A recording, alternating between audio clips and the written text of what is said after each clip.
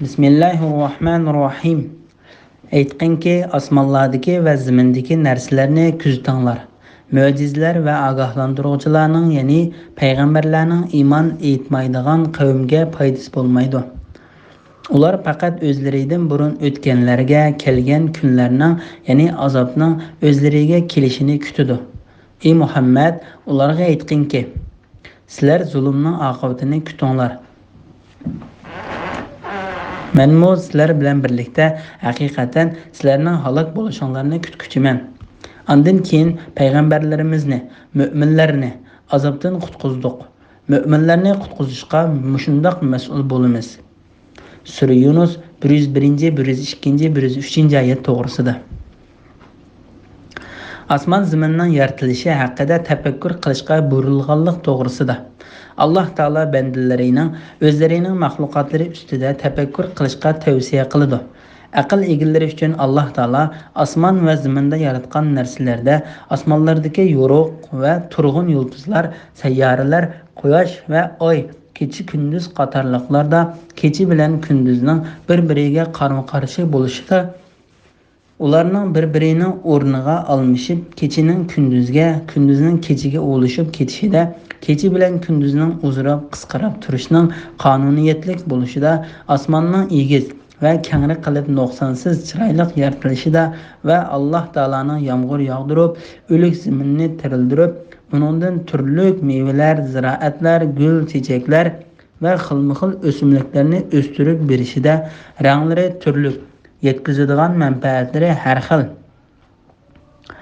bo'lgan hayvonotlarni yaratishida, zamindagi egiz tog'larni, bepoyon ketgan tuzlanliklarni, cho'l bayovonlarni, ovatlashgan yoki xaroblashgan makonlarni, dengizdagi ajoyib g'aroyib narsalarni va tog'dek dengiz to'lqinlarini yaratishida, safar qiluvchilarning kemalarining mayin shamolda menish uchun qudratli Alloh taolaning dengizni bo'ysundirib berishida fikr qilishga tegishli va Alloh taolaning birligi va borlig'ini isbotlaydigan dalil faktlar bor.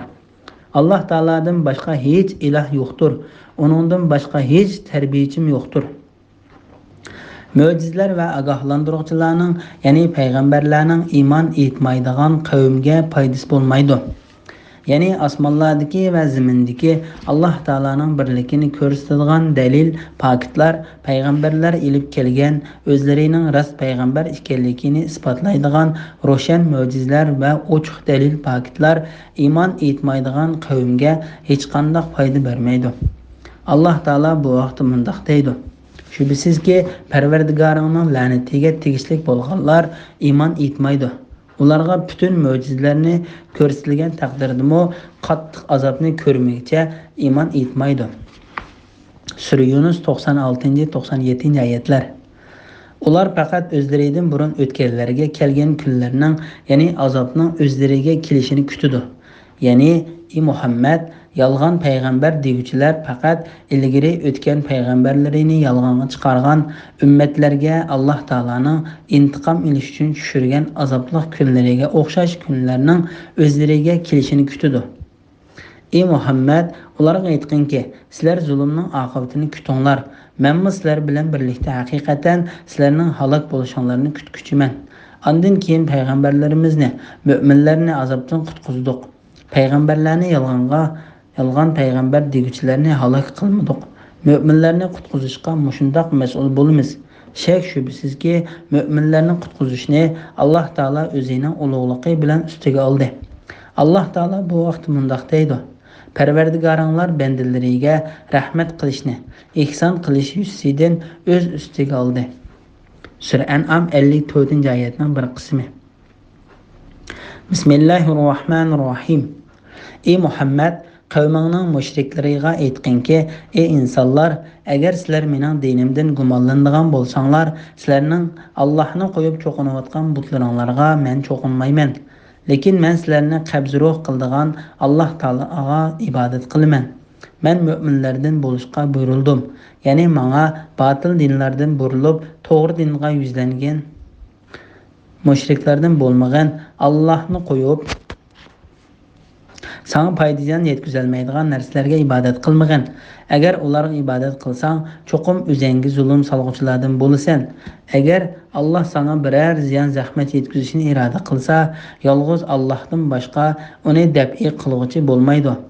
Agar Alloh sana biror yaxshilikni iroda qilsa, Allohning fazlini qaytaruvchi bo'lmaydi. Alloh fazlini bandalaridan xohlagan odamga yetkazadi. Allah bendilerining günahini mağfiret kılıcıdır.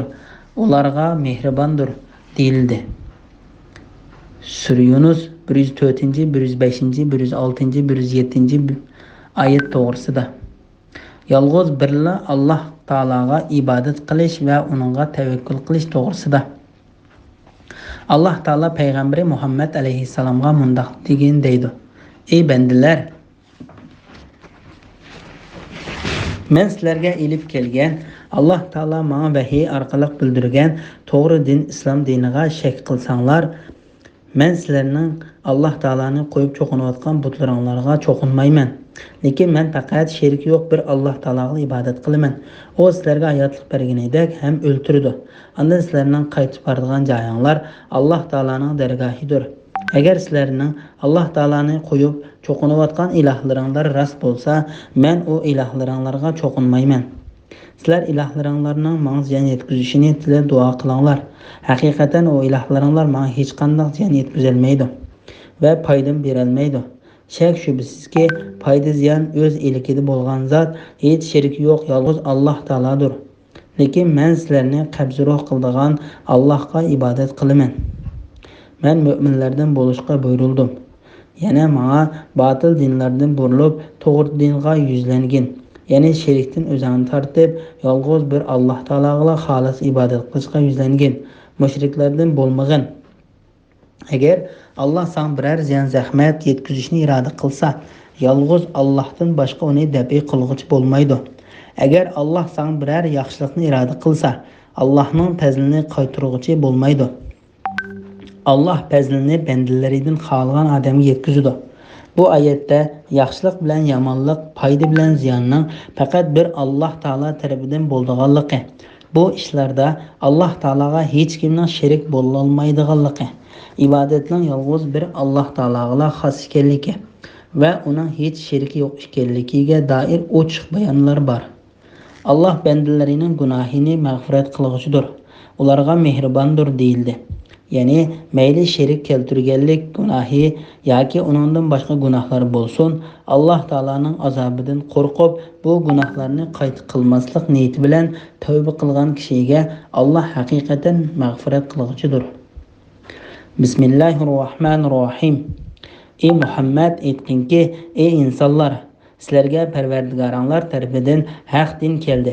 Kimki hidoyat topadigan, o'zining foydasi uchun hidoyat topgan bo'ladi. Kimki ozadigan, o'zining ziyni uchun ozgan bo'ladi. Men sizlarga homiy emasman. Ey Muhammad, sana nazil qilingan vahiyga ergashgin. Ya'ni uningga o'zing amal qilib, boshqalarga uni yetkazgin. Alloh sen bilan ularning orasida hukm chiqarg'uchi, dinga da'vat qilish yo'lidagi mushaqqatlarga chidag'in. Alloh eng haqqoniy hukm chiqarg'uchidir. Sura Yunus 108-109 ayet to'g'risida. Alloh taolo payg'ambar alayhissalomni kishilarga o'zining Alloh tarafidan ilib kelgan elchiligining shaklanishga bo'lmaydigan haqiqat ekanligini, kimki bu haqiqat orqali to'g'ri yo'l topsa va uning ergashsa, uning foydasi o'zi uchun bo'lganligini, kimki haq yo'lda ozsa, buning jazosi o'ziga bo'lganligini xabar qilishga va men sizlarga homiy emasman, ya'ni men sizlarning mu'min bo'lishinglarga kepil emasman. Men faqat sizlarni ogohlantiruvchiman. Hidoyat qilish Alloh taologa xosdir deyishga buyurdi. Ey Muhammad, sana nazil qilingan vahiyga ergashgin, ya'ni uningga o'zing amal qilib, boshqalarga uni yetkazgin. Alloh sen bilan ularning orasida hukm chiqarg'uchi, dinga da'vat qilish yo'lidagi mushaqqatlarga chidag'in. Ya'ni Alloh sana nazil qilgan kitobga va vahiy qilgan narsaga ching esilg'in. Alloh taolo sening bilan san qarshilik qilgan kishilarning orasida hukm chiqarg'uchi savr qilgin. Alloh eng haqqoniy hukm chiqarg'uchidir. Ya'ni Alloh taolo eng adil va hikmat bilan hukm chiqarg'uchidir. Merhametlik Allah Taala'nın fazli bilen Sure Yunus'un tefsiri tügüdü. Bismillahirrahmanirrahim. Ularning yeniga, ya'ni Madinaga Tabuk g'azatidan qaytib kelgan chag'onlarda ular sizlarga g'azotdan qilib qolganliklari to'g'risida o'zir bayon qiladi. Ey Muhammad, ularga o'zir bayon qilmanglar. Sizlarning so'zinglarga ishonmaymiz. Alloh sizlarning ahvolinglarni va dilinglardagi munofiqlikni bizga xabar qildi. Alloh va uning payg'ambari sizlarning buningdan keyingi amalinglarni ko'rib turdi. Munofiqlikdan tavba qilamsizlar yoki uningda ching turamsizlar? Ondan keyin, ya'ni o'lganlardan keyin yo'shurun va oshkora ishni bilguchi Allohning dargohiga qaytarilasizlar. Alloh sizlarga butun qilmishinglarni aytib berdi degin. Ular, ya'ni munofiqlarning yeniga qaytib borganlarda ular sizlarning ularni ayblamasliklaringiz uchun yolg'on o'zirlar bayon qilib Alloh bilan qasam qiladi. Ulardan yuz o'ringlar, ya'ni ular bilan so'zlashmanglar va salomlashmanglar. Ular haqiqatan nejisdir. Qilmishlarining jazosi uchun ularning boradigan joyi jahannamdir. Sizlarning roziliklaringizga erishish uchun ular sizlarga qasam ichib beradi. Sizlar ulardan rozi bo'lsanglar, bu ularga foyda bermaydi. Chunki Alloh fosiq qavmdan rozi bo'lmaydi. Sura Tavba 95-ci, 94-ci, 95-ci, 96-cı ayet to'g'risida. Munofiqlarning hiyla-mikrni bayon qilishi to'g'risida. Alloh taolo bu oyatda munofiqlarning ahvolidan xabar qilib, musulmonlar Tabuk g'azatidan Madinaga qaytib kelgan chaqda munofiqlarning jihodga birga chiqmaganliklari uchun ulardan o'zri tilaydiganligini bayon qildi. Ey Muhammad, ularga o'zir bayon qilmanglar. Sizlarning so'zinglarga ishonmaymiz. Alloh sizlarning ahvolinglarni va dilinglardagi munofiqlikni bizga xabar qildi. Ya'ni Alloh bizga sizlarning ahvolinglarni aniq bildirdi. Alloh va uning payg'ambari sizlarning buningdan keyingi amalinglarni ko'rib turdi. Munofiqlikdan tavba qilamsizlar yoki uningda chang turamsizlar? Ya'ni Alloh dunyoda sizlarning amalinglarni kishilar orasida oshkorlaydi. Ondan keyin, ya'ni o'lganlardan keyin yo'shurun va oshkor ishlarni bilguchi Alloh va Allohning dargohiga qaytarilasizlar. Alloh sizlarga butun qilmishinglarni aytib berdi degin. Ya'ni Alloh sizlarga yaxshi yomon amallaringlarning hammasini xabar qiladi va shu amallarga qarata sizlarga mukofot yoki jazo beradi. Alloh taolo sizlarning ularni ayblamasliklaringiz uchun ularning yolg'on o'zra bayon qilib, Alloh bilan qasam qilganligini xabar qiladi. Sizlar ularga malomat qilmasdan ularni kamsitgan asosda ulardan yuz o'ringlar, chunki ular nejisdir. Ularning dillari va e'tiqodlari buzuqdir.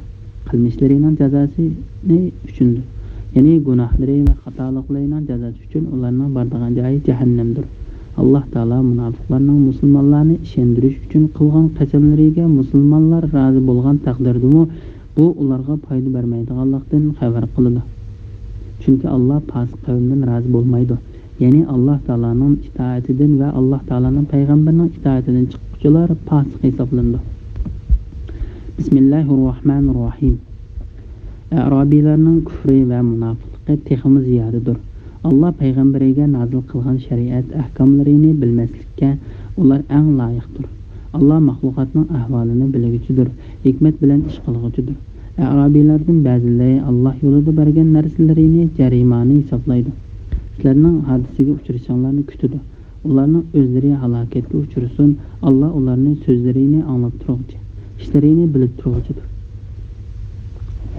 Arabiylarning ba'zilari Allohga va oxirat kuniga iymon etadi. Alloh yo'lida bergan narsalarini Allohga yaqin bo'lishning va payg'ambarning duosiga erishishning vositasi qiladi.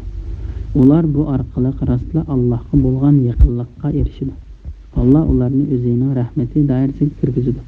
Alloh haqiqatan mu'min bandalariga nihoyat mag'firat qilguchidir. Ularga to'liq mehribondir. Sura Tavba 97, 98, 99 oyat to'g'risida.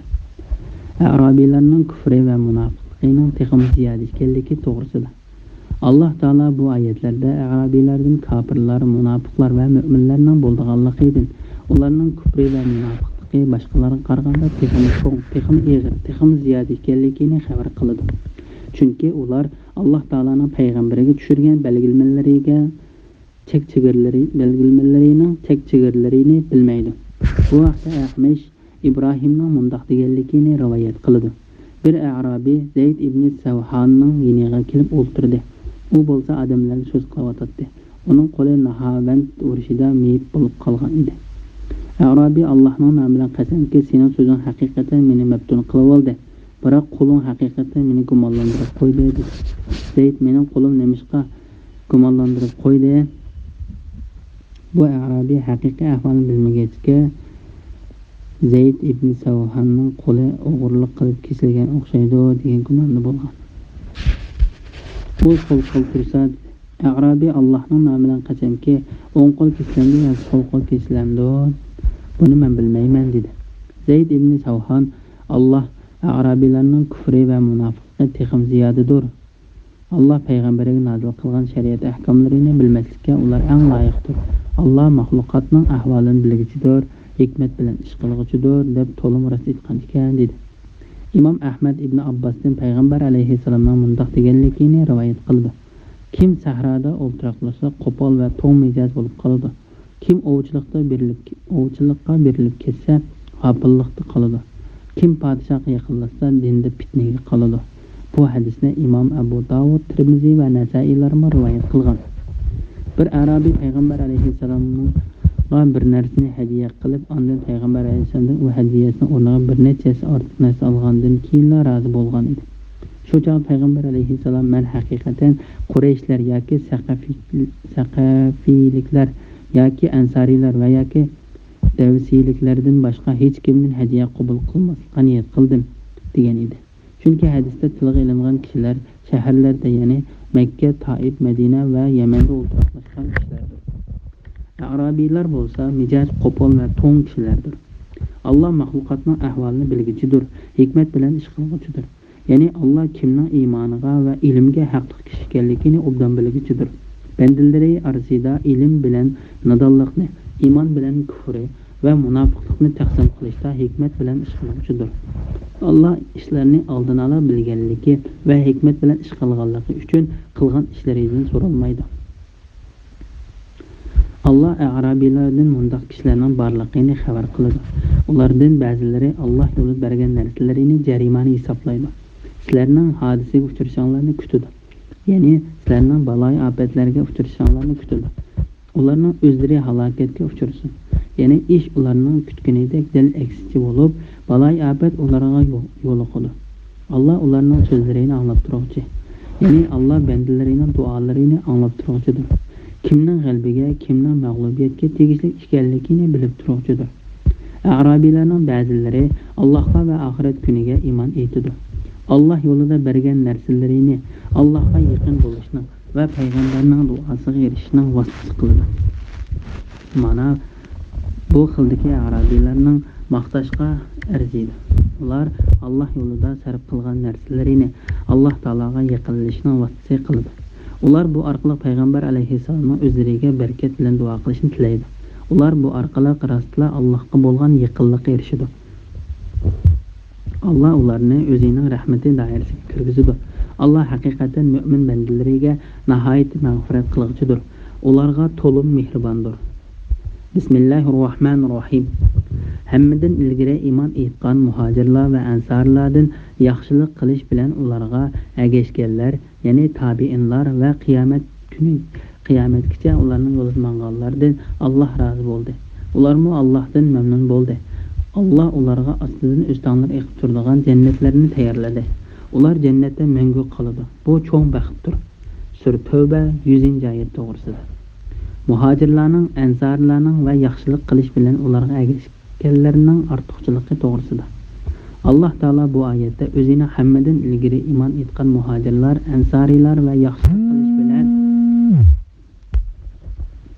ularga qiyomat kunigacha ergashganlardan rozi bo'lganligini, ularmi Alloh taoloning o'zlariga tayyorlagan noz-ne'matlik va muqim turadigan joydan iborat jannatlarni tayyorlaganligi uchun Alloh taolodan mamnun bo'lganligini xabar qiladi.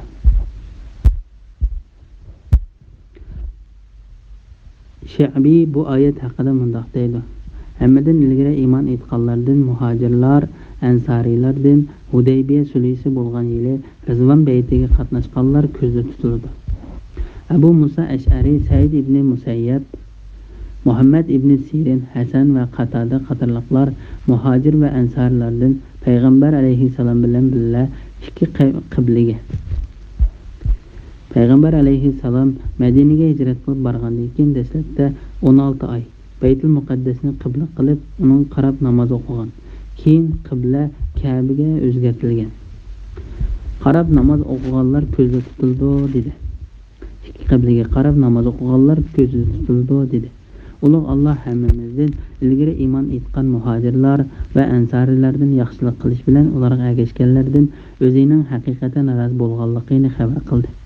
Ularga dushmanlik qilgan kishilar yoki ularni tillagan yoki ularning ba'zilariga dushmanlik qilgan va yoki ba'zilarini tillagan kishilarning bo'libmi payg'ambar alayhissalomdan keyingi katta sahobalarga dushmanlik qilgan va ularni tillagan kishilarning holiga voy. Sahobalarning eng yaxshisi va eng kattasi xalifa Abu Bakr Siddiq radhiyallohu anhudir. Rafizlar Shia mazhabiga tava bo'lgan bir firqa bo'lib, ularning ichidagi eng ezib ketgan qavmdir. Rafizlardan iborat bir bo'lik ozg'unlar sahobalarning kattalariga dushmanlik qiladi. Ularni ochiqlantirdi va tillaydi. Alloh taolo sig'inib ularning bu qilmishlaridan panoh tilaymiz. Ularning bu qilmishlari aqlning naqadar kamchilikini va dillarining naqadar pastkashliklar bilan to'lg'anligini ko'rsatib berdi. Ular Alloh rozi bo'lgan odamlarni tilasa, ularning Qur'onga bo'lgan iymoni nat qoldi. Sunniy aqidasiga musulmonlarga kelsak, ular haqiqatan Alloh rozi bo'lgan odamlardan rozi bo'ladi. Alloh va uning payg'ambarini tillagan odamlarni tillaydi. Alloh do'st tutgan odamlarni do'st tutadi. Alloh dushman tutgan odamlarni dushman tutadi. Ular hidoyat ustida manganlarga ergashadi. Islom dinida yo'q ishlarni paydo qilmaydi. To'g'ri ish qilganlarning keyindan mangadi. O'z beshinchilik qilmaydi. Ya'ni shular Alloh taolaning nijot topquchi jamoasidir. Alloh taolaning mu'min bandalaridir. Bismillahirrohmanirrohim. Atrofinglarda Arabiylardan munofiqlar bor. Madina aholisidan munofiqlikda ching turganlar bor. Ularni sen bilmaysan, biz bilamiz. Ularni ikki qatim, ya'ni dunyoda qatl qilish va asir elish bilan o'lganda ko'r azobi bilan jazolaymiz. Ondan ular oxiratda cho'ng azobga, ya'ni do'zax azobiga qaytariladi. Sura Tavba 101-oyat to'g'risida. Arabiylar va Madina ahlining munofiqlari to'g'risida. Alloh taolo bu oyatda payg'ambari Muhammad alayhissalomga Madinaning atrofidagi arab qabilalari ichida munofiqlarning borligini, shundaqla Madina ahlining ichida munofiqlarning borligini xabar qiladi. Madina aholisidan munofiqlikda ching turganlar bor. Ularni sen bilmaysan, biz bilamiz. Bu oyatning ma'nosi Alloh taolaning agar biz xohlasak ularni cho'qim sana bildiradiq, cho'qim ularning simasidan taniytung. Sen albatta so'zining uslubidan ularni taniysan. Sura Muhammad 30-oyatning bir qismi degan oyatining ma'nosiga zid kelib qolmaydi. Chunki bu oyat munofiqlarning tonildigan sifatlarini o'z ichiga olgan alomatlariga qartiladi. Buningdan Muhammad alayhissalom o'z atrofidagi barliq munofiqlarni va islom diniga gumon bilan qaraydiganlarni muayyanlashtirib taniydi deganlik chiqmaydi. Payg'ambar alayhissalom Madina aholisidan o'ziga aralashib yashayotgan ba'zi odamlarning munofiq ekanligini biladi. Ularni degan oqshomda uchirtib turadi. Alloh taolaning ular ishga oshmaydigan ishni ishga oshirishga urindi. Ya'ni payg'ambar alayhissalomni o'ldirishni qasdladi. Sura Tavba 74-oyatning bir qismi. Degan oyatning tafsirida bayon qilganidek payg'ambar alayhissalom Uzayfaga munofiqlardan 14 yoki 15 ni deb berdi. Biroq bu bir qism munofiqlarga qartilgan ayrim ahvol bo'lib, buningdan payg'ambar alayhissalom hamma munofiqlarning ismlarini muayyanlashtirib, aniq biladi deganlik chiqmaydi. Haqiqiy ahvolni Alloh obdan biladigidir. Abdurazzaq Ma'mardan Qatadaning bu oyat haqida mundaq deganligini rivoyat qiladi. Nemishqudirki ba'zi odamlar paloni jannatga kirdi, pustani do'zaxga kirdi deb kishilarning oqibatiga doir bilimlar bilan o'ynashidi. Agar ularning biridan o'zining oqibati to'g'riliq so'rasang, u bilmaydi. Bilmayman deb javob berdi. Qasam qilmangki, Sen kishilarning ahvolini o'zingning ahvolidanmi yaxshi bilamsan? Sen haqiqatan sendan ilgariki payg'ambarlar bilan bir narsa demagin. Bir narsa demagan ishga baho beryapsan. Masalan, Alloh taoloning payg'ambari Nuh alayhissalom men ularning nima qilganligini uqmayman degan. Sura Shuara 112-oyatdan bir qism. Allohning payg'ambari Shuayb alayhissalom Alloh sizlarga qoldirgan halol rizq sizlar yiqqan haromdan yaxshidir. Agar sizlar mu'min bo'lsanglar, men sizlarga muhofizachi emasman degan. Sura Hud 86-oyat. Alloh taolo payg'ambar Muhammad alayhissalomga ularni sen bilmaysan, biz bilamiz dedi. Ularni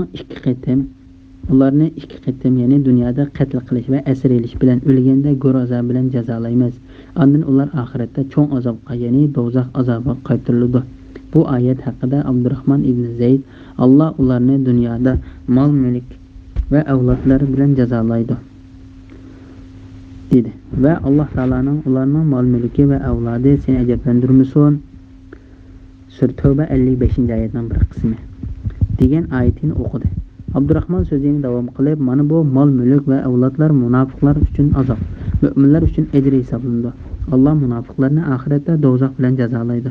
Chunki Alloh ondan ular oxiratda cho'ng azobga, ya'ni do'zax azobiga qaytariladi dedi. Bismillahirrohmanirrohim. Yana bir qism kishilar gunohlarini e'tirof qildi. Ya'ni boshqalarga o'xshash jihodga chiqmaganligiga yolg'on o'zira aytmadi. Ular yaxshi ishga yomon ishni aralashtirib qo'ydi. Allohning ularning tavbasini qabul qilishi umidlidir. Alloh haqiqatan tavba qiluvchilarni mag'firat qiluvchidir. Nihoyatda mehribondir. Sura Tavba 102-oyat to'g'risida. Jihodga sal qarab uningga chiqmagan mu'minlar to'g'risida.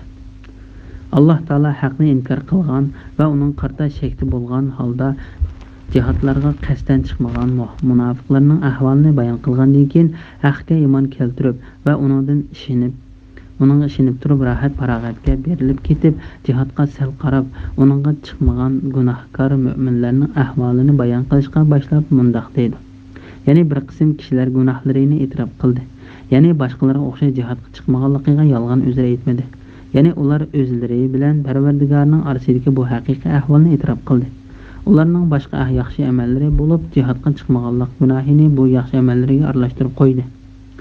Ana shular Alloh taolaning afv qilishi va mag'firat qilishi ostidadir. Bu oyat muayyan kishilar haqida nozil qilingan bo'lsa-mu, uning hukmi gunoh va xato ishlarni yaxshi ishlarga aralashtirib qo'ygan hamda gunohlarni o'z ichiga oladi. Ibn Abbos bu oyat payg'ambar alayhissalom bilan birga Tabuk g'azotida chiqmagan Abu Lubaba va uning bir guruh hamrohlari haqida nozil bo'ldi deydi. Ba'zi tafsirshunoslar ular Abu Lubaba va uning bilan birga 5 odam edi deydi. Ba'zilar Abu Lubaba bilan qo'shilib jami 8 odam edi dedi. Va ba'zilar ular uning bilan qo'shilib 10 odam edi. Ya'ni ba'zi dedi. Payg'ambar alayhissalom Tabuk g'azotidan qaytib kelganda bu odamlar o'zlarini masjidning to'raklariga bog'ladi va bizni payg'ambar alayhissalomdan boshqa hech kim yeshmasin deb qasam ichishdi. Ondan Alloh taolo yana bir qism kishilar gunohlarini e'tirof qildi degan bu oyatni nozil qildi. Payg'ambar alayhissalom ularni qo'yib berdi va afv qildi. Imom Buxoriy Samura ibn Jundubdan payg'ambar alayhissalomning mundoq deganligini rivoyat qildi. Bu kecha mening qishimga 2 odam kelib meni ilib qo'ydi. Ular meni ilib binolarining tomlarining biri keski oltin, biri keski kumushdan silingan bir shahar keldi. O shaharda bizga badinning yerimi eng chiroyli qolgan yerim eng sad odamlar uchirdi. U ikkisi bu odamlarga sizlar berib ov o'stanga tushinglar dedi. Ular o'stanga tushib ondan bizning qishimiz qaytib keldi. Bu vaqt ularga sad qiyofat tugab, ular eng chiroyli surat kirgan edi. Bu ikkisi menga bu menga turadigan jannatdir. Bu sening menga turadigan joyingdir. Badinning yerimi eng chiroyli, yerimi eng sad odamlarga kelsak, ular haqiqatan yaxshi ishlarni yomon ishlarga aralashtirib qo'ygan odamlardir. Alloh ularning gunohlarini afv qildi dedi. Imom Buxoriy bu hadisni bu oyatning tafsirida qisqartib rivoyat qilgan. Bismillahirrohmanirrohim. Ey Muhammad, ularning mollarining bir qismini sadaqa hisobida olginki, ularning bilan Onun bilan ularni gunohlaridan poklaysan va yaxshiliklarini ko'paytgaysan. Ularga duo qilgin. Shubsizki, sening duoying ularga xotirjamlik elib keladi. Allah ularning so'zini anglab turg'uchidir, niyatlarini bilib turg'uchidir. Ular, ya'ni tavba qilguvchilar, Allohning o'z bandalarining tavbasini qabul qilganligini, xolis niyatli kishilarning sadiqasini qabul qilganligini va Allohning tavbini bakmi qabul qilganligini, nihoyatda mehribon ekanligini bilmamdi. Sura Tavba 103-104 oyat to'g'risida. Zakat elishga buyurish va uning foydalarini bayon qilish to'g'risida. Allah Taala bu oyatda payg'ambar Muhammad alayhissalomni ularning mol-mulkidan zakat elishga, bu orqali ularning gunohlaridan poklashga va yaxshiliklarini ko'paytirishga buyurdi. Ba'zilar bu oyatni gunohlarini e'tirof qilgan, yaxshi ishga yomon ishni aralashtirib qilgan bir qism kishilarga qaratgan bo'lsa-mu, lekin bu oyatning hukmi umumiydir. Arab qabilalaridan zakatni berishga uringan ba'zi odamlar zakat xalifaga berilmaydi.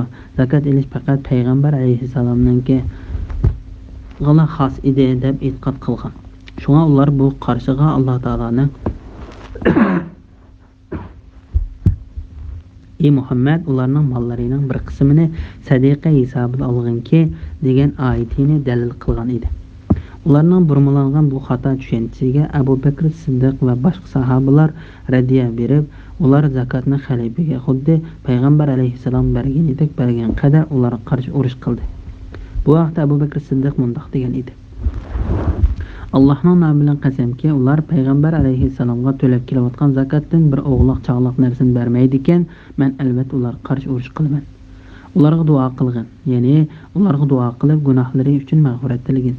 Bu vaqtda Imom Muslim Abdullah ibn Abu Awfaning mundoq deganligini rivoyat qiladi. Payg'ambar alayhissalomga odamlar zakatini ilib kelsa, u ularga duo qiladi. Mening otam zakatini ilib uning qishig'i bordi. Shuning bilan u ey Alloh, Abu Awfaning oil tavobatlariga mag'firat qilgin deb duo qildi. Shubsizki, sening duoying ularga xotirjamlik elib keladi. Ibn Abbos bu oyat haqida mundoq deydi: Sening duoying ularga rahmat elib keladi.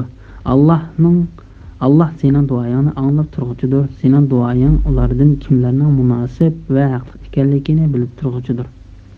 Ular, ya'ni tavba qiluvchilar, Allohning o'z bandalarining tavbasini qabul qilganligini, xolis niyatli kishilarning sadiqasini qabul qilganligini va Allohning tavbani bakmi qabul qilganligini, nihoyatda mehribon ekanligini bilmamdi. Bu oyat bandalarni tavba qilishga va zakat berishga chaqiradi. Tavba bilan zakat bandalarning gunohlarini o'chiradi. Alloh taolo bu oyatda Alloh taologa tavba qilgan kishining tavbasini, halol kasbidan zakat bergan kishining zakatini qabul qilganligini xabar qildi. Shak shubsizki, Alloh taolo halol kasbdan qilingan zakatni o'ng qo'l bilan qabul qilib, undan uni o'z egasiga ko'paytib berdi. Hatto bir tal xurmo Uhud tig'idek bo'lib ketdi. Bu haqda Abu Hurayra radhiyallohu anhudan payg'ambar alayhissalomning mundoq deganligini rivoyat qiladi.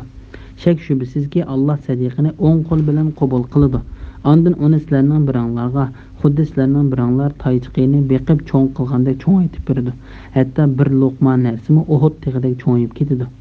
Bunun g'olib va buyuk Alloh taolaning kitobidagi ular, ya'ni tavba qiluvchilar, Allohning o'z bandalarining tavbasini qabul qilganligini, xolis niyatli kishilarning sadiqasini qabul qilganligini va Allohning tavbasini bakmi qabul qilganligini, nihoyatda mehribon ekanligini bilmamdi degan oyat va Alloh jazonining barakatini o'chirib o'tadi, sadiqaning barakatini ziyoda qiladi degan oyatdir. Sura Baqara 276-oyatning bir qismi. Abdullah ibn Mas'ud radhiyallohu anhu shak shubsizki, sadiqa uni so'ragan odamning qo'liga tushishdan ilgari g'olib va buyuk Alloh taolaning qo'liga tushdi dedi. Ondan ular, ya'ni tavba qiluvchilar, Allohning o'z bandalarining tavbasini qabul qilganligini, xolis niyatli kishilarning sadiqasini qabul qilganligini va Allohning tavbani bakmi qabul qilganligini, nihoyatda mehribon ekanligini bilmamdi degan bu oyatini o'qidi. Bismillahirrohmanirrohim. Ularga aytqinki, xohlagan amallarni qilinglar. Qilgan amalinglarni Allohning payg'ambari va mu'minlar ko'rib turdi. Yoshurun va oshkora narsalarni bilguchi Allohning dargohiga qaytarilasizlar. Alloh qilmishinglarni sizlarga xabar qiladi. Sura Tövbe 105-oyat to'g'risida. Gunohkorlarga berilgan qattiq ogohlantirish to'g'risida. Mujahid bu oyat gunohkorlarga berilgan qattiq ogohlantirishdir dedi. Alloh taolaning amr farmonlariga xiloflik qiluvchilarning amallari buyuk va yuksak Alloh taologa, payg'ambar alayhissalomga va mu'minlarga ko'rsatiladi. Bu qiyomat kuni cho'qim yuz berdi. Alloh taolo bu vaqtda mundoq degan: Bu kunda sizlar Allohga hisob berish uchun to'g'rilansizlar. Sizlar hech qanday bir sirni yoshirib qololmaysizlar. Sura Haqqa 18-oyat.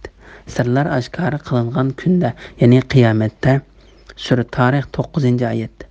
Dillardagi sirlar oshkor qilingan chog'da. Sura Adiyat 10-oyat. Alloh taolo ularning amallarini dunyoda va kishilar orasida oshkor qiladi. İmam Buxoriy Aisha radhiyallohu anhaning mundoq deganligini rivoyat qiladi. Agar bir musulmon odamning yaxshi amali seni hayron qilsa, aytqinki, xohlagan amallarni qilinglar. Qilgan amalinglarni Allohning payg'ambari va mu'minlar ko'rib turadi. Bu mazmunda İmam Ahmad Anas radhiyallohu anhudan payg'ambar alayhissalomning mundoq deganligini rivoyat qiladi. Sizlar birər adamның əməliga qarab heyran qalmanglar, balki uning amalining nima bilan oxirlashadiganligiga qaranglar. Shak shubsizki, bir odam umrda ma'lum bir zamongacha yaxshi amal qiladi. Agar u shu amal ustida o'lgan bo'lsa, jannatga kirgan bo'ladi. Ondan u odam yaxshi amal qilishdan yomon amal qilishga yo'tkilib ketadi. Shak shubsizki, bir odam umrda ma'lum bir zamongacha yomon amal qildi. Agar u shu amal ustida o'lgan bo'lsa, do'zaxga kirgan bo'ladi. Ondan u odam yaxshi amal qilishga yo'tkilib ketadi. Agar Alloh bandasiga yaxshilikni iroda qilsa, uni o'lishdan ilgari shiltidi. Sahobalar: "Ey Allohning payg'ambari, Alloh uni qanday shiltidi?" dedi. Payg'ambar alayhissalom: "Alloh uni yaxshi amal qilishda muvaffaqiyat qozondiradi. Ondan uni shu yaxshi amal ustida qabz ruh qiladi" dedi. Bismillahirrohmanirrohim. Yana bir qism jihodga chiqmagan kishilarning ishi Allohning amriga qoldirildi. Alloh ya ularni tavba qilmasa jazolaydi, ya ularni tavbaga muvaffaq qiladi va mag'firat qiladi. Alloh ularni, ya'ni ularning ahvolini bilib turg'uchidir, hikmat bilan ish qilg'uchidir. Sura Tavba 106-oyat to'g'risida. Jihodga chiqmagan 3 odamning ishi Alloh taologa qoldirilganligi to'g'risida. Ibn Abbas, Mujahid, Ikrama, Zakhak va bir qancha kishilar mundoq deydi. Bu 3 kishi tavba qilishga kechikib qoldi. Ular Muzara ibn Rabi', Ka'ib ibn Malik va Hilal ibn Umayya qatorliqlardir. Bular rohat farog'atga berilib ketgan, issiqda jihod qilishdan salqin joylarda turishni ortiq ko'rgan. Haqqa shak va munofiqlik bilan qaraganlikdan emas, balki jihodga sal qarab Tabuk g'azatiga chiqmagan kishilar qatorida edi.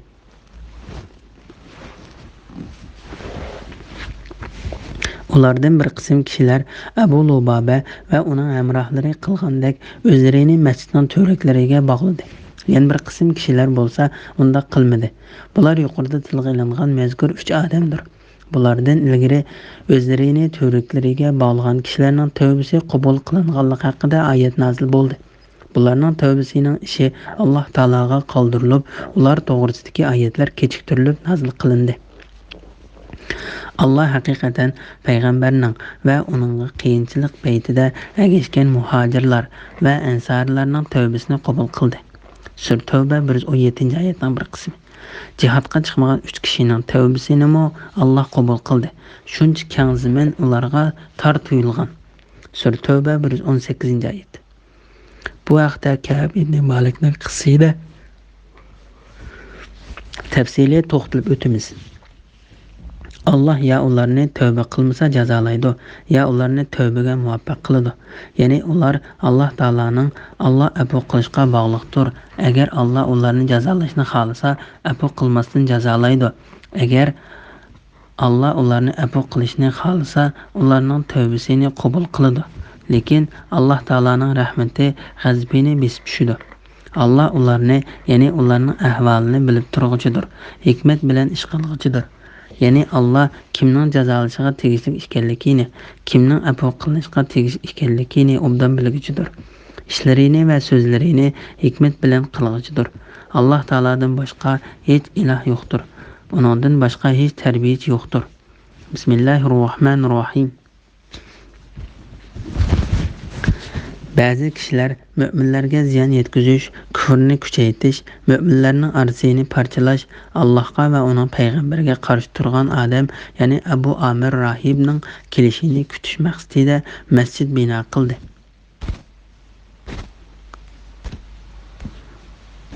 Ular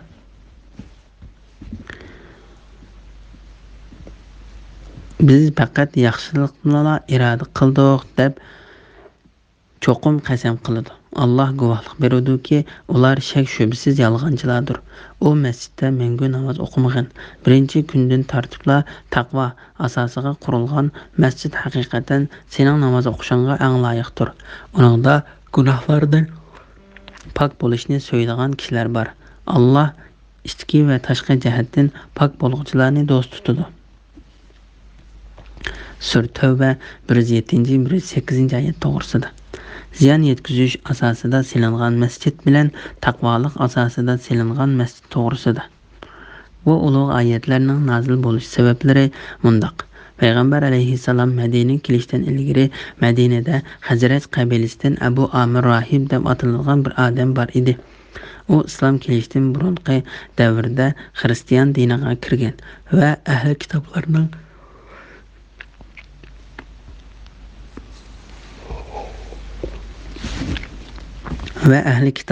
ilmlarini o'rgangan edi.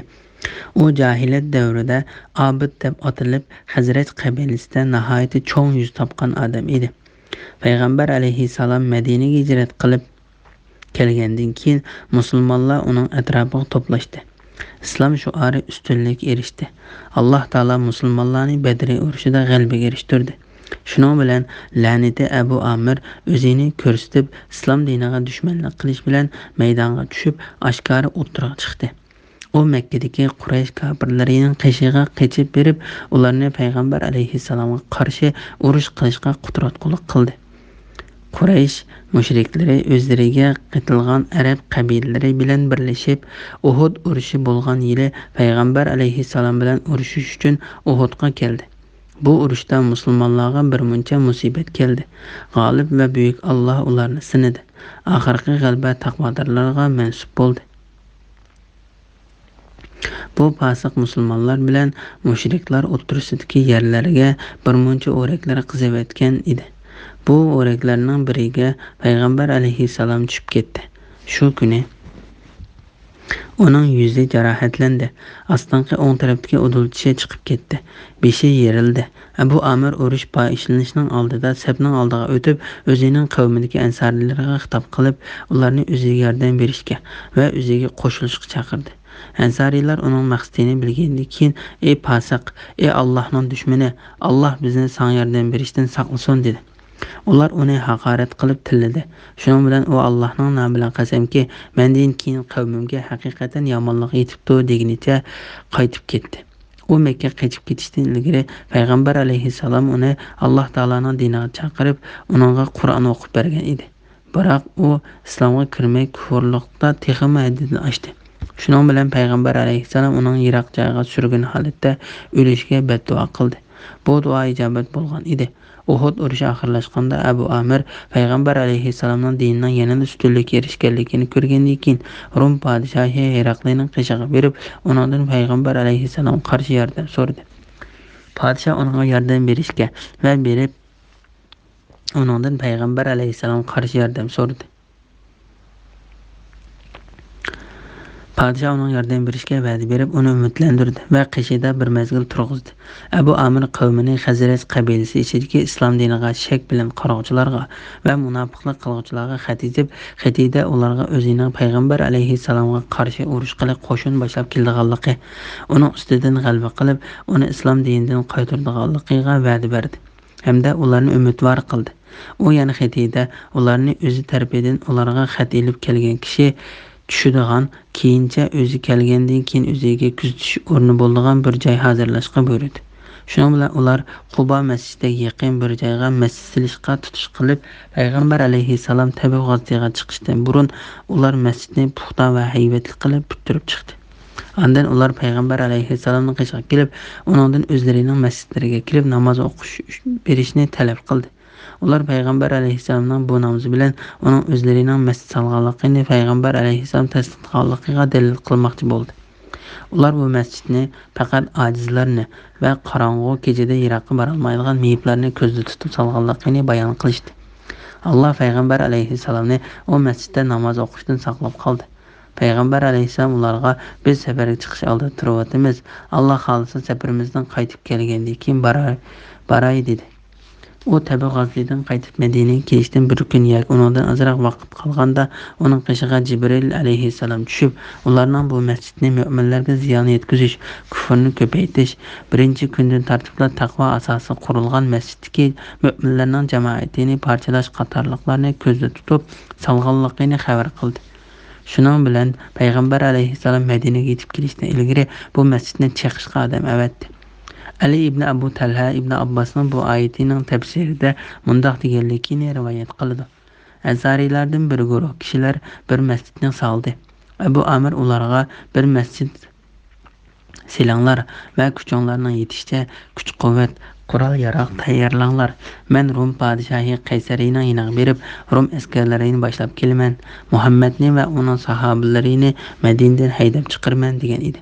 Ular bu masjidni bitirib bo'lib, payg'ambar alayhissalomga qishiga kelib, biz masjidimizni bitirib bo'ldik.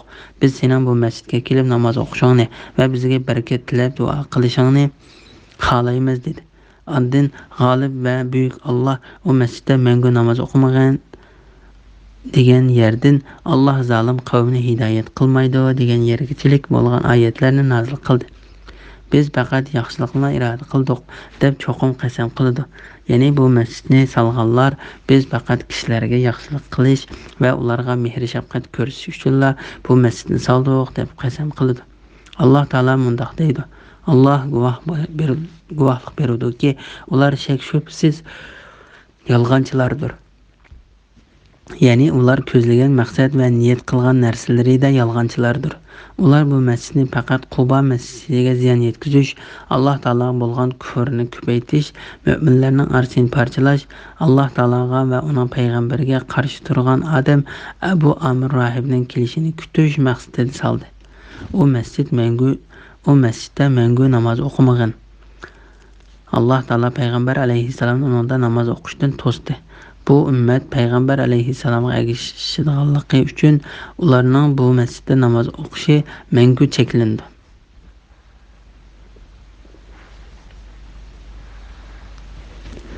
Quba masjidi va uningda namoz o'qishning fazilati to'g'risida. Alloh taolo payg'ambar alayhissalomni birinchi kundan tartibla o'ziga itoat qilish, payg'ambarga ergashish, mu'minlarning arsini birlashtirish, islom diniga va musulmonlarga joy hozirlash qatorliqlardan iborat taqvodorlik asosi qurilgan masjid Quba masjidida namoz o'qishga rag'batlantirdi. Birinchi kundan tartibla taqvo asosiga qurilgan masjid haqiqatan sening namoz o'qishingga eng loyiqdir. Bu oyatda ko'rsatgan masjid Quba masjididir. Shunga Imom Ibn Majah va Tirmiziy rivoyat qilgan hadisda payg'ambar alayhissalom mundaq deydi. Quba masjidida namoz o'qishning savobi bo'lsa, umr qilganning savobi o'xshashdir. Imom Buxoriy rivoyat qilgan yana bir hadisda mundaq deyiladi. Payg'ambar alayhissalom Quba masjidini uloqqa minib yoki piyoda berib ziyorat qilib turadi. Imom Davud, Tirmiziy va Ibn Majah qatorliqlar rivoyat qilgan bir hadisda mundaq deyiladi. Payg'ambar alayhissalom Madinaga kelgan birinchi kuni Amr ibn Avf jamoatdagilarning uyiga tushib,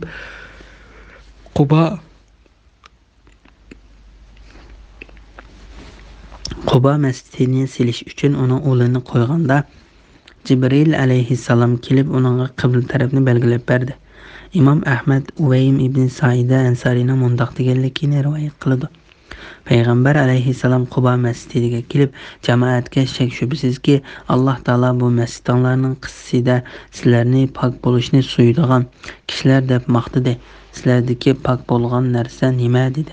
Ular: "Ey Allohning payg'ambari, Allohning nomi bilan qasamki, Biz hech narsa bilmaymiz. Faqat bizning Yahudi qo'shnilarimiz bor edi. Ular cho'ng tarat qilganda suv bilan istinjo qiladi. Bizmi ular istinjo qilgandek suv bilan istinjo qildik dedi.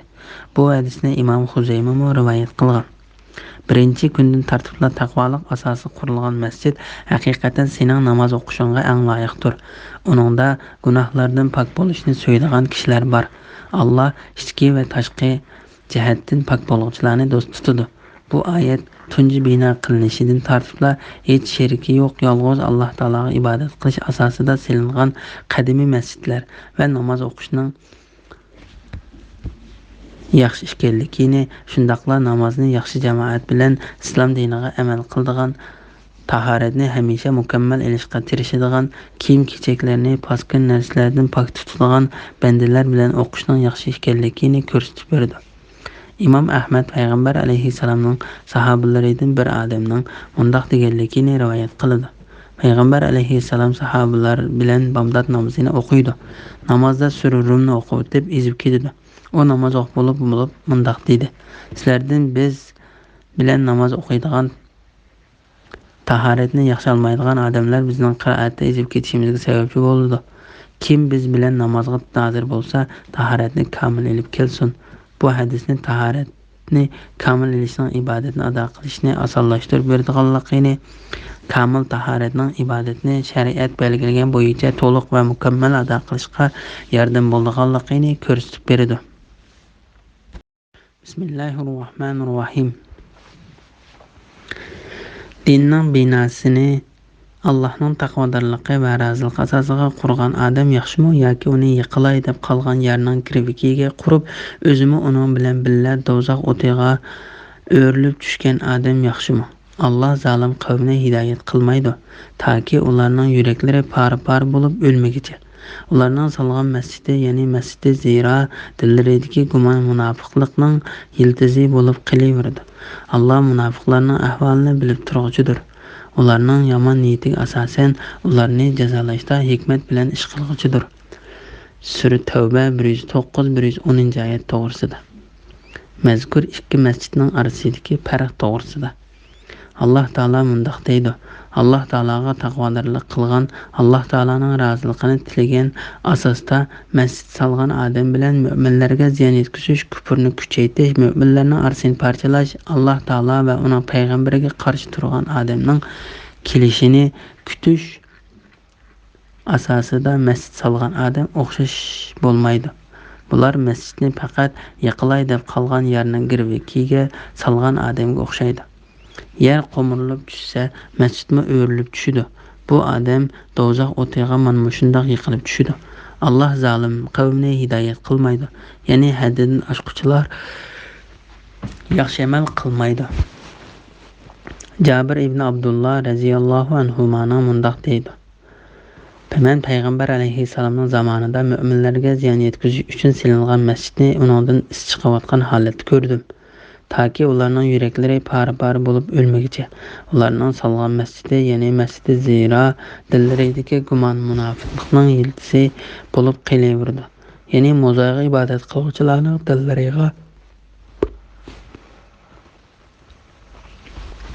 dillariga uni yaxshi ko'rish yildiz tartib ketgandek, ularning bu qabih ishni qilishga qadam bosganligi sababidan Alloh taolo ularning dillariga munofiqlik va shaklanishni meros qilib qoldirdi. Alloh bandalarining amallarini bilib turuvchidir. Ularning yaxshi-yomon amallariga qarata ularga mukofot yoki jazo berishda hikmat bilan ish qiluvchidir. Bismillahirrohmanirrohim. Shubhisizki Alloh mu'minlardan ularning jonlarini, mollarini, ularga jannatni berib setib oldi. Ular Allohning yo'lida urush qilib, dushmanlarni o'ldirdi va o'ldirildi. Ya'ni dushmanlar bilan jihad qilib shahid bo'ladi. Jihad qiluvchilarga jannatni va'da qilish Tavrotda, Injilda va Qur'onda zikr qilingan. Allohning rost va'dasidir. Va'dasiga Allohdanmi bek vafo qiluvchi kim bor? Ya'ni Allohdanmi vafodor ahdi yo'q. Qilgan bu savdolardan xushal bo'linglar. Bu zo'r muvaffaqiyatdir. Sura Tavba 111 oyat to'g'risida. Alloh taolaning mujohidlardan jonlarini va mollarini jannat bilan setib olganligi to'g'risida. Alloh taolo bu oyatda agar mo'min bandalari jonlarini va mollarini Alloh yo'lida taqsim qilsa, ularga jannatni beradiganligini xabar qiladi. Bu Alloh taolaning ularga ko'rsatgan marhamati, hurmati va yaxshiligidir. Allah o'ziga itoat qiluvchi bandalariga cho'ng marhamat ko'rsatish badaliga ularning jonlarini va mollarini qabul qiladi. Shunga Hasan Basri va Qatada mundaq deydi: Alloh ularning jonlarini va mollarini setib oldi. Allohning nomi bilan qasamki, ularning jonlari intayin qimmatbahoga to'xtadi. Shamir ibn Atiya har bir musulmonning gardinida g'olib va buyuk Alloh bilan qilishgan so'di bor. U bu buyuk so'dini amalga oshirish yoki amalga oshirmasdan o'lib ketadi dedi. Ondan bu oyatni o'qidi. Shuning uchun Alloh yo'lida qurol ko'tarib chiqqan odamni Alloh bilan so'dlashdi va uni amalga oshirdi deb ataydi. Ular Allohning yo'lida urush qilib, dushmanlarni o'ldirdi va o'ldirildi. Ya'ni dushmanlar bilan jihad qilib shahid bo'ladi. Ya'ni ular dushmanlarni o'ldirsin yoki o'zlari shahid bo'lsin va yoki bir qism dushmanlarni o'ldirib, ondan shahid bo'lsin, ularning hammasi o'xshashdir. Ularning jannatga kirishi cho'qim vojib bo'ladi. Bu vaqt Imom Buxoriy va Muslim payg'ambar alayhissalomning mundaq deganligini rivoyat qiladi.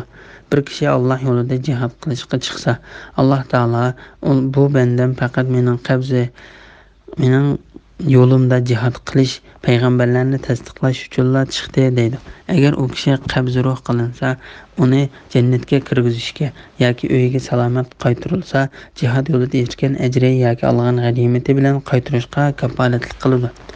Jihad qiluvchilarga jannatni va'da qilish Tavrotda, Injilda va Qur'onda zikr qilingan Allohning rost va'dasidir. Bu oyat va'dining rost ekanligini ta'kidlaydi va Alloh taolaning u va'dini o'z ustiga olganligini, bu va'dini Musa alayhissalomga nozil qilgan Tavrot, Isa alayhissalomga nozil qilgan Injil va Muhammad alayhissalomga nozil qilgan Qur'on qatorliq katta kitoblarda payg'ambarlarga nozil qilganligini xabar qiladi. Va'dasiga Allohdan vafo qiluvchi kim bor? Ya'ni Allohdan vafo ahdi yo'q. Alloh taolo va'dasiga hargiz xiloflik qilmaydi. Alloh taolo bu vaqtda mundaq deydi: Allohdanmi to'g'ri so'zli kim bor? Ya'ni so'zida, va'dasida Allohdanmi sodiq hech kim yo'q. Sura Nisa 87-oyatning bir qismi. Allohdanmi rost so'zli kim bor? Ya'ni Allohdanmi rost so'zlik hech ahdi bo'lmaydi. Sura Nisa 122-oyatning bir qismi. Qilgan bu savdolardan xushal bo'linglar.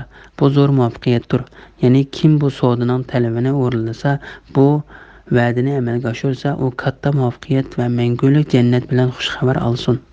Bismillahirrohmanirrohim. Gunohlaridan tavba qilguvchilar, ixlos bilan ibodat qilguvchilar, Allohga hamd sano aytuvchilar, roza tutuvchilar, ruku qilguvchilar, sajda qilguvchilar, yaxshi ishlarga da'vat qilib, yomon ishlardan to'squvchilar, Allohning belgilamalariga rioya qilguvchilar, ya'ni Allohning bekitgan farzlarini ado qilib, nahiy qilgan ishlaridan yonuvchilar ham ahli jannatdir. Mo'minlarga jannat bilan xush xabar bergin. Sura Tavba 112-oyat to'g'risida. Mana bu go'zal sifat va oliy xislatlar bilan ta'riflangan mo'minlardan Alloh taolo ularning jonlarini va mollarini setib oldi. Tavba qilguvchilar, ya'ni hamma gunohlaridan tavba qilguvchilar va gunoh ishlarni tark etuvchilar, ibodat qilguvchilar, ya'ni so'zi va ish harakati orqali Parvardigoriga qiladigan ibodatni ixlos bilan ado qiladigan, ya'ni ado qiluvchilar, so'z orqali qiladigan eng xos ibodatda Alloh taologa hamd sano aytishdir. Shunga Alloh taolo mundaq deydi: Allohga hamd sana aytquchilar sharkat orqali qildigan eng afzal ibodat ro'za tutish, yemak-ichmak va jinsiy munosabat o'tkazish qatorliq ko'ngil tortadigan narsalarni tark etishdan iboratdir. Shunga Alloh taolo mundaq deydi: Ro'za tutquchilar Alloh taolo payg'ambar alayhissalomning ayollarini bu sifat bilan sifatlab mundaq degan: Ro'za tutquchi ayollar Sur Tahrim 5-oyatning bir qismi. Ruku qilish va sajda qilish namoz o'qish demakdir. Shunga Alloh taolo mundaq dedi: Ruku qilg'uvchilar, sajda qilg'uvchilar ular bu ibodatlarini qilish bilan birga Alloh taolaning bandalariga foyda manfaat yetkazadi. Ularni yaxshilikqa buyurish va yomonlikdan to'sish orqali Alloh taologa itoat qilishga yetaklaydi. Ular nimani qilishning vojib ekanligini va nimani qilmaslikning lozimligini obdan biladi. Ular Alloh taolaning shariat belgilagan halol haromdan iborat belgilamalarini ilmiy va amaliy asosda qo'llaydi. Bu orqali ular Alloh taologa samimiy ibodat qilish, Alloh taolaning bandalariga vaz-nasihat qilish burchini ado qiladi. Shunga Alloh taolo mundaq deydi: Mu'minlarga jannat bilan xush xabar bergin, chunki iymon yuqoridagi ishlarning hammasini o'z ichiga oladi. Bu xislatlar bilan sifatlanganlar haqiqiy baxt saodatga erishguchilardir.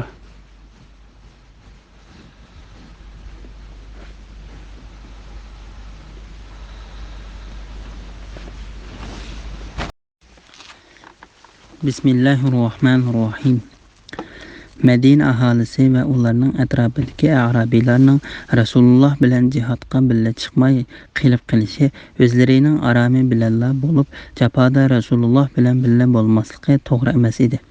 Bu ya'ni ularni jihodga chiqmay qilib qilishdan man'iy qilish, shuning uchunki ular Allohning yo'lida uchragan ussizlik, tortgan jafo mushaqqat va ochlik, ularning kofirlarni xafaliqqa solgan har bir qadami dushmanlar ustidan erishgan, ularni o'ldirish, asir elish, mag'lub qilish qatorliq har bir narsasi uchun Allohning dargohida ularga yaxshilik, ya'ni savob yoziladi. Alloh albatta yaxshi ish qiluvchilarning ajrini bekor qilib o'tmaydi. Sur Tavba 120-oyat to'g'risida.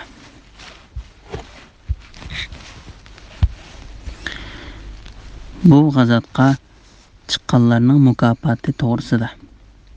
Alloh taolo bu oyatda Madina aholisidan va ularning atrofidagi arabiylardan jihodga payg'ambar alayhissalomga keladigan jafo mushaqqatning o'zlariga kelishidan qochib Tabuk g'azatiga uning bilan birga chiqmaganlarni ayblaydi. Ular jihodda erishadigan ajrdan mahrum qoldi. Chunki Madina aholisi va ularning atrofidagi arabiylarning Rasululloh bilan jihodga birga chiqmay qilib qilishi o'zlarining aromi bilanla bo'lib, jafoda Rasululloh bilan birga bo'lmasligi to'g'ri emas edi.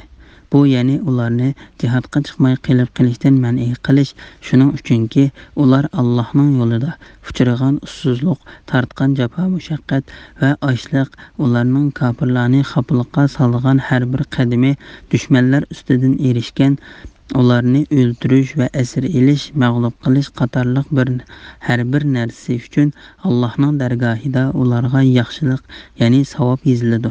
Alloh mujohidlarning bu ishlarini ularning yaxshi amallari qatoriga yozib, katta savob beradi.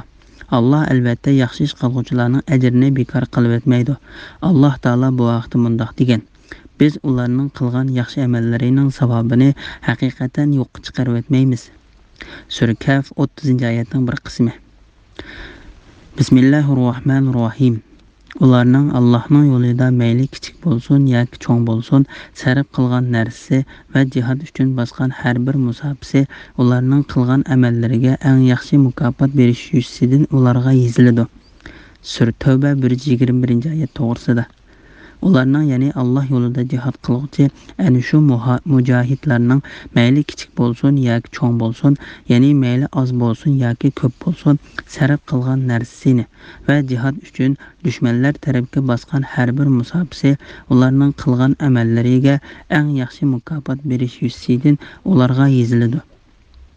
Xalifa Osman ibn Affon radhiyallohu anhu bu oyat karimdan to'liq va katta nasibasini oldi. Bu şunun uchunki, u bu g'azotga nurg'un mol-mulkni sarf qildi.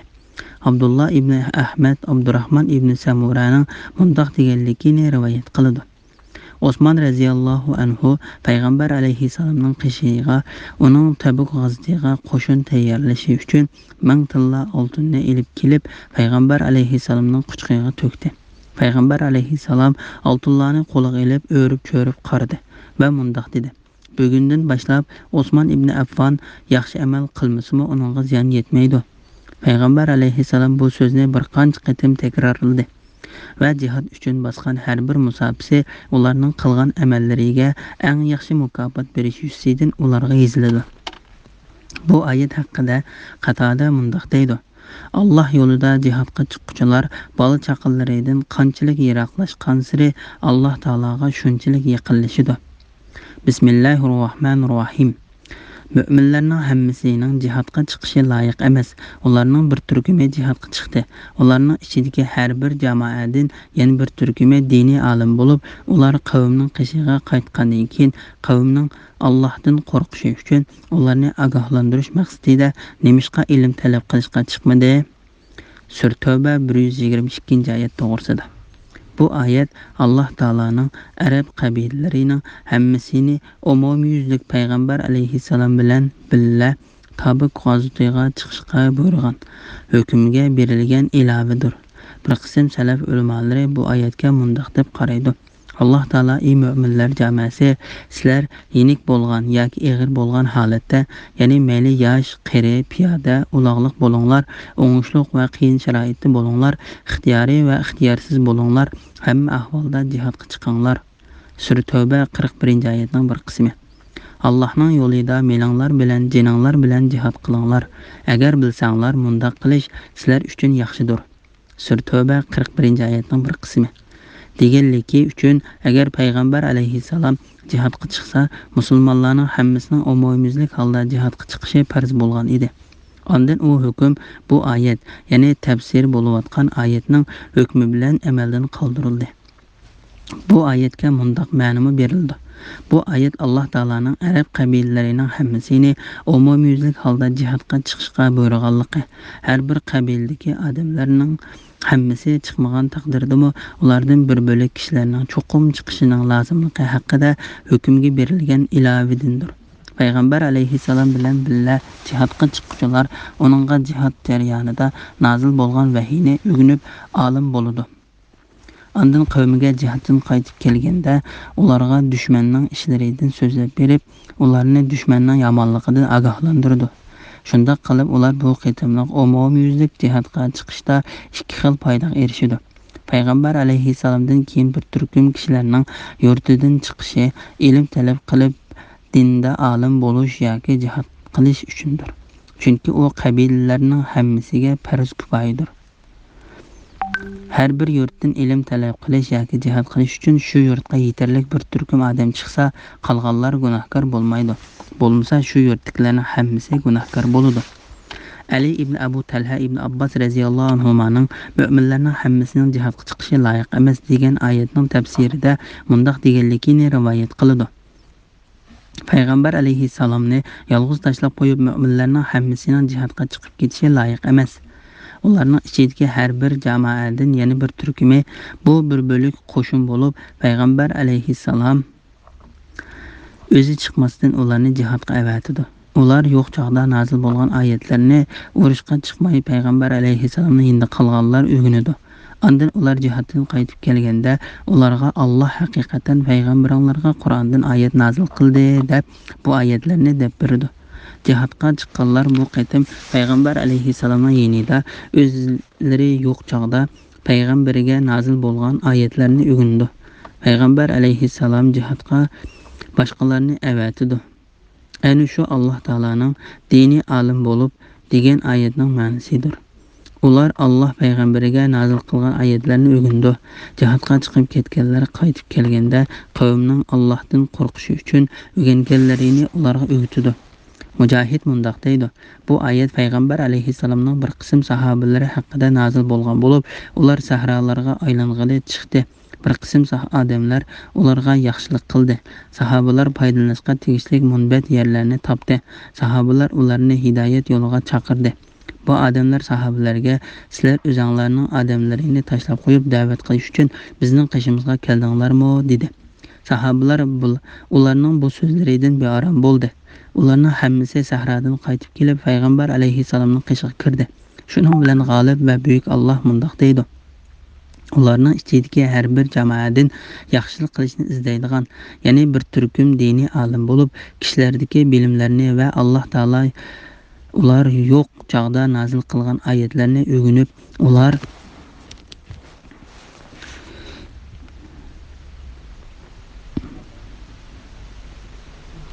ularni ogohlantirish maqsadida oyatlarni o'rganib, ular qavmning qishiga qaytgandan keyin qavmning Allohdan qo'rqishi uchun ularni ogohlantirish maqsadida nemishqa ilm talab qilishga chiqmadi.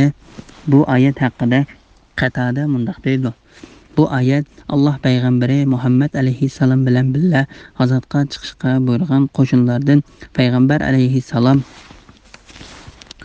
urushga avatgan bir bo'lik qo'shin haqida nozil bo'lgan. Bir bo'lik odam dinda olim bo'lish uchun payg'ambar alayhissalom bilan birga qoladi. Yana bir bo'lik odam qavmni da'vat qilishga va ularni Alloh taoladan qo'rqishga tegishli ishlardan ogohlantirishga boradi. Mo'minlarning hammasining jihodga chiqishi loyiq emas. Bu oyat jihod haqida nozil bo'lgan emas, lekin payg'ambar alayhissalom Muzar qabilasiga qahatchilik bilan badduo qilganda ularning yurtlarida qahatchilik ofati yuz berdi. Bu qabildagilarning hammasi degudek qahatchilikdan qochib Madinaga ko'chib keldi va o'zlarining islomga kirganligini da'vo qildi. Holbuki ular yolg'onchilardir. Ular payg'ambar alayhissalomning sahobalariga qiyinchilik olib keldi. Shuning bilan Alloh payg'ambariga oyat nozil qilib, ularning haqiqiy mu'min emasligini xabar qildi. Payg'ambar alayhissalom ularni o'z qabilalariga qaytarib o'tdi va ularning qavmini mundoq qilishdan ogohlantirdi. Ana shu Alloh taolaning ular qavmining qishiga qaytgandan keyin qavmining Allohdan qo'rqishi uchun ularni ogohlantirish maqsadida degan oyatining ma'nosidir.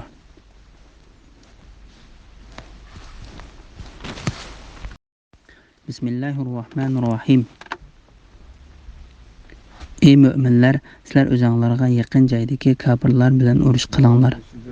Ya'ni sizlarga xatar bo'lmasligi uchun oldi bilan atrofinglardagi kuffarlarni ujuqtiringlar. Sizlarni ular qattiq his qilsin. Ya'ni urush ustida ularga qattiq qo'l bo'linglar. Ularga ichinglar og'rimasin. Bilinglarki, Alloh taqvodorlar bilan birgadir. Ya'ni Alloh taqvodorlarga madadkordir. Sura Tavba 123-oyat to'g'risida. Jihad qilishni yaqindagi kofirlarga qarshi turishdan boshlashga buyurganlik to'g'risida. Alloh taolo bu oyatda mu'minlarni oldi bilan jihad qilishni, islom hokimiyati davr surgan rayonga yaqin bo'lgan kofirlardan boshlab ularga qarshi qadam-qadam ilgirlashga buyurdi. Shunga payg'ambar alayhissalom jihad qilishni Arab yarim orolidagi mushriklardan boshladi. Payg'ambar alayhissalom ularga qarshi qilgan jihadni oyoqlashtirgan ekan, Alloh taolo uningga Makka, Madina, Toif, Yaman, Yamama, Hijr, Haybar, Hazirmavt va boshqa Arab yarim orollaridagi joylardan fatih qilib bergan. Arab qabilalarining odamlari Alloh taoloning diniga to'p-to'p bo'lib kirgandan keyin ahli kitobga qarshi jihad qilishni boshladi. Payg'ambar alayhissalom Arab yarim oroliga eng yaqin bo'lgan va ahli kitob bo'lganligi uchun islomga da'vat qilinishga eng haqli bo'lgan Rumlarga qarshi jihad qilishga tayyorlik qilib Tabukka bordi. Ondan yurtlarda qurg'oqchilik bo'lib ketganligi, qo'shindagilarning har jihatdan qiyin ahvolga qolganligi uchun u yerdan Madinaga qaytib keldi. Bu Hijriyning 9-yil edi. Ondan payg'ambar alayhissalom Hijriyning 10-yili vidolashish haji bilan oldirish bo'lib ketdi. Bu hajdan 81 kun keyin payg'ambar alayhissalom olamdan o'tdi. Alloh taolo uni o'z dargohida tayyorlagan makonga olib ketdi. Undan keyin uning ishini uning yordamchisi, do'sti va o'rinbosari Abu Bakr Siddiq radhiyallohu anhu o'z ustiga oldi. Dinda bir davolg'uch bo'lib, odamlar dindan yenib ketgili tas qolgan edi. Alloh taolo Abu Bakr Siddiq orqali dinni har jihatdan mustahkamladi. Dindan yenib olganlarni dinga qaytardi. Abu Bakr islom dinidan yenib olgan murtadlarni dinga Xo'p kirdi. Zakotni berishga uringan jahillardan zakotni oldi. Haqni bilmaganlarga uni ochiq bayon qilib berdi. Payg'ambar alayhissalomdan keyin ustiga olgan vazifani to'liq o'rinladi. Andın islom qo'shinini kirst belgisiga cho'qinuvchi rumlarga, o'tqa cho'qinuvchi farislarga qarshi yurish qilishga tayyorlashga kirishib ketdi. Alloh uning safarbarligining barakati bilan shaharlarni fath qilib berdi. Farislarning podshohi Kisra, rumlarning podshohi Qaysar bu ikkisiga bo'ysunib kelayotganlar qattiq falokatga uchradi. Bu ikki podshohning to'plagan mol dunyosini payg'ambar alayhissalomning xabar qilgani bo'yicha Alloh yo'liga sarf qildi. Abu Bakr Siddiqdan keyin bu ishning davomi uning o'rinbosari haq bilan nohaqni ayiruvchi deb nom olgan mehrobda shahid bo'lish sharbitini ichgan Umar ibn Xattob radhiyallohu anhu davomlashtirdi. Alloh taolo Umar radhiyallohu anhu orqali haqni inkor qiluvchi kofirlarning hayvasini yerga urdi. Haddidan oshquchilar va munofiqlarning qattiq adabini berdi. Sharqda va g'arbdagi mamlakatlarni fatih qildi. Iroq yaqin joylaridagi xazinalarda saqlanib kelayotgan mol dunyolar uning qishig'iga ilib kelindi. U bu mol dunyolarni shariat hukmiga asosan musulmonlar orasida eng qanoatlanarli ravishda tarqatib berdi. U dunyoda maqtashga sazovor bo'lib yashadi.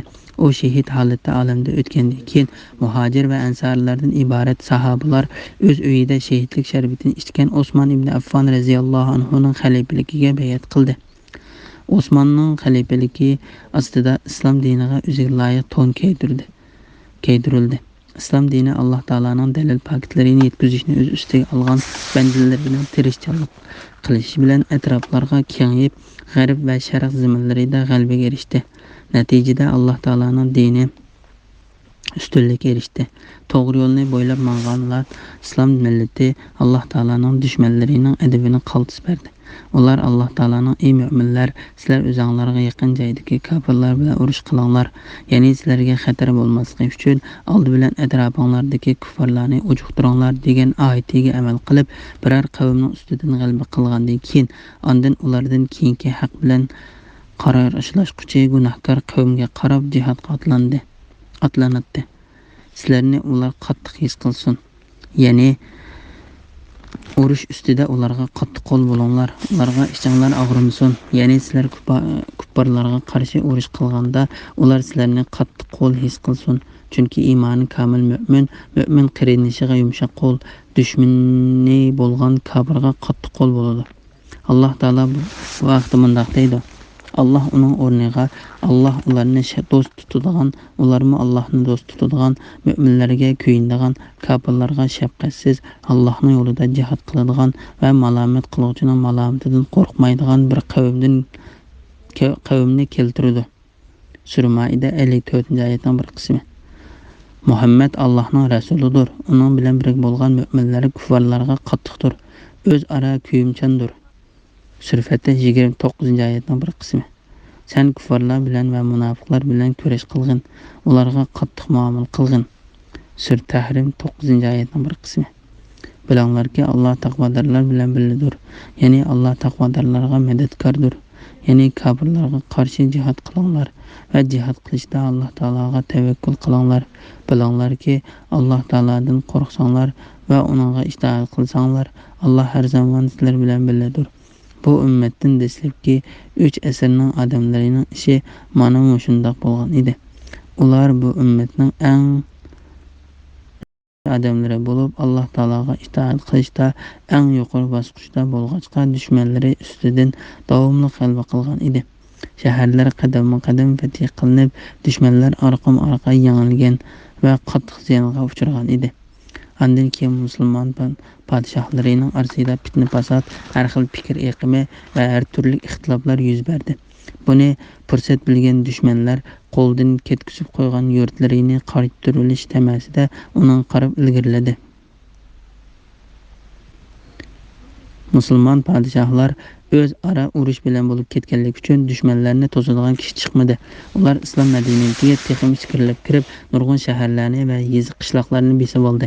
Ilgari va keyin hamma ish Alloh taolaning boshqarishidadir. Islom podshohlaridan haqni barpo qilgan, Alloh taolaning amiri farmonlariga itoat qilgan va barliq ishlarida Alloh taolaga tavakkul qilgan har bir podshoh Alloh taolaning yordami bilan shaharlarini fath qildi va kuchining yetishicha Alloh taolaning yordami bilan dushmanlar tortib olgan zaminlarni qaytarib oldi. Alloh musulmonlarni o'zining dushmanlari bo'lgan kofirlarning ko'kilsidan ilishga qodir qilishga, ularning shuarini butun iqlimlarda ustunlikka erishtirishga kepildir. Alloh haqiqatan nihoyat sehiy va karamlikdir. Bismillahirrohmanirrohim. Qur'ondan biror sura nozil qilinsa, ular ya'ni munofiqlarning orasida masxar qilish yuzidan bu ya'ni sura qaysonlarning iymonini kuchaytirdi deydiganlar bor. Mo'minlarga keladigan bo'lsak, bu surada yangi dalil isbotlar bo'lganligi uchun bu ya'ni sura ularning iymonini kuchaytirdi. Ular suraning nozil bo'lishidan xushal bo'ladi. Dillarida kasal borlar, ya'ni munofiqlarga keladigan bo'lsak, bu sura ularning kufriga kufr qo'shdi. Ya'ni ular munofiqlikda texmi azvaylidi, texmi gumrohlashdi. Ular kofir peti o'ldi. Sura Tavba 124-125 oyat to'g'risida.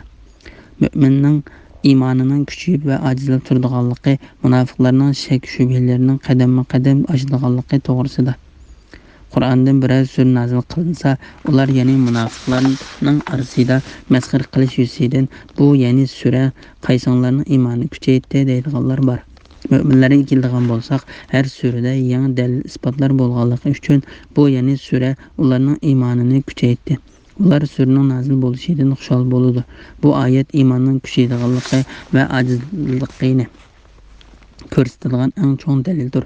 Shundaqla bu ko'p sondagi salaf va xalaf olimlarining ko'z qarishidir. Balki buningga musulmon ulamolarning hammasining birligiga kelganligi bir qancha kishi rivoyat qildi. Bu masala haqida Sahih Buxoriyning sharhisining bosh tarafida tafsili so'zlangan. Dillarida kasal borlar, ya'ni munofiqlarga keladigan bo'lsak, bu sura ularning kufriga kufr qo'shdi. Ya'ni ular munofiqlikda texim azvaylidi, texim gumrohlashdi. Ya'ni bu suraning nozil bo'lishi shak shubhalariga texim ko'p shak shubhalarni qo'shdi.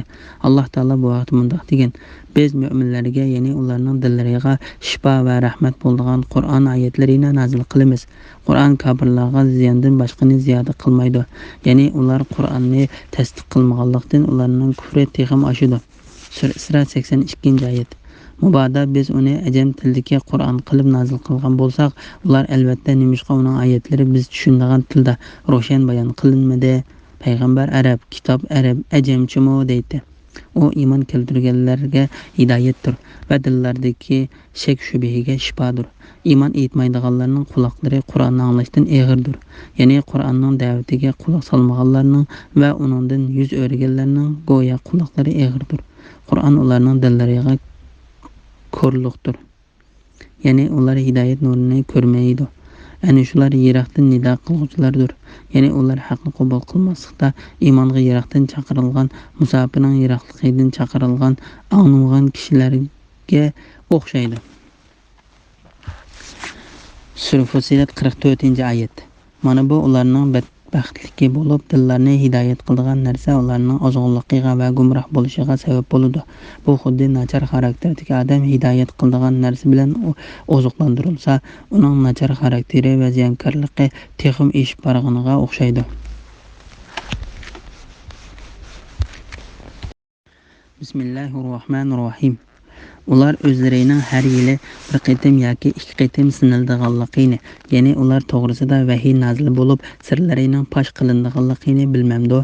Ondan ular tavba qilmaydi, ya'ni nifoqdan qaytmaydi, ibratmi olmaydi. Ular payg'ambar alayhissalomning huzuridagi chog'da ularning aybini ochadigan Qur'ondan biror sura nozil qilinsa, ular bir-biriga qarashib, sizlarni birarsi ko'rib qolarmi deyishib tikib o'tadi. Ular haqiqatni tushunmas qavm bo'lganligi uchun Alloh ularning dillarini o'zgartirib etdi. Sura Tavba 126-127-oyat to'g'risida. Munofiqlarning sinildiganligi to'g'risida.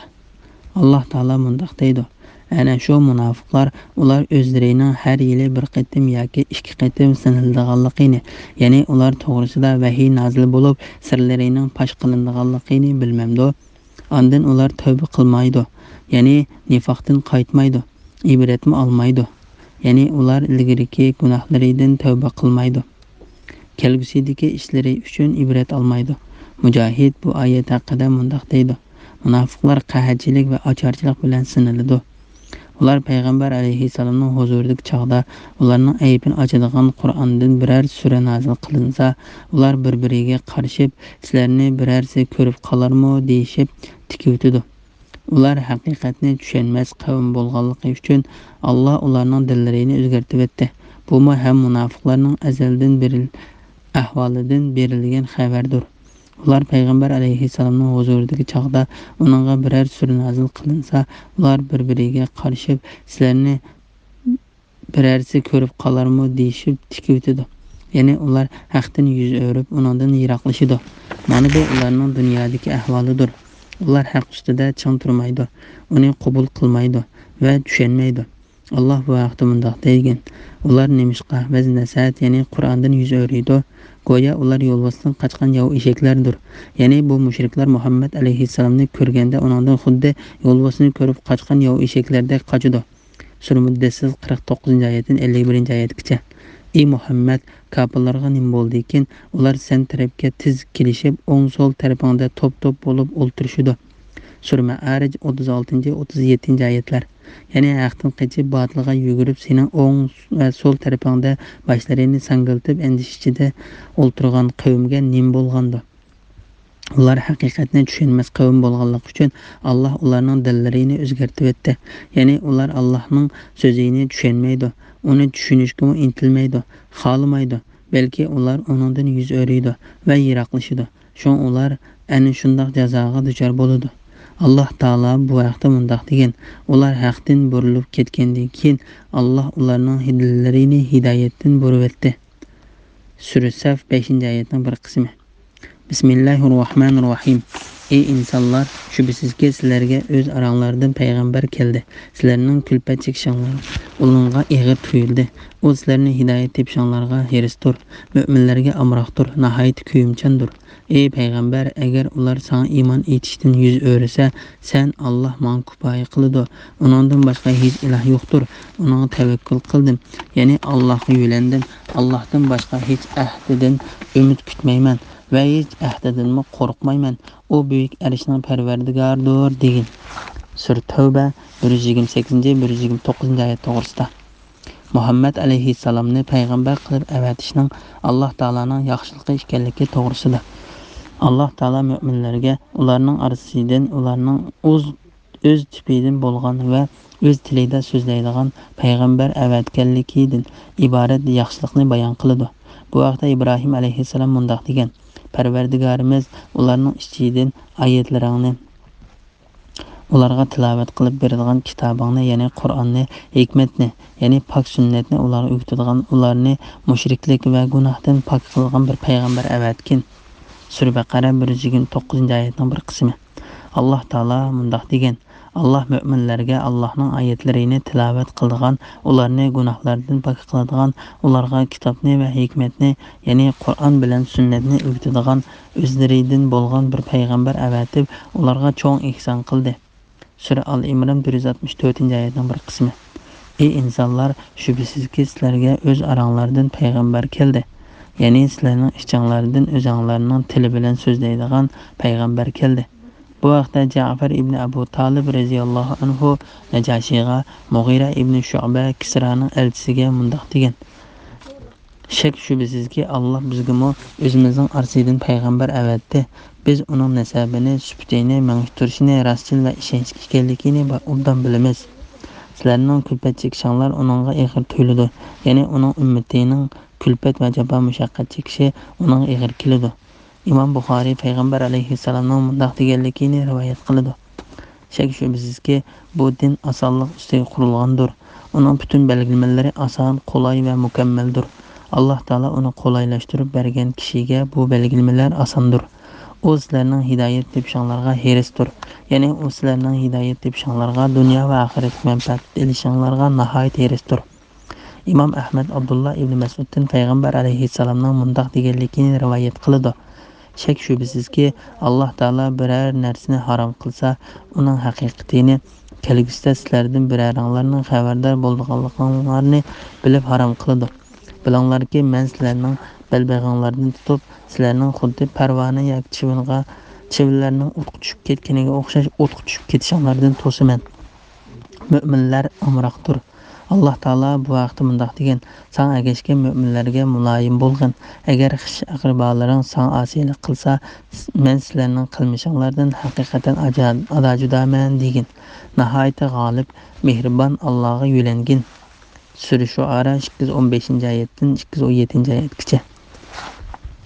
Bu oyat karimda Payg'ambar alayhissalomni shunday qilishga buyurib mundaq dedi: Ey payg'ambar, agar ular san iymon etishdan yuz o'rsa, sen Alloh menga kifoya qildi.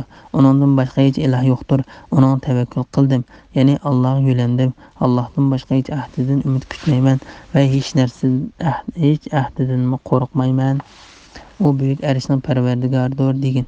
Alloh taolo bu vaqtda mundaq degan: U mashriqning va mag'ribning parvardigoridir. Uningdan boshqa hech iloh yo'qdir. Uni homiy qilib olgin, ya'ni hamma ishingni uningga topshirgin.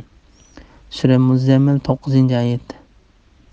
U buyuk arshning parvardigoridir, ya'ni u hamma narsaning podshohi va yaratuvchisidir. Chunki u butun maxluqotlarning o'g'risi bo'lgan buyuk arshning parvardigoridir. Osmondagi, zamindagi, ularning ichidagi va ularning orasidagi butun maxluqotlar arshning ostidadir. Alloh taolaning qudratiga bo'ysunguchidir. Alloh taolaning ilmini hamma narsani o'rab turguchidir. Alloh taolaning o'rinlashtirishi va har narsada ijro bo'lguchidir. Alloh har narsani himoya qilguchidir. Imom Ahmad ibn Abbos radhiyallohu anhudan Ubay ibn Ka'bning mundaq deganligini rivoyat qiladi: Ey insonlar, shubsizki sizlarga o'z oranglardan payg'ambar keldi degan bu oyat suraning oxirigacha Qur'oni Karimda eng oxirida nozil bo'lgan oyatlardir. Imom Buxoriy Zaydning mundaq deganligini rivoyat qiladi: Men sura Tavbaning oxiridagi bu oyatlarni Xuzayma ibn Sabit yoki Abu Xuzaymadan angladim. Zayd Abu Bakrning xalifalik zamonida Qur'on to'plashlarga mas'ul bo'lgan va Qur'onni to'plashda har bir oyatni o'zi yodda bilgandan sirt boshqa birining yodda bilishini shart qilgan. Bu shartga asosan u bu sura Tavbaning oxiridagi bu oyatlarni Xuzayma ibn Sabitning yodda bilganligini aniqlab va undan anglab o'zining yodda bilgani bilan selishtirib, undan Qur'onni to'plamaga olgan. Biz yuqorida bayon qilganimizdek, sahobalardan bir turkum kishilar bu oyatlarni payg'ambar alayhissalomdan o'rganib yod olgan. Xuzayma ibn Sabitmi bu oyatlarni Qur'on to'plovchilarga o'qib bergan chaqda bu oyatlarni boshqa bir qism sahobalarning yod olganligini ta'kidlaydi. Shuning bilan sura Tavbaning tafsiri oxirlashdi. Jami hamdu sana va madihiya Alloh taologa xosdir.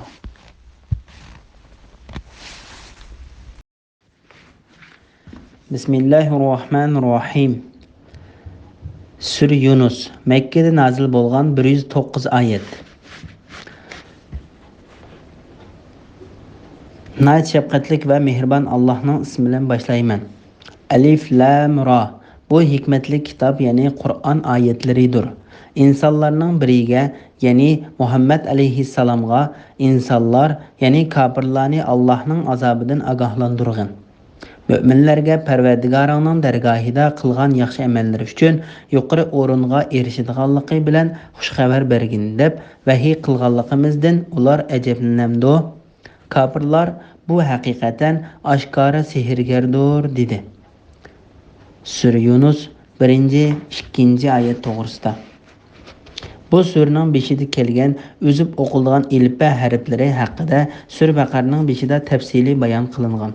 Bu hikmetli kitap, ya'ni Qur'on oyatlaridir. Ya'ni bu puxta bo'lgan, ochiq bayon qilingan Qur'onning oyatlaridir. Alloh taolo payg'ambarlarni faqat insonlar ichida tanlaydiganligi to'g'risida.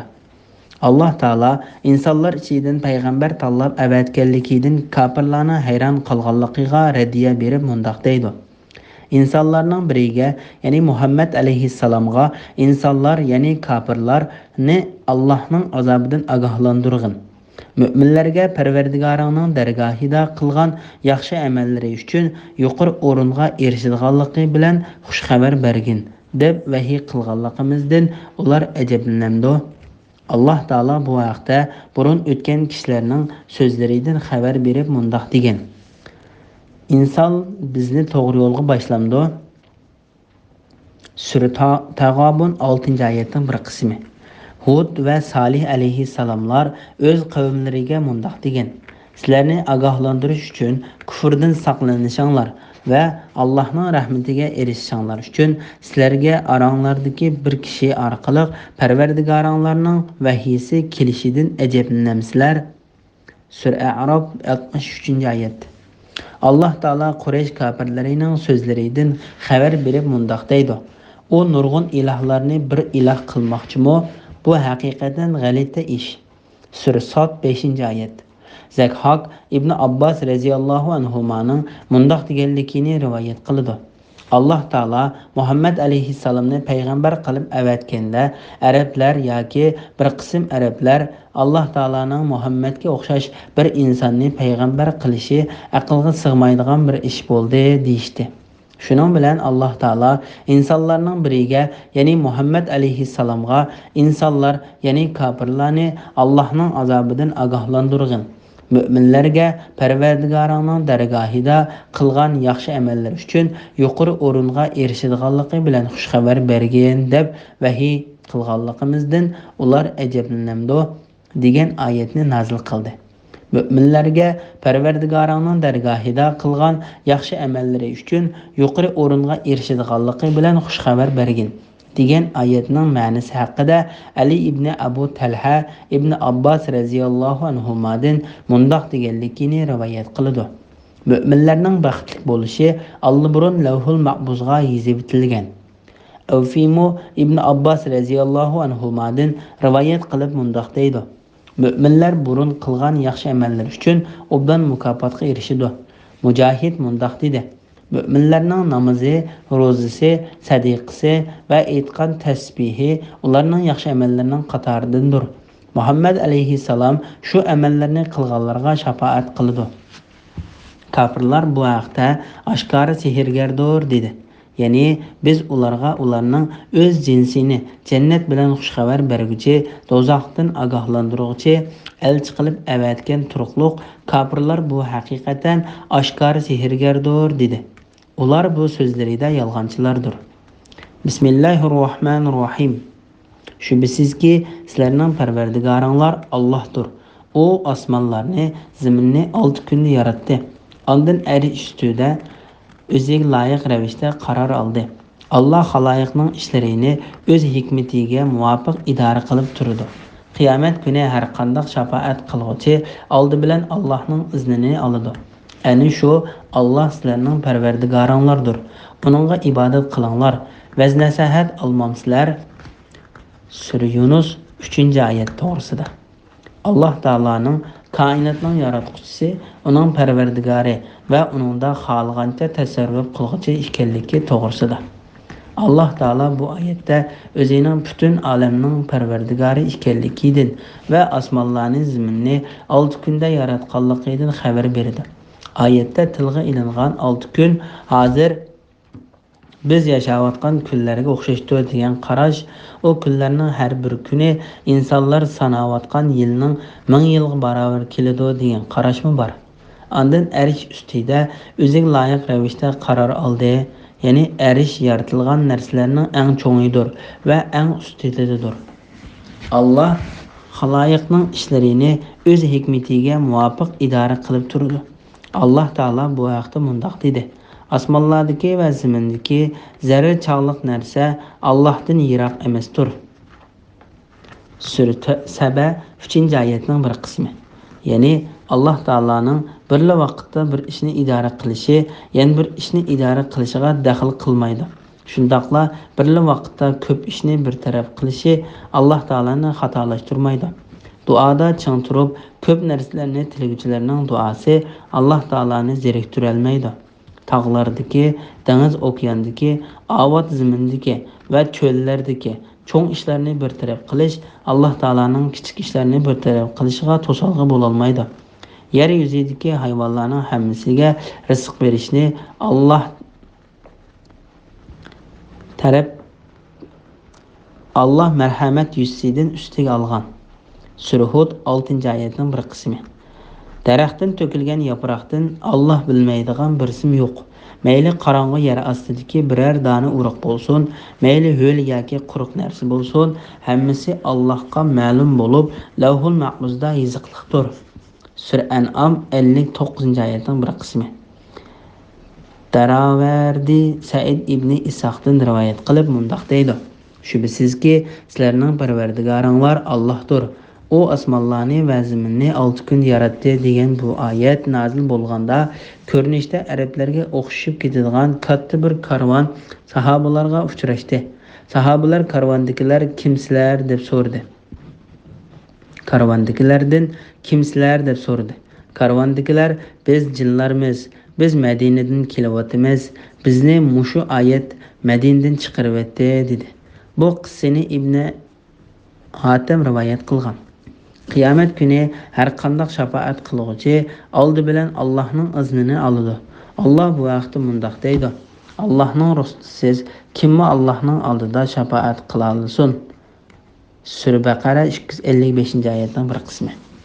Osmonlarda nurg'un farishtalar bo'lib, ularning shafaati hech narsaga asqatmaydi. Faqat Allah o'zi xohlagan va rozi bo'lgan odamga shafaat qilishga ruxsat qilsa, ondan ularning shafaati asqatadi. Sura Najm 26-oyat. Allah izni bergan odamdan boshqaga Allohning dargohida shafaat foyda bermaydi.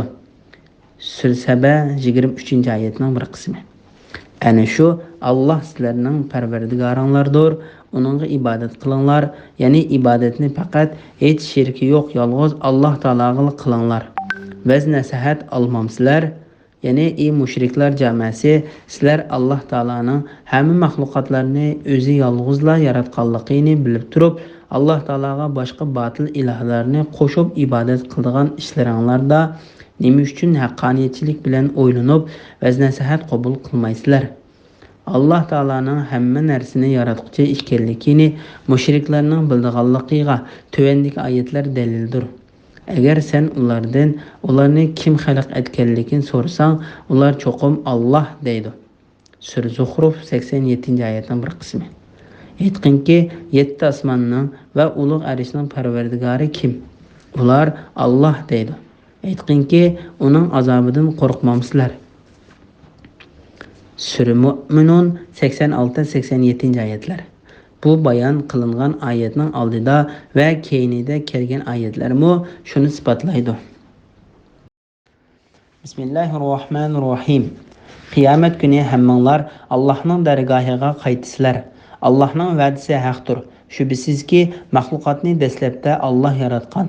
Ularni halok qilgandan keyin qiyomat kuni iymon etganlarni va yaxshi amal qilganlarni adillik bilan mukofotlash uchun qayta tirildirdi. Kafirlarning bo'lsa, o'zlarining kufr tufaylidan do'zaxdagi ichimligi qattiq qaynagan suv bo'ladi. Hamda ular qattiq azobga duchor bo'ladi.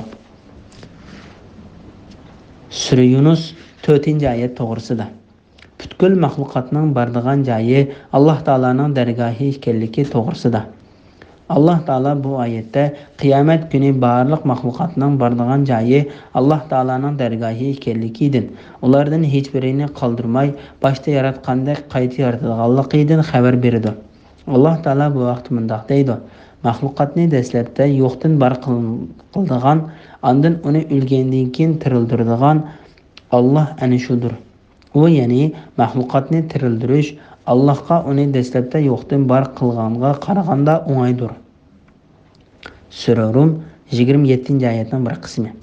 Ularni halok qilgandan keyin qiyomat kuni iymon etganlarni va yaxshi amal qilganlarni adillik bilan mukofotlash uchun qayta tirildirdi. Ya'ni yaxshi amal qilganlarga to'liq mukofot berdi. Kafirlarning bo'lsa, o'zlarining kufr tufaylidan Do'zaxdagi ichimligi qattiq qaynagan suv bo'ladi. Ya'ni kafirlar o'zlarining kufri tufaylidan qiyomat kuni badanning to'shiklariga kirib ketadigan qattiq qiziq shamol, yuqori haroratli qaynoq suv va qor tutundan bo'lgan soyi qatorliq turli azoblar bilan azoblandi. Alloh taolo bu vaqtda mundoq deydi: Bu ko'ydirgichi qiziq suv qon yeringdir. Ular buni tetsin. Ya'ni ularga mushkildagi boshqa turli azoblar bor. Sura Sad 57-58 oyatlar. Bu gunohkorlar inkor qiladigan jahannamdir. Ular do'zax bilan qaynoq suv orasida berib kelib turadi. Ya'ni gahida o't bilan, gahida qaynoq suv bilan azoblandi. Sura Rahman 43-44 oyatlar. Bismillahirrohmanirrohim. Allah quyoshni nur sochquchi va oyni nurli qilib yaratdi. Yillarning sonini va vaqtlarning hisobini bilishinglar uchun oyga manzillarni, ya'ni burujlarni tayin qildi. Allah ularni bekor yaratgani yo'q, balki buyuk hikmat va zo'r foydaliq uchun yaratdi. Allah oyatlarini, qudrati ilahiyni bildigan va uning hikmatini fikr qiladigan qavm uchun tafsiliy bayon qildi. Kecha bilan kunduzning navbatlashib turishida Allah osmonda va zaminda yaratgan shaylarda Allohdan qo'rqadigan qavm uchun haqiqatan Allohning borligini va birligini ko'rsatadigan nurg'un alomatlar bor. Sura Yunus 5-6 oyatlar to'g'risida. Hamma shaylarning Alloh taolaning qudratiga guvoh bo'lganligi to'g'risida. Alloh taolo bu oyatda o'zining kamoliy qudratini va katta podshohligini ko'rsatadigan nurg'unlagan alomatlarni yaratganligidan xabar berdi. Alloh taolo quyosh jismidan chiqqan nurni yoritquchi va oyni nurli qilib yaratquchidir. Quyosh bilan oyning o'zaro o'xshab qolmasligi uchun ularni farqli qilib yaratdi. Quyoshni kunduzga, oyni kechaga hukmron qildi. Oyga manzillarni belgiladi. Oy dastlab chiqqanda nihoyatda kichik bo'lib, uning hajmi va nuri tadrijiy cho'ngib to'lin oy shakliga kirdi. Ondan tadrijiy kichiklashga boshlab, oy oxirida yangi chiqqan holatiga qaytadi. Alloh taolo bu vaqt mundoq deydi: Oyga sayr qiladigan manzillarni belgiladik. U oxirgi manzilga yetib borganda xurumning qurib qolgan shaxiga o'xshash bo'lib qoladi. Kunning oyga yetib olishi, ya'ni ikkisining jam bo'lib qilishi, kechining kunduzdan eshib ketishi, ya'ni vaqti kelmasdan kunduzning o'rnini olishi mumkin emas. Har biri falakda uzib turdi. Sura Yasin 39-40 oyatlar. Sizlarning vaqt hisoblashinglar uchun quyosh bilan oyni yaratdi. Sura An'am 96-oyatning bir qismi. Yillarning sonini va vaqtlarning hisobini bilishinglar uchun oyga manzillarni, ya'ni burujlarni tayin qildi. Ya'ni quyosh orqali kunlarni, oy orqali oy va yillarni bilish uchun oy va quyoshni yaratib berdi. Alloh ularni bekor yaratgani yo'q, balki buyuk hikmat va zo'r foydaliq uchun yaratdi. Alloh taolo bu vaqtda mundoq deydi: Osmonni, zaminni va ularning orasidagi shaylarni bekor yaratmadik. U ya'ni ularni bekor yaratilgan deb qarash kafirlarning gumonidir. Kafirlarga do'zaxdan voy. Sura Sad 27-oyat. Ey insonlar, biz sizlarni o'zinglarni bekor yaratdi. Ya'ni sizlar bizni hayvonlarni yaratganimizdek biz hech qanday savobni bermaydigan, jazoni bermaydigan qilib yaratdi. O'zinglarni bizning dargohimizga qaytarilmaydi deb o'ylamsizlar. Haq podshoh Alloh ustundir. Uningdan boshqa hech iloh yo'q. Alloh ulug' arshning parvardigoridir. Sura Mu'minun 115-116 oyatlar. Allah oyatlarini, qudrati ilahiyni bildigan va uning hikmatini fikr qiladigan qavm uchun tafsiliy bayon qildi. Ya'ni Alloh taolaning qudratini biladigan qavmga pokit hujjatlarni tafsiliy ochiq bayon qilamiz. Kecha bilan kunduzning navbatlashib turishida, ya'ni kecha kunduzning birining o'rniga biri kelib, belgilangan vaqtdan ozroqmi ilgari yoki keyin qolmay navbatlashib turishida ochiq alomatlar bor. Alloh taolo bu vaqt mundoq deydi: Alloh kecha bilan, ya'ni kechining qorong'uligi bilan kunduzni yopadi. Kecha bilan kunduz bir-birini qo'g'lashidu, ya'ni davomli o'rin almashib turdi. Sura A'rof 54-oyatning bir qismi. Kunning oyga yetilishi, ya'ni ikkisining jam bo'lib qilishi, kechining kunduzdan eshib ketishi, ya'ni vaqti kelmasdan kunduzning o'rnini ilishi mumkin emas. Sura Yasin 40-oyatning bir qismi. Allah subhini qarong'idan yerib chiqarg'uchidir, ya'ni tongni yo'ritquchidir. Allah kechini sizlar uchun istirohat qilib yaratdi. Sizlarning vaqt hisoblashinglar uchun quyosh bilan oyni yaratdi. Sura An'am 96-oyat. Allah osmonda va zaminda yaratgan şeylarda, ya'ni Alloh taolo osmon zaminda yaratgan, Alloh taolaning kattaligini ko'rsatgan dalil paketlarda Alloh taolaning borligining alomatlari bordir. Alloh taolo bu vaqt mundaq dedi: Osmonlarda va zaminda Allohning qudratining nurg'un alomatlari borki, ular uning yenidan diqqat qilmasdan o'tib ketadi. Sura Yusuf 105-oyat. Aytqinki, osmonlardagi va zamindagi narsalarni kuzatinglar. Mo'jizalar va ogohlantiruvchilarning, ya'ni payg'ambarlarning iymon etmaydigan qavmga foydasi bo'lmaydi. Sura Yunus 101-oyatda to'g'risida. Ular oldidagi va orqasidagi ularni o'rab turgan osmon bilan zaminga qaramamdi. Sura Saba 9-oyatning bir qismi.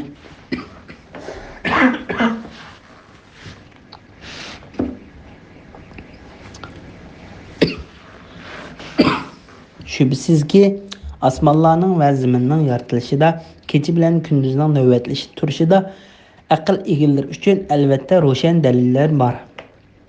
Sura Al-Imron 190-oyat. Allohdan qo'rqadigan qavm uchun haqiqatan Allohning borligini va birligini ko'rsatadigan nurg'un alomatlar bor. Ya'ni Alloh taolaning jazosi o'ch ilish va azobidan qo'rqadigan qavm uchun haqiqatan Alloh taolaning bor va birligiga pokit bo'ladigan nurg'un dalillar bor. Bismillahirrohmanirrohim. Shubhisizki, biz bilan muloqot bo'lishni umid qilmaydiganlar, ya'ni Allohga muloqot bo'lishni ko'zlamaydiganlar, dunyo tirikchiligidan bahramand bo'lish bilan rozi bo'lganlar va uning bilan aram topganlar bizning oyatlarimizdan g'ofil bo'lganlar. Ani shularning joyi qilmishlari tufaylidan do'zax bo'ldi. Sura Yunus 7-8-oyat to'g'risida. Qiyomat kunini inkor qilguvchilarning joyi do'zax bo'lganligi to'g'risida. Alloh taolo bu oyatda qiyomat kunida Alloh bilan uchrashishni inkor qilgan, uningga uchrashishni ozroqmi orzu qilmaydigan, mushu dunyodagi hayotiga rozi bo'lib, ko'ngillarini dunyo hayoti bilan xush etadigan baxtsizlarning holidan xabar beradi.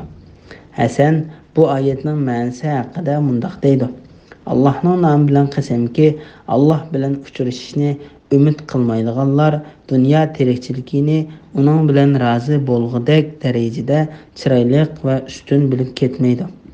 Lekin ular Alloh taolaning bor va birligining alomatlaridan g'ofil bo'lib, Alloh taolaning qudratiga dalolat qiladigan alomatlar to'g'risida o'ylanmaydi va islom shariatiga bo'ysunmaydi. Shu sababdan ularning Alloh taolaga, Allohning payg'ambariga va qiyomat kunidan tanganligi, dunyoda gunoh ishlarni qilganligi uchun oxiratda ularning boradigan joyi do'zax bo'ladi. Bismillahirrohmanirrohim. Shubhisizki, iymon etganlar va yaxshi amallarni qilganlarni Parvardigori ularning iymoni sababidan ostidan o'stanglar eqib turadigan noz-ne'matlik jannatlarga yetaklaydi. Ularning jannatdagi duosi: "Ey Rabbimiz, biz seni pok deb e'tiqod qilamiz" deyishdan iborat. Ularning jannatda bir-biriga beradigan salomi ahli do'zax chekayotgan azobdan omon bo'lg'aysan, ya'ni assalomu alaykum deyishdan iboratdir. Ularning duosining oxiri jimi hamdusana olimlarning Parvardigori Allohga xosdir deyishdan iboratdir. Sura Yunus 9-10-oyat to'g'risida. Iymon etgan va yaxshi amal qilganlarga mukofot beriladiganligi to'g'risida. Allah Taala bu ayette özüge işengen, peygamberlerini tasdiqlagan, Allah Taala'nın buyruqlarini icra qilgan ve yaxshi amallarni qilgan baxtli kishilarning holidan xabar berib, ularni iymon etganligi uchun to'g'ri yo'lga boshlaydiganligini bayon qildi. Ularning jannatdagi duosi: "Ey Rabbimiz, biz seni pok deb e'tiqod qilamiz" deyishdan iborat. Ularning jannatda bir-biriga beradigan salami ahli do'zax chekayotgan azobdan aman bo'lg'aysan. Ya'ni assalomu alaykum deyishdan iboratdir. Bu jannat ahlining holidan berilgan xabar bo'lib, tövəndəki oyatlar bu mazmunni ta'kidlab kelgan. Ular Allah'a muloqot bo'lgan kunda ularga Alloh tarafidan yo'llanadigan salom sizlarga amonlik bo'lsin degan so'zdan iborat. Allah ularga esil mukofot tayyorladi. Sura Ahzab 44-oyat. Ular jannatda behuda ve yolg'on so'zlarni anglamaydi. Faqat salom so'zini anglaydi. Sura Voqea 25-26-oyatlar. Mehribon Parvardigori tarafidan ularga salom deyiladi. Sura Yasin 58-oyat. Ular mengu turadigan jannatga kirdi. Ularning otillari, xotinlari va avlodining ichidagi yaxshilarmo jannatga kirdi. Farishtalar ularni muboraklash uchun jannatning har bir darvozasidan kirdi. Farishtalar u dunyoda savrni do'st tutganliginglar uchun sizlarga omonlik bo'lsin. Oxiratlikning yaxshi bo'lishi nima degan obdan deydi. Sura Raid 23-24-oyatlar. Ularning duosining oxiri jami hamd sana olimlarning Parvardigori Allohga xosdir deyishdan iboratdir. Bu oyatda Alloh taolaning mangu maqtalg'uchi va mangu ibodat qilinuvchi zot ekanligiga dalil bordir. Shuning uchun Alloh taolo maxluqotlarni yaratganligini bayon qilishni boshlaganda, Qur'onni boshlaganda va uni nozil qilishni boshlaganda o'z zotini maqtadi. Alloh taolo bu haqda mundoq deydi: "Jami hamdu sana Allohga xosdir. Allah insonlarni o'z tarafidan bo'lgan qattiq azobdan ogohlantirish, yaxshi amallarni qilgan mu'minlarga obdan mukofot, ya'ni jannat berdiganligi bilan xushxabar berish uchun bandisi, ya'ni payg'ambari Muhammadga to'g'ri, hech qanday qing'irlik, ya'ni ixtilof, ziddiyat bo'lmagan Qur'onni nozil qildi." Sura Kaf 1-oyat. Jami hamd sana osmonlarni va zaminni yaratgan, zulmatlarni va nurni paydo qilgan Allohga xosdir. Sura An'am 1-oyat. Haqiqatan Alloh taolo eng avval va eng oxirida, hayoti dunyo va oxiratda va har qanday ahvol ostida maqtalg'uchidir. Imom Muslimdan rivoyat qilingan hadisda mundoq bayon qilindi: Haqiqatan Alloh taolo jannatdan ahliga tasbih va hamd sana aytishni, ularga xuddi nafas ilishni ilhom qilgandek ilhom qiladi. Jannat ahlining Alloh taologa shundoq tasbih va hamd sana aytishi Alloh taolaning jannat ahliga beradigan ne'matlarining davomli ko'paytirilib turadiganligi uchundir. Alloh taolaning jannat ahliga bergan ne'matlari mangu tugamaydi va azobmi qolmaydi. Alloh taoladan boshqa hech iloh yo'qdir. Alloh taoladan boshqa hech parvardigor yo'qdir. Bismillahirrohmanirrohim. Agar Alloh kishilar talab qilgan yomonlikni ishga oshirishga, ular talab qilgan yaxshilikni ishga oshirishga aldirgandek aldirsa edi, ularning ajali cho'qim yetgan bo'ladi. Ya'ni halok bo'ladi. Biz bilan muloqot bo'lishni umid qilmaydiganlarni gumrohlikda tangirqab yurishga qo'yib beramiz. Sura Isra 11-oyatning bir qismi. Alloh taolaning duoni, yaxshi duoni ijobat qilgandek ijobat qilmaydiganligi to'g'risida. Alloh taolo bu oyatda o'z bandalariga mehribonligidan, bandalarining ochiqi kelganda o'zlariga yoki mol-mulkiga yoki bolalariga qilgan badduosini ijobat qilmaydiganligidan xabar berdi. Chunki Alloh taolo ularning qilgan badduosida yomonlikni niyat qilmaganligini biladi. Shuning uchun ularning bu badduosini o'zlariga yoki mol-mulkiga yoki bolalariga yaxshilik va barakat talab qilgan duosini ijobat qilgandek ijobat qilmaydi. Mana bu Alloh taolaning kuyumchanligi va mehribonligining dalilidir. Agar Alloh kishilar talab qilgan yomonlikni ishga oshirishga, ular talab qilgan yaxshilikni ishga oshirishga oldirgandek oldirsa edi, ularning ajali cho'qim yetgan bo'ladi. Ya'ni halok bo'ladi. Ya'ni Alloh taolo ularning har qachon qilgan duosini ijobat qilgan bo'lsa edi, albatta ular halok bo'lib ketgan bo'ladi. Shuning uchun badduoni ko'p qilish musulmonga loyiq emasdir.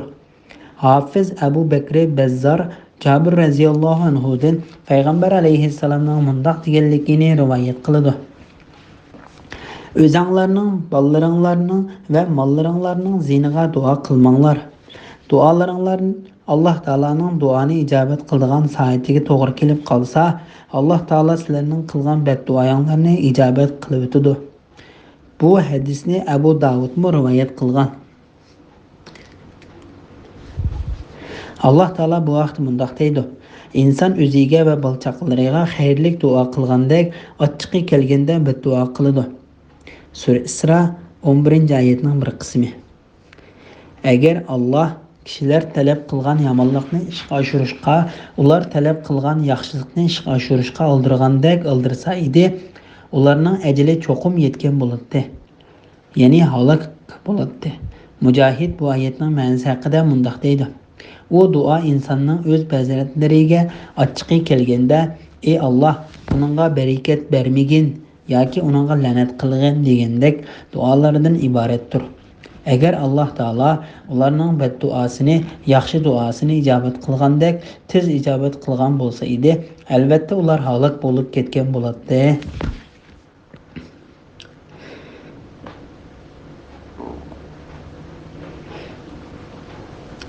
Bismillahirrohmanirrohim.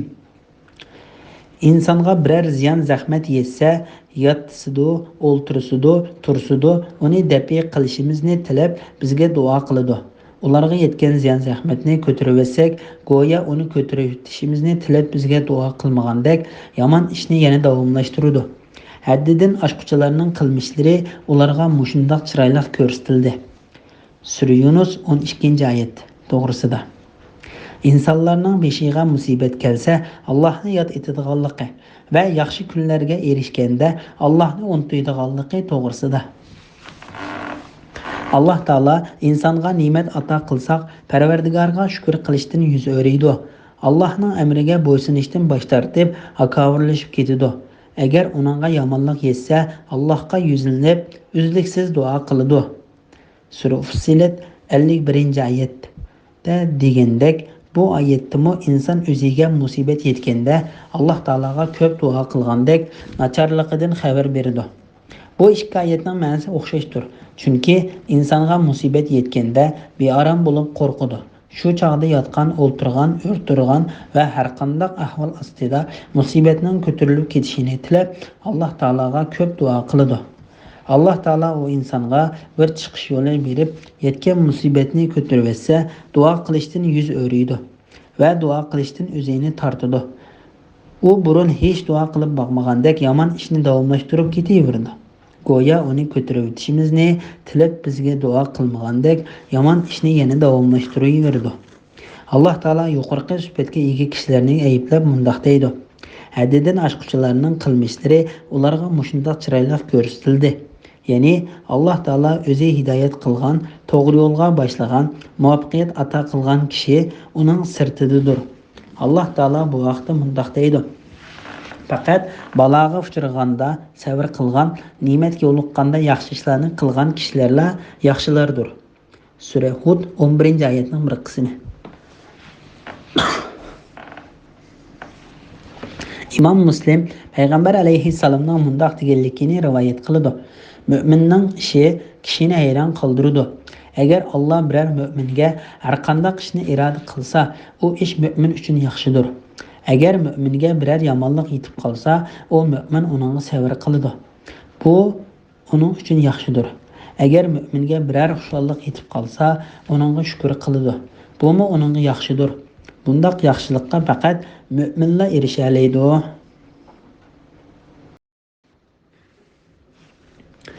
Bismillahirrohmanirrohim.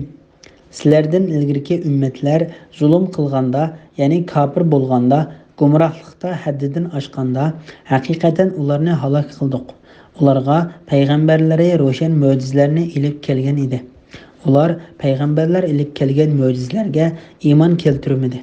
Gunohkor qavmni, ya'ni Makka mushriklarini shunga o'xshash jazolaymiz. Sizlarning qandoq qildiganliklaringizni ko'rish uchun ularni, ya'ni o'tgan ummatlarni halok qilgandan keyin ularning o'rniga sizlarni o'rinbosar qildik. Sura Yunus 13-14 oyat to'g'risida.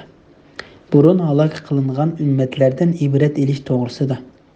Allah Taala bu oyatda ilgari o'tgan ummatlarning payg'ambarlar ilib kelgan ochiq paketlar va aniq mo'jizalik hujjatlarini ko'rib turibmi, ularni yolg'onga chiqarganligi uchun ularga azob tushirganligidan xabar beradi. Ondan Allah Taala ana shu halok qilingan qavmga ulardan keyingilarni o'rinbosar qildi. Ularning Allah Taolaga qanchalik itoat qilganligini, payg'ambarga qanchalik ergashadiganligini ko'rib beqish uchun ularga payg'ambar avatdi. İmam Muslim Abu Said radhiyallohu anhudan payg'ambar alayhissalomning mundoq deganligini rivoyat qiladi. Dunyo haqiqatan shirin va chiroylidir. Jazman Allah sizlarni bu dunyoga o'rinbosar qiladi. Ondan sizlarning qandoq amal qildiganliklaringizni kuzatib turadi. Şuna dunyoga berilib ketishdan saqlaninglar va ayollardan hazar aylanglar. Bani Isroilga tushgan fitna dastlabda ayollardan boshlangandir. İbn Jarir Avfi ibn Malikning Abu Bakriga men tushimda osmondan bir og'amchining tashlanib payg'ambar alayhissalomni tortib chiqib ketganligini, ondan u og'amchi qayta tashlanib seni tortib ilib chiqib ketganligini, shundan keyin munbarning atrofidagi kishilarning bo'ynining metrlanganligini, Ömerning munbar atrofidagi kishilardan 3 kez ortiq chiqqanligini ko'rdim dedi. Bu yerda Abu Bakr bilan Ömermi bor edi. Ömer o tushuni qo'y, biz bundaq tushlarga hojat emas dedi. Ömer xalifa bo'lganda, "Ey Avf, sen ko'rgan tushuni qayta bayon qilgin" dedi. Avf mening tushimga hojatning yo'q emasmidi dedi. Ömer, "Sana voy, men sana faqat payg'ambar alayhissalomning xalifasiga o'lim xabarini berishingni yomon ko'rgachga shundaq degan" dedi. Avf ko'rgan tushini Ömerga qayta bayon qilib, Ömer munbar atrofidagi kishilardan 3 kez ortiq keldi degan yer kelganda Ömer mundaq dedi. 3 kezning biri menga berilgan xalifalikdir. Ikkinchisi mening Alloh yo'lida malomat qiluvchilarning malomatidan qo'rqmasligimdir. Uchinchisi mening shahid bo'lishimdir. Ondan Ömer Allah Taolaning sizlarning qanday qildiganliklaringizni ko'rish uchun ularni, ya'ni o'tgan ummatlarni halok qilgandan keyin ularning o'rniga sizlarni o'rinbosar qildik degan oyatini o'qib, o'z-o'ziga, "Ey Ömer, sen musulmonlarga xalifa bo'lding. Qanday qila oladiganligingni qarag'in. Sening malomat qiluvchilarning malomatidan qo'rqmaydiman" deganing Alloh xolisi amalga oshadi. Shahid qilinaman degan so'zing kelsak, musulmonlar seni hamma tarbiyangda qo'g'dab tursa, shahidlik san qandoq nisb bo'lsin dedi. Oxirida Ömerning bergan ta'biri rost chiqib, Ömer shahid qilindi. Alloh uningdan rozi bo'lsin. Bismillahirrohmanirrohim. Ularga bizning ro'shan oyatlarimizni tilovat qilinsa, bizga muloqot bo'lishni umid qilmaydiganlar, ya'ni qiyomatga ishonmaydiganlar, buningdan boshqa bir Qur'onni keltirgin yoki uni o'zgartgin, ya'ni azobga doir oyatni rahmat oyatiga o'zgart. Ilahlarimizni so'kkanning o'rniga madhiyla, haromni halol qil deydi. Men uni o'zimcha o'zgartirmayman. Men faqat menga qilingan vahiyga amal qilaman. Agar men Parvardigorimga osiylik qilsam, albatta buyuk kunning, ya'ni qiyomat kunining azobidan qo'rqaman degan. Agar Alloh iroda qilsa, sizlarga uni, ya'ni Qur'onni tilovat qilmas edim. Allohmi uni men orqali sizlarga bildirmas edi. Aranglarda uningdan, ya'ni Qur'on nozil bo'lishidan ilgari uzun zaman turdim. Mo'jiza bo'lgan bu Qur'onning faqat Alloh Taolo tarafidan nozil bo'lganligini bilishga aqlinglarni ishlatmamsizlar degan. Sura Yunus 15-16 oyat to'g'risida. Quraysh kattaboshlarining bo'yintovliq qilganligi to'g'risida Alloh taolo bu oyatda Qur'ondan yuz o'rib, uningdan tong'ichi Quraysh mushriklaridan iborat kofirlarning bo'yintovliq qilganliklaridan xabar berdi. Payg'ambar alayhissalom Alloh taolaning mo'jizalik kitobi Qur'onni ularga o'qib berganda, ular sen bizga bu Qur'ondan boshqa narsani, ya'ni Qur'onni qaytarib o'tib, buningdan boshqa bir uslubdagi kitobni ilib kel yoki uni boshqa bir uslubga o'zgartgin deyishdi. Ularning bu so'ziga binoan Alloh taolo payg'ambariga mundoq deydi: "Men uni o'zimcha o'zgartirmayman, ya'ni bundoq qilish mening qo'limdan kelmaydi. Men faqat buyurilganni qiladigan banda va Alloh tarafidan nazil qilingan vahiyni yetkazilgan bir elchi. Men faqat men qilingan vahiyga amal qilaman. Agar men Parvardigorimga asilik qilsam, albatta buyuk kunning, ya'ni qiyomat kunining azobidan qo'rqaman" degan. Qur'on Karimning haqiqat ekanligini isbotlash to'g'risida Alloh taolo Muhammad alayhissalom ularga ilib kelgan narsaning haq ekanligiga pokit keltirib mundoq deydi: "Agar Alloh iroda qilsa, sizlarga uni, ya'ni Qur'onni tilovat qilmas edim. Allohmo uni men orqali sizlarga bildirmas edi. Ya'ni men faqat Qur'onni Alloh taolaning izni, xohishi va iroda qilishi bilan sizlarga ilib keldim. Buning pokiti men o'z xohishim bilan yolg'onni to'qib chiqolmayman va o'ydirolmayman. Sizlar uning qarshi chiqishdan ojizsizlar. G'olib va buyuk Alloh meni faqat payg'ambar qilib avatgan qadar men sizlarning oranglarda cho'ng bo'lganligim uchun sizlar mening rostchil va ishonchli ekanligimni bilasizlar. Bu orada sizlar meni biror yetersizlik sababidan kamsitgan va tanqid qilgan emas. Oranglarda uningdan, ya'ni Qur'on nozil bo'lishidan ilgari uzun zaman turdim. Mo'jiz bo'lgan bu Qur'onning faqat Alloh tarafidan nozil bo'lganligini bilishga aqlinglarni ishlatmamsizlar" degan. Ya'ni sizlarning haq bilan botilni farq etib, haqni to'nig'idekmi aqlinglar yo'qmi? Shunga Rum podshohi Hiraqli Abu Sufyon va uning hamrohlaridan payg'ambar alayhissalomning sifatlarini so'raganda, Abu Sufyon va hamrohlariga Muhammad o'zini "Men Allohning payg'ambari" deb jakarlashdan burun sizlar uni yolg'onchi deb qaramdinglar dedi. Abu Sufyon "Men yo'q" dedim deydi. Abu Sufyon shu chaqda Makka kofirlarining kattavishi va mushriklarning tayanchilik odami edi. Shundoq turuqliqmi haq oldida yolg'on gap qilolmadi va Muhammad alayhissalomning ortiqchiligini e'tirof qildi. Bundoq dushmanlarning o'z dushmanining ortiqchiligini haqiqiy e'tirof qilishi tarixda ko'rilib boqmagan ish edi. Hiraqli Abu Sufyonga mundoq dedi: "Shak shubsizki, Muhammadning kishilariga yolg'on so'zlamagan turib, Alloh taolaning nomida yolg'on so'zlaydiganligi mumkin emas deb qarayman." Ja'far ibn Abu Talib raziyallohu anhu Habashistonning podshohi Najashiyga mundoq dedi: Hozirgi Etiopiya. Alloh bizning ichimizdan bir payg'ambar avatdi. Biz uning rostchil, asl nasablik va ishonchli ekanligini bilamiz. Haqiqatan Muhammad alayhissalomga payg'ambarlik kelishdan burun u bizning ichimizda 40 yil turdi dedi. Bismillahirrohmanirrohim. Allohga yolg'onni chaplagan yoki Allohning oyatlarini inkor qilgan odamdanmi zolim odam bormi? Gunohkorlar hargiz baxtga erisholmaydi. Sura Yunus 17-oyat to'g'risida. Allohga yolg'onni chaplagan odamdanmi zolim odam bormi? Ya'ni hech kishi uningdek zolim, uningdek sarkish va uningdek qattiq gunohkor emas. Alloh taologa yolg'onni to'qigan Allah uni payg'ambar qilib avatmasimi, u o'zini payg'ambar atib olgandanmi qattiq gunohkor va ashaddiy zolim yo'q. Bundoq kishining ishini dod odamlarmi bilib olaydi.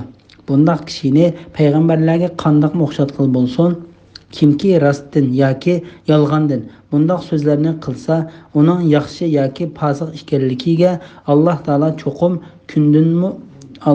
cho'qim kundinmi ochiq dalil paketlarni keltirdi. Haqiqatan Muhammad alayhissalom bilan Musaylima kazzobning orasidagi farq bu ikkisini ko'rgan kishi uchun chashgoh vaqtidagi kunning yorug'ligi bilan zulmat kechining qorong'uligining farqiga o'xshash aniqdir.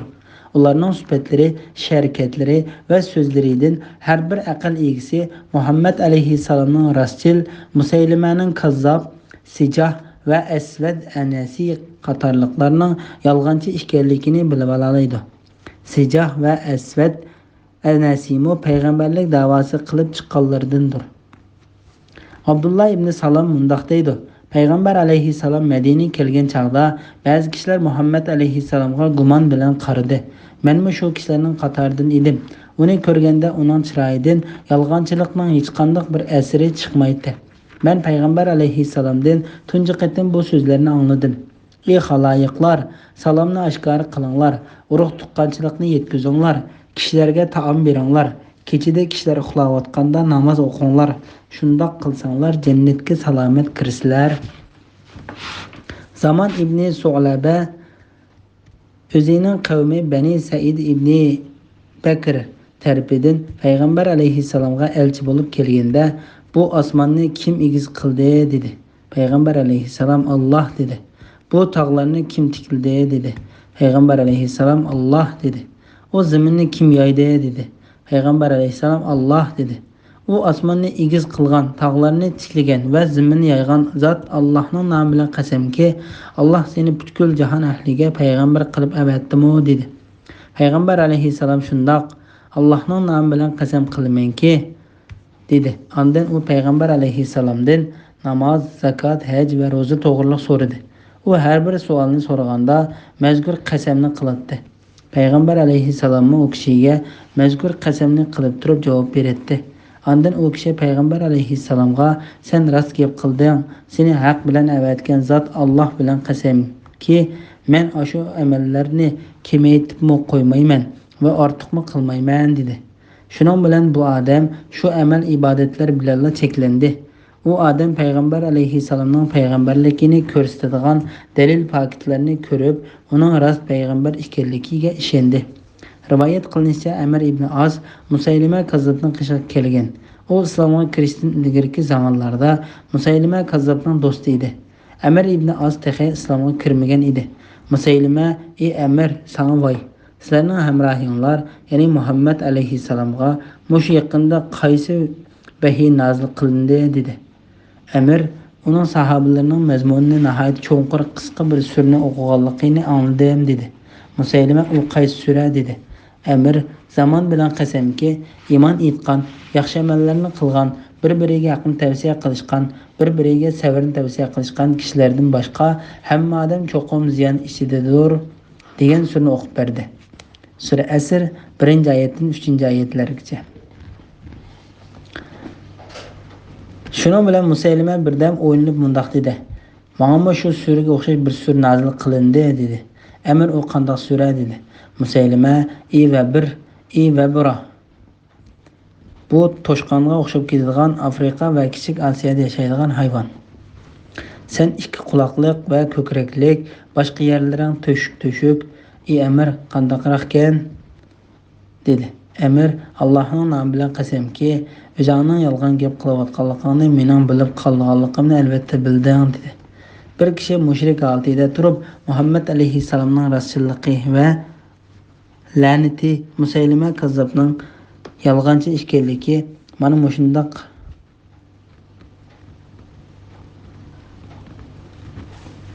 Muhammad alayhissalomning rasulilligini va la'nati Musaylima kazzobning yolg'onchi ekanligini mana shundoq bilib oldigan tursa, Iroqni ko'ra oladigan zirak, sog'lom, aqlli va to'g'ri fikrli kishilar qandoqmi bilib ololmasin?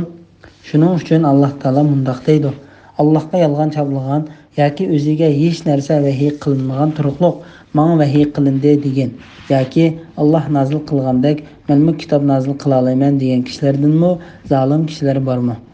Sura An'am 93-oyatning bir qismi. Allohga yolg'onni chaplagan yoki Allohning oyatlarini inkor qilgan odamdanmi zolim odam bormi? Gunohkorlar hargiz baxtga erisholmaydi. Shundoqla payg'ambar ilib kelgan haqiqatni inkor qilgan ve özünün ziynine pakit turg'izgan odamdanmi zolim odam yo'q. Bismillahirrohmanirrohim. Ular Allah'ni qo'yib o'zlariga foyda ziyon yetkazolmaydigan narsalarga cho'qinadi. Bular ya'ni butlar Allah'ning dargohida bizga shafaat qiluvchilar deyishidi. Acaba osmonlarda va zaminda bundoq narsa, ya'ni Allah'ning sheriki yoki shafaat qiluvchi bo'lib, uni Alloh bilmay qilib, sizlar Allohga uni aytib beramsizlar? Alloh ularning sherik keltirgan narsalaridan poktur va yuksakdir.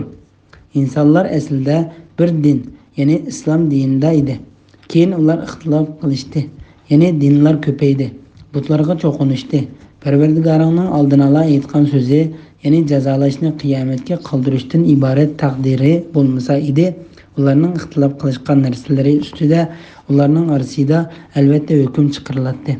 Ya'ni dinda ixtilof qilishganliklari uchun ularga bu dunyoda jazo beriladi. Surat Yunus 18-19 oyat to'g'risida. Mushriklarning ilohlari haqida qilgan e'tiqodlari to'g'risida. Alloh taolo bu oyatda qiyomat kuni Alloh taolaning oldida bizga shafaat qiladi deb gumon qilib, Alloh taologa butlarni qo'shib ibodat qiladigan mushriklarga radiya berdi va u butlarning amaliyotda hech qanday foyda ziyon yetkazolmaydiganligidan, hech narsaga ega bo'la olmaydiganligidan, qiyomat kunida ulardan kutgan narsaning hargiz yuz bermaydiganligidan va bu ishning mangu ular o'ylagandek bo'lmaydiganligidan xabar berdi. Acaba osmonlarda va zaminda bundoq narsa, ya'ni Allohning sheriki yoki shafaat qilguvchi bo'lib, uni Alloh bilmay qilib, sizlar Allohga uni aytib beramsizlar? Ibn Jarir bu oyatning ma'nosi haqida mundoq deydi. Sizlar osmonlarda va zaminda yuz bermaydigan ishdan Alloh taologa xabar beramsizlar? Ondan Alloh taolo o'zining ulug' zotini ularning sherik keltirgan va kufrlik qilgan narsalaridan poklab mundoq deydi. Alloh ularning sherik keltirgan narsalaridan poktur va yuksakdir. Shirikning paydo bo'lishi to'g'risida. Alloh taolo aslida shirik yo'q bo'lib, keyin kishilarning orasida paydo bo'lganligini, shirik paydo bo'lishidan ilgari insonlarning islomdan iborat faqat birla dinda ekanligini xabar berdi. İbn Abbas radhiyallohu anhuma mundoq deydi. Adam alayhissalom bilan Nuh alayhissalom yashagan orliqi 10 asr bo'lib, bu jarayonda hamma kishi islom diniga e'tiqod qiladi. Keyin kishilar orasida ixtilof paydo bo'lib, iloh deb atalgan boshqa narsalar va butlarga cho'qindi. Shuning bilan Alloh taolo ro'shan va keskin dalil paketlar bilan payg'ambarlarini avatdi. Allohning mundoq qilishi halok bo'lganlarning ro'shan dalilini ko'rib, ondan halok bo'lishi, yashaydiganlarning ro'shan dalilini ko'rib, ondan yashash uchun edi. Sura Anfal 42-oyatning bir qismi. Parvardigoringning oldin ola aytgan so'zi, ya'ni jazolashni qiyomatga qoldirishdan iborat taqdiri bo'lmasa edi, ularning ixtilof qilishgan narsalari ustida ularning orasida albatta hukm chiqariladi. Ya'ni dinda ixtilof qilishganliklari uchun ularga bu dunyoda jazo beriladi. Ya'ni agar Alloh taolo birarsini jazolamoqchi bo'lsa, uningga qarshi pokit turg'izgandan keyin jazolaydiganligini va maxluqotlarga muayyan vaqt belgilaganligini oldin ola o'rinlashtirmagan bo'lsa, ixtilof qilishganlarning orasida cho'qim hukm chiqarib, mo'minlarni baxtga erishtirib, kofirlarni jazolagan bo'ladi. Bismillahirrohmanirrohim. Ular ya'ni ahli Makka nimishqa uningga, ya'ni Muhammad alayhissalomga Parvardigori tarafidan biz talab qilgan mo'jizlardan biror mo'jiza tushirilmadi deydi. Aytqinki, g'aybni bilish faqat Allohga xos bo'lib, xos mo'jizalarni Alloh keltirdi. Men faqat tabliq qiluvchiman. Sizlar Allohning oramizda hukm chiqarishini kutinglar. Shubhisizki, men sizlar bilan shuni kutguchilardanman. Sura Yunus 20-oyat to'g'risida. Mushriklarning mo'jiz talab qilishi to'g'risida. Haqiqatga qarshi chiqquchi va uni inkor qiluvchi kofirlar nimishqa Muhammad alayhissalomga o'z Parvardigori tarafidan bir mo'jiza tushirilmadi deydi. Ular Alloh Samud qavmiga to'g'ini mo'jiz qilib bergandek, o'zlariga bir mo'jizaning bo'lishini, yoki Safa tig'ini oltinga o'zgartib berishni, yoki Makkaning tog'larini yo'q qilib o'tib, o'rniga bo'stonliq bog'larni va o'stanglarni bino qilib berishni, yoki uningdan boshqa Alloh qodir bo'lgan narsalardan birarni keltirib berishni orzu qiladi. Lekin Alloh taolo so'zlari va ishlarini hikmat bilan qilg'uchidir. Alloh taolo bu vaqtda mundoq deydi: Allohning barakati buyukdirki, agar u xohlasa, sana ularning aytganlaridanmi yaxshi ostidan o'stanglar yiqib turadigan bog'larni va cho'ng saroylarni ato qiladi.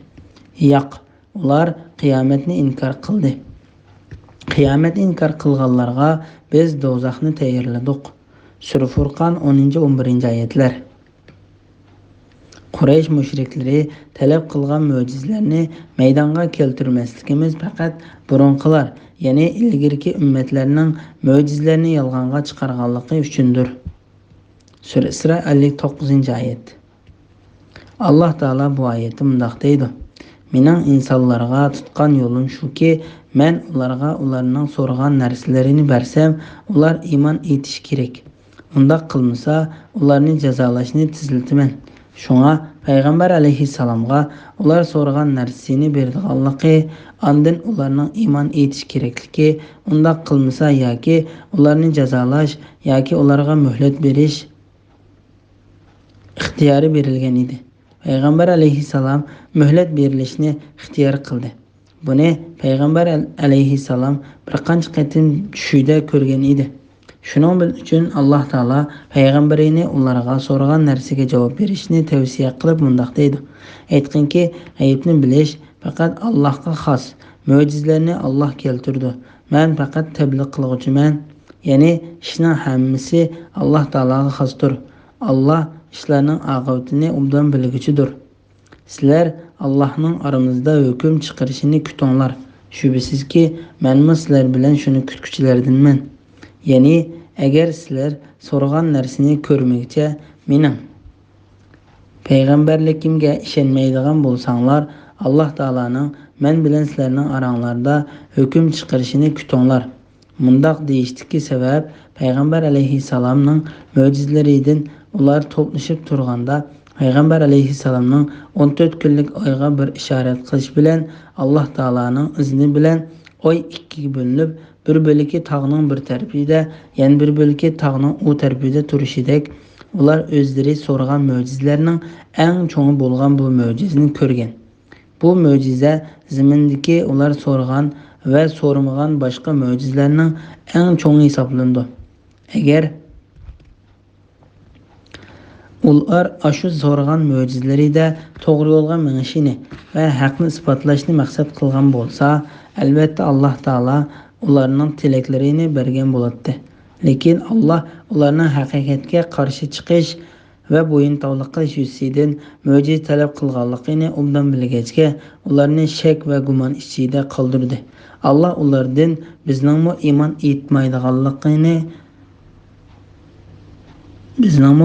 etmaydiganligini obdan biladi. Alloh taolo bu vaqt mundoq deydi: Shubhasizki, Parvardigoringning la'natiga tegishli bo'lganlar iymon etmaydi. Ularga butun mo'jizalar ko'rsatilgan taqdirdami, qattiq azobni ko'rmagcha iymon etmaydi. Sura Yunus 96-97-oyat. Biz ularga, ya'ni kuffarlarga farishtalarni tushirgan, o'liklarni ular bilan so'zlashtirgan.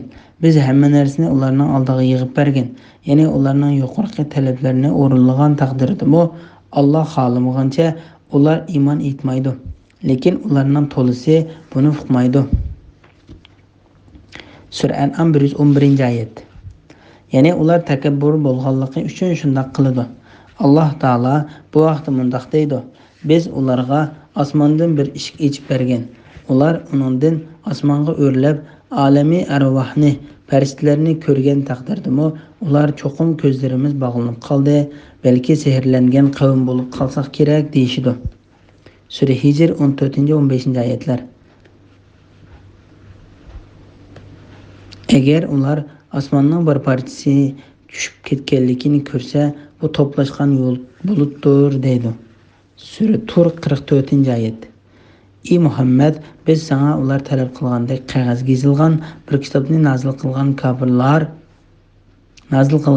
Kafirlar uni qo'llari bilan tutib ko'targan taqdirdami, ular shaksizki bu faqat ro'shan sehrdir deydi. Chunki ularning g'arzi eng ro'shan dalil kelgandimi iymon etmaslikdir. Sura An'am 7-oyat. Undaq kishilarning so'ragan tilaki nihoyat oz ijobat qilindi. Chunki ularning tilakini berish foydasiz. Ular gunoh ishlarni ko'p qilgan bo'lg'achqa haqiqatga qarshi chiqish va uningga bosh egmaslikka odatlanib ketgan. Shunga Alloh taolo mundaq deydi: Sizlar Allohning oramizda hukm chiqarishini kutinglar. Shubhisizki, men sizlar bilan shuni kutuvchilardanman. Bismillahirrohmanirrohim. Kishilarning beshiga kelgan ziyon zahmatni ko'tarib o'tgandan keyin ularga rahmatimizni tetiksak, ular bizning oyatlarimiz ustida mekr ishlatishga, ya'ni inkor qilishga aldiraydi. Aytqinki, Alloh ularni qilgan mekr uchun eng tez jazolaydi. Shubhisizki, bizning farishtalarimiz mekrlarni yezib turdi. Alloh sizlarni qo'rqoqda, ya'ni uloqlar ustida,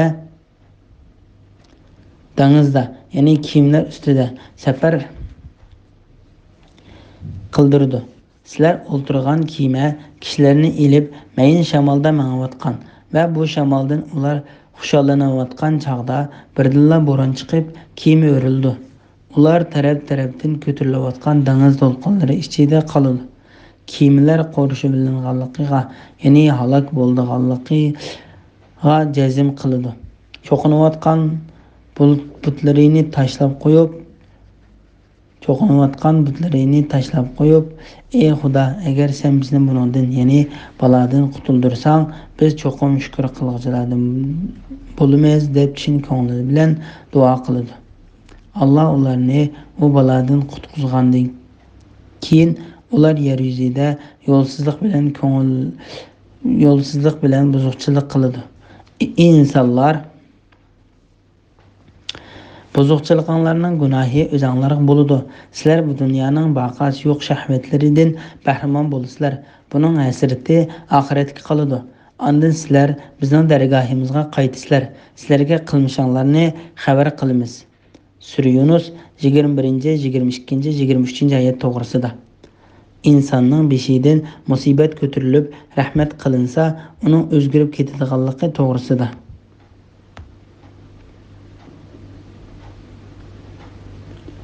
Alloh taolo qiyinchilikdan keyin osonchilik, qattiqchilikdan keyin ma'murchilik va qurg'oqchilikdan keyin yomg'ir ato qilishdek har xil musibatlardan keyin ularga rahmat qilinsa, ularning Alloh taolaning oyatlariga qarta ilm-fikr ishlatadiganligini bayon qilib, Alloh taolo mundaq deydi: Ular bizning oyatlarimiz ustida mekr ishlatishga, ya'ni inkor qilinishga aldiraydi. Mujohid bu oyat haqida mundaq deydi: Ular masxara va inkor qilishga aldiraydigan. Alloh taolo bu haqda mundaq deydi: Insonga biroz ziyon zahmat yetsa, yotsidi, o'ltirsidi, tursidi, uni dafiy qilishimizni tilab bizga duo qiladi. Sura Yunus 12-oyatning bir qismi. Sahih Buxoriyda mundaq bayon qilingan: Kechicha yomg'ir yig'ib to'xtagan chog'da Payg'ambar alayhissalom sahobalar bilan bomdod namozini o'qidi. Ondan sizlar Parvardigoringlarning bu kechada nima deganligini bilamsizlar deb so'radi. Sahobalar Alloh va uning payg'ambari bilguchidir dedi. Payg'ambar alayhissalom: Alloh taolo bandalarimdan menga mu'min bo'lgan holatda va menga kofir bo'lgan holatda tong otqizgan kishilar var. Kimki Alloh taolaning karomati va rahmati bilan birga bizga yomg'ir yog'dirib berildi desa, bu kishi menga iymon keltirgan bo'ldi. Ammo kimki paloni va paloni iymon etgan bo'ladi deydi. İslam kelishdan burun Arablar yomg'irning yog'ishini ma'lum yulduzlardan ko'radi. Shun bu hadisda kimki yomg'irning yog'ishini Alloh taoladan ko'rmay, shu ko'ni qarish bo'yicha yulduzlardan bo'lgan desa, u Alloh taolaga sherik keltirgan bo'ladi deb keldi. Shuningdek, har qachon kishini dunyoda bo'layotgan tabiiy hadislarni, ya'ni ayol kishining tug'ishi yoki tug'masligi, o'g'il yoki qiz bo'lishidek ishlar Alloh taolodan ko'rmay boshqa bir narsa tarafidan bo'lgan deb qaraydi ekan, u kishimi haqiqat hadisda bayon qilganidek kofirlarning qatorida bo'ladi. Aytqinki, Allah ularni qilgan mekrlari uchun eng tez jazolaydi. Ya'ni gunohkorlar men azoblanmaydi ekanman deb gumon qilgudek darajada u qilgan gunoh ishlarida tadrijiy g'ofil qoldirdi va muhlat berdi. U faqat muhlat ishidadir. Ondan Alloh taolo uni tuyuqsiz tutdi. U gunohkorlarning barliq qilgan ishlarini hurmatli xotirlovchi farishtalar yozib sanab qo'ydi. Ondan uning gunohlarini yoshirin va oshkora ne bilguchidir. Alloh taolo oldida o'ttirg'a qo'ydi. Shuning bilan Alloh u gunohkorlarning cho'ng kichik gunohlariga, hatto zarrachilik gunohiga tegishli jazo berdi. Allah sizlarni quruqlikda, ya'ni uloqlar ustida, dengizda, ya'ni kiyimlar ustida safar qildirdi. Ya'ni Alloh taolo sizlarni qo'g'daydi va sizlarni kuzda davomli muhofazat qiladi. Sizlar o'ltirgan kema kishilarni ilib mayin shamolda mangayotgan va bu shamoldan ular xushallanayotgan chaqda birdilla bo'ron chiqib, kiyimlar o'rildi. Ular taraf-tarafdan ko'tarilayotgan dengiz to'lqinlari ichida qoladi. Kiyimdagilar qo'rshivilinganligiga, ya'ni halok bo'lganligiga jazm qiladi. Cho'qinayotganlar butlarini tashlab qo'yib, "Ey Xudo, agar sen bizni buningdan, ya'ni baladan qutuldirsang, biz cho'qim shukr qilguvchilardan bo'lamiz" deb chin ko'ngli bilan duo qiladi.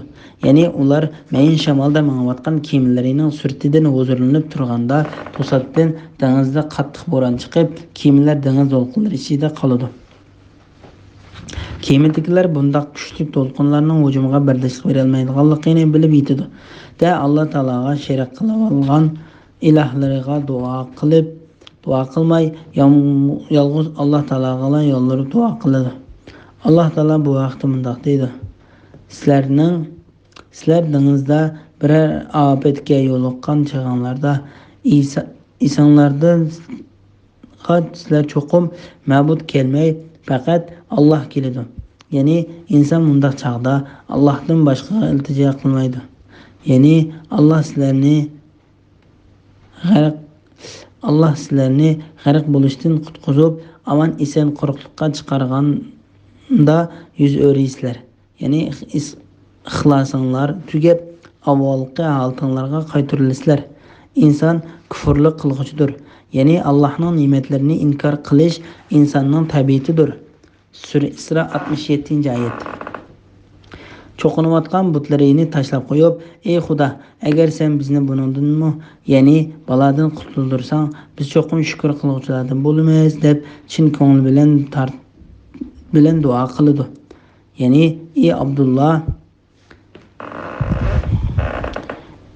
ey Alloh, bizni bu holatdan qutqizsang, biz shunda sana berilib duo qilganimizdek quruqlikdan chiqqan chig'imizda ibodatni cho'qim sana qilamiz. Sana hech narsani shirik keltirmaymiz. Alloh ularni u baladan qutqizgandan keyin ular yer yuzida yo'lsizlik bilan buzuqchilik qiladi. Ya'ni ular ashunda halokatdan qutuldirib olsak, ular xuddi Alloh taologa hech bir duo qilmagandek yer yuzida yo'lsizlik bilan buzuqchilik qiladi. Go'yo uni ko'tarishimizni tilab bizga duo qilmagandek yomon ishni davomlashtiraverdi.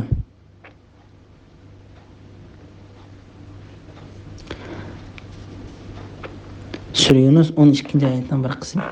Ey insonlar, buzuqchiliklarning gunohi o'zinglarga bo'ladi. Ya'ni sizlarning qilgan bu gunohinglarning jazosi faqat o'zinglarga bo'ladi. Bu gunohinglar bilan o'zinglardan boshqa hech kimga ziyon yetkazolmaysizlar. Imom Abu Davud bu vaqtda payg'ambar alayhissalomning mundoq deganligini rivoyat qildi: Zulm qilish va tuqqandochilikni uzib qo'yish har qanday gunohga qaraganda Alloh taolaning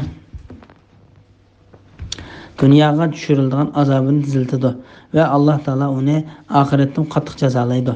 Sizlar bu dunyoning baqasi yo'q shahvatlaridan bahramon bo'lasizlar. Buning hasrati oxiratga qoladi.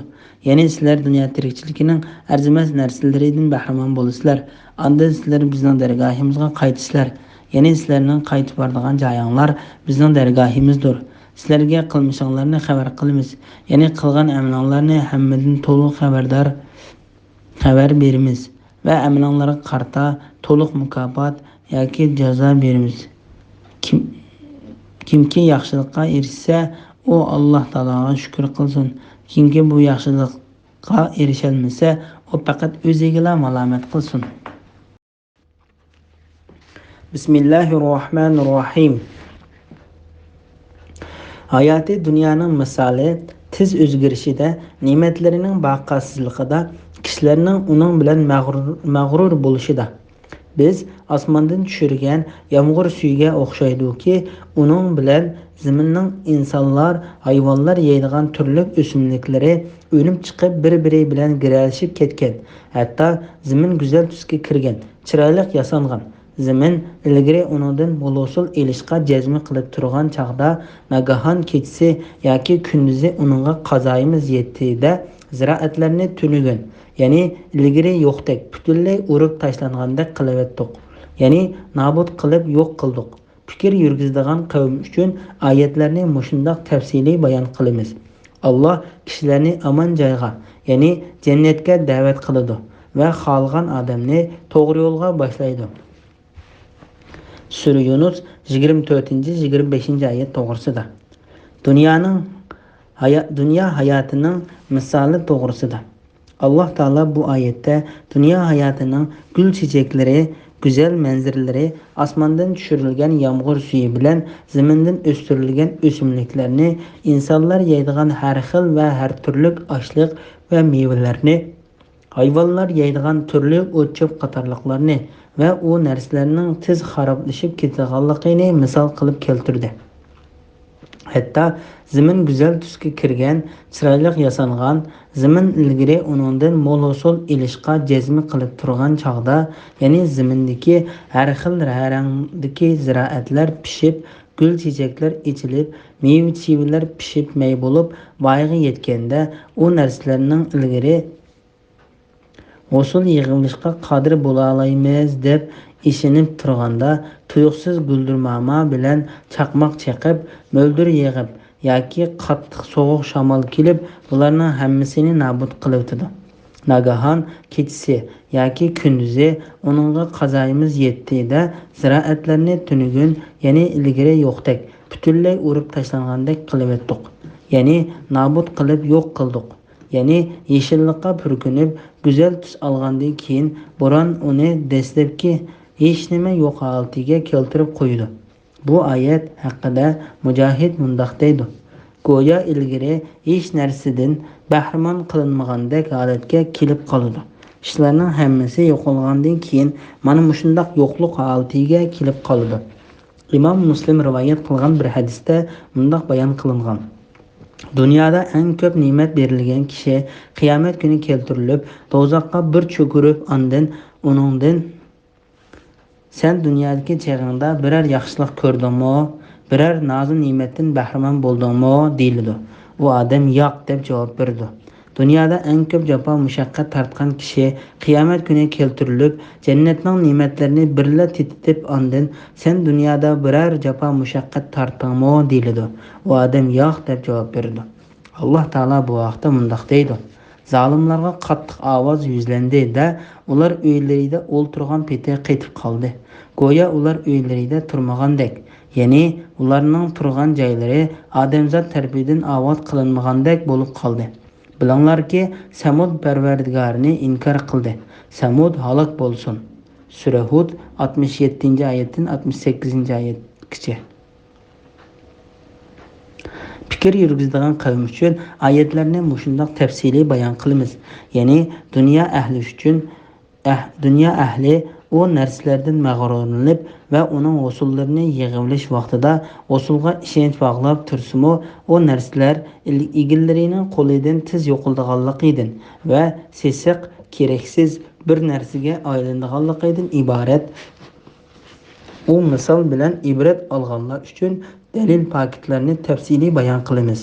Haqiqatan dunyoning tabiati buni qo'g'lagandan qochqanlarni qo'g'lashdir. Alloh taolo dunyo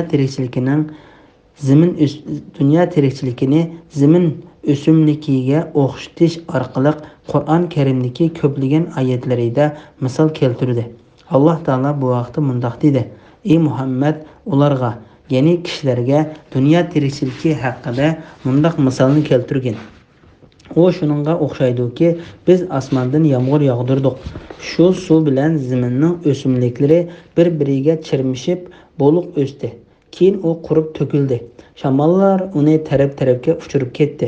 Alloh har narsaga qodirdir." Sura Kahf 45-oyat. Shuningdek, boshqa suralardami Alloh taolo dunyo tirikchiligining misolini mushu usulda bayon qiladi. Mengu yo'qolmaydigan ne'matlarga qiziqtirish to'g'risida. Alloh taolo dunyo tirikchiligini va uning tez yo'qolganligini bayon qilgandan keyin insonlarni mengu yo'qolmaydigan jannatga qiziqtirdi va uningga chaqirdi. Alloh taolo jannatning ayib nuqson, jafo mushaqqat va baloyi ofatlaridan omon joy ekanligini bayon qilib mundoq deydi: Alloh kishilarni omon joyga, ya'ni jannatga da'vat qiladi va xohlagan odamni to'g'ri yo'lga boshlaydi.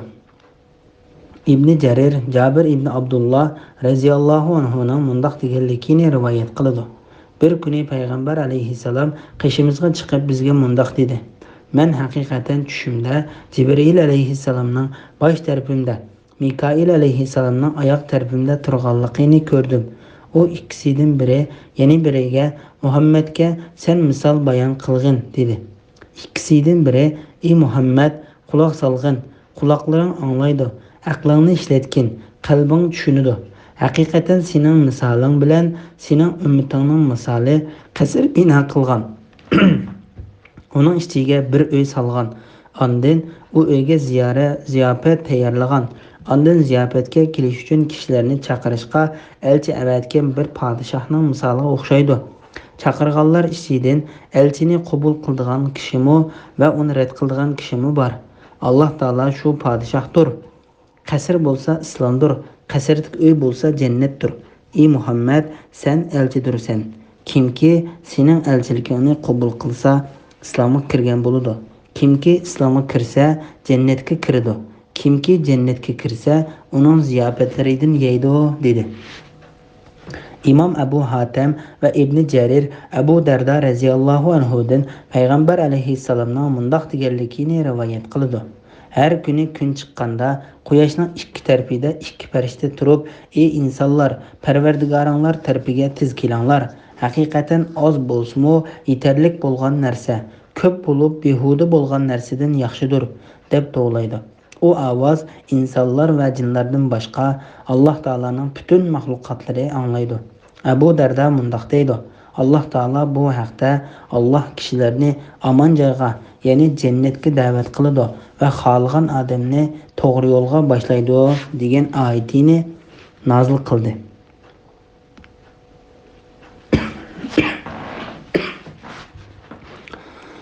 Bismillahirrohmanirrohim.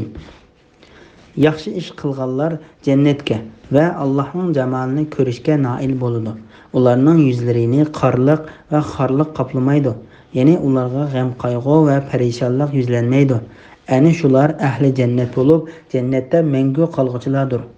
Sura Yunus 26-oyat to'g'risida. Yaxshi amal qiluvchilarning mukofoti to'g'risida. Alloh taolo bu oyatda dunyoda iymon etgan va yaxshi amallarni qilgan kishiga oxiratda cho'qim yaxshi mukofotning borligidan xabar berdi. Alloh taolo bu to'g'risida mundoq deydi: "Yaxshi ish qiluvchi faqat yaxshi mukofotga erishadi." Sura Rahmon 60-oyat. Yaxshi ish qilganlar jannatga va Alloh taolaning jamolini ko'rishga noil bo'ladi. Ya'ni bir yaxshi amalning savobini 10 neslidan 700 nesligacha yoki uningdanmi ortiq hassilab ko'paytib berdi. Hassilab berilgan savob, qasrlar, shahlar, ko'zlik hurlar, yaxshi amal egillaridan Alloh taolaning rozi bo'lishi va ularga Alloh taolo saqlab qo'ygan, ular uningdan xursand bo'ladigan narsalardan iborat mukofotlarni va buningdanmi esil bo'lgan mukofot ulug' Alloh taolaning jamolini ko'rishni o'z ichiga oladi.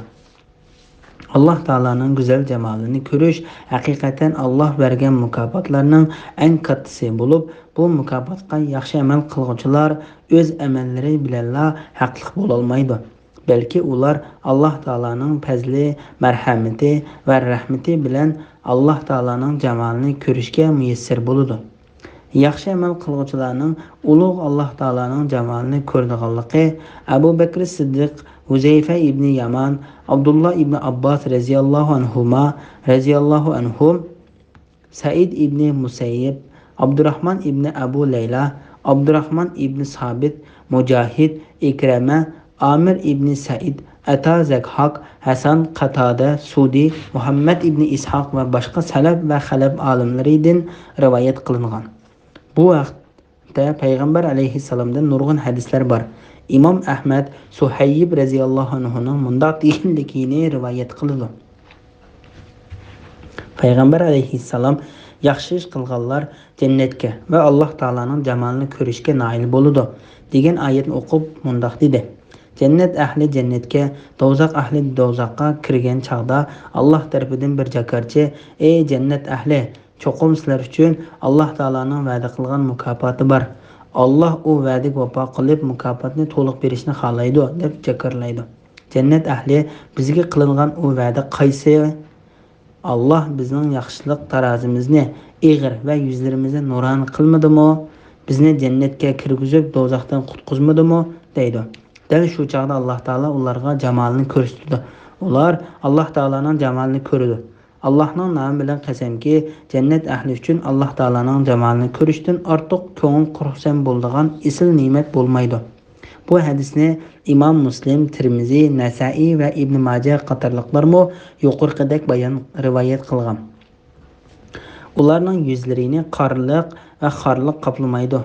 Ya'ni ularga g'am, qayg'u va parishonlik yuzlanmaydi. Ya'ni mashargoh maydonida gunohkor kofirlarning yuzlarini qorliq va xorliq qoplab olgandek, yaxshi amal qiluvchilarning yuzlarini xorliq va qorliq qoplab olmaydi. Ular hech qanday yoshurun va oshkora kamsitishga va ahonatga uchramaydi. Ular haqiqatda Alloh taolo mundoq deydi: Alloh ularni shu kunning sharridan saqlaydi. Ularning yuzlariga nur, dillariga xushallik ato qiladi. Sura Inson 11-oyat. Ya'ni ularning yuzlari xushallikdan nurlangan va dillari xursandlik bilan to'lgan bo'ladi. Alloh taolo o'z fazli, marhamati va rahmati bilan bizning ularning qatoridan qilsin. Bismillahirrohmanirrohim. Dunyoda yomon ishlarni qiluvchilar bir yomonlikni qilsa, qilgan yomonligiga o'xshash, ya'ni shuning loyiq jazoga uchraydi. Ular xorliqqa duchor bo'ladi. Ularni Allohning azobidan qutuldiruvchi zoti bo'lmaydi. Ularning yuzlari go'yo qorong'u kechaning parchasi bilan o'ralganda qariyib ketadi. Ular ahli do'zax bo'lib, do'zaxda mangu qoluvchilardir. Sura Yunus 27-oyat to'g'risida. Gunohkorlarning jazosi to'g'risida.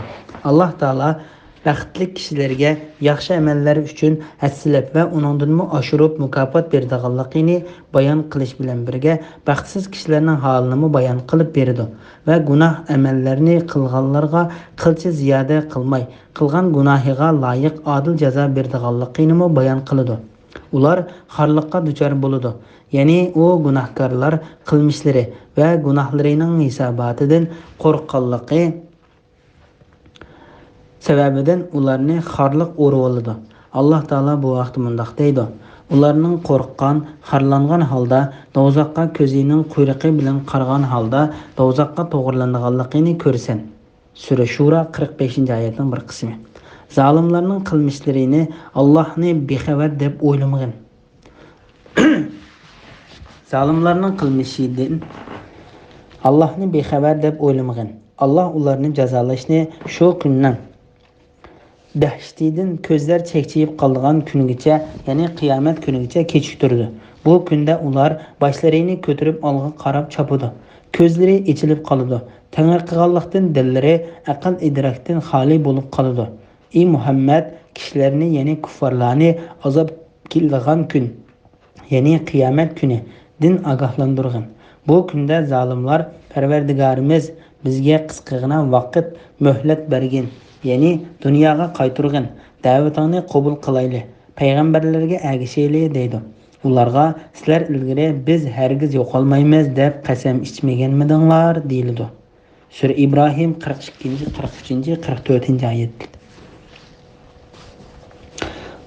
Ular Allah'ın azabından qutulğuchi zat bo'lmaydi.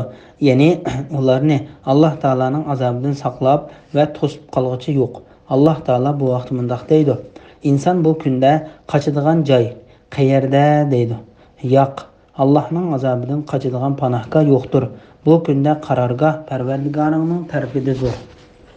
Sura Qiyomat 10, 11, 12 oyatgacha. Ularning yuzlari go'yo qop-qorong'u kechining parchasi bilan o'ralgandek qariyib ketadi. Bu oyat gunohkorlarning yuzlarining oxiratda qora bo'lganligidan xabar beradi.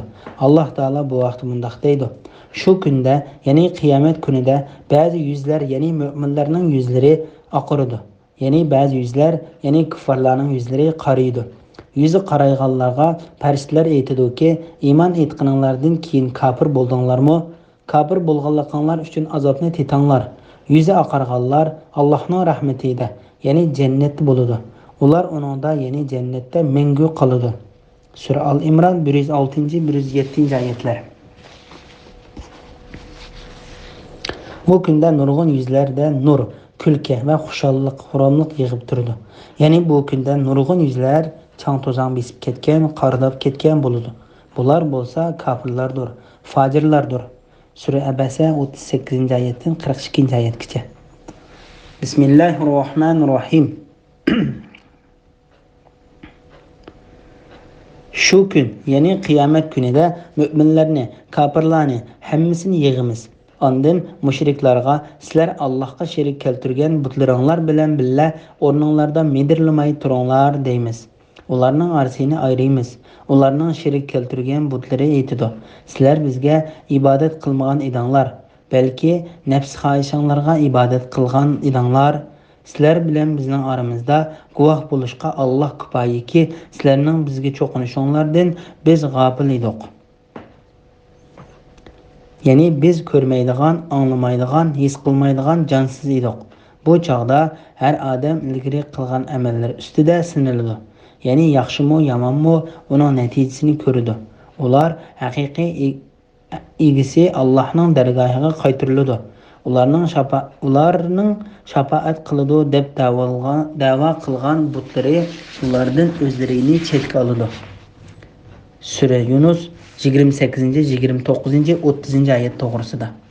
Qiyomat kunida mushriklarning batil ilohlarining ulardan juda bo'lganligi to'g'risida. Shu kun, ya'ni qiyomat kuni dal mu'minlarni, kafirlarni hammasini yig'imiz.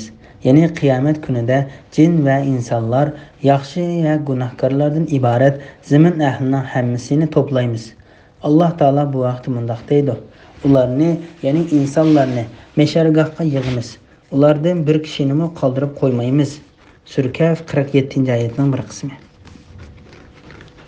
Ondan mushriklarga sizlar Allohga sherik keltirgan butlaringlar bilan billa o'rninglarda medirlamay turinglar deymiz. Ya'ni sizlar va sherik keltirgan narsanglar mu'minlar turadigan o'rindan ayrilib, muayyan bir o'rinda turinglar. Alloh taolo bu vaqt mundaq deydi: "Gunohkorlarga, ey gunohkorlar, bugun bir tarafga ayrilinglar" deyildi.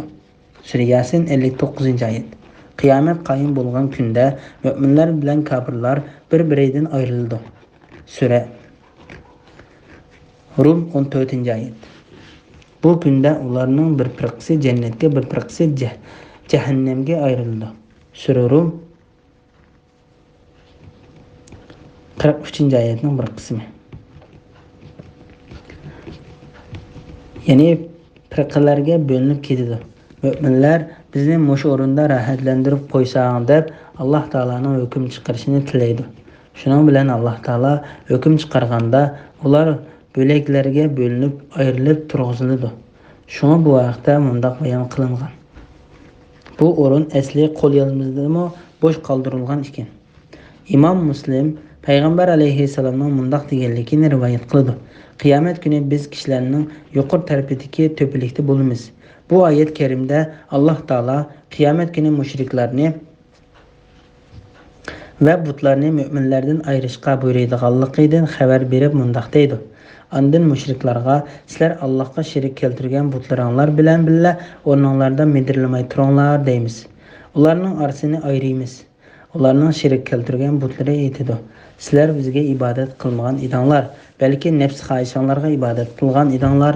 Haqiqatan u butlar mushriklarning o'ziga ibodat qilganligini inkor qiladi va ulardan ada juda bo'ladi. Allah Taala bu vaqt mundaq deydi.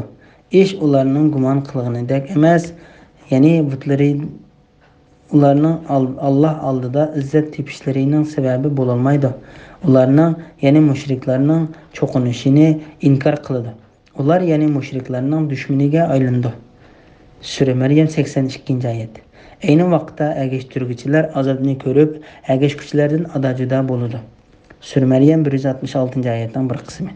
Allohni qo'yib qiyomatgacha duoni ijobat qilishga qodir bo'lolmaydigan butlarga cho'qinadigan odamdanmi gumroh odam bormi? Butlar ularning duosidan g'ofildir.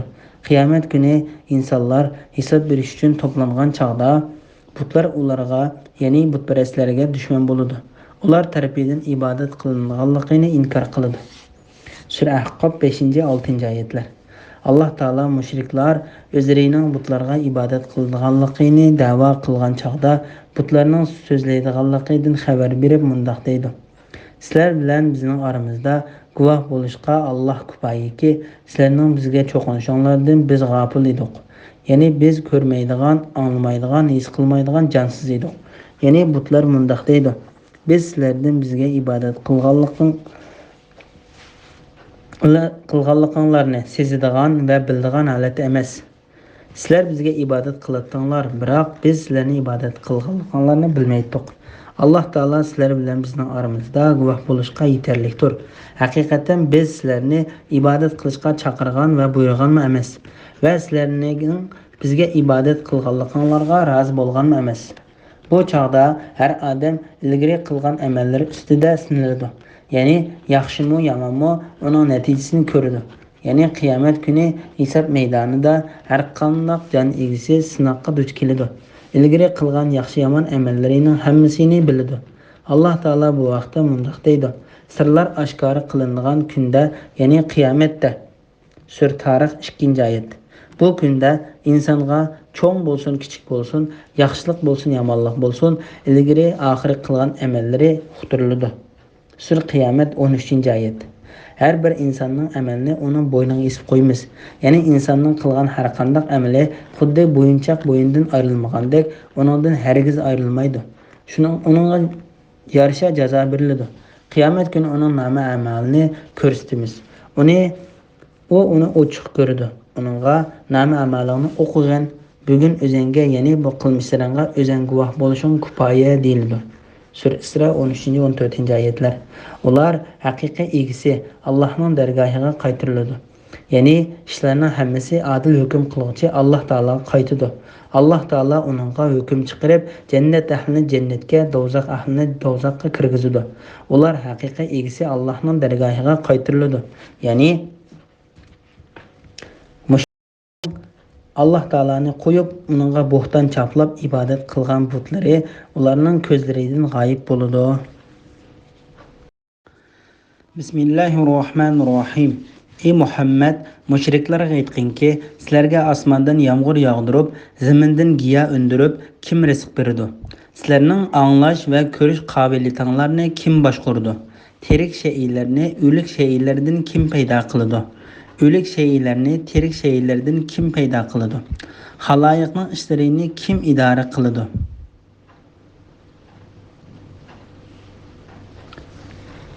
Ular bularga javoban Alloh deydi. Aytqinki, Allohdan g'ayriga cho'qinish bilan Allohning azobidan qo'rqmamsizlar? Yuqorqidek cho'ng ishlarni qilg'uchi sizlarning haqiqiy parvardigoringlar ana shu Allohdir. Haqiqatdan qolsa, gumrohlikdan g'ayri narsa mavjud emas. Nemishqa iymondan yuz o'rib, gumrohlikqa burilib ketisizlar. Parvardigoringning Allohga itoat qilishdan bosh tortganlar to'g'risidagi hukmi haqliq bo'ldi. Ular Allohning birligiga, Rasulullohning payg'ambarligiga iymon etmaydi. Sura Yusuf 31, 32, 33 oyat to'g'risida. Allah Taala'nın hammini o'zi yolg'iz parvish qildiganligini mushriklarning e'tirof qildiganligi to'g'risida. Allah Taala mushriklarning Allah Taala'ning bor va birligini, hammini tarbiylovchi ekanligini e'tirof qildiganligini, o'zining ibodat qilinishga loyiq yolg'iz bir iloh ekanligiga pok ko'rsatib mundoq deydi.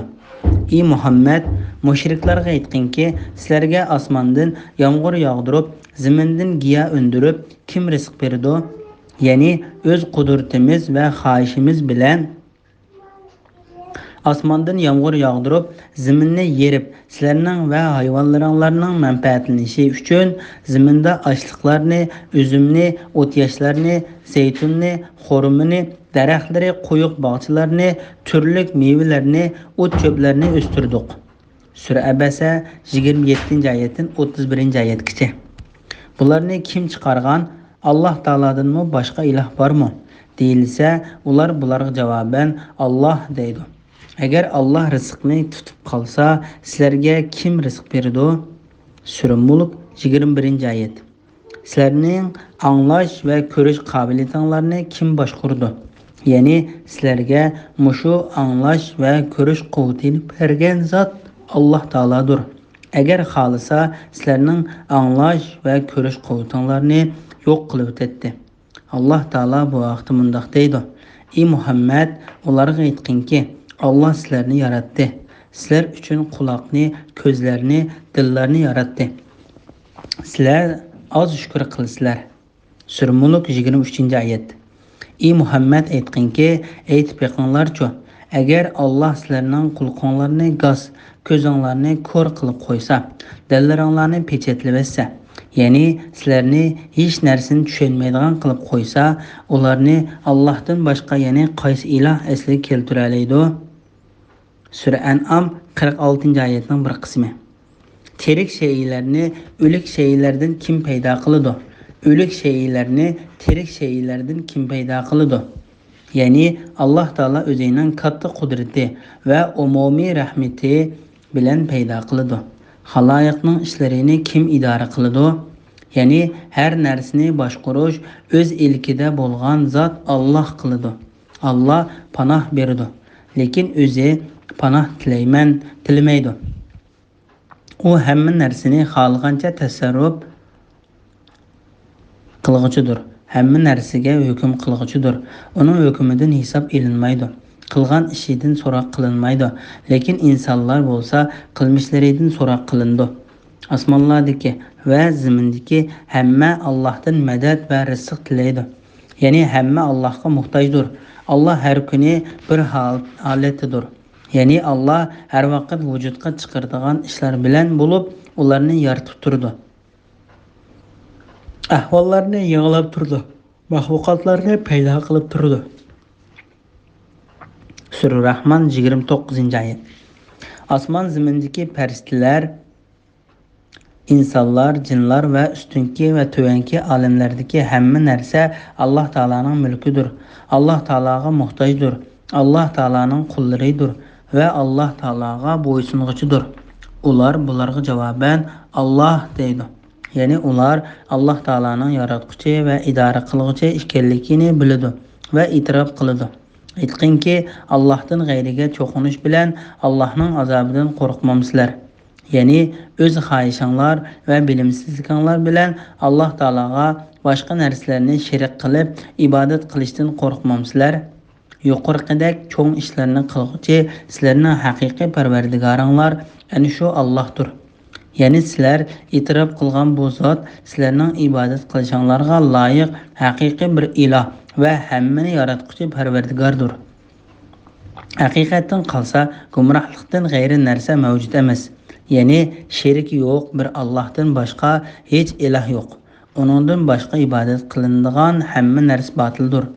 Nemishqa iymondan yuz o'rib gumrohlikqa burilib ketisizlar? Ya'ni Alloh taolaning hamma narsani yaratgan va hamma narsani o'zi xohlagancha bir taraf qilganligini sizlar bilib turib, Alloh taolaga ibodat qilishdan qandoqmi boshqa botil ilohlarga ibodat qilishga yuzlanib ketisizlar. Parvardigoringning Allohga itoat qilishdan bosh tortganlar to'g'risidagi hukmi haqliq bo'ldi. Ular Allohning birligiga, Rasulullohning payg'ambarligiga iymon etmaydi. Ya'ni Alloh taolaning yaratquchi, rizq berguchi, o'z igdorchiligidagi narsalarni o'zi xohlagancha tasarruf qiluvchi ekanligini, payg'ambarlarning Alloh taolaning bor va birligiga chaqirishiga avatganligini mushriklar e'tirof qilib turib, kofir bo'lganligi, davomli turda Alloh taolaga boshqa narsalarni shirik qilib ibodat qilganligi uchun Alloh taolaning ularni azoblashdan iborat hukmi haqliq bo'ldi. Ular do'zaxda turg'uchidir, baxtsizlardir. Alloh taolo bu vaqtda mundoq deydi: ular shundoq payg'ambarlar kelgan bizni ogohlantirgan, lekin azobga duchor bo'lish hukmi kufri va qilmishlari tufaylidan kofirlarga tegishli bo'ldi deydi. Sura Zumar 71-oyatning bir qismi. Bismillahirrohmanirrohim. Ey Muhammad, ularga aytqinki, sizlarning butlaringlarning ichida mavjudotni yo'qlikdan bor qilib, ondan yo'q qilib, ondan uni asli keltira oladiganlar bormi? Aytqinki, Alloh mavjudotni yo'qdan bor qilib, ondan yo'q qilib, ondan uni asli keltira oladi. Nemishqa haqdan botil tarafga burilib ketisizlar? Aytqinki, sizlarning butlaringlarning orasida gumrohni haq yo'lga yetaklaydiganlar bormi? Aytqinki, Alloh gumrohni haq yo'lga yetaklay oladi. Gumrohni haq yo'lga yetaklay oladigan zotga bo'ysunishga tegishlikmi yoki gumrohni haq yo'lga yetaklay olmaydigan, faqat o'zi boshqalarning yetaklashiga muhtoj bo'lgan butlarga bo'ysunishga tegishlikmi? Sizlarga nima bo'ldi? Nemishqa mundaq botil hukm chiqarsizlar? Ularning to'lisi butlarga e'tiqod qilishda faqat farazga tayindir. Faraz degan haqiqatni isbotlashda haqiqatan hech narsa yaramaydi. Shubhisizki Alloh ularning qilmishlarini obdan bilguchidir. Sura Yusuf 34, 35, 36 oyat to'g'risida. Mana bu mushriklarning Alloh taologa boshqa botil ilohlarni shirik keltirib, butlarga va sheriklariga cho'qinib qilgan da'vosining botil ekanligini ko'rsatib berdi. Ey Muhammad, ularga aytqinki, sizlarning butlaringlarning ichida mavjudotni yo'qlikdan bor qilib, ondan yo'q qilib, ondan uni asli keltira oladiganlar bormi? Ya'ni bu osmonlarni va zaminni yo'qlikdan yaratgan, ondan u ikkisida maxluqotlarni paydo qilgan, osmon jismlari bilan zaminni bir yaratgan, bir-biridan ayirgan. Osmon jismlari bilan zaminni bir-biridan ayirgan, osmon zamindagi narsalarning mavjud bo'lib turish aytqinki, muddati tugishi bilan u ikkisini o'zgartiradigan, undan keyin butun maxluqotlarini yangidan qayta yaratadigan zot kim? Aytqinki, Alloh mavjudotni yo'qlikdan bor qilib, undan yo'q qilib, undan uni asli keltira oladi. Yuqorqi ishlarni hech qanday sherigi yo'q, yolg'iz Alloh taolo o'zi mustaqil qiladi. Nemishqa haqdan botil tarafga burilib ketisizlar? Ya'ni qandoqmi to'g'ri yo'ldan botil yo'lga yuzlanib ketisizlar? Aytqinki, sizlarning butlaringlarning orasida gumrohni haq yo'lga yetaklay oladiganlar bormi? Aytqinki, Alloh gumrohni haq yo'lga yetaklay oladi. Ya'ni sizlar sherik keltirgan botil ilohlaringlarning ozg'an kishini to'g'ri yo'lga boshlay olmaydiganligini Tыңırqab qalğan və azğan kişilərni faqat Allah Taala to'g'ri yo'lga boshlay oladiganligini sizlar obdan bilasizlar. Dillarni batil yo'ldan to'g'ri yo'lga yuzlantiruvchi zot Alloh taolodir. Uningdan boshqa hech iloh yo'qdir. Gumrohni haq yo'lga yetaklaydigan zotga bo'ysunishga tegishlikmi yoki gumrohni yo'lga yetaklay olmaydigan, faqat o'zi boshqalarning yetaklashiga muhtoj bo'lgan butlarga bo'ysunishga tegishlikmi? Ya'ni haqiqatga yetaklay oladigan va haqiqatni pokit bilan bilgan kishiga ergashish kerakmi? Yoki hech narsaga yetaklay olmaydigan, aksicha qarg'u va g'ach bo'lganligi uchun kishilar tarafidan yetaklanadigan kishiga ergashish kerakmi? Alloh taolo bu vaqtda Ibrohim alayhissalomning mundaq deganligini xabar berdi. O'z vaqtida Ibrohim otasiga aytdi: "Ey ota, nemishqa anglamaydigan, ko'rmaydigan va sana hech narsaga asqatmaydigan narsalarga cho'qinasan?" Sura Maryam 42-oyat. Ibrohim aytdi: "O'zinglarla o'yin yasagan butlarga cho'qinamsizlar, holbuki sizlarni va yasagan narsalarni Alloh yaratgandir." Sura Saffat 95-96-oyat. Bu haqda buningdan boshqa oyatlar nihoyat ko'pdir. Sizlarga nima bo'ldi? Nemishqa mundaq batil hukm chiqarsizlar? Ya'ni sizlarning aqlinglar qayerga ketdi? Alloh bilan Allohning mahluqotlarini qandoqmi teng va barobar qilsizlar? Alloh taologa va butlarga qandoqmi birlikda ibodat qilsizlar? Nima uchun ulug', hammaga ega bo'lg'uchi va hukm qilg'uchi, ozg'unlarni to'g'ri yo'lga yetaklovchi Parvardigoriga berilib ibodat qilmaysizlar? Nima uchun Alloh taologa duo va tavbani xolis qilmaysizlar?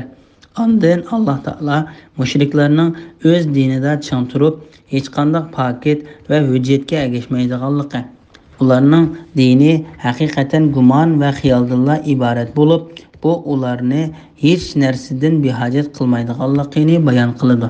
Shubhisizki, Alloh ularning qilmishlarini obdan bilguchidir. Bu ularga tahdid selish va qattiq qo'rqitishdir. Chunki Alloh taolo ularga qilmishlariga qarata to'liq jazo beradiganligidan xabar berdi. Bismillahirrohmanirrohim. Bu Qur'onni birovning Allohga iftiro qilishi aqliga sig'maydi. Chunki Qur'onni hech inson ijod qilolmaydi. Lekin Qur'on ilgari kelgan Tavrat, Injil qatorliq samoviy kitoblarni tasdiq qiluvchidir. Alloh belgilagan ahkomlarni bayon qiluvchidir. Uningda hech shak yo'qdir. U olamlarning Parvardigori tarafidan nozil qilingandir. Ular Qur'onni Muhammad o'zi to'qib chiqqan deyishamdi. Aytqinki, agar bu so'zinglarda rostchil bo'lsanglar, Allohdan boshqa yordamga chaqira oladiganlarki kishilaringlarni chaqirib, Qur'onga o'xshash biror surni keltirib beqinglar. Undaq emas. Ular Qur'onning ma'nosini to'liq tushunmay va haqiqatiga texi aqli yetmay turib uni inkor qilishdi. Ulardan burun o'tgan ummatlarmo o'zlarining payg'ambarlarini mushlarga o'xshash yolg'onga chiqargan edi. Zolimlarning oqibatining qandoq bo'lganligiga qarab boqqin. Ularning ichida Qur'onga ishonadiganlar bor, ishonmaydiganlarmi bor. Parvardigoring buzg'unchilarni hammadan obdan biladi. Sura Yusuf 37, 38, 39, 40-oyat to'g'risida. Qur'onning Alloh taolaning haq so'zi va uning mo'jizasi ekanligi to'g'risida. Bu oyat Qur'on Karimning mo'jiza ekanligini bayon qiladi. Chunki insonlar Qur'onga o'xshash bir kitobni yoki 10 surni yoki biror surni keltirishga haqiqatan qodir bo'la olmaydi. Qur'on Karim so'zlarining fasohatlik va go'zal bo'lishi, tilning ixcham, ma'nolarining mo'l va tushunishlik bo'lishi, mazmunning dunyo va oxiratda manfaat beradigan ma'nolarni o'z ichiga olishi bilan o'z zotida, sifatlarida, ishlarida va so'zlarida hech narsaga o'xshamaydigan Alloh taolaning dargohidan kelgandir. Alloh taolaning so'zi maxluqotlarning so'ziga o'xshamaydi. Shuning uchun Alloh taolo mundaq dedi: Bu Qur'onni birovning Allohga iftiro qilishi aqlga sig'maydi. Chunki Qur'onni hech inson ijod qila olmaydi. Ya'ni bu Qur'on faqat Alloh tarafidan nozil qilingan kitobdir.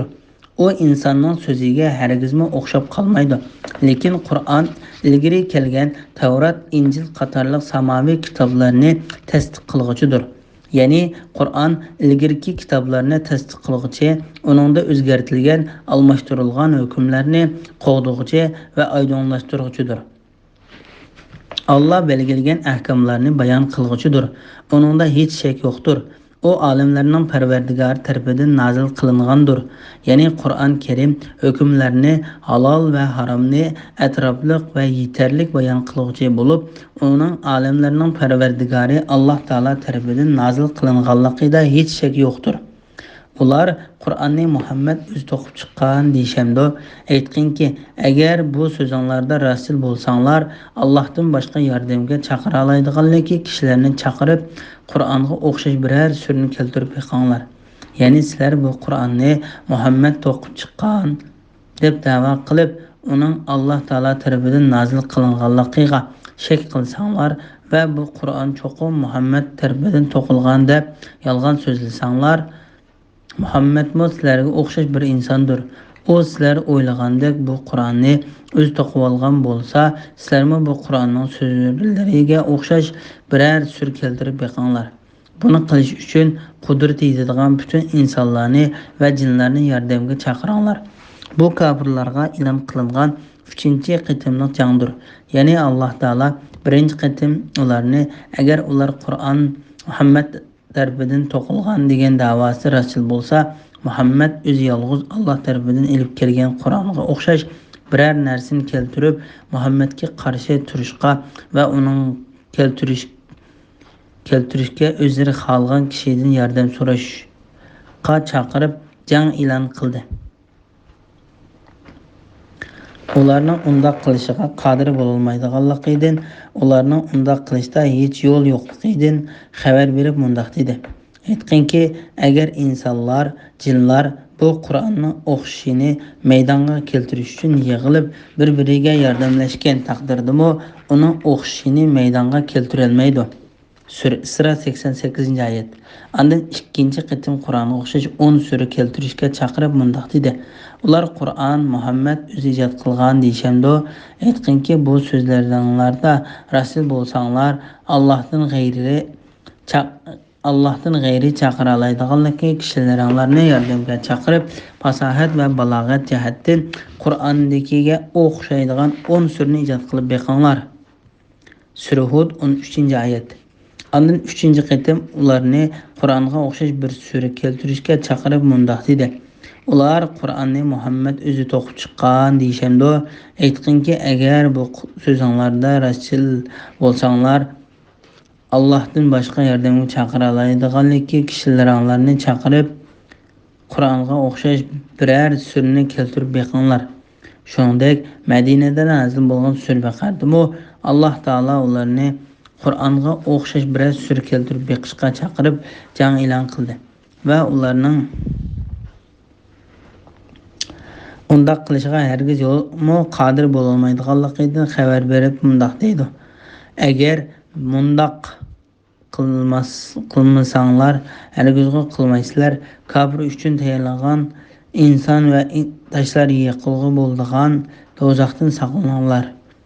Qur'on Karim nazil bo'lishidan ilgariki mezgillarda arablar til san'atida alohida taraqqiy qilgan bo'lib, qopiyalash, so'zlash, fasohatli uslubda she'rlarni yozish va bit to'qish jihatda eng yuqori seviyaga yetgan.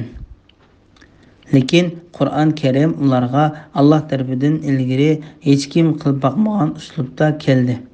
Shuning uchun bu Qur'on Karimning mayli so'zlaridagi fasohat jihatda, mayli qofiya jihatdagi mukammallikda, mayli bayon qilish uslubi jihatda mahorat ustunligiga yoki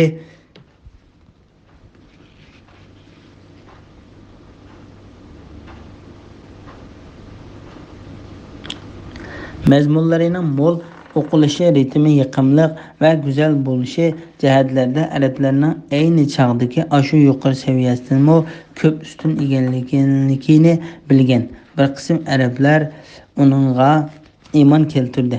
Ular eng bilimli kishilar bo'lib, xuddi sehrgarlik ilmini yaxshi biladigan sehrgarlarning Musa alayhissalom bilan ko'rsatgan mo'jizalarining o'zlarining sehrini olib ketgan mo'jiz ekanligini, bu faqat Alloh taolo tarafidan avatilgan payg'ambarning qo'li orqali bo'lganligini va bu mo'jizaning Alloh taoloning iznisiz hech qanday insonning qo'lidan kelmaydiganligini bilib, Musa alayhissalomga iymon keltirgan sehrgarlardek ularmi Qur'onga iymon keltirgan, uni eng to'g'ri usulda sog'lom tushungan, uningga ergashgan va qattiq bo'ysungan kishilardir. Shuningdek, Isa alayhissalommu tibbiy va ilmiy va davolash ishlari zo'r darajada taraqqiy qilgan zamonda payg'ambar qilib avatildi. Isa alayhissalom tug'ma, ko'rna, oq kasalni saqlaydigan va Alloh taoloning izni bilan o'likni tiriltira oladigan mo'jiz bilan keldi. Gerçi tibbiy ilmiy jihatda har qancha taraqqiy qilgan bo'lsa-mu, Isa alayhissalomga berilgan mo'jiza boshqa insonning qo'lidan kelmagachga, Isa alayhissalomning payg'ambar va Allohning taoloning bandasi ekanligi bililgan kishilar uningga iymon keltirdi.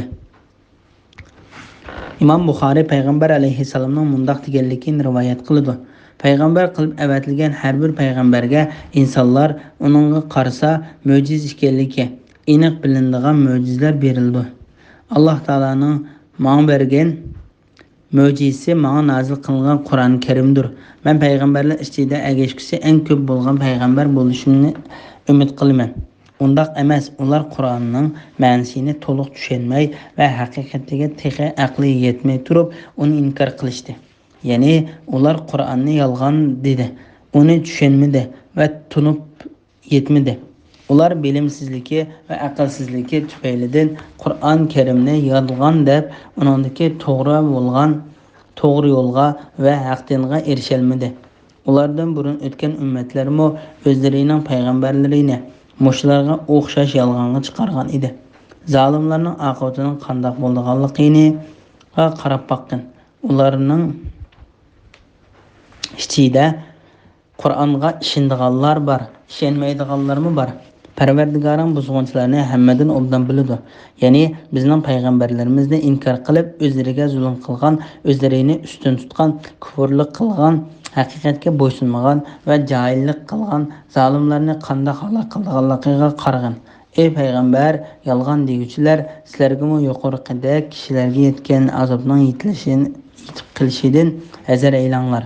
Ularning ichida Qur'onga ishonadiganlar bor, ishonmaydiganlarmi bor. Ya'ni ey Muhammad, sen payg'ambar qilib avatilgan kishilar ichidan mushu Qur'onga ishonadigan, sana erishadigan va sana berilgan payg'ambarlik bilan manfaatlanadigan kishilar bor. Ishonmaydiganlarmi bor.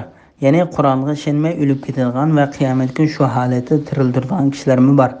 Parvardigoring buzg'unchilarni hammadan obdan biladi.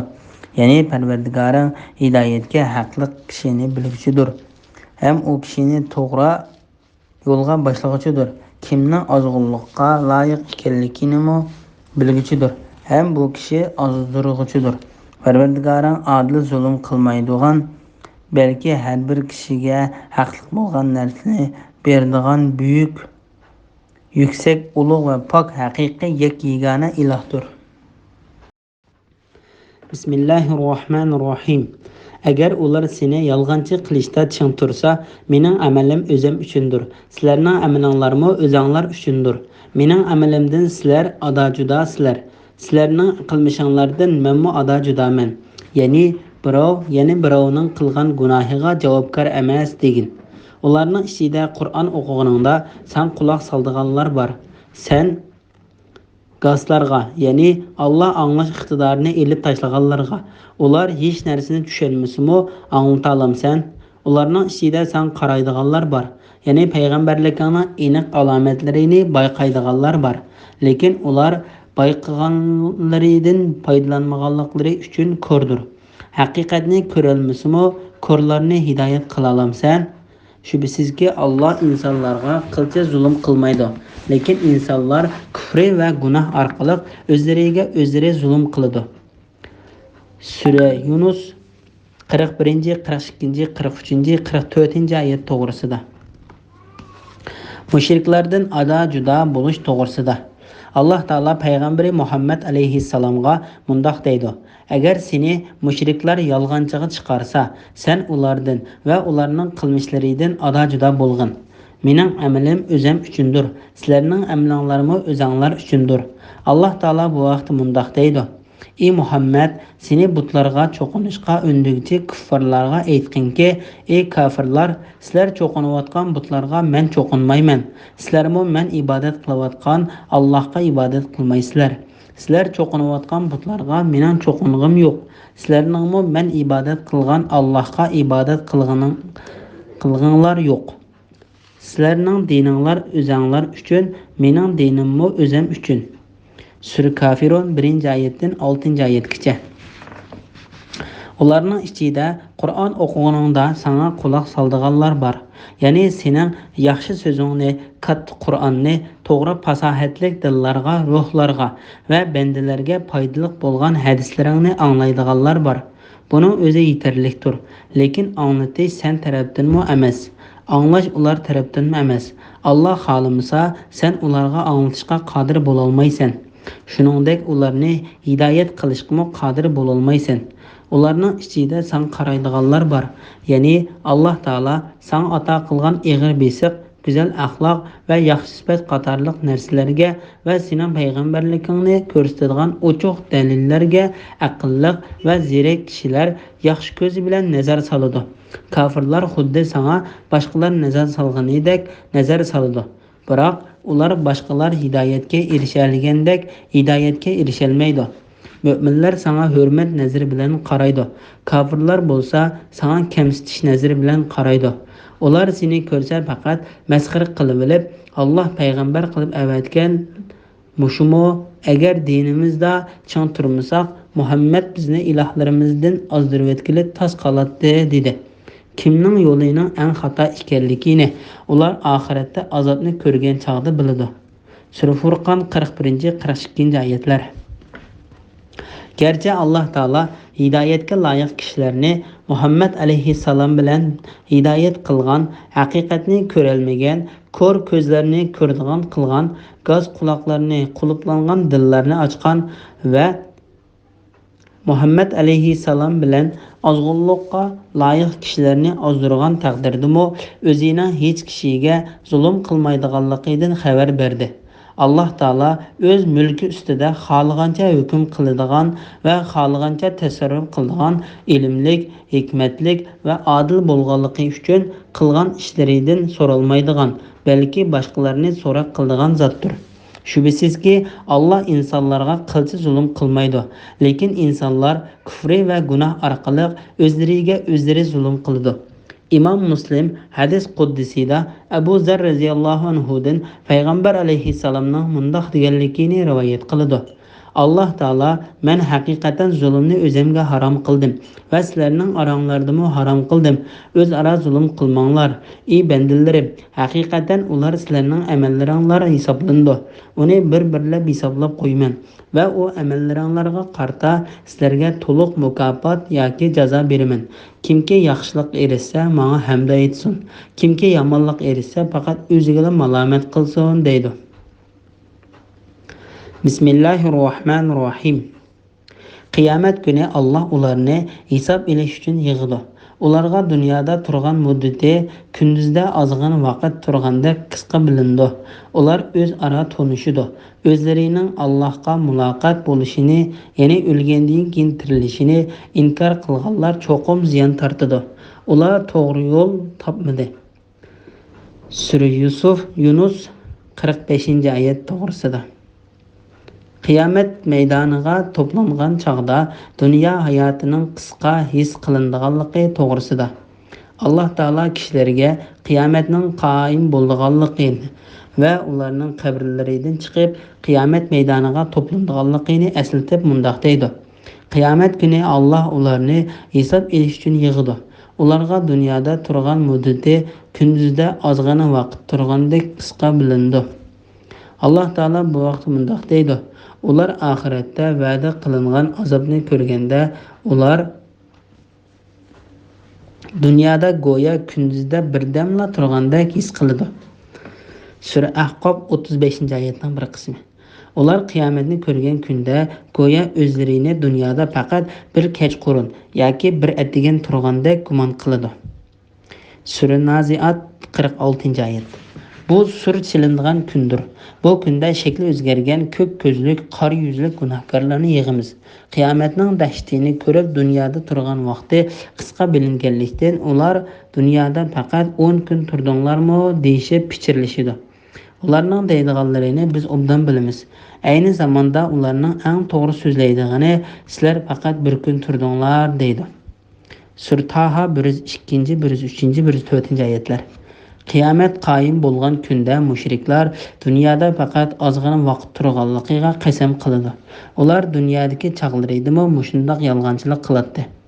Ilmi bor, iymoni bor odamlar aytdi. Sizlar Allohning taqdiri bo'yicha dunyoda va qabrlarda qiyomat kunigacha qoldinglar. Mana bu qiyomat kunidir. Lekin sizlar bilmaytinglar. Ya'ni qiyomatning haqiqiga ishonmaytinglar. Sura Rum 55-56-oyatlar. Bu oyatlar dunyo hayotining oxiratda nihoyatda qisqa bilinadiganligining pakitidir. Allah Taala yana mundaq deydi.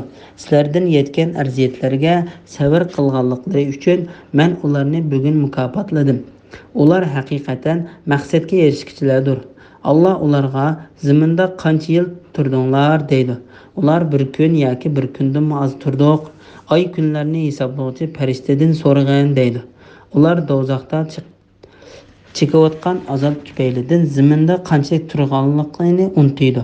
Allah agar sizlar bilsanglar dunyoda faqat ozg'in turdinglar deydi. Ular o'zaro tanishidi. Ya'ni bolalar, otalar, onalarni, urug' tuqqanlar bir-birini xuddi dunyoda tanigandek taniydi. Lekin har bir kishi o'z holi bilan bo'lib ketadi. Allah Taala mundaq deydi. Sur chilingan kunda ularning orasidagi tuqqanchilik mavjud bo'lmay qoladi. Bir-birining ahvolini so'rashmaydi. Sura Mu'minun 101-oyat. Her adam o'z holi bilan bo'lib qolganligi uchun do'st-do'stini ko'rib turib hol so'ramaydi. Gunohkor odam o'z o'rniga o'g'illarini, ayolini, qarindishini va o'zi mansub bo'lgan qavm qarindoshlarini va yer yuzidagi jami odamni berib bo'lsa-mu bu kundagi azobdan qutulishni orzu qiladi. Yo'q, u muqarrar do'zaxdir. Sura Ma'arij 10-oyatdan 15-oyatgacha. O'zlarining Allohga muloqot bo'lishini, ya'ni o'lgandan keyin tirilishni inkor qilganlar cho'qim ziyon tortadi. Ular to'g'ri yo'l topmadi. Alloh taolo bu vaqtda mundaq deydi. Bu kunda u kuni inkor qilguvchilarga voy. Sura Mursalat 15-oyat. Chunki ular qiyomat kunida o'zlarini va bola chaqalarini ziyon tortqizadi. Bilinglarki, ana shu ochiq ziyankorlikdir. Hech qanday ziyon, hasrat va nadomat chekadigan qiyomat kunida o'zi yaxshi ko'radigan barliq yaqin odamlaridan ayrilib qilishidan ig'ir bo'lmaydi. Bismillahirrohmanirrohim. Ular biz va'da qilgan azobning bir qismini sen ko'rsatamiz. Ya'ni bu dunyoda sen hayot vaqtida ko'rsatamiz yoki uningdan ilgari seni qabz ruh qilamiz. Ular bizning dargohimizga qaytadi. Mayli baldir bo'lsin, mayli keyin bo'lsin, ularni cho'qim jazolaymiz. Ondan Alloh ularning qilmishlariga guvoh bo'ladi. O'tgan ummatlarning har biriga payg'ambar avatilgan qiyomat kuni ularning payg'ambari kelganda ularning orasida odillik bilan hukm chiqariladi. Ularga zulm qilinmaydi. Sura Yunus 46-47-oyat to'g'risida. Alloh taolaning gunohkorlardan mayli dunyoda yoki oxiratda bo'lsin cho'qim intiqom oldiganligi to'g'risida. Ularga biz va'da qilgan azobning bir qismini sen ko'rsatamiz. Ya'ni bu dunyoda sen hayot vaqtida ko'rsatamiz. Ya'ni ey Muhammad, sening ko'nglingni xursand qilish uchun hayot chig'ingda ulardan intiqom olamiz yoki uningdan ilgari seni qabzroq qilamiz. Ular bizning dargohimizga qaytadi. Mayli baldir bo'lsin, mayli keyin bo'lsin, ularni cho'qim jazolaymiz. Ya'ni ularning qaytib boradigan joyi Alloh taolaning dargohidir. Sendan keyin Alloh taolo ularning qilmishlariga guvohchidir. O'tgan ummatlarning har biriga payg'ambar avatilgan. Qiyomat kuni ularning payg'ambari kelganda, ularning orasida adillik bilan hukm chiqariladi. Ularga zulm qilinmaydi. Alloh taolo bu vaqt mundoq deydi: Mashargoh Parvardigorining nuri bilan yo'riydi. Nomi amallar hozir qilindi. Payg'ambarlar va guvohchilar keltiriladi. Ularning orasida adil hukm chiqariladi. Ularga zulm qilinmaydi. Sura Zumar 69-oyat. Ya'ni har bir ummat navbat bilan o'zlariga avatilgan payg'ambarlari, ularga guvoh bo'lishga qo'yilgan nomi amal daftarlari va ularning yaxshi yomon amallarini yozgan farishtalarning guvohligida Alloh taolaning oldiga keltiriladi. Muhammad alayhissalomning ummati barliq ummatlarning oxirida yaratilgan bo'lsa-mu, qiyomat kuni tunji bo'lib ularga hukm chiqariladi. İmam Buxoriy va Muslim payg'ambar alayhissalomning mundoq deganligini rivoyat qiladi. Biz dunyoga kelishda oxirgi ummatmiz. Qiyomat kunidagi hisob berishda oldida turuvchilardirmiz va boshqa ummatdan keyin ilgari hukm qilinguchidirmiz. Payg'ambar alayhissalomning ummati payg'ambar alayhissalomning sharfi bilan hammani besib tushdi. Payg'ambarimiz Muhammad alayhissalomga ta qiyomat kunigacha Alloh taolaning rahmati va salomlari bo'lsin. Amin. Bismillahirrohmanirrohim. Ular: agar sizlar rasul bo'lsanglar, bizga aytib beringlarki, bu va'da qachon ishga oshiriladi deydi. Aytqinki, Alloh xohlamasa, men o'zimdan ziyonni dab'i qilishga, foyda qozonishga qodir emasman. Har ummatning halok bo'lgan ma'lum vaqti bo'ladi.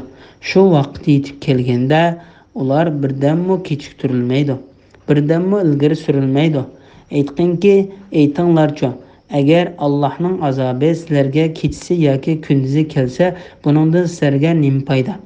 Gunohkorlar, ya'ni mushriklar azobdan qaysi narsaga aldiraydi?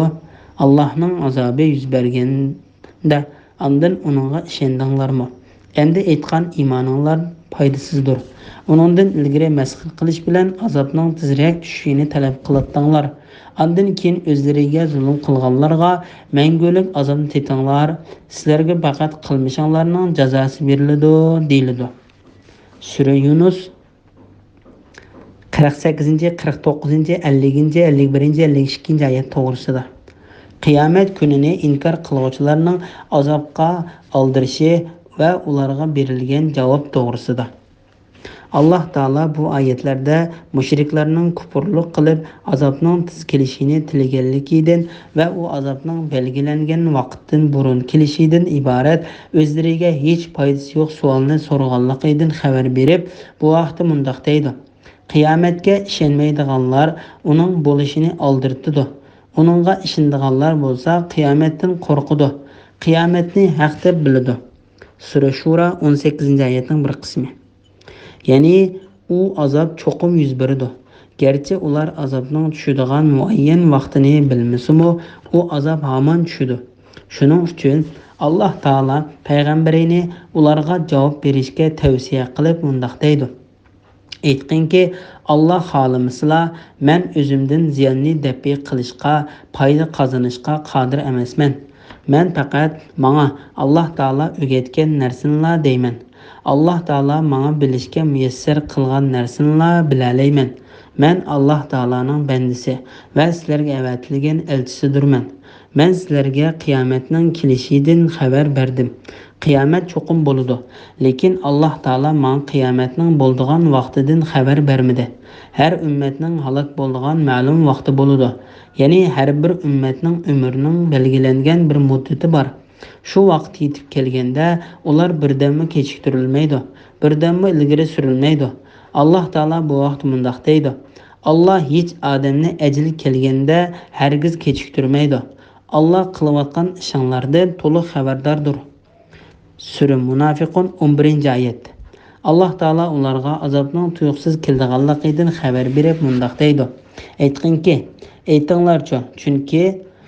aytinglarchi, agar Allohning azobi sizlarga kechsa yoki kunduz kelsa, buningdan sizlarga nima foyda? Gunohkorlar, ya'ni mushriklar azobdan qaysi narsaga oldiraydi? Allohning azobi yuz berganda, ondan uningga ishondinglarmi? Endi aytgan iymoninglar foydasizdir. Uningdan ilgari masxara qilish bilan azobning tezroq tushishini talab qilatdinglar. Ya'ni ularga azob kelganda ular mundaq deydi: Parvardigorimiz, ishning haqiqatini ko'rdik, angladik. Bizni yaxshi amal qilish uchun dunyoga qaytargin. Biz endi haqiqatan sening va'dangning haq ekanligiga ishonguchilarmiz. Sura Sajda 12-oyatning bir qismi. Ular bizning azobimizni ko'rgan chaqda biz bir Allohga iymon etdik. Biz burun Allohga sherik qilgan butlarni inkor qildik dedi. Bizning azobimizni ko'rgan chaqda iymon etgan iymonning ularga foydasi bo'lmadi. Bu ya'ni azobni ko'rganda aytgan iymonning foydali bo'lmasligi Allohning bandalari orasida tutgan yo'lidir. Bu chaqda kofirlar ziyon tortquchi bo'ldi. Sura G'ofir 84-85-oyatlar. Ondan keyin o'zlariga zulm qilganlarga mangulik azobni tetinglar. Sizlarga faqat qilmishinglarning jazosi berildi deyildi. Ya'ni bu so'z ularga qiyomat kuni toptana va malomat qilish yuzidan deyildi. Alloh taolo bu vaqtda mundoq deydi: Ularga mana bu sizlar yolg'on chiqargan do'zaxdir deyildi. Ularga ko'zlaringlar bilan ko'rib turayotgan bu azob sehrmi yoki sizlar ko'rmayotgansizlar? Do'zaxga kiringlar. Azobga mayli sabr qilinglar, mayli sabr qilmanglar, baribir sizlarga o'xshash. Chunki sizlar do'zaxda mangu qolasizlar. Sizlar faqat qilmishinglarning jazosini tortisizlar deyildi. Bismillahirrohmanirrohim. Ular sendan u ya'ni va'da qilingan azob o'lgandan keyin tirilish rostmi deb so'raydi. Sen, ha, Parvardigorim bilan qasamki, u albatta rostdir. Sizlar qechib qutulolmaysizlar degin. Agar har bir zulm qilgan odam, ya'ni kofir, yer yuzidagi hamma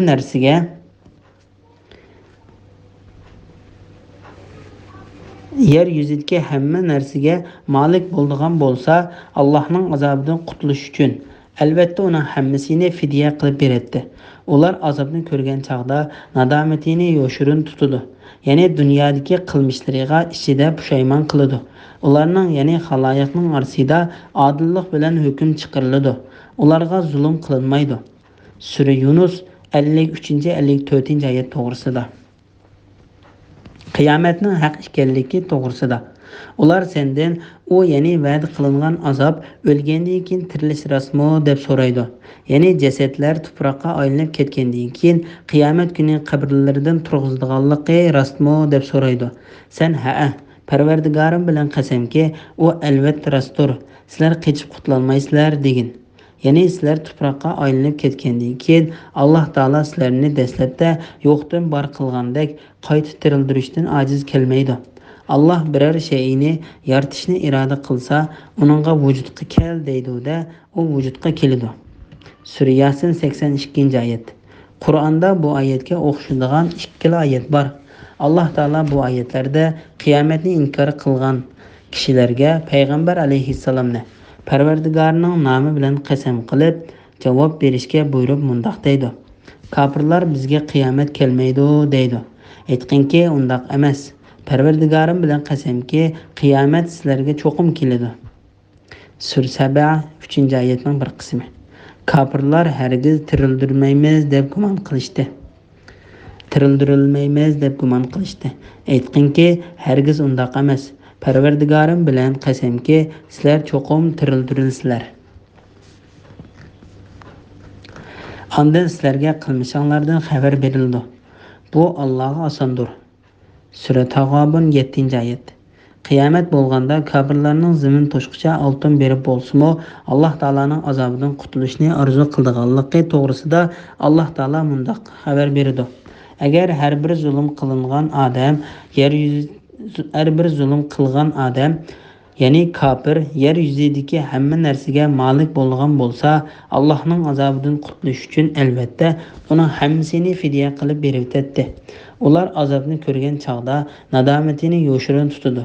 Ya'ni dunyodagi qilmishlariga ichida pushaymon qiladi. Ularning, ya'ni xaloyiqning orasida odillik bilan hukm chiqariladi. Ularga zulm qilinmaydi.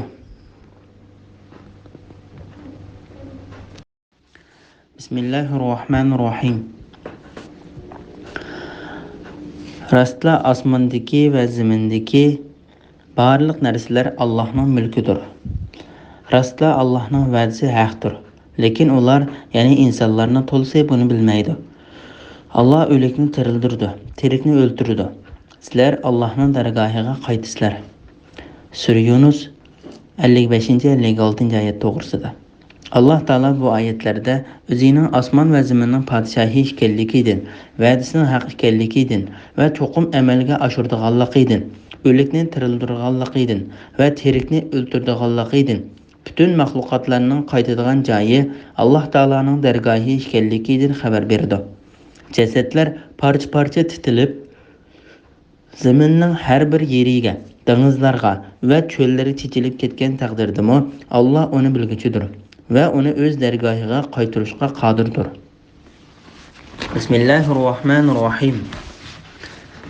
Ey insonlar, sizlarga Parvardigoringlar tarafidan nasihat bo'lgan, dillardagi dardga, ya'ni shak va nodonlikqa shifo bo'lgan, mu'minlarga hidoyat va rahmat bo'lgan Qur'on keldi. Aytdingki, ular Allohning fazli va rahmatidan xushal bo'lsin. Bu ularning yiqqan dunyo mollaridan yaxshidir. Sura Yunus 57-58 oyat to'g'risida. Qur'on Karimning vaz-nasihat, dillarga shifo, rahmat va hidoyat ekanligi to'g'risida. Allah Taala hurmatli payg'ambariga katta Qur'onni nozil qilib, maxluqotlariga marhamat qilganligini bayon qilib, mundaq deydi: Ey insonlar, sizlarga Parvardigoringlar tarafidan nasihat bo'lgan, dillardagi dardga, ya'ni shak va nodonlikqa shifo bo'lgan, mu'minlarga hidoyat va rahmat bo'lgan Qur'on keldi. Ya'ni Qur'on nachar so'z va qiliqlardan, qabih ishlardan to'sidi. Ko'ngillardagi gumon, shaklarni, past va yirg'inishlik qilmishlarni yo'qotadi. Qur'on Karim bilan Alloh taolaning rahmatiga va hidoyatiga erishgil bo'ladi. Bu rahmat va hidoyat faqat Qur'onga iymon keltirgan, uni tasdiqlagan va uningdagi hukmlarga qat'iy bo'ysunganlarga bo'ladi. Alloh taolo bu vaqtda mundaq deydi: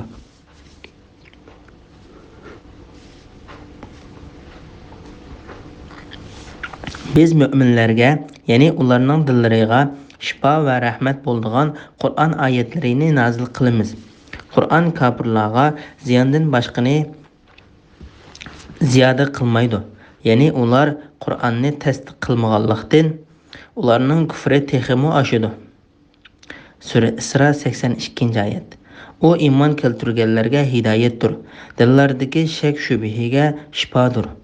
Sura Fussilat 44-oyat. Aytqinki, ular Allohning fazli va rahmatidan xushal bo'lsin. Ya'ni ular Alloh tarafidan kelgan haq din va to'g'ri yo'l bilan xushal bo'lsin. Bu ular uchun xushal bo'lishga eng loyiqdir. Bu ularning yiqqan dunyo mollaridan yaxshidir. Ya'ni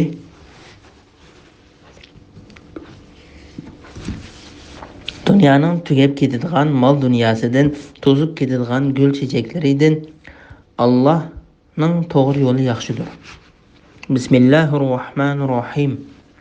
Aytqinki, aytib beqinglarcha, sizlarga Alloh tushirgan rizqdan ba'zisini harom, ba'zisini halol qildinglar. Alloh sizlarga mundaq qilishga izn berdimi yoki Allohga yolg'onni chaplamsizlar? Allohga yolg'onni chaplaydiganlar qiyomat kuni qandoq o'ylaydi? Ya'ni jazoga tortilmaymiz deb o'ylamdi. Shubhasizki, Alloh insonlarga marhamatlidir, chunki ularga bo'ladigan azobni kechiktirdi. Lekin kishilarning to'lisi Allohning ne'matlariga shukr qilmaydi. Sura Yunus 59-60 oyat to'g'risida. Alloh taoladan boshqasining hech qanday narsani halol va harom qila olmaydiganligi to'g'risida. Ibn Abbos radhiyallohu anhuma, Mujohid, Zakhaq, Qatada, Abdurrahmon ibn Zayd ibn Aslam va boshqalar bu oyatlar mushriklarning bahira, soiba va vasila qatorli hayvonlardan Xalığını haram qılıb, xalığını halal qilishdir qilmishlariga raddiya berib tushdi dedi. Bahira 8ni tuqqan, 5-si erkek tuqqan tögü bo'lib, jahiliyat arablari bu tögünün quloqini yerib qo'yib, o'z mayliga qo'yib beradi. Minmaydi.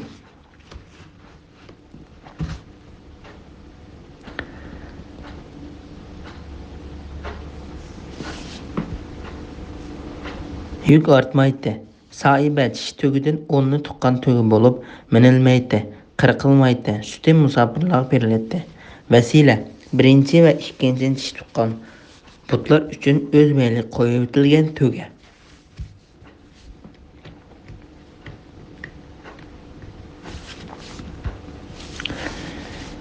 Allah Taala bu vaqtda mundaq deydi.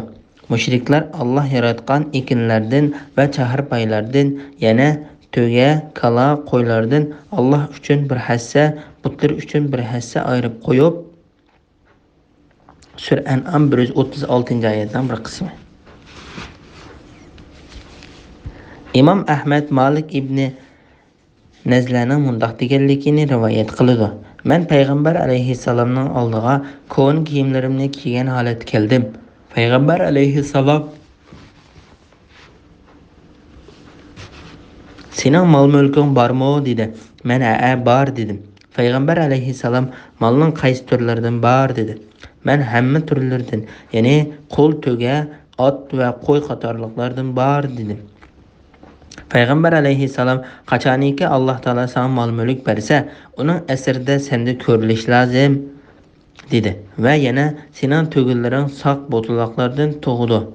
Ondan sen ustur bilan uningga an solsan va bu an silingan to'gidir deysan. Uning terilarini tilsanda bu belgi qo'yilgan to'gidir deysan. An silingan va terilari tilingan to'gilarni o'zingga va oilandagilarga harom qilsan. Shundaqmi dedi. Men shundaq deb javob berdim. Payg'ambar alayhissalom haqiqatan Alloh taolo sana bergan narsa haloldir. Alloh taolaning quvvati sening quvvatingdan kuchlidir. Alloh taolaning usturi sening usturangdan ittikdir dedi. Hech qanday asos va paket yo'q turib, o'z ko'z qarashlari va ko'ngil xohishi bilan Alloh taolo harom qilgan narsani halol qilgan yoki Alloh taolo halol qilgan narsani harom qilgan kishilarga Alloh taolo qattiq raddiya berdi. Ondan ularni u qilmishlari uchun qiyomat kuni azobga duchor bo'lganligidan ogohlantirib mundaq deydi. Allohga yolg'onni choplaydiganlar qiyomat kuni qandoq o'ylaydi? Ya'ni jazoga tortilmaymiz deb o'ylamdi. Ya'ni ular dargohimizga boradigan qiyomat kunida ulardan ilinadigan hisob haqida ular qandoq gumon qiladi? Shubhasizki Allah insonlarga marhamatlidir, chunki ularga bo'ladigan azobni kechiktirdi. Ibn Jarir bu oyat haqida mundaq deydi. Alloh taolaning ularni dunyoda jazolashni kechiktirishi Alloh taolaning ularga qilgan marhamatidir. Alloh taolaning dunyoda o'zi yaratgan foydali narsalarni insonlarga halol qilib berishi, ularning diniga va dunyoligiga ziyon qiladigan narsalarni ularga harom qilishi, mana bular Alloh taolaning ularga qilgan marhamatidir. Lekin kishilarning to'lisi Allohning ne'matlariga shukr qilmaydi. Ya'ni ular Alloh taolo in'om qilib bergan narsani harom qilib o'zlariga tasirlik paydo qiladi. Ya'ni o'zlaricha ba'zi narsalarni halol qiladi va ba'zi narsalarni harom qiladi. Mushriklar o'zlari belgilab olgan narsalarda mushundoq ishlarni qildi va ahli kitobmo dinda bay'at qilgan bid'at ishlarida mushundoq ishlarni qildi. Bismillahirrohmanirrohim. Sen qaysi holatda bo'lmagan, Qur'ondan qaysi narsani o'qimagan, sizlar qaysi bir ishni qilmanglar, uning bilan bo'layotgan vaqtlarda hamon biz sizlarni kuzatib turamiz. Osmon zimindagi zarra chaqliq narsa va uningdan kichik yoki cho'ng narsa bo'lsin, hech qaysi Allohning bilishidan chetda qolmaydi. Ularning hammasi Lavhul Mahfuzda xotirlangandir. Sura Yunus 61-oyat to'g'risida. Barliq cho'ng kichik narsalarning Alloh taolaning bilish doirasida ekanligi to'g'risida. Alloh taolo bu oyatda Payg'ambari Muhammad alayhissalomga har bir soat, minut, sekund ichida uning va ummatining barliq ahvollarini va barliq maxluqotlarning ahvollarini bilib turganligini, osmonlardagi va zamindagi eng cho'ng narsalar bilanmi, zarradanmi kichik narsalarning hammasi lavhul mahfuzda yozilgan bo'lib, hech narsaning Alloh taolaning ilmi va ko'rib turishdan sirt qolmaydiganligini xabar qildi. Alloh taolo bu vaqtda mundaq deydi: G'aybning xazinalari Allohning dargohidadir. Uni faqatla Alloh biladi. Quruqlikdagi dengizdagi narsalarning hammasini Alloh biladi. Daraxtdan to'kilgan yaproqdan Alloh bilmaydigan biror sim yo'q. Mayli qorong'u yer osti biror dona urug' bo'lsin, mayli ho'l yoki quruq narsa bo'lsin, hammasi Allohga ma'lum bo'lib, lavhul mahfuzda yoziqliqdir. Sura An'am 59-oyat. Alloh taolo yana o'zining dal daraxtlar va boshqa jonliq va jonsiz narsalarning harakatlarini bilib turganligidan xabar berdi. Alloh taolo bu vaqtda mundaq deydi: Mayli yer yuzida mangadigan hayvon bo'lsin, mayli ikki qanoti bilan uchadigan uchar qush bo'lsin, hammasi sizlarga o'xshash ummatlardir. Ya'ni Alloh tarafidan yaratilgan maxluqotlardir. Sura An'am 38-oyatning bir qismi.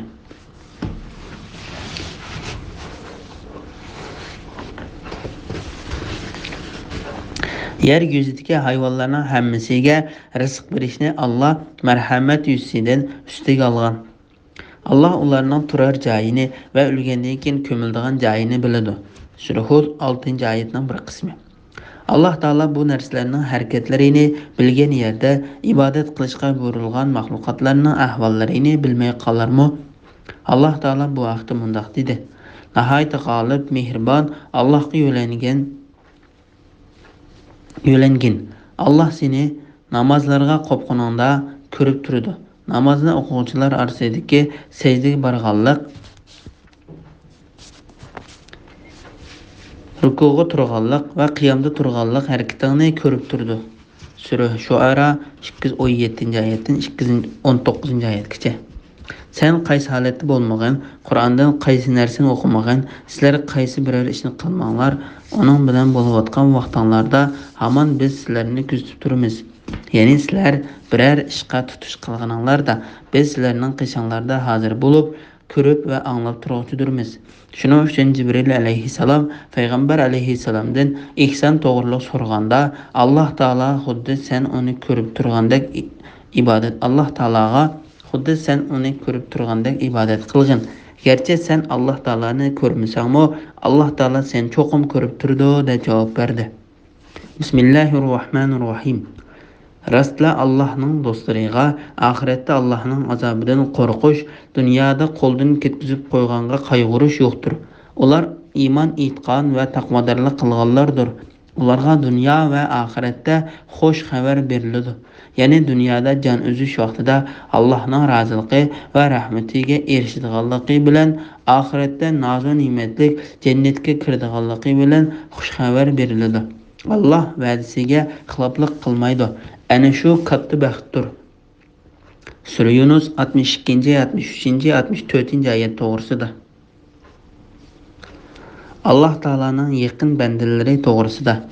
Alloh taologa iymon keltirgan va Alloh ular haqida bayon qilgandek taqvodor kishilarning o'zining yaqin bandalari ekanligidan xabar berdi.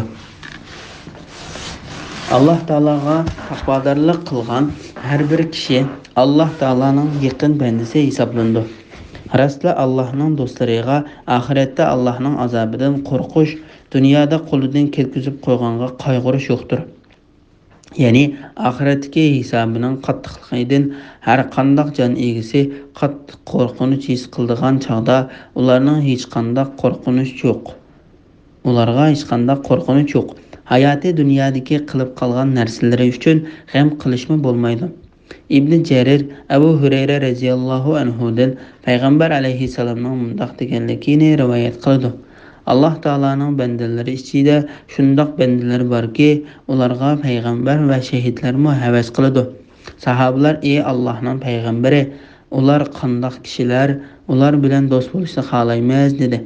Payg'ambar alayhissalom: "Ular bir seni dost tutqanda mol dunyosini ko'zlamasdan, nasab surish qilmasdan Alloh taolaning roziligini ko'zlab do'stlashadigan kishilardir.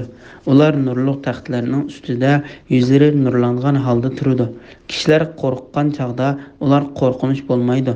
Kishilar nadomat chekib pushaymon yegan va ko'ngillari yerim bo'lgan chaqda ular bu ishlardan xoli bo'ladi dedi. Ondan bu oyatni o'qidi. Rasululloh Allohning do'stlariga oxiratda Allohning azobidan qo'rqish, dunyoda qo'ldan ketkizib qo'yganga qayg'urish yo'qdir. Dunyodagi xush xabardan rast tush ko'zda tutilganligi to'g'risida Ibn Jarir Ubada ibn Samitning mundoq deganligini rivoyat qildi. Biz payg'ambar alayhissalomdan ularga dunyo va oxiratda xush xabar beriladi. Ya'ni dunyoda jon uzish vaqtida Allohning roziligi va rahmatiga erishadiganligi bilan oxiratda nozik ne'matlik jannatga kiradiganligi bilan xush xabar beriladi degan oyatdan oxiratda berilgan xush bishoratni jannat ekanligini tunib yetdik. Undaqda dunyoda beriladigan xush bishorat nima deb so'radik.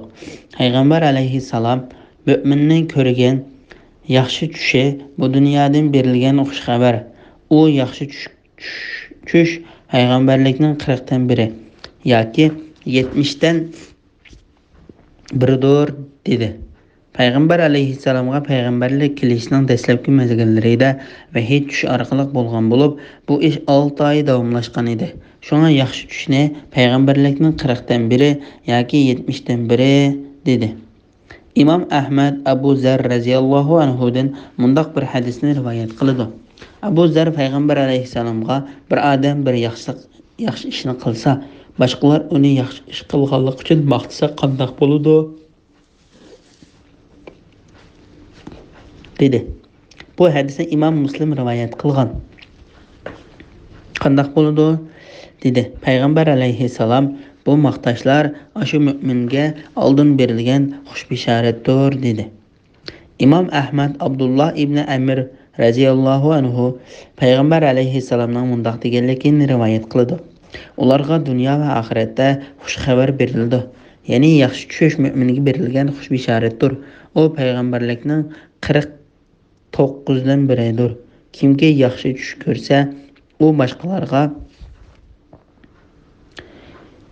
deb bersin. Kimga yomon tush ko'rsa, o'zining so'l tarafiga 3 qatim tukursin va Allohu akbar deb Alloh taologa takbir aytsin. Yomon tushni hech kimga demasin. Chunki yomon tush shayton tarafidan bo'lib, shayton kishini u tush bilan qayg'uga soladi.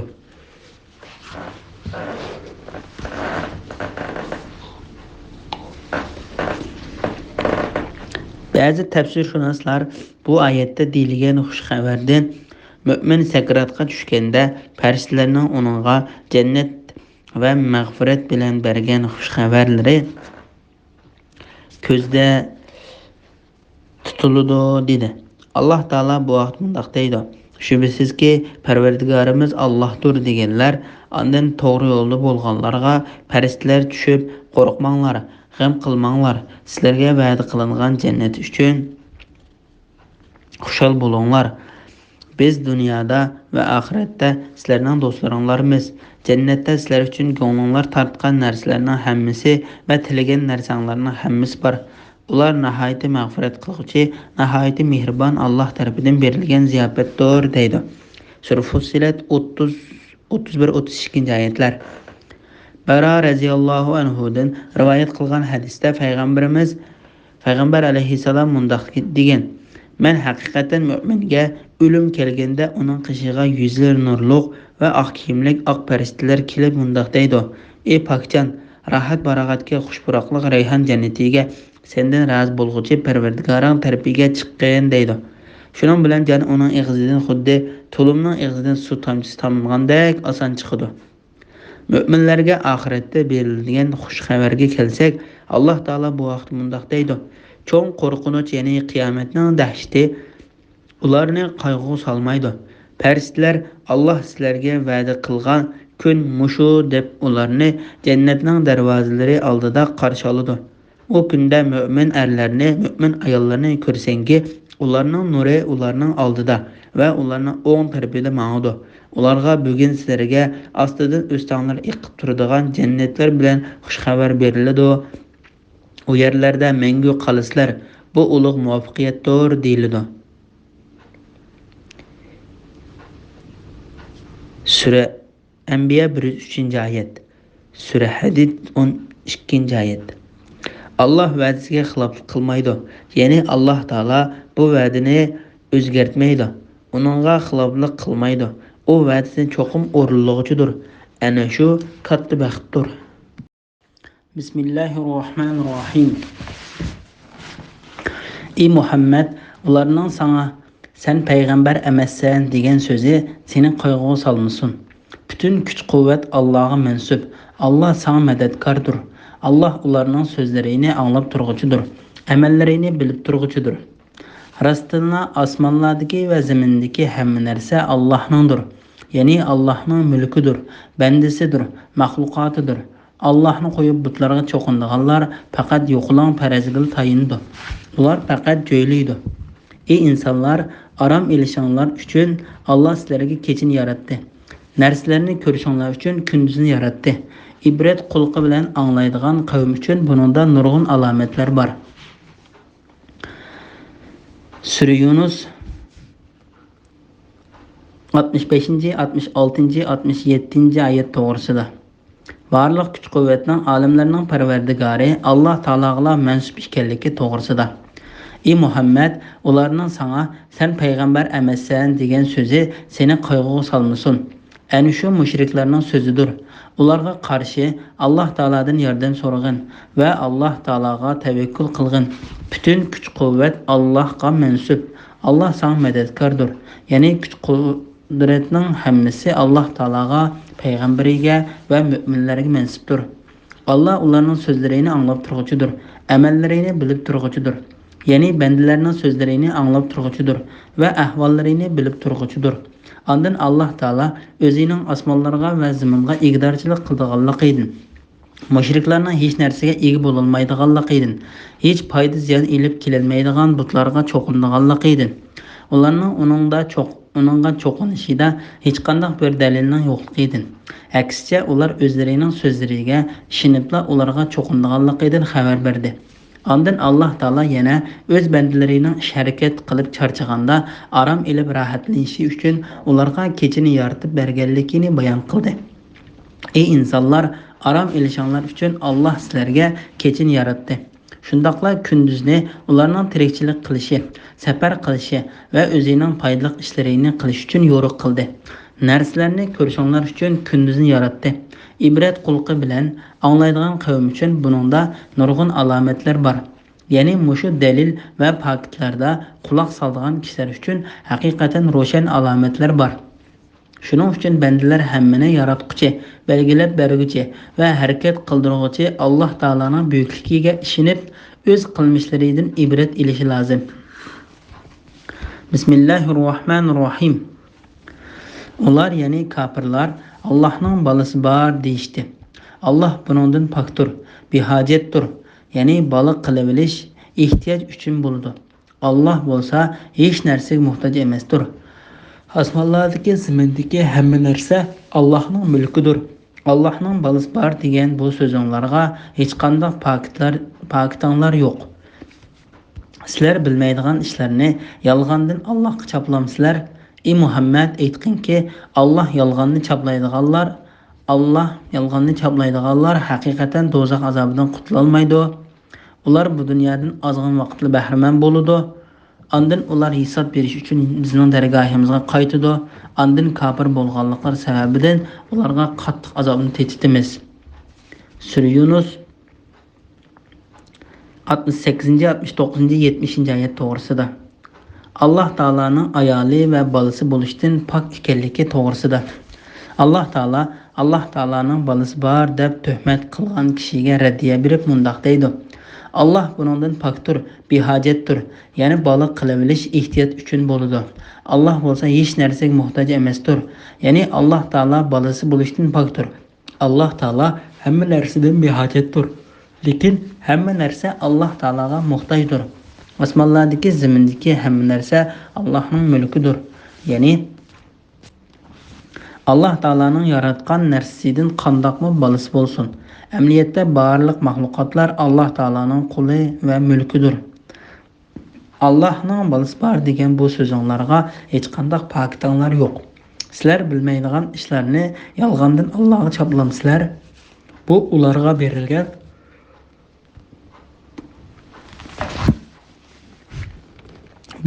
berilgan qattiq radiya, tahdid va ogohlantirishdir. Allah Taala bu vaqt mundaq deydi: Ular Allohning balasi bor deyishdi. Sizlar shak shubisiz qabih bir so'zni qildinglar. Bu so'zning yomonligidan osmonlar parchalanib, yer yerilib, tog'lar gumron bo'lib ketgili tas qoldi.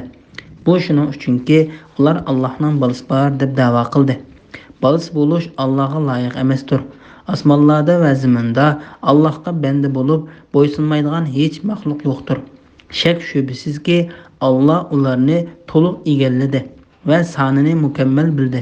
Qiyomat kuni ularning hammasi Allohning dargohiga tanho keladi. Sur Maryam 88-oyatdan 95-oyatgacha. Andın guman bilen Allah Taala'nın balisi bor deguchi yolg'onchilarga Allah Taala tahdid selib, ularning dunyo va oxiratda nijotlikqa erisholmaydiganligini xabar qildi. Gerçi dunyoda ularga fursat berilgan va ozg'in manfaatlanish muhlati berilgan bo'lsa-mu, andin ularni qattiq azobni tetishga majburlaymiz. Sur Luqman 24-oyatning bir qismi. Ular bu dunyodan ozg'in vaqtli bahramon bo'ladi. Ya'ni ularga vaqtlik ozg'in manfaatlanish bor. Ondan ular hisob berish uchun bizning dargohimizga qaytadi. Qiyomat kunida andin kafir bo'lganliklari sababidan ularga qattiq azobni tetishimiz. Ya'ni ularning bo'xton to'qib, yolg'onni o'ydirib, kufrlik qilganligi, Alloh taolaga yolg'onni chaplaganligi sababidan ularga qattiq dardlik azobni tetishimiz.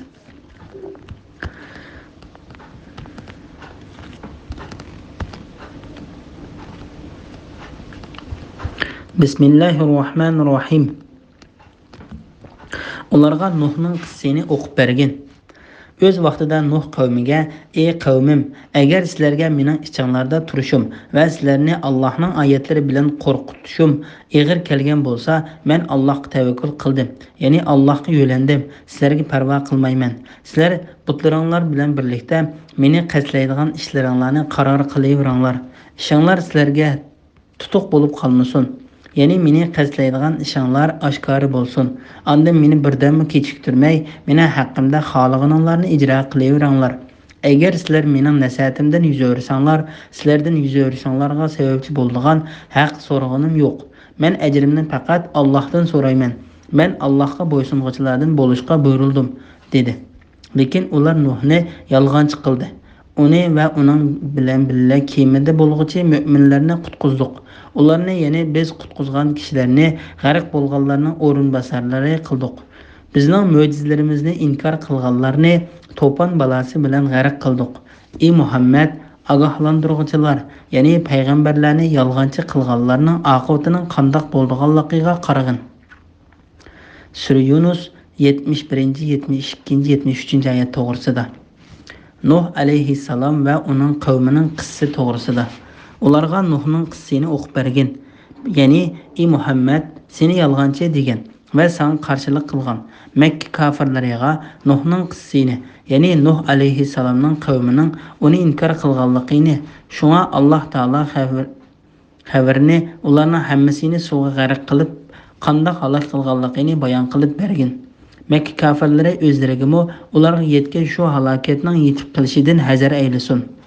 O'z vaqtida Nuh qavmiga: "Ey qavmim, agar sizlarga mening ichinglarda turishim va sizlarni Allohning oyatlari bilan qo'rqitishim ig'ir kelgan bo'lsa, men Allohga tavakkul qildim. Ya'ni Allohga yo'landim. Sizlarga parvo qilmayman. Ya'ni mening sizlarning oranglarda turishim, Alloh taolaning dalil va pokitlik oyatlari bilan sizlarga ogohlantirish berishim sizlarga ig'ir kelgan bo'lsa-mu, men uni parvo qilmayman va sizlarga ig'ir kelish yoki kelmasligidan qat'iy nazar men bu ogohlantirishdan hargiz to'xtab qolmayman." Sizlar butlaringlar bilan birlikda meni qasdlaydigan ishinglarni qaror qilaveringlar. Ya'ni sizlar Alloh taoloni qo'yib cho'qinayotgan boshqa ilohlaringlar va butlaringlar bilan birlashinglar. Ishinglar sizlarga tutuq bo'lib qolmasin. Ya'ni meni qasdlaydigan ishinglar oshkor bo'lsin. Ya'ni qilayotgan ishinglarni yoshirin qilmay, menga tutgan to'siyanglarni ochiq qilinglar. Agar sizlar haqiqatan o'zinglarni to'g'ri ish qilguvchilarmiz deb gumon qilsanglar, men qilmoqchi bo'lgan qasdinglarni ijro qilinglar. Endi meni birdamni kechiktirmay, mening haqqimda xohlaganinglarni ijro qilaveringlar. Ya'ni men qilmoqchi bo'lgan qasdinglarni ozroqmi kechiktirmanglar. Nima kuchinglar yetsa shuni qilinglar. Haqiqatan men sizlarga parvo qilmayman va sizlardan qo'rqmayman. Chunki sizlar to'g'ri yo'lda emas. Bu vaqtda Hud alayhissalom o'z qavmiga mundaq deydi. Hud aytdi: "Men haqiqatan Allohning guvoh qilaman. Sizlarmi guvoh bo'linglarki, men sizlarning Allohni qo'yib shirik keltirgan butlaringlardan ado judaman. Hammanglar menga suiqasd qilinglar, menga muhlat bermanglar. Shubhisizki, men mening Parvardigorim va sizlarning Parvardigoringlar bo'lgan Alloh taologa tavakkul qildim. Allohning boshqarishida bo'lmagan bir maxluq yo'qdir. Parvardigorim haqiqatan to'g'ri yo'ldadir. Ya'ni adil bo'lib, hech kishiga qilchi zulm qilmaydi." Sura Hud 54-oyatdan 56-oyatgacha. Islom dinining butun payg'ambarlarning dini ekanligi to'g'risida. Agar sizlar mening nasihatimdan yuz o'rsanglar, ya'ni meni yolg'onchi desanglar va menga bo'ysunishdan yuz o'rsanglar, sizlardan yuz o'rishinglarga sababchi bo'ladigan haq so'rag'anim yo'q. Men ajrimni faqat Allohdan so'rayman. Men Allohga bo'ysunuvchilardan bo'lishga buyurildim dedi. Ya'ni men islom dinida buyurilgan ishlarni Alloh taolaning roziligi uchun ijro qilaman. Gerçi shariat ahkomlari turlik va tutgan yo'llari o'xshash bo'lmasa-mu, islom dini barliq payg'ambarlarning dinidir. Alloh taolo bu vaqtda mundaq deydi: "Ey ummatlar, sizlarning har biringlarga bir xil shariat va ochiq yo'l tayin qildik." Sura Maida 48-oyatdan bir qismi. Nuh alayhissalom mundaq deydi: "Men Allohga bo'ysunuvchilardan bo'lishga buyurildim." Alloh taolo Ibrohim alayhissalomdan hikoya qilib mundaq deydi: "O'z vaqtida Parvardigori uningga Parvardigoringning amriga itoat qilgan" dedi. U olimlarning Parvardigoriga itoat qildim dedi. Ibrohim va Yaqub o'z o'g'illariga vasiyat qilib: "Ey o'g'illarim, Alloh sizlarga mushu dinni, ya'ni islom dinini tanladi. Faqat musulmon petinglarcha o'linglar, ya'ni iymoninglarda mahkam turinglar, toki iymon bilan ketinglar" dedi. Sura Baqara 131-132-oyat. Yusuf alayhissalom mundaq deydi: "Parvardigor menga haqiqatan podshohlik ato qilding, tush ta'birini bildirding. Ey osmonlarni va zaminni o'rnaksiz yaratuvchi zot, dunyo va oxiratda mening egamsan. Meni musulmon petimcha qabzruh qilgin. Meni yaxshi bandalar qatorida qilgin" dedi. Sura Yusuf 101-oyat. Musa alayhissalom mundaq deydi: "Musa, ey qavmim, agar Allohga iymon etgan bo'lsanglar, Allohga bo'ysungan bo'lsanglar, uningga tavakkul qilinglar. Ya'ni hamma ishinglarni Allohga topshiringlar. Har qanday ahvolda Allohga yo'lininglar" dedi. Sura Yunus 84-oyat. Musa alayhissalomga iymon keltirgan sehrgarlar mundaq deydi: "Parvardigorimiz bizga sabr ato qilgin, bizni musulmon petimizcha qabzruh qilgin." Sura A'rof 126-oyatdan bir qismi. Sulaymon alayhissalomga iymon etgan Yamanning ayol podshohi Bilqis mundaq deydi. U ya'ni Bilqis aytdi: "Parvardigorim, men haqiqatan Allohga sherik keltirish, qo'yishga cho'qinish bilan o'zimga zulm qildim. Sulaymon bilan birga olimlarning Parvardigori Allohga bo'ysundim. Ya'ni Sulaymonning diniga ergashib islomga kirdim." Sura Naml 44-oyatning bir qismi. Alloh taolo mundaq deydi: "Biz haqiqatan Musoga Tavrotni nozil qildik. Tavrotda to'g'ri yo'lga yetaklaydigan hidoyat va nur bor." Sura Maida 44-oyatning bir qismi. Ayni zamonda men havariylarga, menga va mening payg'ambarimga iymon etinglar deb vahiy qildim. Ular: "Biz iymon etdik, guvoh bo'lgunki, biz amringga bo'ysunuvchilarmiz" dedi. Sura Maida 111-oyat. Payg'ambarlarning oxirgisi, insonlarning yo'lboshchisi Muhammad alayhissalom mundaq deydi: Ey Muhammed aytqinki, mening namozim, qurbonliqim, hayotim va mamatim, dunyoda qilgan yaxshiliklarim va toat ibodatlarim olamlarning parvardigori Alloh uchundir. Allohning sheriki yo'qdir. Men mushuninga, ya'ni yolg'iz Allohga xolis ibodat qilishga buyurildim. Men musulmonlarning avvaliman. Sura Maida 111-oyat. Ya'ni mushu ummatdan musulmon bo'lganlarning avvalidirman. İmam Buxoriy Payg'ambar alayhissalomning mundoq deganligini rivoyat qiladi. Biz bir ota va boshqa onalardan bo'lgan payg'ambarlar jamoasidirmiz. Bizning dinimiz birdir. Ya'ni garchi bizning shariat yo'llarimiz turli bo'lsa-mu, bizning hammamizning dini hech qanday shirki yo'q, bir Alloh taologa ibodat qilishni ta'kidlaydi. Gunohlarning yomon oqibati to'g'risida. Lekin ular Nuhni yolg'onchi qildi. Uni va uning bilan kemida bo'lg'uchi mu'minlarni qutqizdik. Ya'ni Nuh alayhissalomning dinida bo'lgan kemidagi mu'minlarni qutqizdik. Ularni, ya'ni biz qutqizgan kishilarni g'arq bo'lganlarning o'rinbosarlari qildik. Ya'ni zaminda o'rinbosar qildik. Bizning mo'jizalarimizni inkor qilganlarni to'pon balasi bilan g'arq qildik. Ey Muhammad, ogohlantiruvchilar, ya'ni payg'ambarlarni yolg'onchi qilganlarning oqibatining qandoq bo'lganligiga qarag'in. Ya'ni ey Muhammad, bizning mu'minlarni qandoq qutqizganligimizga va payg'ambarlarni yolg'onchi deguvchilarni qandoq halok qilganligimizga qarag'in. Bismillahirrohmanirrohim. Nuhdan keyin nurg'un payg'ambarlarni o'zlarining qavmiga avatdiq. Qavmiga ular ro'shan mo'jizalar bilan keldi. Ular, ya'ni payg'ambarlar kelishdan ilgari inkor qilishgan narsaga iymon etishmadi. Kufrda haddidan oshquchilarning dillarini ana shundoq pechatlaymiz. Sura Yunus 74-oyat to'g'risida. Alloh taolo mundoq deydi: Biz Nuh alayhissalomdan keyin payg'ambarlarni avatdiq. Ular o'z qavmlariga ilib kelgan payg'ambarlikning rostligini isbotlaydigan dalil paketlarni ilib keldi. Ular yana payg'ambarlar kelishdan ilgari inkor qilishgan narsaga iymon etishmadi. Ya'ni ular o'zlariga avatilgan tunji payg'ambarni yolg'onchiga chiqarganlik sababidan keyingi barliq ummatlarga avatilgan payg'ambarlari ilib kelgan elchilikka ishonmadi. Alloh taolo bu vaqt mundoq deydi: Ularning dillarini, ko'zlarini haqni tushunish va ko'rishdan buruvtimiz. Sura An'am 110-oyatning bir qismi. Kufrda haddidan oshquchilarning dillarini ashundoq pechatlaymiz. Ya'ni Alloh taolo ana shularning dillarini pechatlayapti. Shunga ular ilgari payg'ambarlarni inkor qilganlik sababidan iymon etishga muyassar bo'la olmadi. Shuningdek, Alloh taolo ulardan keyin qilmishlari ularga o'xshab qolgan kishilarning dillariga muhr bosadi va pechatlaydi. Shuning bilan ular dardli azobni ko'rmoqcha ishonmaydi. Bundoq deganlik haqiqatan Alloh taolo payg'ambarlarni yolg'onchi deguvchi ummatlarni halok qildi va payg'ambarlarga ishongan kishilarni qutqizdi. Shu ishlar Nuh alayhissalomdan keyin yuz berdi. Adam alayhissalomning zamonasidan tortib toki ular butlarga cho'qinishni paydo qilgan qadar ular islom dinida edi. Ular islom dinidan yuz o'rib butlarga cho'qinishga boshlaganda Alloh taolo ularga Nuh alayhissalomni payg'ambar qilib avatdi. Shuning uchun qiyomat kuni mu'minlar Nuh alayhissalomning oldiga shafaat tilib borganda sen Alloh taoloning zamin ahliga avatgan tunji payg'ambari deydi.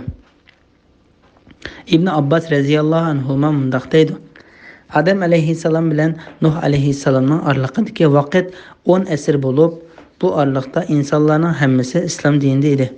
Alloh taolo mundoq deydi: Nuhdan keyin payg'ambarlarni inkor qilgan nurg'un ummatlarni halok qildik. Sura Isra 17-oyat. Bu oyatda payg'ambarlarning oxirgisi va payg'ambarlarning sardori Muhammad alayhissalomni yolg'on payg'ambar degan arab mushriklariga qattiq ogohlantirish berilgandir. Ashu payg'ambarlarni yolg'on degan kishilarga Alloh tarafidan yuqorida bayon qilingandek qattiq azob oqibat va halokat yetgan yerda ulardan cho'ng gunohlar bilan shug'ullanayotgan bu mushriklarning holi qandoq bo'la? Bismillahirrohmanirrohim.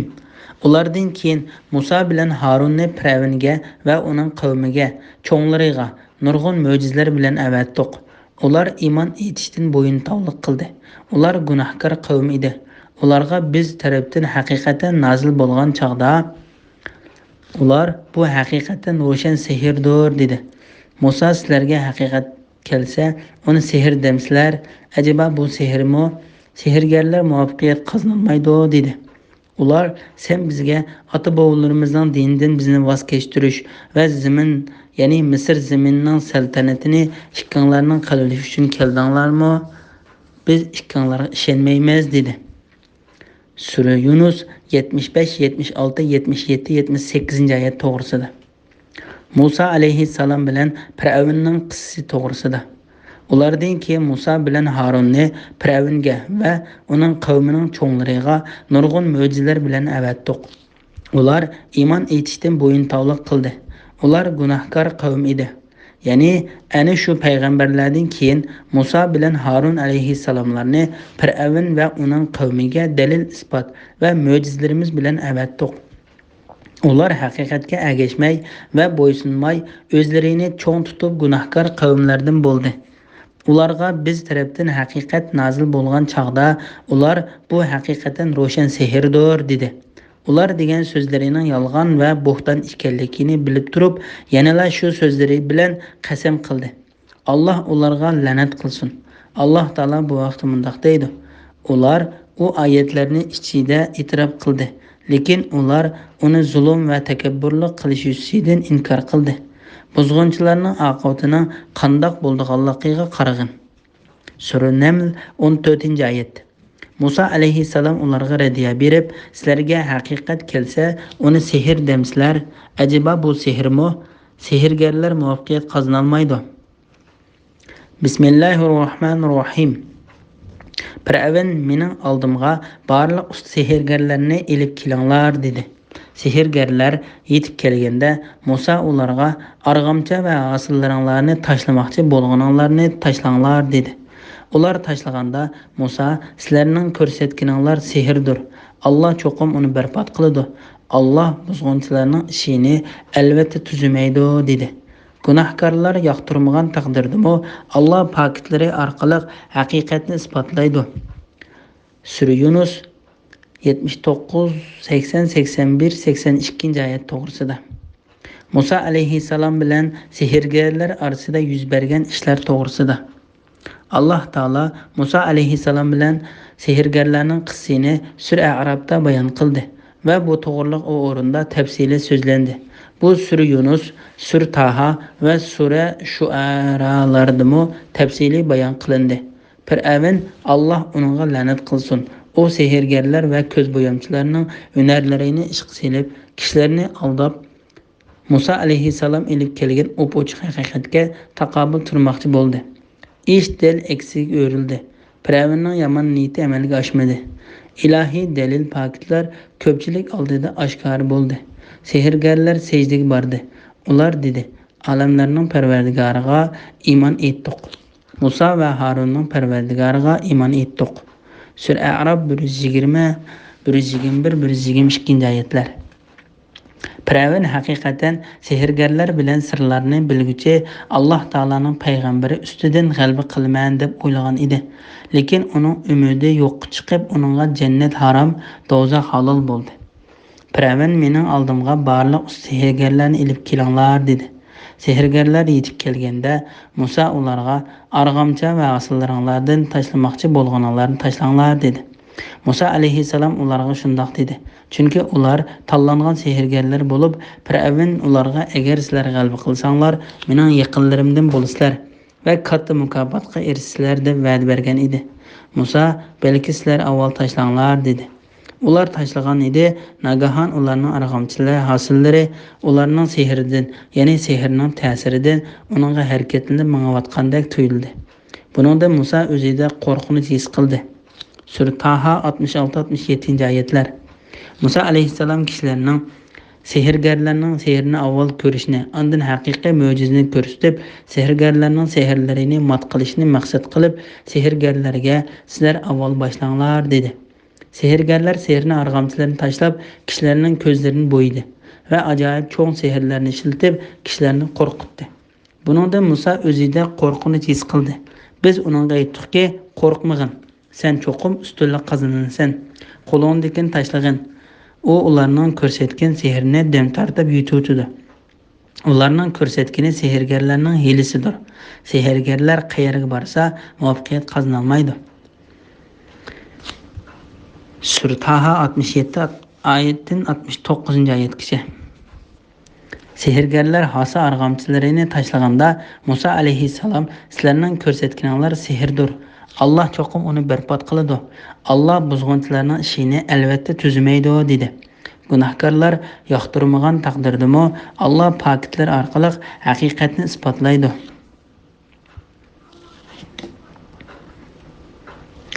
Bismillahirrohmanirrohim.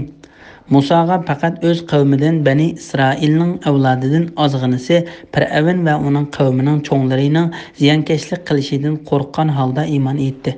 Fir'avn zaminda, ya'ni Misr zaminida shak shubhasiz mutakabbirdir. O albatta haddidan oshquchilardandir. Sura Yunus 83-oyat to'g'risida. Musa alayhissalomga Fir'avnning qavmidan faqat ozg'ina bir turkum yoshlarning iymon keltirganligi to'g'risida. Musa alayhissalom ilib kelgan ochiq mo'jizlar, keskin hujjatlar va ro'shan faktlarga Fir'avnning qavmidan faqat ozg'ina bir turkum yoshlarning iymon etganligi va ularning Fir'avn va uning tabi'alarining o'zlarini burunqi kupurlik holatiga qaytarishidan qo'rqib turadiganligidan xabar berdi. Chunki Fir'avn zolim, haqqa bo'y egmaydigan, asiylik qilishda va sarkashlikda chekidan oshgan bo'lib, uning hukmronligi ostidagi kishilar uning qahri g'azbi va haybatidan qattiq qo'rqatdi va aymin etdi. Musaga faqat o'z qavmidan, ya'ni Bani Isroilning avlodidan ozg'inisi Fir'avn va uning qavmlarining cho'nglarining ziyonkashlik qilishidan qo'rqqan holda iymon etdi. Avfi ibn Abbas radhiyallohu anhumaning bu oyat haqida mundaq deganligini rivoyat qildi. Bu oyatda deyilgan Musa alayhissalomga iymon etgan yoshlar Isroil avlodidan boshqa kishilar bo'lib, ular Fir'avnning qavmidan, uning ayoli va Fir'avnning yaqinlaridan bir kishi. Fir'avnning xazinachisi va uning ayoli qatorliq bir turkum ozg'in kishilardan iboratdir. İsrail avlodiga kelsak, aniqki, ular Musa alayhissalomning asl xislatini, sifatini va payg'ambarlik xushbisharatini ilgirki kitoblardan tunib, Alloh taolaning o'zlarini Fir'avnning asaratidan Musa alayhissalom orqali qutqizganligini va Fir'avnning ustidan g'alaba qilganligini bilib, ularning hammasi Musa alayhissalomga iymon keltirdi. Bu xabar Fir'avnga yetgandan keyin u ehtiyot qilishga tegishli ishlarning hammasida ehtiyot qildi. Lekin uning bundoq ehtiyotchanligidan hech qanday natija chiqmadi. Alloh taolo Musa alayhissalomni payg'ambar qilib avatgan zamonlarda dal Fir'avn Isroil avlodiga eng qattiq arziyat yetkazayotgan zamonlar edi. Ular sen bizga kelishdan burunmi, kelgandan keyinmi hamon xorlanib keldik, dedi. Musa Parvardigoringlarning dushmanlarini halok qilishi, Misr zaminida ularning o'rniga sizlarni dastatishi, sizlarning qandoq ish qilganliginglarga qarshi muhaqqaqdir, dedi. Sura A'rof 129-oyat. Isroil avlodining hammasining iymon etganligiga Alloh taolaning tövendagi oyatlarimi dalildir. Bismillahirrohmanirrohim. Musa, ey qavmim, agar Allohga iymon etgan bo'lsanglar, Allohga bo'ysungan bo'lsanglar, uningga tavakkul qilinglar. Ya'ni hamma ishlarni Allohga topshiringlar. Har qanday ahvolda Allohga yo'lininglar, dedi. Ular aytdi: Allohga tavakkul qildik. Parvardigorimiz, zolim qavmni bizga ziyonkashlik qilish imkoniyatiga ega qilmag'in. Bizni rahmating bilan zolim qavmdan qutuldirg'in. Sura Yunus 84, 85, 86-oyat to'g'risida. Musa alayhissalom qavmini Alloh taologa tavakkul qilishga rag'batlantirganligi to'g'risida. Musa, ey qavmim, agar Allohga iymon etgan bo'lsanglar, Allohga bo'ysungan bo'lsanglar, uningga tavakkul qilinglar. Ya'ni hamma ishinglarni Allohga topshiringlar. Her qandaq ahvalda Allahqa yo'llaninglar dedi. Yani Allahqa tevekkül qilgan kishiga Allah yeterlik, kepil bo'lg'uchidir. Allah bendisiga, yani Muhammed aleyhisselamni qo'g'dashga va uningga yordam berishga yeterlik emasmi? Sura Zumar 36-oyatning bir qismi. Kimki Allahqa tevekkül qilsa, Allah uningga kifoyadir. Sura Talaq 3-oyatning bir qismi. Allah Taala ko'pincha hollarda ibodat qilish bilan tevekkül qilishni bir o'rinda keltirdi. Tövendeki ayetlermo şunun qatoridandir.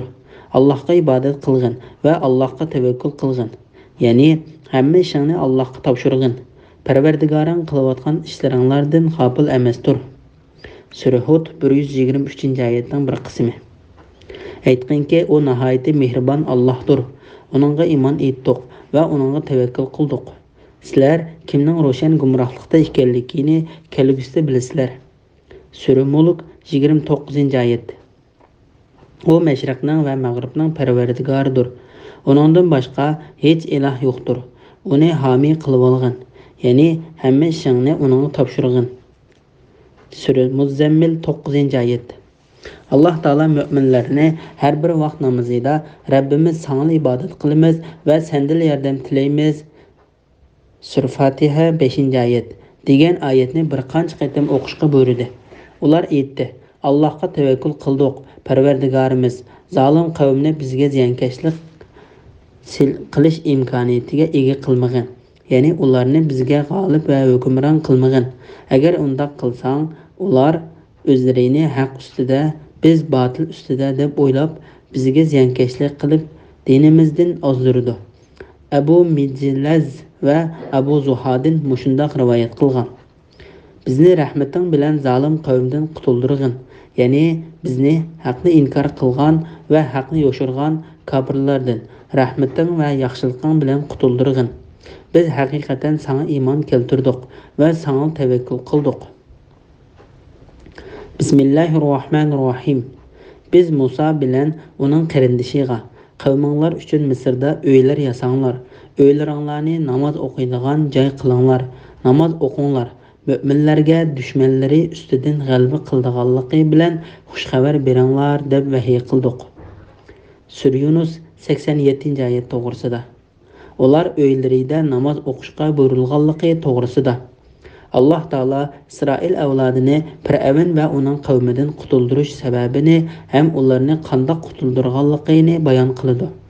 Allah Taala Musa va uning qarindishi Harun alayhissalomlarni Misrda o'z qavmi uchun qiblaga qarab namoz o'qiydigan uylarni bino qilishga buyurib mundaq deydi: Qavminglar uchun Misrda uylar yasanglar. Uylaringlarni namoz o'qiydigan joy qilinglar. Avfi ibn Abbas radhiyallohu anhumaning bu oyatning ma'nosi haqida mundaq deganligini rivoyat qiladi. İsrail avlodi Musa alayhissalomga Fir'avn va uning tavalari sababi bilan namozlarimizni oshkora o'qishga qodir bo'la olmaymiz dedi. Shuning bilan Alloh taolo ularga uylarida namoz o'qishga ruxsat qildi. Uylarini qibla tarafga qilib selishga buyurdi.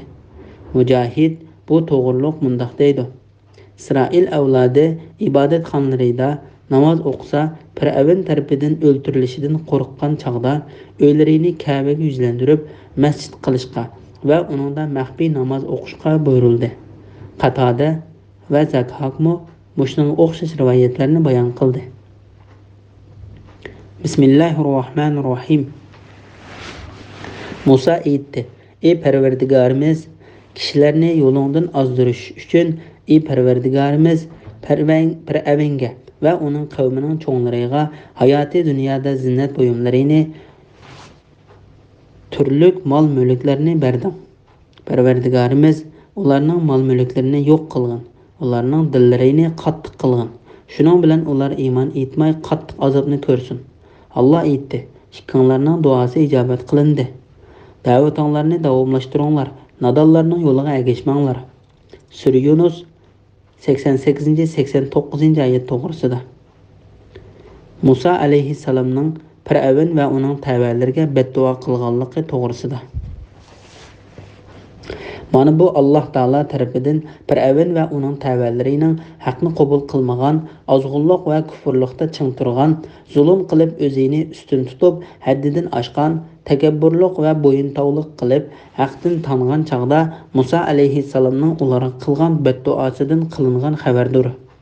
Musa aytdi: "Ey Parvardigorimiz, kishilarni yo'lingdan ozdirish uchun, ey Parvardigorimiz, Fir'avnga va uning qavmining cho'nglariga hayoti dunyoda zinnat buyumlarini, turli mol-mulklarni berding.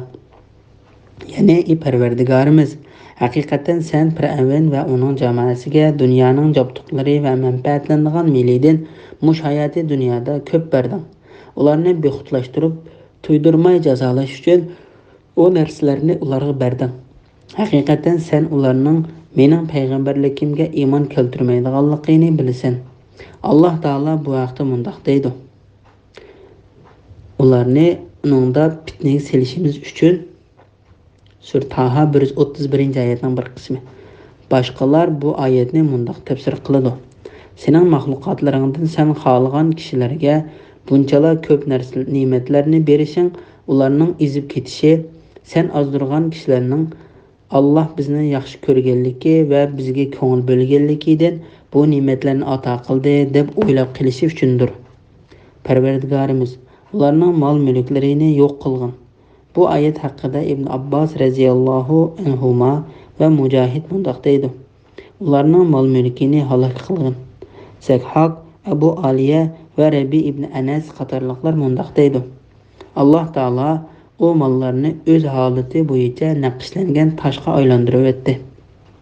Ularning dillarini qattiq qilgin." Ibn Abbos radhiyallohu anhuma bu ularning dillarini pechatlab o'tgan deganlik bo'ladi deb tushundirdi. Shuning bilan ular iymon etmay qattiq azobni ko'rsin. Bu duo Musa alayhissalomning Allohning roziligi va Alloh taoloning dini uchun Fir'avn va uning qavmiga g'azablanganda qilgan duosidir. Chunki Musa alayhissalomga Fir'avn va uning qavmidan haqiqatan hech qanday bir yaxshilik kelmaydiganligi ayon bo'lgan edi. Bu hol xuddi Nuh alayhissalomning tuvandikidek duo qilganligiga o'xshaydi. Nuh aytdi: Parvardigorim, yer yuzida kofirlarning birnim qo'ymagin. Agar ularni qo'ysang, shubhisizki bandalaringni ozdiradi. Ularning topgan bollarimi faqat fojir, kofir bo'ladi. Sura Nuh 26-27-oyatlar. Shunga Alloh taolo Musa alayhissalomning qilgan bu duosini ijobat qildi. Musa alayhissalom duo qilganda qarindishi Harun alayhissalom amin amin dedi. Alloh aytdi: "Ikkanglarning duosi ijobat qilindi. Da'vatinglarni davomlashtiringlar. Nodonlarning yo'liga ergashmanglar. Ya'ni sizlarning Fir'avnni butunlay halok qilishdan iborat tilaginglarni ijobat qildik. Sizlar mening dinimga da'vat qilishda ching turinglar." Ibn Jurayj Ibn Abbos radhiyallohu anhumaning mundaq deganligini rivoyat qiladi: "Sizlar ikkanglar mening dinimdan iborat yo'limga meninglar." Bismillahirrohmanirrohim. Biz Isroil avlodini dengizdan o'tkazib o'tdik. Ularni Fir'avn va uning askarlari zulm va zo'ravonlik qilish yuzidan qo'g'ladi. Fir'avn g'arq bo'lgan vaqtda iymon etdimki, Isroil avlodi iymon etgan ilohdan g'ayri iloh yo'qdir. Men musulmonlardanman dedi. Uningga deyildiki, hayotdan umid uzilganingda endi iymon etamsan, ilgari Allohga osiylik qilgan va buzg'unchilardan bo'lgan eding. Sendan keyingilarga ibrat bo'lishing uchun bugun sening jasadingni qutqizamiz, ya'ni sening jasadingni dengizdan chiqarib qo'yamiz. Nurg'un kishilar shak shubhisizki bizning oyatlarimizdan g'ofildir. Sura Yunus 90-91-92-oyat to'g'risida. Isroil avlodining qutulganligi Fir'avn va uning tavasining g'arq bo'lganligi to'g'risida. Bu oyatlarda Alloh taolo Fir'avn va uning qo'shinlarini suvga qanday g'arq qilganligini bayon qiladi. Isroil avlodi Musa alayhissalomning hamrohligida Misrdan chiqqanda bularning soni bolalardan boshqa 600 ming jangchidan tarkib topgan edi.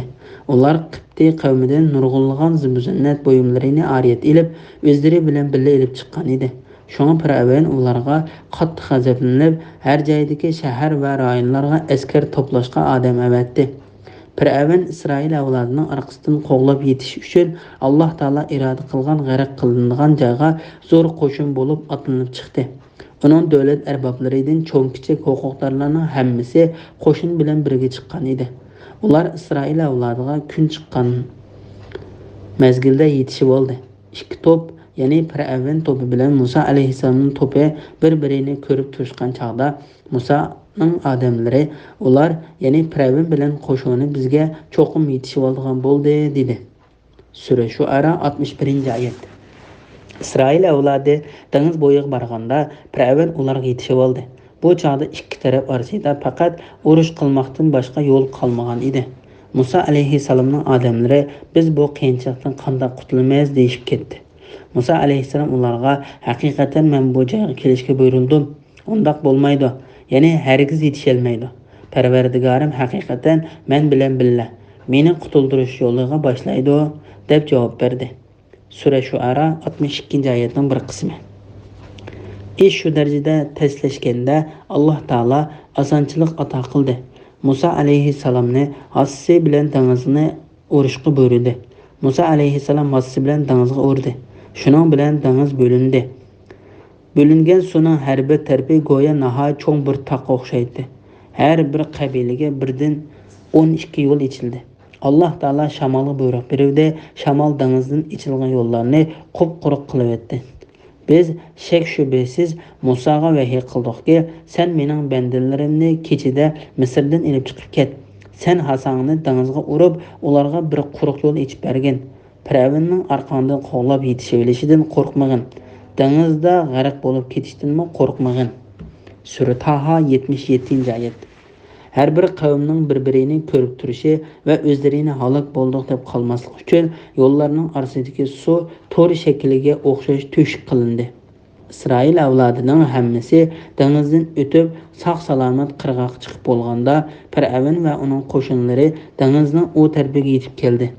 Boshqa rangli otlarni hisobga olmaganda Firavun 100 ming kishilik qora gir otliq qo'shin bilan birlaydi. Firavun bu ahvollarni ko'rib qattiq qo'rqqanlikdan uni surib esib ketdi. Ondan keyingi dajida va chekinishni o'yladi. Biroq uningga qutulish yo'li yo'q edi. Chunki uningga putilgan taqdir ijro bo'ldigan. Uning o'qilgan la'nat qilingan badduolar ijobat bo'ldigan payt kelgan edi. Jibril alayhissalom keng taqvoliq duldul otqa minib Firavunning itining yon tarafiga keldi. Jibrilning iti Firavunning iti qarab kishnidi. Ondan Jibril alayhissalom iti bilan dengizga sho'ng'idi. Uning itining orqasidan Firavunning itimo dengiz qarab chopdi. Firavun xudini yo'qitib qo'l ostidagi askar boshliqlariga otlarini qamchilashga buyurib mundaq dedi. İsrail avlodi dengizga kirishga bizdan haqliq emas. Barliq qo'shin İsrail avlodining orqasidan dengizga kirdi. Mikail alayhissalom ularning orqa tarafida turib, ulardan birini qo'ymay dengizga haydadi. Ularning hammasi dengizga to'liq kirib bo'lganda, shundaqla dengizga avval kirganlar dengizning u qirg'iga chiqishga tamshlayotganda qudratli Alloh dengiz suyini qo'shilib, ularni g'arq qilishga buyurdi. Dengiz suyi birlashdi.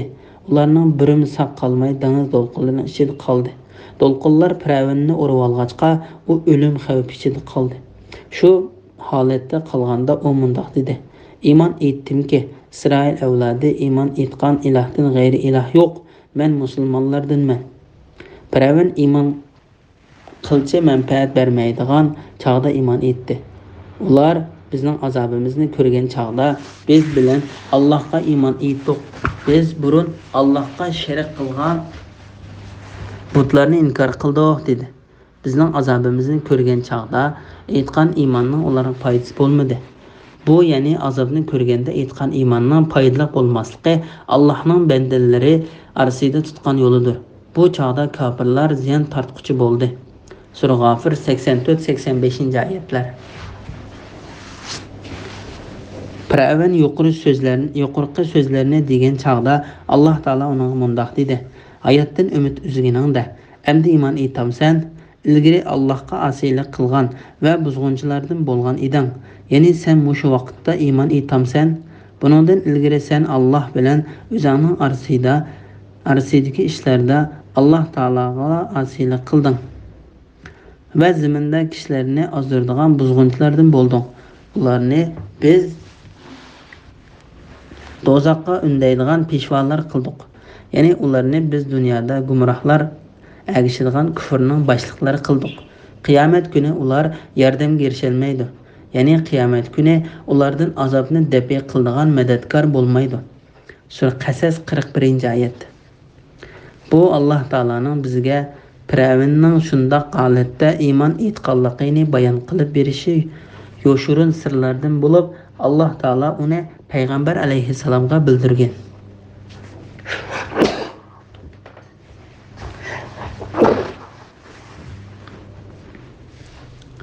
İmam Abu Davud İbn Abbas radhiyallohu anhudan payg'ambar alayhissalomning mundoq deganligini rivoyat qildi. Menga Jibril mundoq dedi: Firavnning Alloh taolaning rahmatiga erishib qilishidan ansirab, mening dengiz suyini qamallab, qahrim bilan uning eg'ziga tiqayotganligimni ko'rsang eding. Bu hadisni Tirmiziy va Ibn Jarir rivoyat qilgan.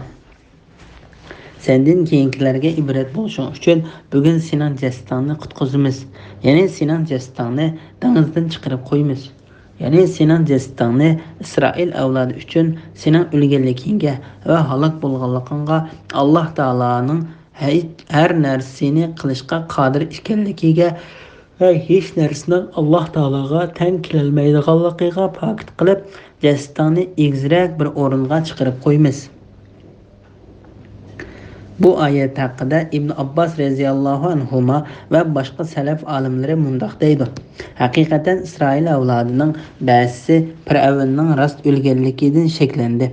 Shuning bilan Isroil avlodining uning o'lganligini va halok bo'lganligini ko'rishi uchun Alloh taolo dengizga uning jonsiz jasadini hamma tanishib bo'lgan temir chopini bilan dengiz sohilidagi egizrak o'ringa chiqarib tik turg'izib berishga buyurdi.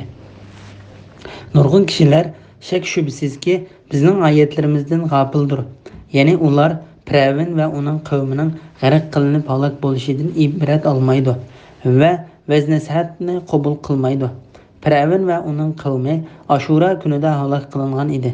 Bu vaqtda Imom Buxoriy Ibn Abbas radhiyallohu anhumaning mundoq deganligini rivoyat qildi. Payg'ambar alayhissalom Madinaga keldi. Madinadagi yahudiylar Ashura kunida ro'za tutdi.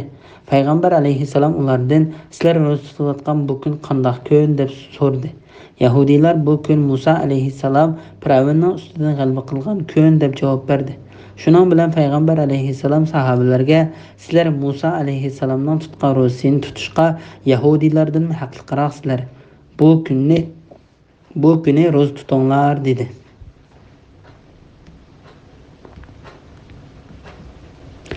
Bismillahirrohmanirrohim.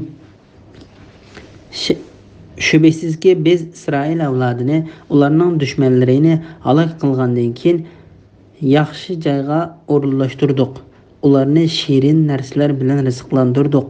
Ularga ilm, ya'ni Allohning hukmini ichiga olgan Tavrat kelgandan keyin ular din ishida ondan ixtilof qilishdi. Parvardigorim qiyomat kuni ular ixtilof qilishgan narsalar ustida ularning orasida albat hukm chiqardi. Sura Yunus 93-oyat to'g'risida. Isroil avlodining yaxshi o'ringa o'rinlashtirilganligi va ularning pok shirin narsalar bilan rizqlantirilganligi to'g'risida. Alloh taolo Isroil avlodiga in'om qilgan diniy va dunyolik narsalardan xabar berdi. Shubhasizki biz Isroil avlodini ularning dushmanlarini halok qilgandan keyin yaxshi joyga o'rinlashtirdik. Ya'ni bu yaxshi joy Misr zaminini va Sham zaminining Baytul Muqaddasga yondashib turadigan yerlarini va Baytul Muqaddasning atroflarini ko'rsatdi. Alloh taolo Firavn va uning qo'shinlarini halok qilgandan keyin Musa alayhissalom davlatining sultonligi Misrning butun shaharlariga to'liq kengaydi. Alloh taolo bu vaqt mundoq deydi: Bo'zak qilingan qavmni, ya'ni Bani Isroilni biz barakatli qilgan Sham zaminining sharq taraflariga va g'arb taraflariga, ya'ni hamma tarafga varis qildik. İsroil avlodi sabr qilganliklari uchun Parvardigoringning ularga qilgan chiroyli va'dasi to'liq ishga oshdi. Firavn va uning qavmining solg'anlari, ya'ni imoratlarini va yasag'anlarini, ya'ni bog'liq va ekinzorliklarini vayron qildik. Sura A'rof 137-oyat. Biz ularni, ya'ni Firavn bilan uning qavmini bog'lardan, buloqlardan vayron qilib, xazinalardan va esil turalg'lardan ayirib etdik. Shunda qilib ularni Bani Isroilga maraz qilib berdik. Sura Shuara 57-oyatdan 59-oyatgacha. Ular g'arq bo'lib, nurg'un bog'larni, buloqlarni, ziroatlarni, chiroyli joylarni qoldirdi. Sura Duxon 25-oyat. Lekin İsroil avlodi Musa alayhissalom boshchiligida Ibrohim alayhissalomning shahri bo'lgan Baytul Muqaddasni ko'zlab davomli ilgirladi. Baytul Muqaddasda Amalika qavmi bor edi. Biroq İsroil avlodi Baytul Muqaddasga yaqinlashganda ular bilan urush qilishdan yinib oldi. Shuning bilan Alloh taolo ularni Tayih cho'lida 40 yil ozdirdi. U cho'lda oldi bilan Harun alayhissalom, ondan Musa alayhissalom vafot bo'ldi. O ikkisining vafotidan keyin ular Yusha ibn Nun alayhissalom boshchiligida bu cho'ldan chiqdi. Shuning bilan Alloh taolo ularga Baytul Muqaddasni fath qilishni nasib qildi. Ular bu joyda bir zamonlargacha saltanatli bir davr surdi. Ularni shirin narsalar bilan rizqlantirdik. Ya'ni tabiiy jihatda pok, foydali va shirin, shar'iy jihatda halol bo'lgan rizqlarni ato qildik. Ularga ilm, ya'ni Allohning hukmini ichiga olgan Tavrat kelgandan keyin ular din ishida ondan ixtilof qilishdi. Ya'ni diniy masalalardan biror masalada aniq bilimga ega bo'lgandan keyinla ixtilof qilishdi. Alloh taolo ularga masalalarni ochiq bayon qilib bergan va ulardagi shak shubhalarni ko'tarib o'tgan bo'lg'achqa ular ixtiloflashmasligi kerak edi. İmam Hakim Mustadrak degan kitobida payg'ambar alayhissalomning mundaq deganligini rivoyat qiladi. Haqiqatan yahudiylar ixtilof qilishib 71 firqaga bo'linib ketdi. Xristianlar ixtilof qilishib 72 firqaga bo'linib ketdi. Kelgusida bu ummat 73 firqaga bo'lindi. Ulardan bir firqasi jannatda, 72 firqasi do'zaxda bo'ladi. Sahabalar o jannat ahli kimlar deb so'raganda payg'ambar alayhissalom men va mening sahobalarim mangan yo'lda manganlardir dedi. Parvardigoring qiyomat kuni ular ixtilof qilishgan narsalar ustida ularning orasida albatta hukm chiqaradi. Bismillahirrohmanirrohim. Mubada sen sana biz nazil qilgan kitobdan shaklangan bo'lsang, sendan ilgari kitob o'qiganlar, ya'ni Tavrat bilan Injil nazil qilingan yahudiylar va nasoralardan so'rab baqin. Shubhisizki sana Parvardigoring tarafidan haq Qur'on keldi. Sen hargiz shak qilg'uvchilardan bo'lmag'in. Sen hargiz Allohning oyatlarini inkor qilg'uvchilardan bo'lmag'in. Undaq bo'lsang, sen taraflardan bo'lib qolasan. Shubhisizki Parvardigoringning la'natiga tegishli bo'lganlar iymon etmaydi. Ularga butun mo'jizalar ko'rsatilgan taqdirdami qattiq azobni ko'rmaguncha iymon etmaydi. Sura Yunus 94, 95, 96, 97 oyat to'g'risida. Qur'on Karimning rastligi haqida ilgirki kitoblardami dalillarning borligi to'g'risida. Alloh taolo bu vaqt mundaq deydi: ular elchiga, ummi payg'ambarga, ya'ni Muhammad alayhissalomga ergishidi. Ular o'z elkidagi Tavrat, Injillarda uning sifatining yozilganligini ko'rdi. Sura A'rof 157-oyat. Ular kitoblaridan o'rgangan bilim orqali Muhammad alayhissalomning haq payg'ambar ekanligini, xuddi o'zlarining o'g'illarini to'nigandek to'nib turibmi, u bilimga shak qiladi. Uni o'zgartirib o'tadi va almashtirib o'tadi. O'zlariga qarshi paket turg'izilgan turuqliq ular uningga iymon keltirmaydi. Shubhisizki Parvardigoringning la'natiga tegishli bo'lganlar iymon etmaydi. Ularga butun mo'jizalarni ko'rsatilgan taqdirdami qattiq azobni ko'rmaguncha iymon etmaydi. Ya'ni ular o'zlariga esqatadigan chaqda iymon etmay, aksicha iymon hech bir jonga esqatmaydigan chaqda iymon etadi. Şoңlашqama Musa alayhissalom Fir'avn va uning qavmiga beddua qilganda mundaq degan. Musa aytdi: "Ey Parvardigorimiz, kishilarni yo'lingdan ozdirishi uchun, ey Parvardigorimiz Fir'avnga va uning qavmining cho'nglariga hayoti dunyoda zinnat buyumlarini, turli mol-mulklarni berding. Parvardigorimiz, ularning mol-mulklarini yo'q qilgin. Ularning dillarini qattiq qilgin. Shuning bilan ular iymon etmay qattiq azobni ko'rsin." Sura Yunus 88-oyat. Allah Taala mundaq deydi: "Biz ularga, ya'ni kuffarlarga farishtalarni tushirgan, o'liklarni ular bilan so'zlashtirgan. Biz hamma narsani ularning oldiga yig'ib bergan. Ya'ni ularning yuqorqi talablarini o'rinlagan taqdirdami, Alloh xohlamaguncha ular iymon etmaydi. Lekin ularning to'lisi buni uqmaydi." Sura An'am 111-oyat. Bismillahirrohmanirrohim. Halok bo'lgan shaharlar aholilari ichida Yunus qavmidan boshqasiga azobning alomatini ko'rib, aytgan iymonning foydasi bo'lgani yo'q. Yunus qavmi iymon etganda dunyo hayotida rasvo qiladigan azobni ularning ustidan ko'tarib ularni ma'lum vaqtgacha, ya'ni ajli yetganga qadar dunyodagi shaylardan bahramand qildik. Sura Yunus 98-oyat to'g'risida. Azob kelayotgan chaqda aytgan iymonning faqat Yunus alayhissalomning qavmiga manfaat qilganligi to'g'risida. Allah Taala bu mundaq deydi: "Ilgirki ummatlardan biz ularga avatgan payg'ambarlarga to'liq iymon etgan bir shahar aholisi yo'q.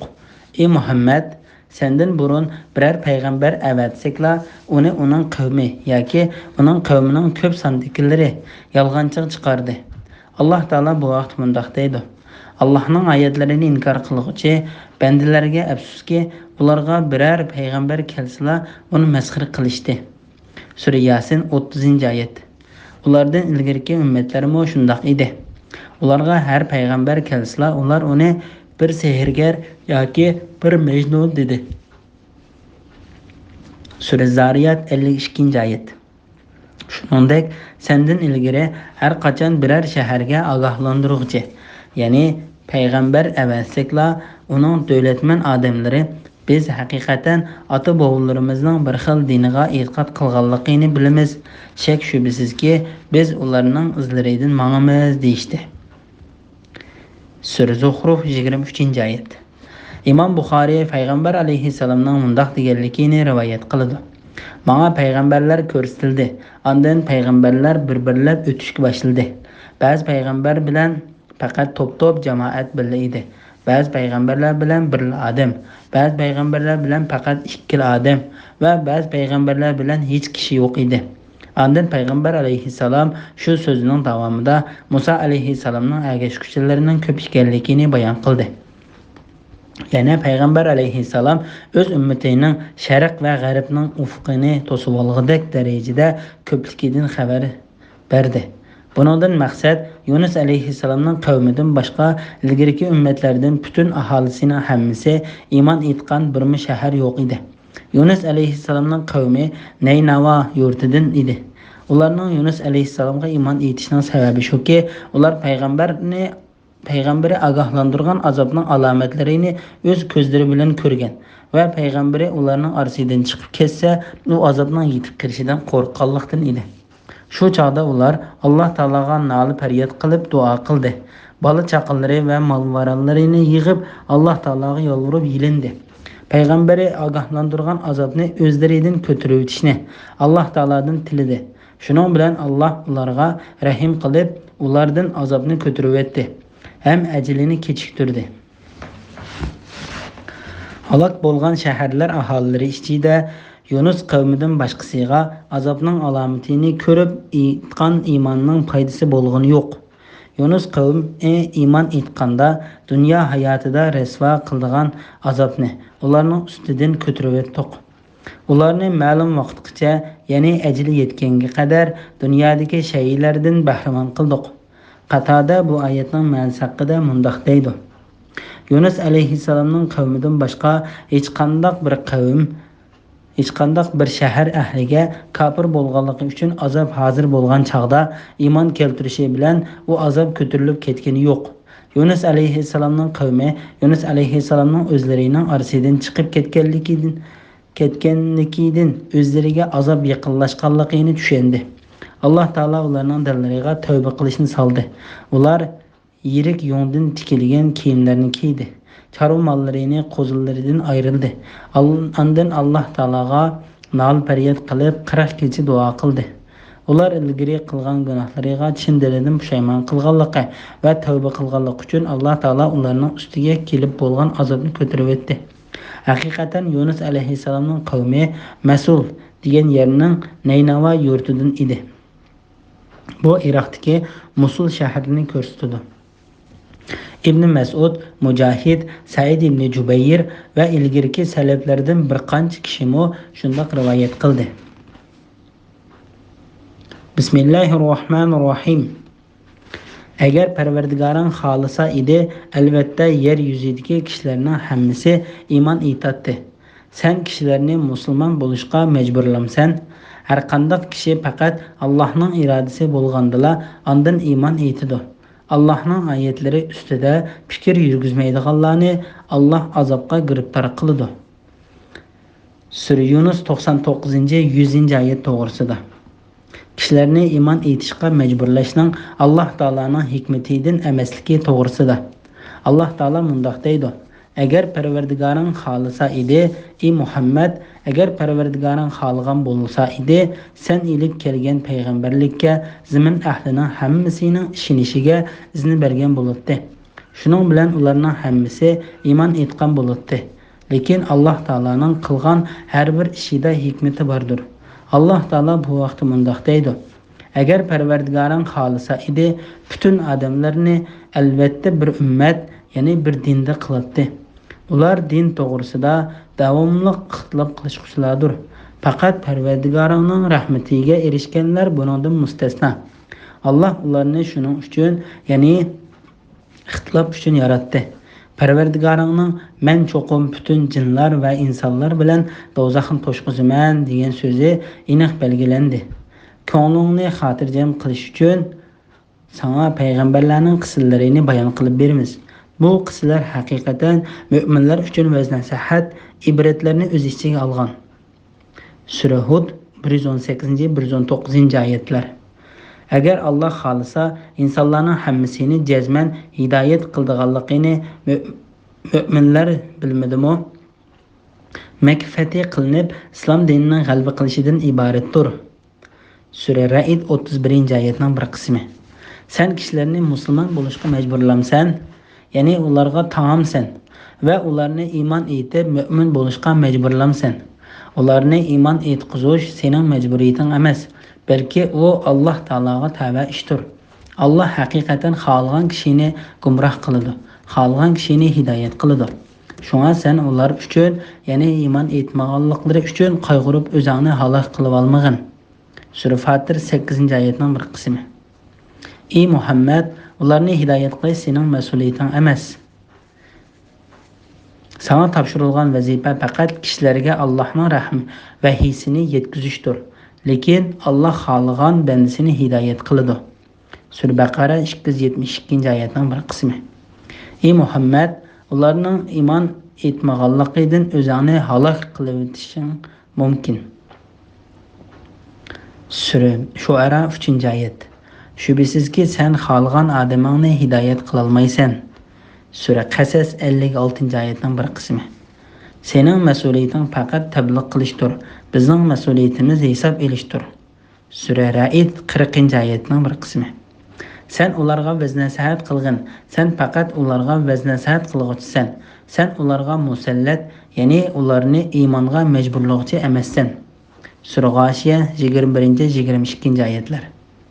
Alloh taolaning hammani bildiganligi, hikmat va odillik bilan ish qildiganligi uchun o'zi xohlagan kishini to'g'ri yo'lga boshlaydigan, o'zi xohlagan kishini ozg'inlikqa qo'yib beradigan, hamma ishi Alloh taolaning xoligini bo'yicha bo'lgan zot ekanligini ko'rsatadigan mazkur oyatlardan boshqa yana nurg'unlagan oyatlar bordir.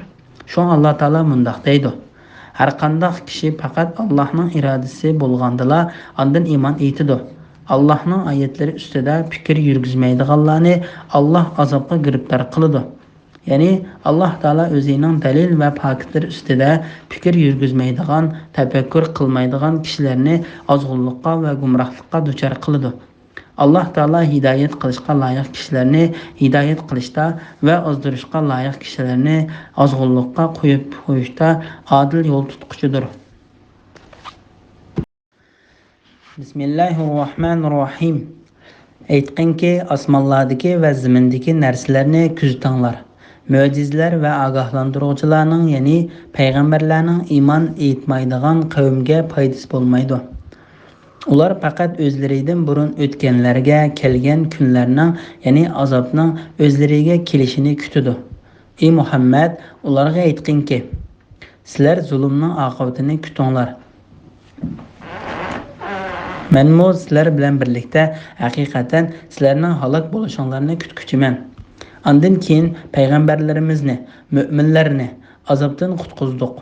Mu'minlarni qutqizishga mushundoq mas'ul bo'lamiz. Sura Yunus 101, 102, 103 oyat to'g'risida. Osmon zaminning yaratilishi haqida tafakkur qilishga buyurilganlik to'g'risida. Alloh taolo bandalarining o'zlarining mahluqotlari ustida tafakkur qilishga tavsiya qiladi. Aql egalari uchun Alloh taolo osmon va zaminda yaratgan narsalarda osmonlardagi yorug' va turg'un yulduzlar, sayyoralar, quyosh va oy, kechi kunduz qatorliqlarda kechi bilan kunduzning bir-biriga qarama-qarshi bo'lishida, ularning bir-birining o'rniga almashib, kechining kunduzga, kunduzning kechiga o'lishib ketishida, kechi bilan kunduzning uzrab qisqarib turishining qonuniyatlik bo'lishida, osmonning egiz va kangri qilib nuqsonsiz chiroyli yaratilishida va Alloh taolaning yomg'ir yog'dirib, o'lik zaminni tirildirib, uningdan turli mevalar, ziroatlar, gul, chechaklar va xilma-xil o'simliklarni o'stirib berishida, ranglari turli, yetkazadigan manfaatlari har xil bo'lgan hayvonotlarni yaratishida, zamindagi egiz tog'larni, bepoyon ketgan tuzlanliklarni, cho'l bayovonlarni, ovatlashgan yoki xaroblashgan makonlarni, dengizdagi ajoyib g'aroyib narsalarni va tog'dek dengiz to'lqinlarini yaratishida, safar qiluvchilarning kemalarining mayin shamolda menish uchun qudratli Alloh taolaning dengizni bo'ysundirib berishida fikr qilishga tegishli va Alloh taolaning birligi va borlig'ini isbotlaydigan dalil faktlar bor. Alloh taoladan boshqa hech iloh yo'qdir. Uningdan boshqa hech tarbiyachim yo'qdir. Mo'jizalar va ogohlantiruvchilarning, ya'ni payg'ambarlarning iymon etmaydigan qavmga foydasi bo'lmaydi. Ya'ni osmonlardagi va zimindagi Alloh taolaning birligini ko'rsatadigan dalil faktlar, payg'ambarlar ilib kelgan o'zlarining rost payg'ambar ekanligini isbotlaydigan ro'shan mo'jizalar va ochiq dalil faktlar iymon etmaydigan qavmga hech qanday foyda bermaydi.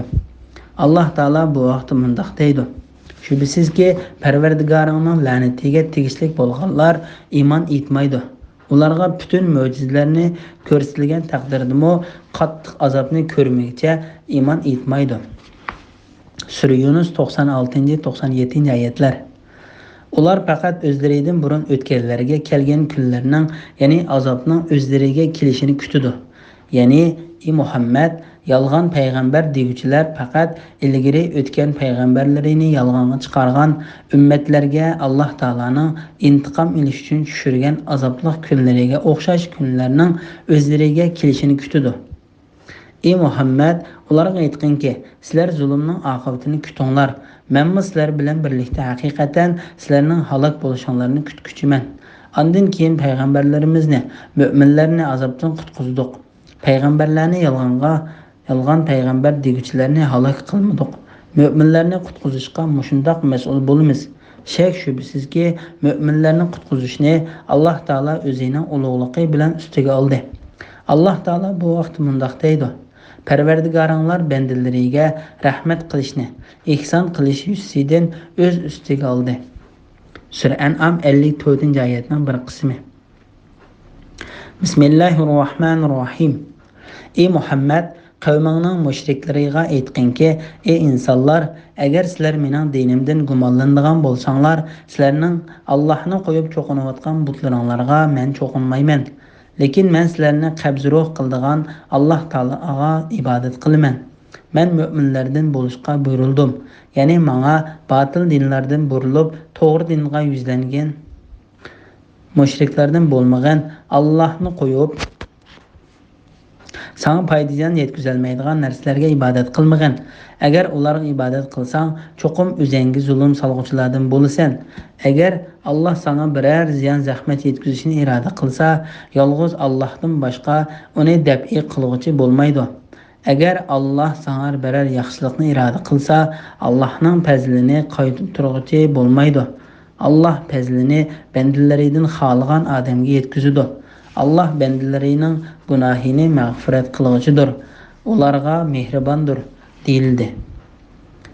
Sura Yunus 104, 105, 106, 107 oyat to'g'risida. Yolg'iz birla Alloh taologa ibodat qilish va uningga tavakkul qilish to'g'risida. Alloh taolo payg'ambari Muhammad alayhissalomga mundaq degan deydi: Ey bandalar,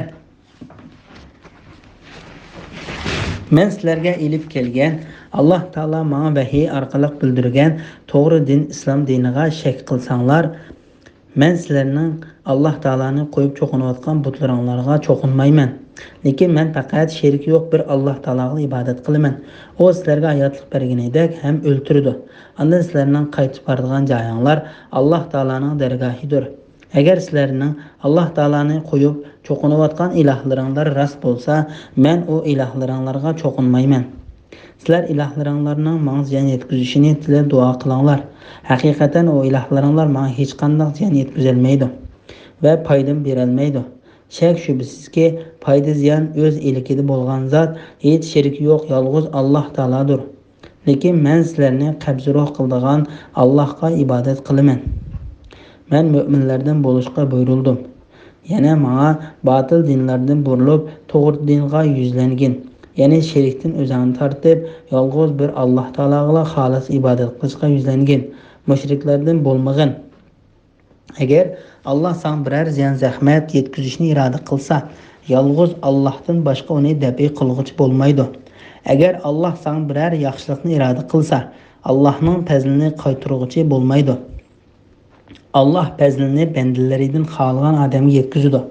Bu oyatda yaxshilik bilan yomonlik, foyda bilan ziyonning faqat bir Alloh taolo tarafidan bo'lganligi, bu ishlarda Alloh taologa hech kimning sherik bo'la olmaydiganligi, ibodatning yolg'iz bir Alloh taologa xos ekanligi va uning hech sheriki yo'q ekanligiga doir ochiq bayonlar bor.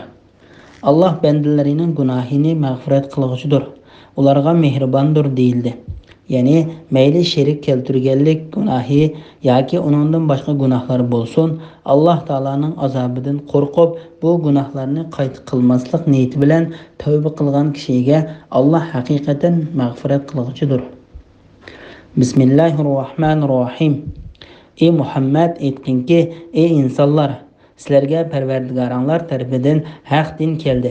Kimki hidoyat topadigan, o'zining foydasi uchun hidoyat topgan bo'ladi. Kimki ozadigan, o'zining ziyni uchun ozgan bo'ladi. Men sizlarga homiy emasman. Ey Muhammad, sana nazil qilingan vahiyga ergashgin. Ya'ni uningga o'zing amal qilib, boshqalarga uni yetkazgin. Alloh sen bilan ularning orasida hukm chiqarg'uchi, dinga da'vat qilish yo'lidagi mushaqqatlarga chidag'in. Alloh eng haqqoniy hukm chiqarg'uchidir. Sura Yunus 108-109 oyat to'g'risida. Alloh taolo payg'ambar alayhissalomni kishilarga o'zining Alloh tarafidan ilib kelgan elchiligining shaklanishga bo'lmaydigan haqiqat ekanligini, kimki bu haqiqat orqali to'g'ri yo'l topsa va uning ergashsa, uning foydasi o'zi uchun bo'lganligini, kimki haq yo'lda ozsa, buning jazosi o'ziga bo'lganligini xabar qilishga va men sizlarga homiy emasman, ya'ni men sizlarning mu'min bo'lishinglarga kepil emasman. Men faqat sizlarni ogohlantiruvchiman. Hidoyat qilish Alloh taologa xosdir deyishga buyurdi. Ey Muhammad, sana nazil qilingan vahiyga ergashgin, ya'ni uningga o'zing amal qilib, boshqalarga uni yetkazgin. Allah sen bilan ularning orasida hukm chiqarg'ucha dinga da'vat qilish yo'lidagi mushaqqatlarga chitig'in. Ya'ni Allah sana nazil qilgan kitobga va vahiy qilgan narsaga ching esilg'in. Allah Taala sening bilan san qarshilik qilgan kishilarning orasida hukm chiqarg'ucha sabr qilgin. Allah eng haqqoniy hukm chiqarg'uchidir. Ya'ni Allah Taala eng adil va hikmat bilan hukm chiqarg'uchidir. Merhametlik Allah Taala'nın fazli bilen Sure Yunus'un tefsiri tügüdü. Bismillahirrahmanirrahim. Ularning yeniga, ya'ni Madinaga Tabuk g'azatidan qaytib kelgan chag'onlarda ular sizlarga g'azotdan qilib qolganliklari to'g'risida o'zir bayon qildi. Ey Muhammad, ularga o'zir bayon qilmanglar. Sizlarning so'zinglarga ishonmaymiz.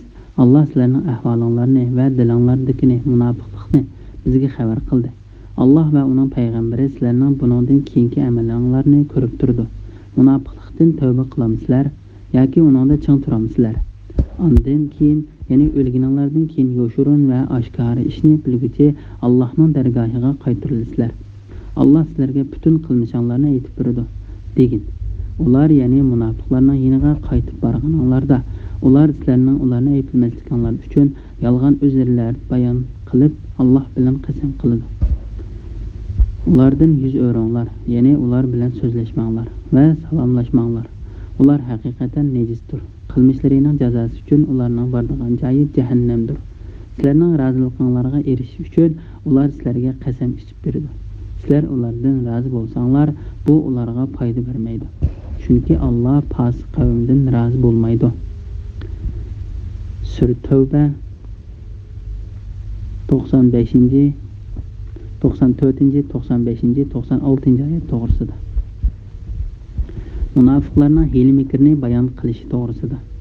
Allah Taala bu oyatda munofiqlarning ahvolidan xabar qilib, musulmonlar Tabuk g'azatidan Madinaga qaytib kelgan chaqda munofiqlarning jihodga birga chiqmaganliklari uchun ulardan o'zri tilaydiganligini bayon qildi.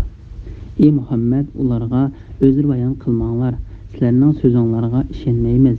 Allah sizlarning ahvolinglarni va dilinglardagi munofiqlikni bizga xabar qildi. Ya'ni Allah bizga sizlarning ahvolinglarni bildirdi. Allah va uning payg'ambari sizlarning buningdan keyingi amalinglarni ko'rib turdi. Munofiqlikdan tavba qilamsizlar yoki uningda chang turamsizlar? Ya'ni Allah dunyoda sizlarning amalinglarni kishilar orasida oshkorlaydi. Undan keyin, ya'ni o'lganlardan keyin yo'shurun va oshkor ishlarni bilguchi Allah va Allah'ның dargohiga qaytarilsizlar. Allah sizlarga butun qilmishinglarni aytib berdi degin. Ya'ni Allah sizlarga yaxshi yomon amallaringlarning hammasini xabar qiladi va shu amallarga qarata sizlarga mukofot yoki jazo beradi. Allah Taala sizlarning ularni ayblamasliklaringiz uchun ularning yolg'on o'zira bayon qilib, Allah bilan qasam qilganligini xabar qiladi. Sizlar ularga malomat qilmasdan ularni kamsitgan asosda ulardan yuz o'ringlar, chunki ular nejisdir. Ularning dillari va e'tiqodlari buzuqdir. Qilmishlarining jazosi uchundir. Ya'ni gunohlari va xatoliklarining jazosi uchun ularning boradigan joyi jahannamdir. Allah Taala munofiqlarning musulmonlarni ishontirish uchun qilgan qasamlariga musulmonlar rozi bo'lgan taqdirdami, bu ularga foyda bermaydiganlikdan xabar qiladi. Chunki Allah fosiq qavmdan rozi bo'lmaydi. Ya'ni Allah Taolaning itoatidan va Allah Taolaning payg'ambarining itoatidan chiquvchilar fosiq hisoblanadi. Bismillahirrahmanirrahim. Arabiylarning kufri va munofiqligi texmi ziyodadir. Allah payg'ambariga nazil qilgan shariat ahkomlarini bilmaslikka ular eng loyiqdir. Allah mahluqotning ahvolini bilguchidir, hikmat bilan ish qilguchidir. Arabiylardan ba'zilari Allah yo'lida bergan narsalarini jarimani hisoblaydi. Sizlarning hodisaga uchrashinglarni kutadi. Ularning o'zlari halokatga uchrasin, Allah ularning so'zlarini anglab turuvchi, ishlarini bilib turuvchidir. Arabiylarning ba'zilari Allohga va oxirat kuniga iymon etadi. Allah yo'lida bergan narsalarini Allohga yaqin bo'lishning va payg'ambarning duosiga erishishning vositasi qiladi. Ular bu orqali rostla Allohga bo'lgan yaqinlikka erishadi. Allah ularni o'zining rahmati doirasiga kirgizadi. Allah haqiqatan mu'min bandalariga nihoyat mag'firat qilguchidir. ularga to'liq mehribondir. Sura Tavba 97, 98, 99 oyat to'g'risida. Arabiylarning kufri va munofiqligining texim ziyoda ekanligi to'g'risida. Alloh taolo bu oyatlarda arabiylardan kofirlar, munofiqlar va mu'minlarning bo'lganligidan, ularning kufri va munofiqligi boshqalarga qaraganda texim cho'ng, texim og'ir, texim ziyoda ekanligini xabar qiladi. Chunki ular Alloh taolaning payg'ambariga tushirgan belgilmalarining chek-chegirlarini bilmaydi. Bu vaqtda Ahmesh İbrahimning mundoq deganligini rivoyat qiladi. Bir Arabiy Zayd ibn Savhanning yoniga kelib o'ltirdi. U bo'lsa odamlarga so'z qilyotdi. Uning qo'li nahavand urishida meyit bo'lib qolgan edi. Arabiy Allohning nomi bilan qasamki, sening so'zing haqiqatan meni maftun qilib oldi. Biroq qo'ling haqiqatan meni gumonlantirib qo'ydi dedi. Zayd mening qo'lim nemishqa gumonlantirib qo'ydi?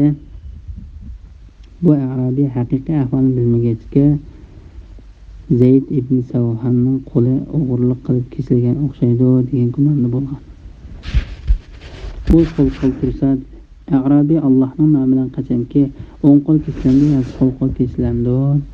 Buni men bilmayman dedi. Zayd ibn Savhan Alloh Arabiylarning kufri va munofiqligi texim ziyodadir. Alloh payg'ambariga nozil qilgan shariat ahkomlarini bilmaslikka ular eng loyiqdir. Alloh mahluqotning ahvolini bilguchidir, hikmat bilan ish qilguchidir deb to'liq rost aytgan ekan dedi. Imom Ahmad ibn Abbosdan payg'ambar alayhissalomning mundoq deganligini rivoyat qildi. Kim sahroda o'ltiraqlasa qo'pol va to'ng mijoz bo'lib qoladi. Kim ovchilikqa berilib ketsa, g'afillikda qoladi. Kim podshohga yaqinlashsa, dinda fitnaga qoladi. Bu hadisni Imom Abu Dawud, Tirmiziy va Nasailar rivoyat qilgan. Bir Arabiy payg'ambar alayhissalomning bir narsani hadiya qilib, ondan payg'ambar alayhissalom u hadiyasini o'rniga bir nechasi ortiq narsa olgandan keyin rozi bo'lgan edi. Shu chog'da payg'ambar alayhissalom men haqiqatan Qurayshlar yoki Saqafiyliklar yoki Ansariylar va yoki Davsiyliklardan boshqa hech kimning hadiya qabul qilmaslikka niyat qildim degan edi. Chunki hadisda tilga ilingan kishilar shaharlarda, ya'ni Makka, Toif, Madina va Yamanda o'ltirishgan kishilardir. Arabiylar bo'lsa mijoz qo'pol va to'ng kishilardir. Alloh mahluqotning ahvolini bilguchidir, hikmat bilan ish qilguchidir. Ya'ni Alloh kimning iymoniga va ilmga haqli kishi ekanligini obdan bilguchidir. Bandalari orasida ilm bilan nodonlikni, iymon bilan kufri va munofiqlikni taqsim qilishda hikmat bilan ish qilguchidir. Alloh ishlarni oldin ola bilganligi va hikmat bilan ish qilganligi uchun qilgan ishlaridan so'ralmaydi. Alloh Arabiylardan mundoq kishilarning borligini xabar qiladi. Ulardan ba'zilari Alloh yo'lida bergan narsalarini jarimani hisoblaydi. Sizlarning hodisaga uchrashinglarni kutadi. Ya'ni sizlarning baloy ofatlarga uchrashinglarni kutadi. Ularning o'zlari halokatga uchrasin. Ya'ni ish ularning kutganidek dal aksicha bo'lib, baloy ofat ularga yo'liqadi. Alloh ularning so'zlarini anglab turuvchi. Ya'ni Alloh bandalarining duolarini anglab turuvchidir. Kimning g'albiga, kimning mag'lubiyatga tegishli ekanligini bilib turuvchidir. Arabiylarning ba'zilari Allohga va oxirat kuniga iymon etadi. Alloh yo'lida bergan narsalarini Allohga yaqin bo'lishni va payg'ambarning duosiga erishishni vasita qiladi. Mana bu xildagi arabiylarning maqtashga arziydi. Ular Alloh yo'lida sarf qilgan narsalarini Alloh taologa yaqinlashishni vasita qiladi. Ular bu orqali payg'ambar alayhissalomning o'zlariga barakat bilan duo qilishni tilaydi. Ular bu orqali rostla Allohga bo'lgan yaqinlikka erishadi. Alloh ularni o'zining rahmati doirasiga kirgizadi. Alloh haqiqatan mu'min bandalariga nihoyat mag'firat qilguchidir. Ularga to'liq mehribondir. Bismillahirrohmanirrohim. Hammadan ilgari iymon etgan muhojirlar va ansarlardan yaxshilik qilish bilan ularga ergashganlar, ya'ni tabiinlar va qiyomatgacha ularning yo'lida manganlardan Alloh rozi bo'ldi. Ularmo Allohdan mamnun bo'ldi. Alloh ularga ostidan o'stanlar eqib turadigan jannatlarni tayyorladi. Ular jannatda mangu qoladi. Bu cho'ng baxtdir. Sura Tavba 100-oyat to'g'risida. Muhojirlarning, ansarlarning va yaxshilik qilish bilan ularga ergashganlarning ortiqchiligi to'g'risida. Alloh taolo bu oyatda o'zini hammadan ilgari iymon etgan muhojirlar, ansariylar va yaxshilik qilish bilan Ularga qiyomat kunigacha ergashganlardan rozi bo'lganligini, ularmi Alloh taolaning o'zlariga tayyorlagan noz ne'matlik va muqim turadigan joydan iborat jannatlarni tayyorlaganligi uchun Alloh taoladan mamnun bo'lganligini xabar qiladi.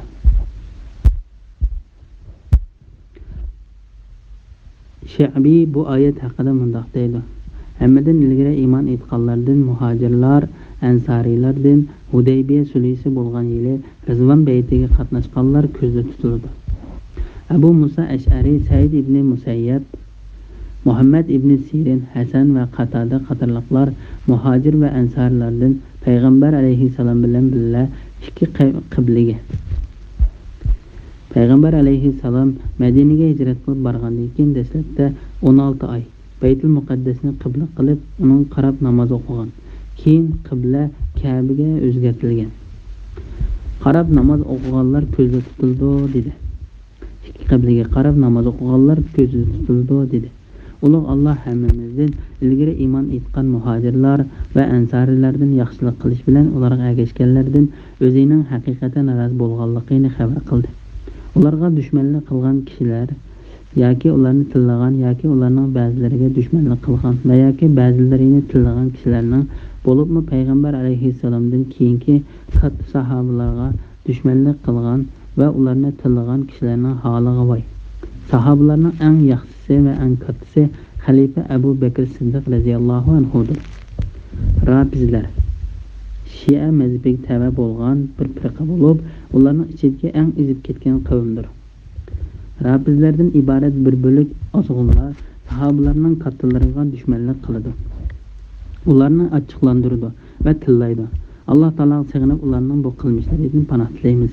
Ularning bu qilmishlari aqlning naqadar kamchilikini va dillarining naqadar pastkashliklar bilan to'lganligini ko'rsatib berdi. Ular Alloh rozi bo'lgan odamlarni tilasa, ularning Qur'onga bo'lgan iymoni nat qildi. Sunniy aqidasiga musulmonlarga kelsak, ular haqiqatan Alloh rozi bo'lgan odamlardan rozi bo'ladi. Alloh va uning payg'ambarini tillagan odamlarni tillaydi. Alloh do'st tutgan odamlarni do'st tutadi. Alloh dushman tutgan odamlarni dushman tutadi. Ular hidoyat ustida manganlarga ergashadi. Islom dinida yo'q ishlarni paydo qilmaydi. To'g'ri ish qilganlarning keyindan ma'noda o'z beshinchilik qilmaydi. Ya'ni shular Alloh taolaning nijot topquchi jamoasidir. Alloh taolaning mu'min bandalaridir. Bismillahirrohmanirrohim. Atrofinglarda Arabiylardan munofiqlar bor. Madina aholisidan munofiqlikda ching turganlar bor. Ularni sen bilmaysan, biz bilamiz. Ularni ikki qitim, ya'ni dunyoda qatl qilish va asir elish bilan o'lganda ko'r azobi bilan jazolaymiz. Ondan ular oxiratda cho'ng azobga, ya'ni do'zax azobiga qaytariladi. Sura Tavba 101-oyat to'g'risida. Arabiylar va Madina ahlining munofiqlari to'g'risida. Alloh taolo bu oyatda payg'ambar Muhammad alayhissalomga Madinaning atrofidagi arab qabilalari ichida munofiqlarning borligini, shundaqla Madina ahlining ichida munofiqlarning borligini xabar qiladi. Madina aholisidan munofiqlikda ching turganlar bor. Ularni sen bilmaysan, biz bilamiz. Bu oyatning ma'nosi Alloh taolaning agar biz xohlasak ularni cho'qim sana bildiradiq, cho'qim ularning simasidan taniytung. Sen albatta so'zining uslubidan ularni taniysan. Sura Muhammad 30-oyatning bir qismi degan oyatining ma'nosiga zid kelib qolmaydi. Chunki bu oyat munofiqlarning tonildigan sifatlarini o'z ichiga olgan alomatlariga qartiladi. Buningdan Muhammad alayhissalom o'z atrofidagi barliq munofiqlarni va islom diniga gumon bilan qaraydiganlarni muayyanlashtirib taniydi deganlik chiqmaydi. Payg'ambar alayhissalom Madina aholisidan o'ziga aralashib yashayotgan ba'zi odamlarning munofiq ekanligini biladi. Ularni degan oqshomda uchirtib turadi. Alloh taolaning ular ishga oshmaydigan ishni ishga oshirishga urindi. Ya'ni payg'ambar alayhissalomni o'ldirishni qasdladi. Sura Tavba 74-oyatning bir qismi. Degan oyatning tafsirida bayon qilganidek, payg'ambar alayhissalom Huzayfaga munofiqlardan 14 yoki 15 ni deb berdi. Biroq bu bir qism munofiqlarga qartilgan ayrim ahvol bo'lib, buningdanmi payg'ambar alayhissalom hamma munofiqlarning ismlarini muayyanlashtirib, aniq biladi deganlik chiqmaydi. Haqiqiy ahvolni Alloh obdan biladi gücdür. Abdurazzoq Ma'mardan Qatadaning bu oyat haqida mundoq deganligini rivoyat qiladi. Nemishqadirki, ba'zi odamlar paloni jannatga kirdi, pustani do'zaxga kirdi deb kishilarning oqibatiga doir bilimlar bilan o'ynashadi. Agar ularning biridan o'zining oqibati to'g'riliq so'rasang, u bilmaydi. Bilmayman deb javob berdi. Qasam qilmanki, sen kishilarning ahvolini o'zingning ahvolidanmi yaxshi bilamsan? Sen haqiqatan sendan ilgiriki payg'ambarlar bilan bir narsa demagan. Bir narsa demagan ishqa baho beryapsan. Masalan, Alloh taolaning payg'ambari Nuh alayhissalom men ularning nima qilganligini uqmayman degan. Sura Shuara 112-oyatdan bir qism. Allohning payg'ambari Shuayb alayhissalom Alloh sizlarga qoldirgan halol rizq sizlar yiqqan haromdan yaxshidir. Agar sizlar mu'min bo'lsanglar, men sizlarga muhofizachi emasman degan. Sura Hud 86-oyat. Alloh taolo payg'ambar Muhammad alayhissalomga ularni sen bilmaysan, biz bilamiz dedi. Ularni ikki qitim, ya'ni dunyoda qatl qilish va asir elish bilan o'lganda go'r azob bilan jazolaymiz. Ondan ular oxiratda cho'ng azobga, ya'ni do'zax azobiga qaytariladi. Bu oyat haqida Abdurrahmon ibn Zayd Alloh ularni dunyoda mol-mulk va avlodlar bilan jazolaydi dedi. Va Alloh taolaning ularning mol-mulki va avlodi seni ajablantirmasin. Sura Tavba 55-oyatning bir qismi degan oyatni o'qidi. Abdurrahmon so'zini davom qilib, mana bu mol-mulk va avlodlar munofiqlar uchun azob, mu'minlar uchun ajr hisoblanadi. Alloh munofiqlarni oxiratda do'zax bilan jazolaydi. Chunki Alloh ondan ular oxiratda cho'ng azobga, ya'ni do'zax azobiga qaytariladi dedi. Bismillahirrohmanirrohim. Yana bir qism kishilar gunohlarini e'tirof qildi.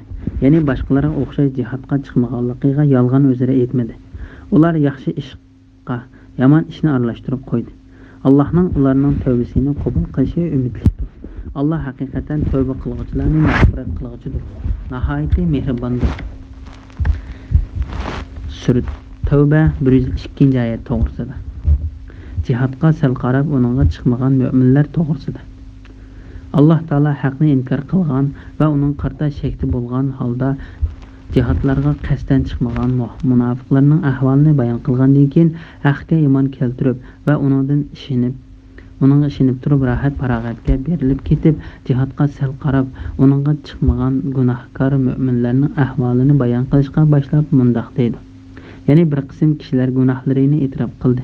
Ya'ni boshqalarga o'xshash jihodga chiqmaganligiga yolg'on o'zira aytmadi. Ya'ni ular o'zlari bilan Parvardigorning orasidagi bu haqiqiy ahvolni e'tirof qildi.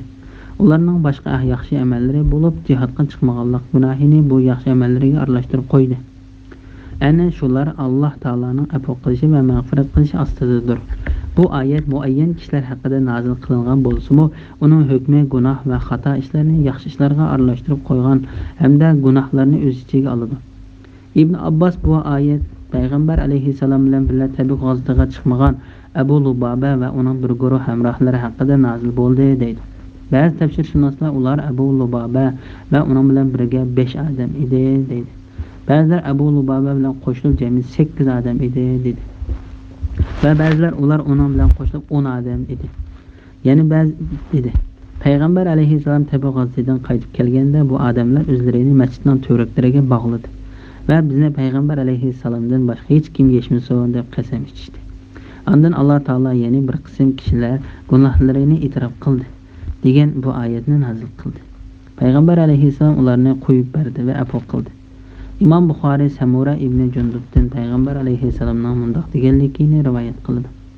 Bu kecha mening qishimga 2 odam kelib meni ilib qo'ydi.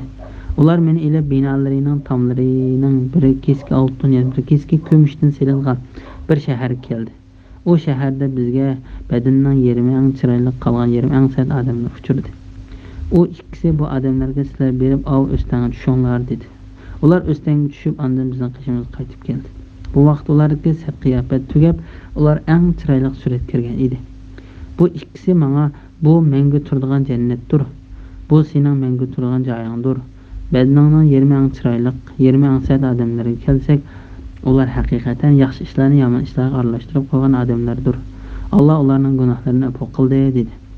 İmam Buxoriy bu hadisni bu oyatning tafsirida qisqartib rivoyat qilgan. Bismillahirrohmanirrohim.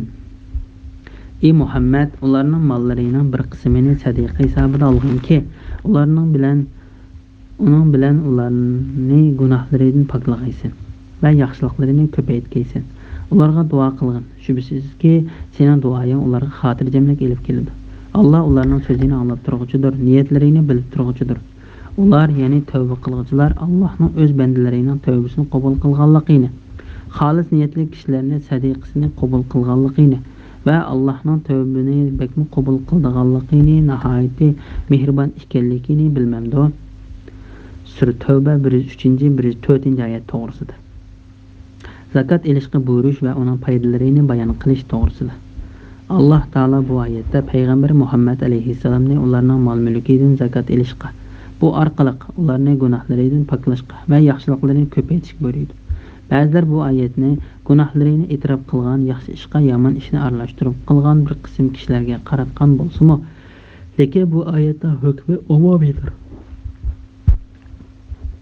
Arab qabilalaridan zakatni berishga uringan ba'zi odamlar zakat xalifaga berilmaydi.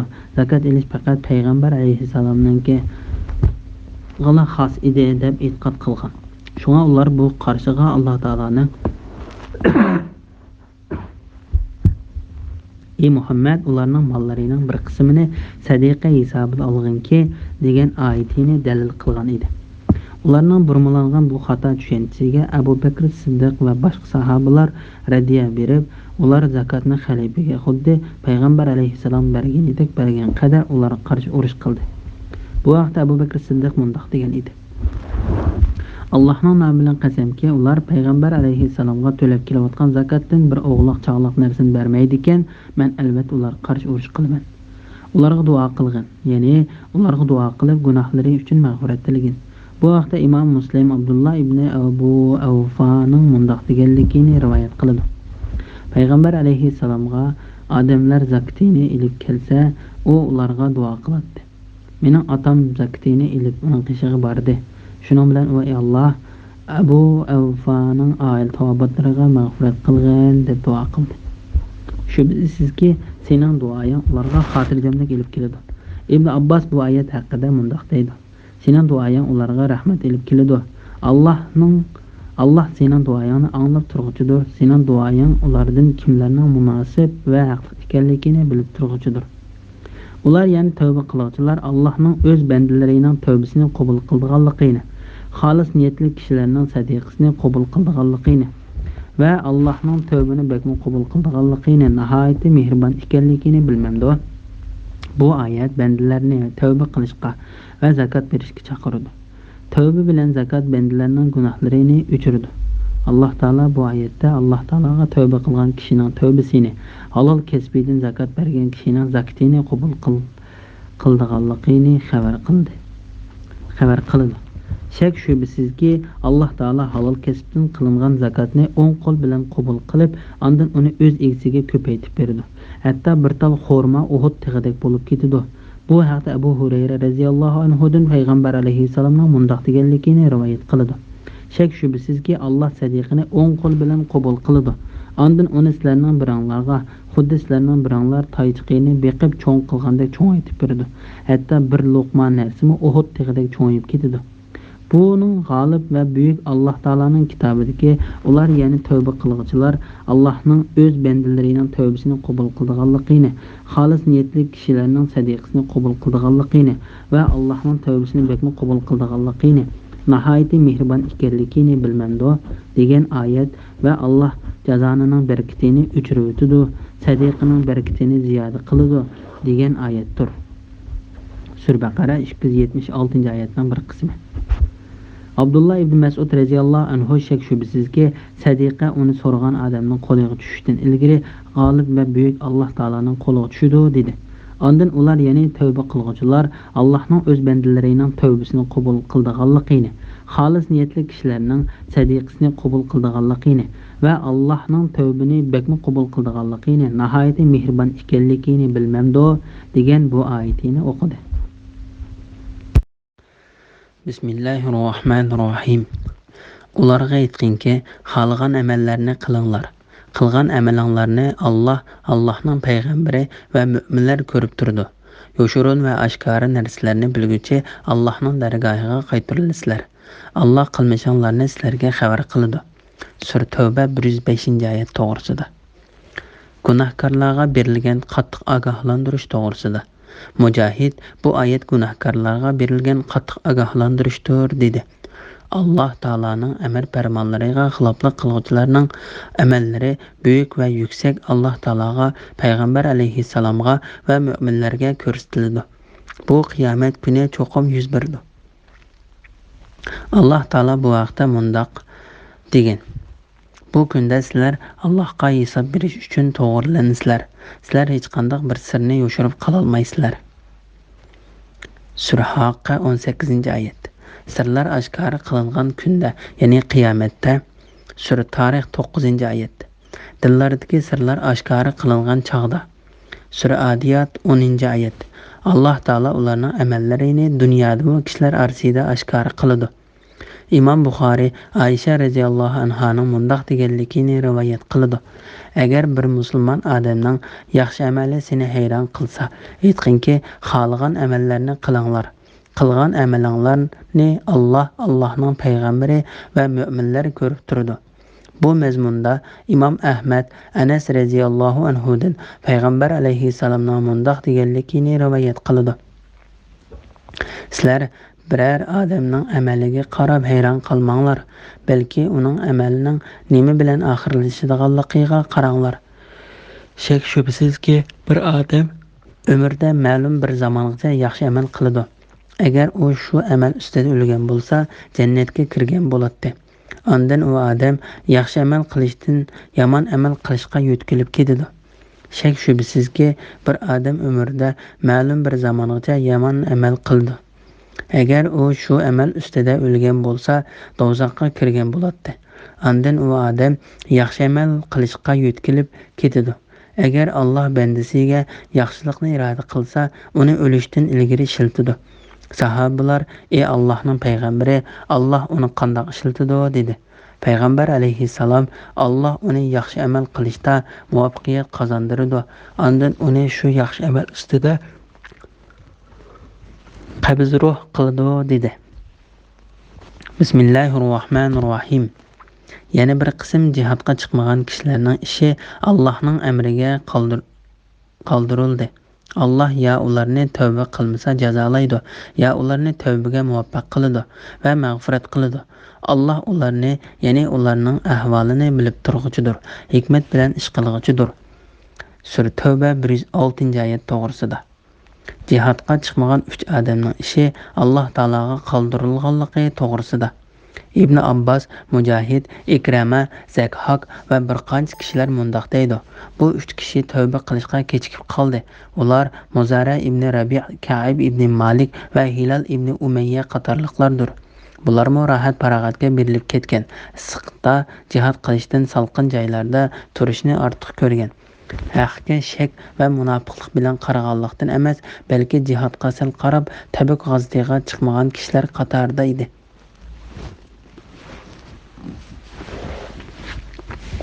Ulardan bir qism kishilar Abu Lubaba va uning hamrohlari qilgandek o'zlarini masjidning to'raklariga bog'ladi. Yana bir qism kishilar bo'lsa, unda qilmadi. Bular yuqorida tilga olingan mazkur 3 odamdir. Bulardan ilgari o'zlarini to'raklariga bog'lagan kishilarning tavbasi qabul qilinganligi haqida oyat nozil bo'ldi. Bularning tavbasining ishi Alloh taologa qoldirilib, ular to'g'risidagi oyatlar kechiktirilib nozil qilindi. Allah haqiqatan payg'ambarning va uning qiyinchilik paytida ergashgan muhojirlar va ansarlarning tavbasini qabul qildi. Sura Tavba 117-oyatning bir qismi. Jihadga chiqmagan 3 kishining tavbasini Alloh qabul qildi. Shuncha keng zamin ularga tor tuyulgan. Sura Tavba 118-oyat. Bu haqda Ka'b ibn Malikning qissasida tafsili to'xtalib o'tamiz. Allah ya ularni tövbe qilmasa jazolaydi, ya ularni tövbega muvaffaq qiladi. Ya'ni ular Alloh taolaning Alloh afu qilishga bog'liqdir.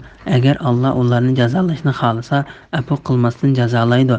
Agar Alloh ularni afu qilishni xolasa, ularning tövbesini qabul qiladi.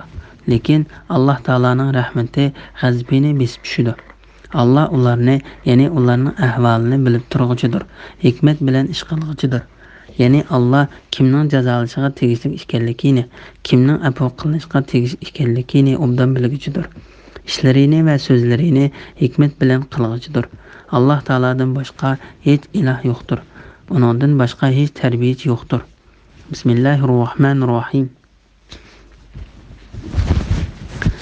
Ba'zi kishilar mu'minlarga ziyon yetkazish, kufrni kuchaytirish, mu'minlarning arzini parchalash, Allohga va uning payg'ambariga qarshi turgan odam, ya'ni Abu Amir Rahibning kelishini kutish maqsadida masjid bino qildi.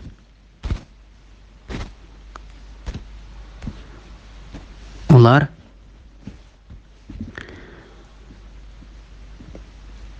biz faqat yaxshiliklarni iroda qildik deb cho'qim qasam qiladi. Allah guvohlik berudiki, ular shak shubsiz yolg'onchilardir. U masjidda mangu namoz o'qimagan. Birinchi kundan tartibla taqvo asosiga qurilgan masjid haqiqatan sening namoz o'qishingga eng loyiqdir. Uningda gunohlardan pok bo'lishni so'ylagan kishilar bor. Allah ichki va tashqi jihatdan pok bo'lg'uchilarni do'st tutadi. Sura Tavba 107-108-oyat to'g'risida. Ziyon yetkazish asosida silingan masjid bilan taqvolik asosida silingan masjid to'g'risida. Bu ulug' oyatlarning nozil bo'lish sabablari mundaq. Payg'ambar alayhissalom Madinaga kelishdan ilgari Madinada Hazrat qabilasidan Abu Amir Rahib deb atalgan bir odam bor edi. U islom kelishdan burungi davrda xristian diniga kirgan va ahli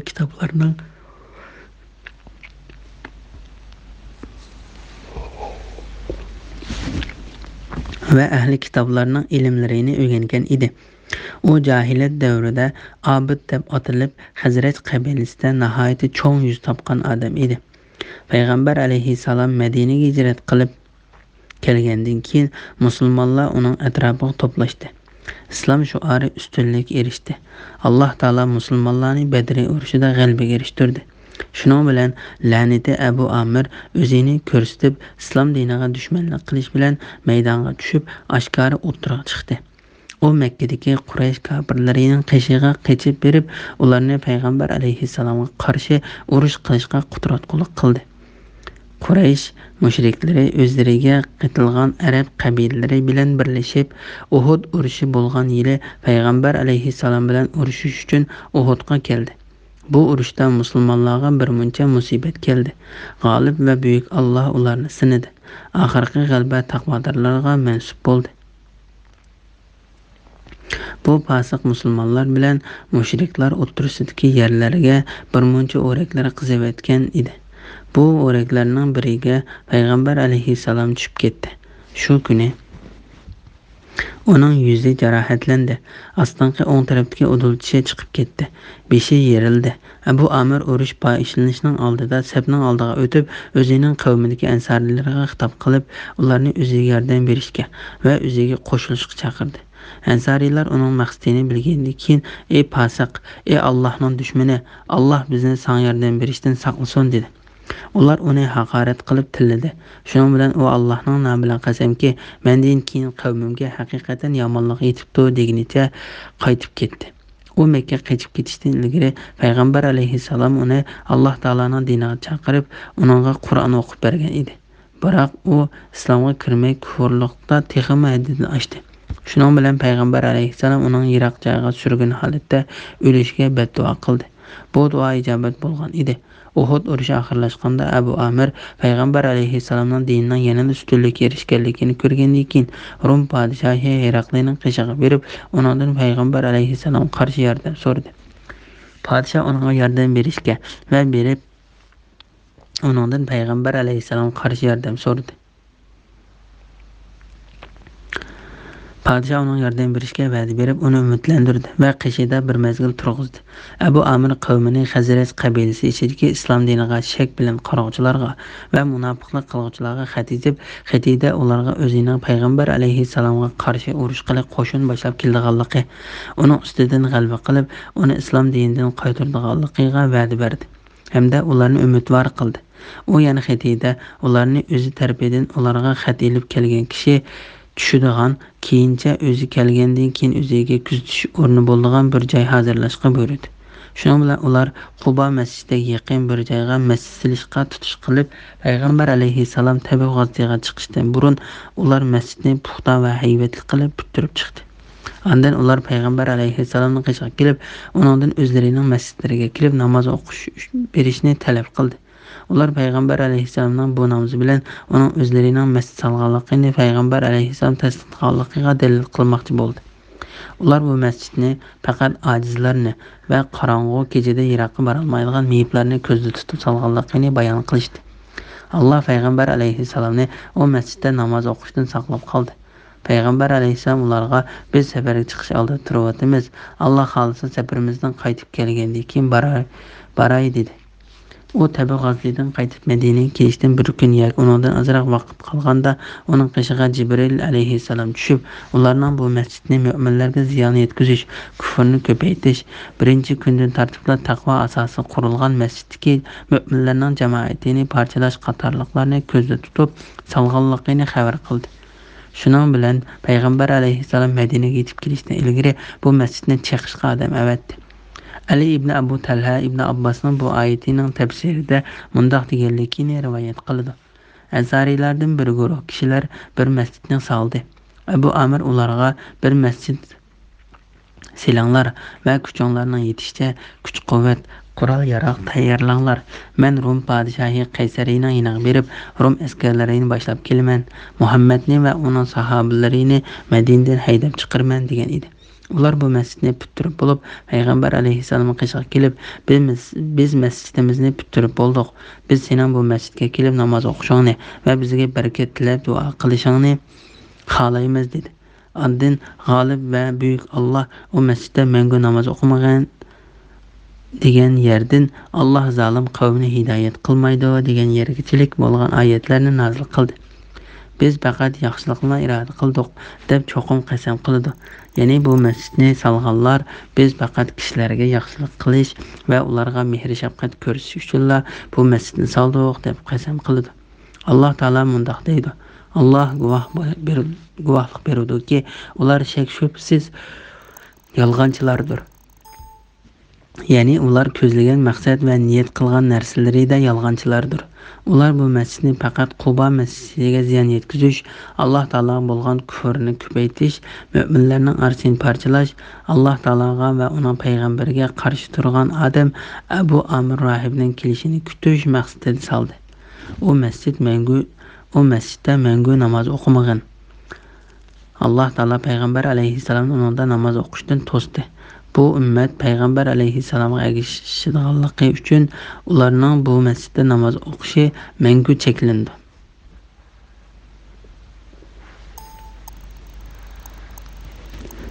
Quba masjidi va uningda namoz o'qishning fazilati to'g'risida. Alloh taolo payg'ambar alayhissalomni birinchi kundan tortiblar o'ziga itoat qilish, payg'ambarga ergashish, mu'minlarning orasini birlashtirish, islom diniga va musulmonlarga joy hozirlash qatorliqlardan iborat taqvodorlik asosi qurilgan masjid Quba masjidida namoz o'qishga rag'batlantirdi. Birinchi kundan tartiblar taqvo asosiga qurilgan masjid haqiqatan sening namoz o'qishingga eng loyiqdir. Bu oyatda ko'rsatgan masjid Quba masjididir. Shunga Imom Ibn Majah va Tirmiziy rivoyat qilgan hadisda payg'ambar alayhissalom mundaq deydi: Quba masjidida namoz o'qishning savobi bo'lsa, umra qilganning savobi o'xshashdir. İmam Buxoriy rivoyat qilgan yana bir hadisda mundaq deyiladi. Payg'ambar alayhissalom Quba masjidini uloqqa minib yoki piyoda berib ziyorat qilib turadi. İmam Davud, Tirmiziy va Ibn Majah qatorliqlar rivoyat qilgan bir hadisda mundaq deyiladi. Payg'ambar alayhissalom Madinaga kelgan birinchi kuni Amir ibn Avf jamoatidagilarning uyiga tushib,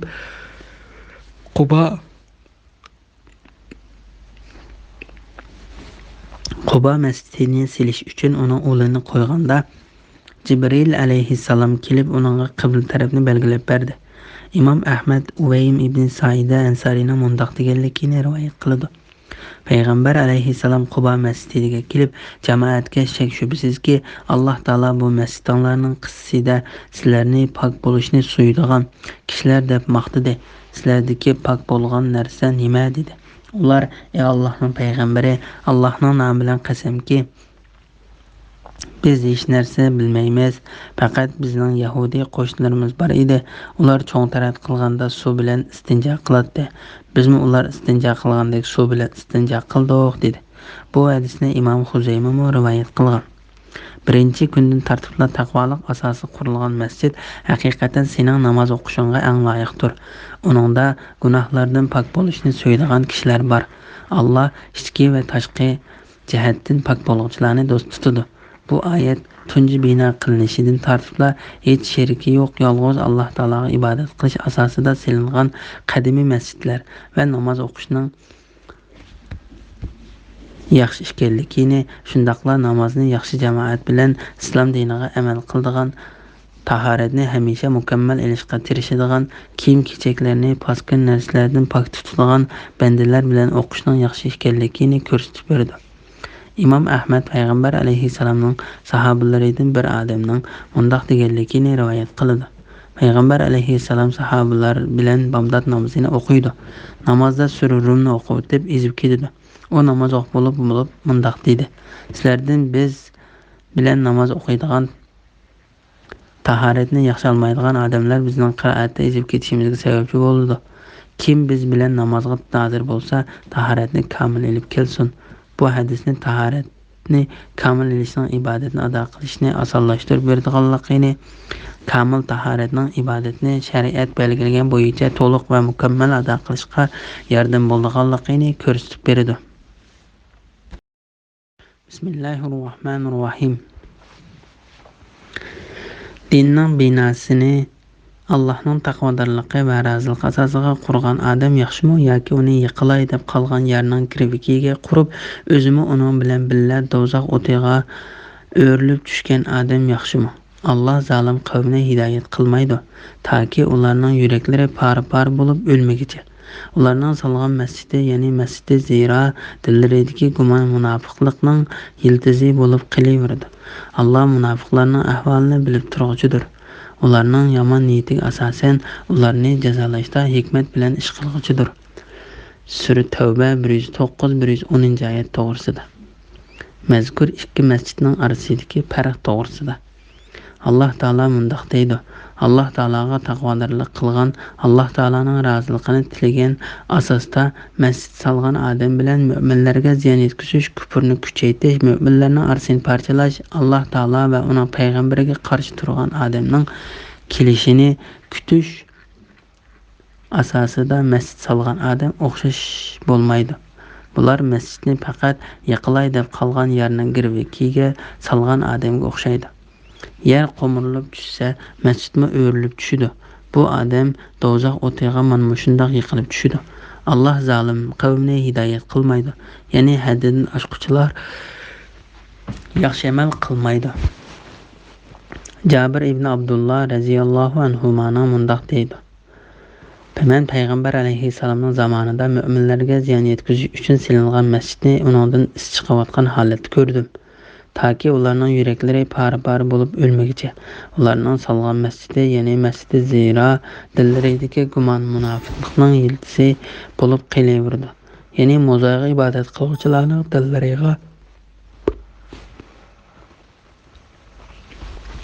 dillariga uni yaxshi ko'rish yildizi tartib ketgandek, ularning bu qabih ishi ishni qilishga qadam bosganligi sababidan Alloh taolo ularning dillariga munofiqlik va shaklanishni meros qilib qoldirdi. Alloh bandalarining amallarini bilib turg'uchidir. Ularning yaxshi yomon amallariga qarata ularga mukofot yoki jazo berishda hikmat bilan ish qilguchidir. Bismillahirrohmanirrohim. Shubhisizki Allah müminlerden ularning jonlarini, mollarini, ularga jannatni berib setib oldi. Ular Allohning yo'lida urush qilib, dushmanlarni o'ldirdi va o'ldirildi. Ya'ni dushmanlar bilan jihad qilib shahid bo'ldi. Jihad qiluvchilarga jannatni va'da qilish Tavrotda, Injilda va Qur'onda zikr qilingan. Allohning rost va'dasidir. Va'dasiga Allohdanmi bek vafo qiluvchi kim bor? Ya'ni Allohdanmi vafodor ahdi yo'q. Qilgan bu savdolardan xushal bo'linglar. Bu zo'r muvaffaqiyatdir. Sura Tavba 111-oyat to'g'risida. Alloh taolaning mujohidlardan jonlarini va mollarini jannat bilan setib olganligi to'g'risida. Alloh taolo bu oyatda agar mu'min bandalari jonlarini va mollarini Alloh yo'lida taqsim qilsa, ularga jannatni beradiganligini xabar qildi. Bu Alloh taolaning ularga ko'rsatgan marhamati, hurmati va yaxshiligidir. Allah o'ziga itoat qiluvchi bandalariga cho'ng marhamat ko'rsatish badaliga ularning jonlarini va mollarini qabul qildi. Shunga Hasan Basri va Qatada mundaq deydi: Alloh ularning jonlarini va mollarini setib oldi. Allohning nomi bilan qasamki, ularning jonlari intayin qimmatbahoga to'xtadi. Shamir ibn Atiya har bir musulmonning gardinida g'olib va buyuk Alloh bilan qilishgan savdo bor. U bu buyuk savdoni amalga oshirish yoki amalga oshirmasdan o'lib ketadi dedi. Ondan bu oyatni o'qidi. Shuning uchun Alloh yo'lida qurol ko'tarib chiqqan odamni Alloh bilan savdolashdi va uni amalga oshirdi deb ataydi. Ular Allohning yo'lida urush qilib, dushmanlarni o'ldirdi va o'ldirildi. Ya'ni dushmanlar bilan jihad qilib shahid bo'ldi. Ya'ni ular dushmanlarni o'ldirsin yoki o'zlari shahid bo'lsin va yoki bir qism kishilar bir qism dushmanlarni o'ldirib, ondan shahid bo'lsin, ularning hammasi o'xshashdir. Ularning jannatga kirishi cho'qim vojib bo'ladi. Bu vaqt Imom Buxoriy va Muslim payg'ambar alayhissalomning mundaq deganligini rivoyat qiladi. Bir kishi Alloh yo'lida jihad qilishga chiqsa, Alloh taolo bu bandam faqat mening yo'limda jihad qilish, payg'ambarlarni tasdiqlash uchun chiqdi deydi. Agar u kishi qabzruh qilinsa, uni jannatga kirgizishga yoki uyiga salomat qaytarilsa, jihad yo'lida erishgan ajri yoki olgan g'animati bilan qaytarishga kafolatlik qiladi. Jihad qiluvchilarga jannatni va'da qilish Tavrotda, Injilda va Qur'onda zikr qilingan. Allohning rost va'dasidir. Bu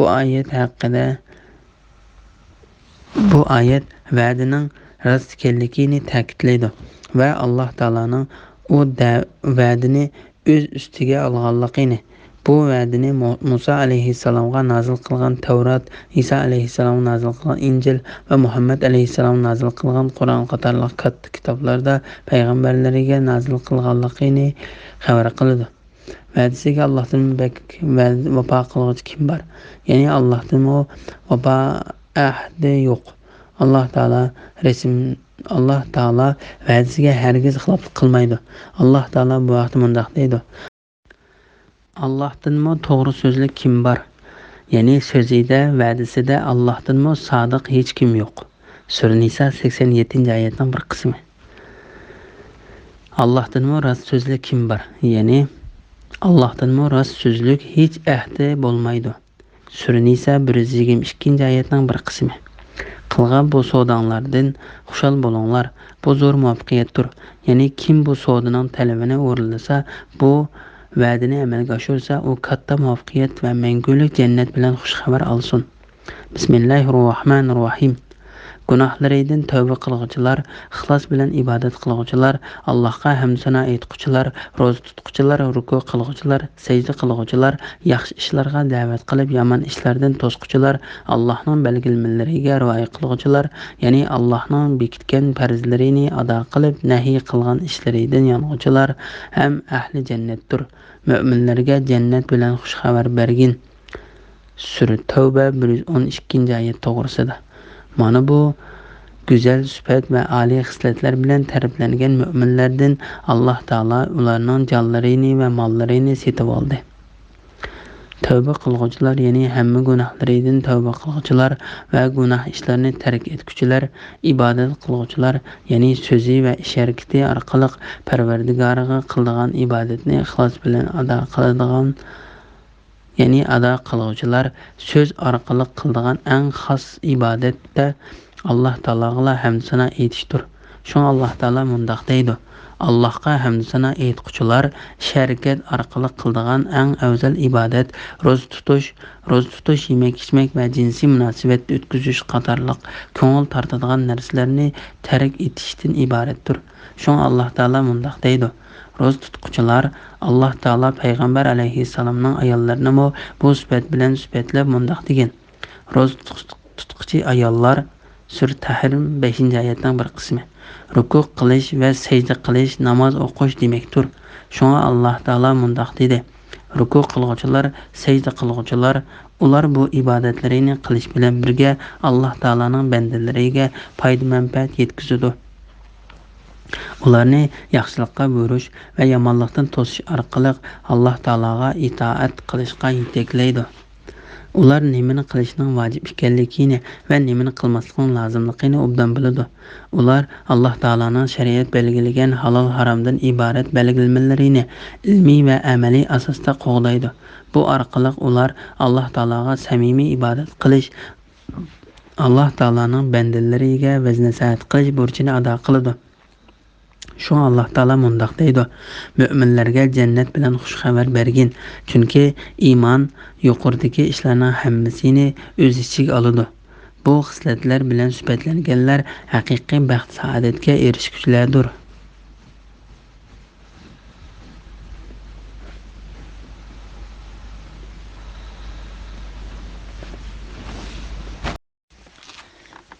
Bismillahirrohmanirrohim. Medine ahalisi ve ularning atrofidagi arabiylarning Rasululloh bilan jihodga birga chiqmay qilib qilishi o'zlarining arami bilanla bo'lib, jafoda Rasululloh bilan birga bo'lmasligi to'g'ri emas edi.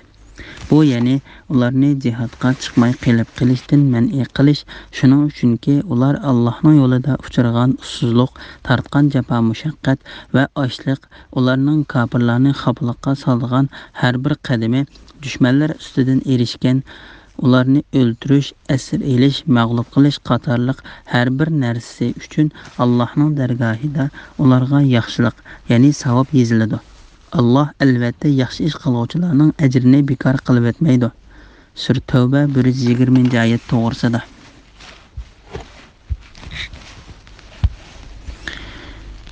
Bu g'azotga chiqqanlarning mukofoti to'g'risida.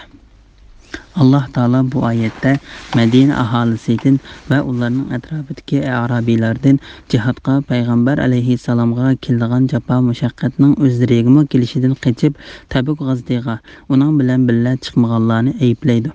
Ular jihodda erishadigan ajrdan mahrum qoldi. Chunki Madina aholisi va ularning atrofidagi arabiylarning Rasululloh bilan jihodga birga chiqmay qilib qilishi o'zlarining arami bilanla bo'lib, jafoda Rasululloh bilan birga bo'lmasligi to'g'ri emas edi. Bu ya'ni ularni jihodga chiqmay qilib qilishdan man'i qilish, shuning uchunki ular Allohning yo'lida uchragan ussizlik, tortgan jafo mushaqqat va ochlik, ularning kofirlarni xafaliqqa solgan har bir qadami dushmanlar ustidan erishgan, ularni o'ldirish va asir elish, mag'lub qilish qatorliq har bir narsasi uchun Allohning dargohida ularga yaxshilik, ya'ni savob yoziladi. Alloh mujohidlarning bu ishlarini ularning yaxshi amallari qatoriga yozib, katta savob beradi. Allah albatta yaxshi ish qilguvchilarning ajrini bekor qilib etmaydi. Alloh taolo bu vaqtda mundaq degan: biz ularning qilgan yaxshi amallarining savobini haqiqatan yo'qqa chiqarib etmaymiz. Sura Kaf 30-oyatning bir qismi. Bismillahirrohmanirrohim. Ularning Allohning yo'lida mayli kichik bo'lsin yoki cho'ng bo'lsin sarf qilgan narsasi va jihad uchun bosgan har bir musofasi ularning qilgan amallariga eng yaxshi mukofot berish yuzasidan ularga yoziladi. Sura Tavba 121-oyat to'g'risida. Ularning ya'ni Alloh yo'lida jihad qiluvchi ana shu mujohidlarning mayli kichik bo'lsin yoki cho'ng bo'lsin, ya'ni mayli oz bo'lsin yoki ko'p bo'lsin sarf qilgan narsasini va jihad uchun dushmanlar tarafga bosgan har bir musofasi ularning qilgan amallariga eng yaxshi mukofot berish yuzasidan ularga yoziladi. Xalifa Osman ibn Affon radhiyallohu anhu bu oyat karimdan to'liq va katta nasibasini oldi. Bu shuning uchunki u bu g'azotga nurg'un mol-mulkni sarf qildi. Abdullah ibn Ahmad Abdurrahman ibn Samuraning mundoq deganligini rivoyat qiladi. Osman radhiyallohu anhu payg'ambar alayhissalomning qishig'iga, uning Tabuk g'azotiga qo'shin tayyorlashi uchun 1000 tilla oltinni olib kelib, payg'ambar alayhissalomning quchog'iga to'kdi. Payg'ambar alayhissalom oltinlarni qo'liga olib, o'rib-cho'rib qaradi va mundoq dedi: bugundan boshlab Osman ibn Affon yaxshi amal qilmasimi uningga ziyon yetmaydi. Payg'ambar alayhissalom bu so'zni bir qancha qatim takrorladi va jihad uchun bosgan har bir musofasi ularning qilgan amallariga eng yaxshi mukofot berish yuzasidan ularga yoziladi. Bu oyat haqida Qatada mundoq deydi: Alloh yo'lida jihadga chiquvchilar bola chaqalaridan qanchalik yiroqlashgan sari Alloh taologa shunchalik yaqinlashadi. Bismillahirrohmanirrohim. Müminlarning hammasining jihadga chiqishi loyiq emas. Ularning bir turkumi jihadga chiqdi. Ularning ichidagi har bir jamoadan yana bir turkumi diniy olim bo'lib, ular qavmning qishig'iga qaytgandan keyin qavmning Allohdan qo'rqishi uchun ularni ogohlantirish maqsadida nemishqa ilm talab qilishga chiqmadi. Sura Tavba 122-oyat to'g'risida. Bu oyat Alloh taolaning arab qabilalarining hammasini umumyuzlik payg'ambar alayhissalom bilan billa Tabuk g'azotiga chiqishga buyurgan hukmga berilgan ilovadir. Bir qism salaf ulamolari bu oyatga mundoq deb qaraydi: Alloh taolo ey mu'minlar jamoasi, sizlar yenik bo'lgan yoki og'ir bo'lgan holatda, ya'ni mayli yosh, qari, piyoda, uloqliq bo'linglar, o'ngishliq va qiyin sharoitda bo'linglar, ixtiyoriy va ixtiyorsiz bo'linglar, hamma ahvolda jihodga chiqinglar. Sura Tavba 41-oyatning bir qismi. Allohning yo'lida melanglar bilan, jinanglar bilan jihod qilinglar. Agar bilsanglar, mundoq qilish sizlar uchun yaxshidir. Sura Tavba 41-oyatning bir qismi. Deganligi uchun agar payg'ambar alayhissalom jihodga chiqsa, musulmonlarning hammasining umumyuzlik holda jihodga chiqishi farz bo'lgan edi. Ondan u hukm bu oyat, ya'ni tafsir bo'layotgan oyatning hukmi bilan amaldan qoldirildi. Bu oyatga mundoq ma'no berildi: bu oyat Alloh taolaning arab qabilalarining hammasini umumyuzlik holda jihodga chiqishga buyurganligi, har bir qabildagi odamlarning hammasi chiqmagan taqdirdami ulardan bir bo'lik kishilarning cho'qim chiqishining lozimligi haqida hukmga berilgan ilovadandir. Payg'ambar alayhissalom bilan billa jihodga chiquvchilar uningga jihod jarayonida nozil bo'lgan vahiyni o'rganib olim bo'ladi. Ondan qavmiga jihoddan qaytib kelganda ularga dushmanning ishlaridan so'zlab berib, ularni dushmanning yomonligidan ogohlantirdi. Shunda qilib ular bu qitimliq umumyuzlik jihodga chiqishda ikki xil foydaga erishdi. Payg'ambar alayhissalomdan keyin bir turkum kishilarning yurtidan chiqishi ilm talab qilib dinda olim bo'lish yoki jihod qilish uchundir. Chunki u qabilalarning hammasiga farz kifoyadir. Har bir yurtdan ilm talab qilish yoki jihod qilish uchun shu yurtga yetarlik bir turkum odam chiqsa, qolganlar gunohkor bo'lmaydi. Bo'lmasa shu yurtliklarning hammasi gunohkor bo'ladi. Ali ibn Abu Talha ibn Abbas radhiyallohu anhumaning mu'minlarning hammasining jihodga chiqishi loyiq emas degan oyatning tafsirida mundoq deganligini rivoyat qiladi: payg'ambar alayhissalomni yolg'iz tashlab qo'yib mu'minlarning hammasining jihodga chiqib ketishi loyiq emas. Ularning ichidagi har bir jamoadan yana bir turkumi bu bir bo'lik qo'shin bo'lib, payg'ambar alayhissalom o'zi chiqmasdan ularni jihodga avatidi.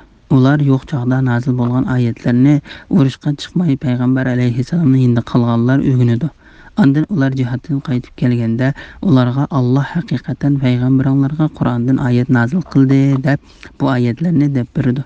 Jihodga chiqqanlar bu qatim payg'ambar alayhissalomning yonida o'zlari yo'q chog'da payg'ambariga nozil bo'lgan oyatlarni o'rgandi. Payg'ambar alayhissalom jihodga boshqalarni avatidi. Ayni shu Alloh taolaning diniy olim bo'lib degan oyatning ma'nosidir. Ular Alloh payg'ambariga nozil qilgan oyatlarni o'rgandi. Jihodga chiqib ketganlar qaytib kelganda qavmning Allohdan qo'rqishi uchun o'rganganlarini ularga o'rgatdi. Mujahid mundoq deydi: bu oyat payg'ambar alayhissalomning bir qism sahobalari haqida nozil bo'lgan bo'lib, ular sahrolarga aylang'ili chiqdi. Bir qism odamlar ularga yaxshilik qildi. Sahobalar foydalanishga tegishli munbat yerlarni topdi. Sahobalar ularni hidoyat yo'liga chaqirdi. Bu odamlar sahobalarga: sizlar o'zinglarning odamlaringni tashlab qo'yib da'vat qilish uchun bizning qishimizga keldinglarmi dedi. Sahobalar ularning bu so'zlaridan beorom bo'ldi. Ularning hammasi sahrodan qaytib kelib payg'ambar alayhissalomning qishiga kirdi. Shuning bilan g'olib va buyuk Alloh mundoq deydi: ularning ichidagi har bir jamoadan yaxshilik qilishni izlaydigan, ya'ni bir turkum diniy olim bo'lib, kishilardagi bilimlarni va Alloh taolo ular yo'q chog'da nozil qilgan oyatlarni o'rganib,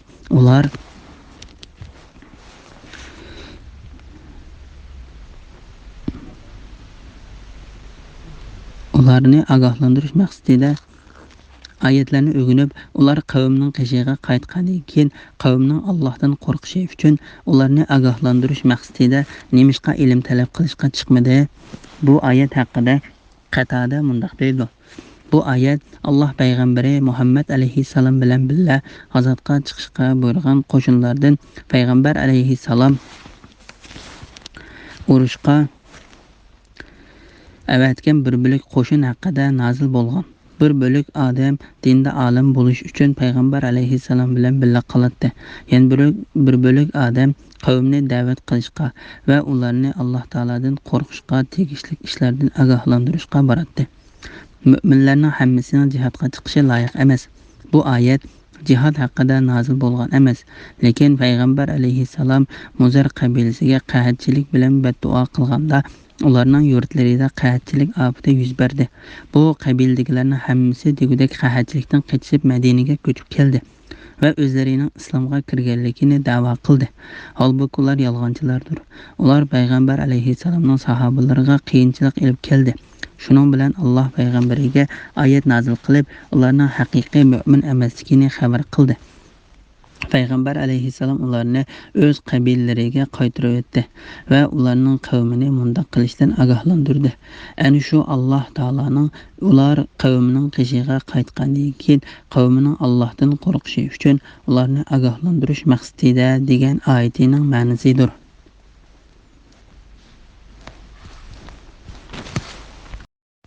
Bismillahirrohmanirrohim. Ey mu'minlar, sizlar o'zinglarga yaqin joydagi kofirlar bilan urush qilinglar. Ya'ni sizlarga xatar bo'lmasligi uchun oldi bilan atrofinglardagi kuffarlarni ujuqtiringlar. Sizlarni ular qattiq his qilsin. Ya'ni urush ustida ularga qattiq qo'l bo'linglar. Ularga ichinglar og'rimasin. Bilinglarki, Alloh taqvodorlar bilan birgadir. Ya'ni Alloh taqvodorlarga madadkordir. Sura Tavba 123-oyat to'g'risida.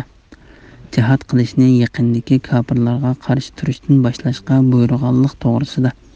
Alloh taolo bu oyatda mu'minlarni oldi bilan jihad qilishni, islom hokimiyati davr surgan rayonga yaqin bo'lgan kofirlardan boshlab ularga qarshi qadam-qadam ilgirlashga buyurdi. Shunga payg'ambar alayhissalom jihad qilishni Arab yarim orolidagi mushriklardan boshladi. Payg'ambar alayhissalom ularga qarshi qilgan jihadni oyoqlashtirgan ekan, Alloh taolo uningga Makka, Madina, Toif, Yaman, Yamama, Hijr, Haybar, Hazirmavt va boshqa Arab yarim orollaridagi joylardan fatih qilib bergan. Arab qabilalarining odamlari Alloh taoloning diniga to'p-to'p bo'lib kirgandan keyin ahli kitobga qarshi jihad qilishni boshlab o'tdi. Payg'ambar alayhissalom Arab yerim arlig'a eng yaqin bo'lgan va ahli kitob bo'lganligi uchun islomga da'vat qilinishga eng haqli bo'lgan Rumlarga qarshi jihad qilishga tayyorlik qilib Tabukka bordi. Andın yurtlarda qurg'oqchilik bo'lib ketganligi, qo'shindagilarning har jihatdan qiyin ahvolga qolganligi uchun u yerdan Madinaga qaytib keldi. Bu hijriyning 9-yil edi. Andın payg'ambar alayhissalom hijriyning 10-yili vidolashish haji bilan oldirish bo'lib ketdi.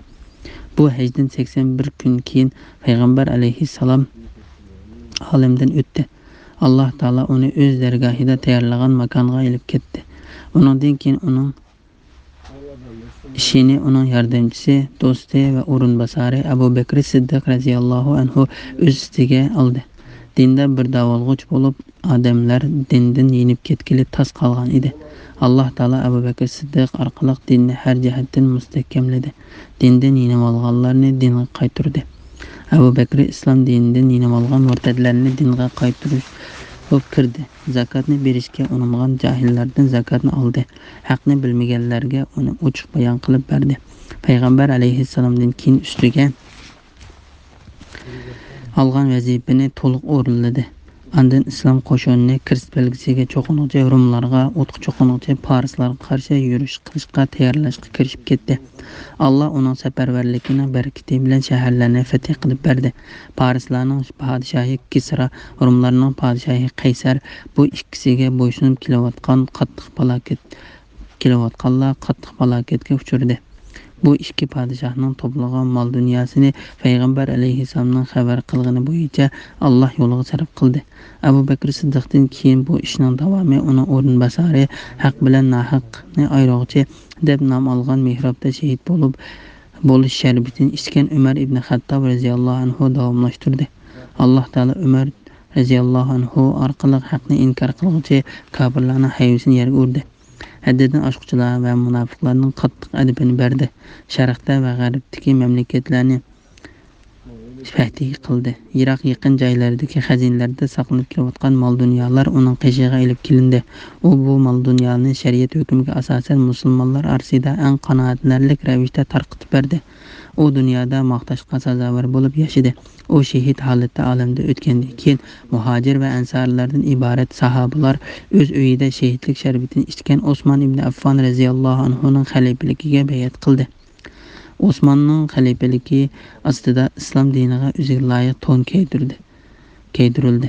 Islom dini Alloh taolaning dalil paketlarini yetkazishni o'z ustiga olgan bandalar bilan tirishchilik qilish bilan atroflarga kengayib, g'arb va sharq zaminlarida g'alabaga erishdi. Natijada Alloh taolaning dini ustunlikka erishdi. To'g'ri yo'lni bo'ylab manganlar islom millati Alloh taolaning dushmanlarining adabini qaltis berdi. Ular Alloh taolaning ey mu'minlar, sizlar o'zingizlarga yaqin joydagi kofirlar bilan urush qilinglar, ya'ni sizlarga xatar bo'lmasligi uchun oldi bilan atrofinglardagi kuffarlarni ujuqtiringlar degan oyatiga amal qilib, biror qavmning ustidan g'alaba qilgandan keyin, ondan ulardan keyingi haq bilan qaror ishlashquchi gunohkor qavmga qarab jihodga otlanadi. Sizlarni ular qattiq his qilsin.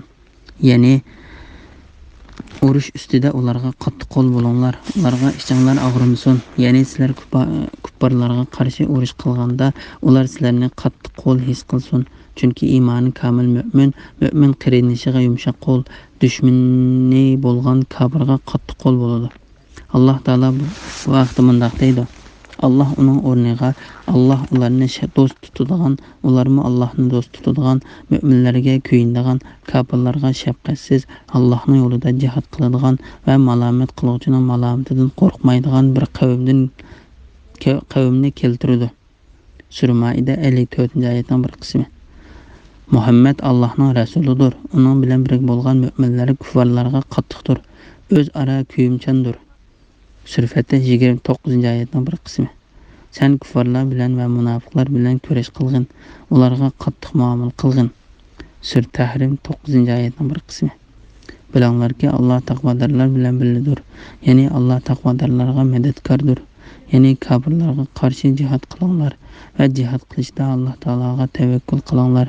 Bilinglarki, Alloh taolodan qo'rqsanglar va uningga itoat qilsanglar, Alloh har zamon sizlar bilan birgadir. Bu ümmettin dastlabki 3 asrning odamlarining ishi mana shundoq bo'lgan edi. Ular bu ummatning eng yaxshi odamlari bo'lib, Alloh taologa itoat qilishda eng yuqori bosqichda bo'lg'achqa dushmanlari ustidan davomli g'alaba qilgan edi. Shaharlar qadam-qadam fath qilinib, dushmanlar orqama-orqa yengilgan va qattiq ziyonga uchragan edi. Andan keyin musulmon podshohlarining orasida fitna-fasod, har xil fikr eqimi va har turli ixtiloflar yuz berdi. Buni fursat bilgan dushmanlar qo'ldan ketkizib qo'ygan yurtlarini qaytarish tamasida uning qarab ilgariladi. Musulmon podshohlar o'zaro urush bilan bo'lib ketganligi uchun dushmanlarni to'sadigan kishi chiqmadi. Ular islom madaniyatiga texnik fikrlab kirib, nurg'un shaharlarni va yezi qishloqlarni besib oldi. Ilgari va keyin hamma ish Alloh taolaning boshqarishidadir. Islom podshohlaridan haqni barpo qilgan, Alloh taolaning amri farmonlariga itoat qilgan va barliq ishlarida Alloh taolaga tavakkul qilgan har bir podshoh Alloh taolaning yordami bilan shaharlarini fath qildi va kuchining yetishicha Alloh taolaning yordami bilan dushmanlar tortib olgan zaminlarni qaytarib oldi. Alloh musulmonlarni o'zining dushmanlari bo'lgan kofirlarning ko'kilsidan ilishga qodir qilishga, ularning shuarini butun iqlimlarda ustunlikka erishtirishga kepildir. Alloh haqiqatan nihoyat sehiy va karamlikdir. Bismillahirrohmanirrohim. Qur'ondan biror sura nozil qilinsa, ular ya'ni munofiqlarning orasida masxar qilish yuzidan bu ya'ni sura qaysonlarning iymonini kuchaytirdi deydiganlar bor. Müminlarga keladigan bo'lsak, bu surada yangi dalil isbotlar bo'lganligi uchun bu ya'ni sura ularning iymonini kuchaytirdi. Ular suraning nozil bo'lishidan xushal bo'ladi. Dillarida kasal borlar, ya'ni munofiqlarga keladigan bo'lsak, bu sura ularning kufriga kufr qo'shdi.